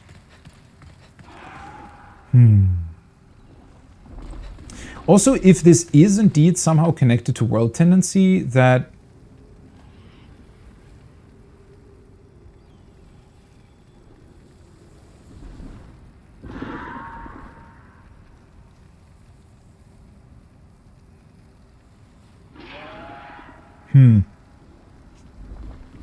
It just it would be quite annoying if you'd have to wait that long for co-op and whatnot all the time. Maybe invasions work better, but then again, I'd assume that that has a significant impact on your own character tendencies. So if you don't want to mess that up, I don't know.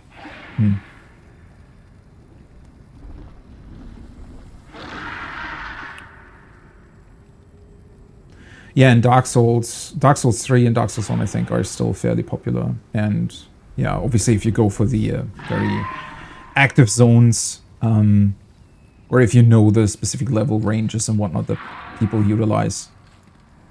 Honestly, you think that it might also be that? Because I'm kind of over-leveled for the Tower Knight now, right? Maybe it doesn't really let me... oh, no, never mind. That's because I moved on. Maybe it doesn't really let me co-op with people that are far below my level? That would be somewhat annoying, though.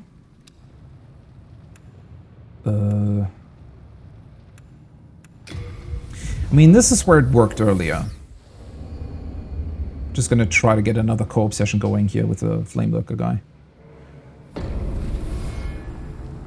Although it would be pretty bad if I was... sort of, what's the word?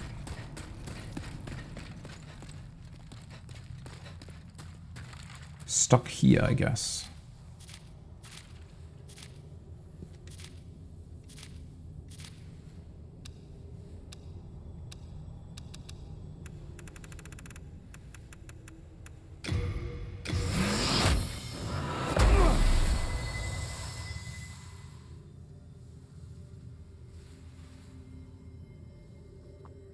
I did have a co-op session, though, with the Tower Knight. Which is why I think that maybe something else is going on as well. Because the first time I was there, the first time I ever tried co-op during my playthrough was at the Tower Knight, and it honestly worked quite fast. I do remember that I had to wait a little bit, but it worked after a minute or so, minute, 2 minutes maybe. I don't know how the game would... I don't even know how the other games do that, really, in terms of co-op. I mean, you're always a bit weaker anyways as a summon, but if you're significantly over-leveled for an area, does it somehow restrict you with how who you can co-op with? Never really looked into that. Yeah, it could be level. Which is very unfortunate, because I don't even know if I'm still in level range for the Flame Lurker.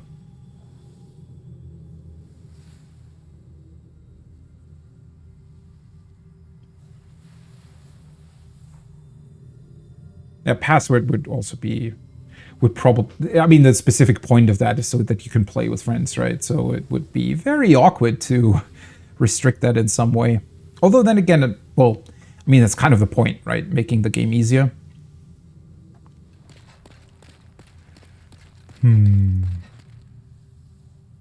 It's just another one of those weird scenarios where the game does not tell you that, right?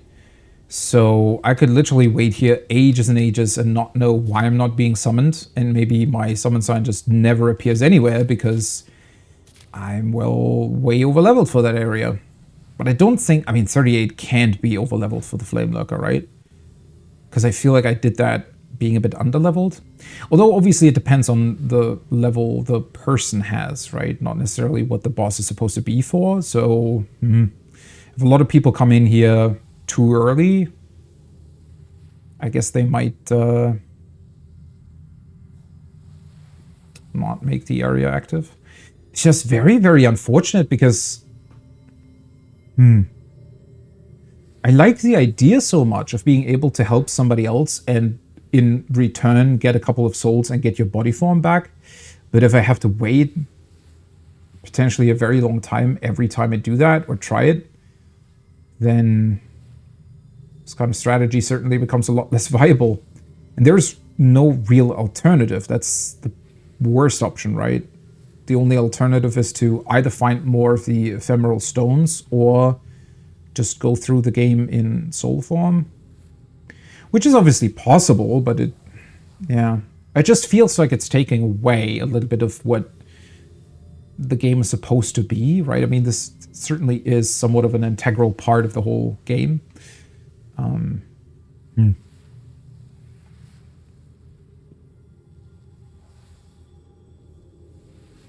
Just have it, yeah. That's the thing, though, right? I mean, I did play a couple of the Chalice dungeons in Bloodborne with a friend. And while that is a lot of fun, especially on a first playthrough, I just want to do it on my own. But I just enjoy the idea of this mechanic, right? Unless, well, I guess you could do it with a friend, but both of you play on your own and only ever play together whenever one needs to return to their body form. But then again, when I did it the first time, it really, I really liked the idea of having, or being able to help random people with a boss potentially, and getting something in return. That's what's so cool about the system, especially since you do get a significant thing compared to the other games where it's just, yeah, sure, you can help and you can co-op, but there's nothing in it for you. Not really, anyways. But yeah, I feel like this is not gonna happen. Huh. Well, I could also just do it off stream quickly before the next session or something. Maybe that works. I don't know. I don't want to stand around here the entire time. Unfortunate. And I definitely do need to... Thanks for reading. Cool. That's not what I wanted to click on.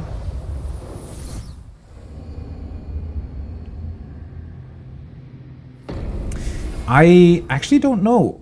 I did get a bit over 5k earlier with the Flame Lurker, but I think I got somewhat of a similar amount for the Tower Knight when I did it. I might be misremembering that though. So I don't know if it's based on what they usually give and then a certain percentage of that, or I don't know. Maybe also, maybe... Now that I'm thinking about it, it would be pretty cool if it had some sort of adjustment for how over-leveled you are, right? So technically, if you help on lower-level bosses, you just get less in return. I feel like that would be a pretty good way of balancing it, but I don't know, or I don't think that they've done that.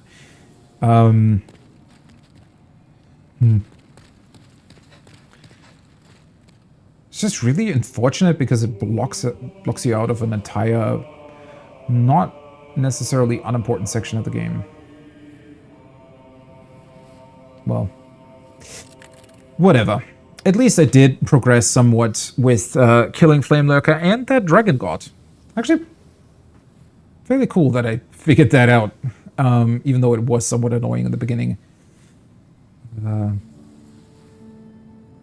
Probably not that interesting on a second playthrough, though. Once you know how it works, just loses, I guess, the scariness of the big monster lurking above you. At least the Flame Lurker in front of it is a very, very cool boss fight, I think. It's not necessarily the most intricate one. I think you can definitely see that back with Demon Souls, although arguably that is still true a little bit for Dark Souls 1, especially for Dark Souls 2, that they were still... You know, boss fights, they can be pretty awesome, but they're definitely less than what they are in later games, with how spectacular they are, and especially with how many phases they have in a game like Sekiro. Definitely feels a lot more basic here, but not in a bad way. I guess it's a bit more of a raw fight, right? It's really just you against the boss, and you both have a certain set of skills, and try to utilize them against each other. Yeah, works pretty well. Anyways, though, I definitely need to end, and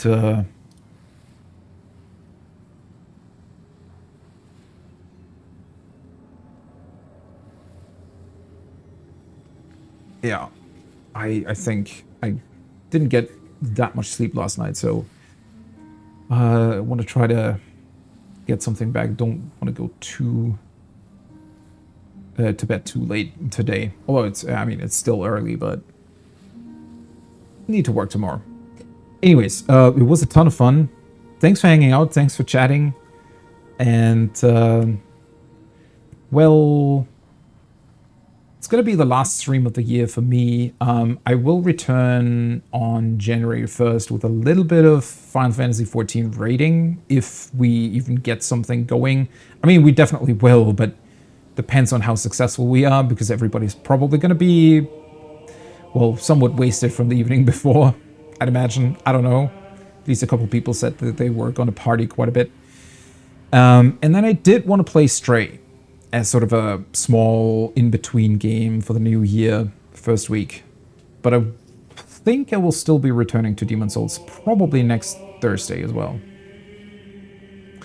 Anyways, as I said, it was a ton of fun hanging out with you, and maybe until next time, have a great rest of your evening, morning, day, wherever you are. Bye-bye!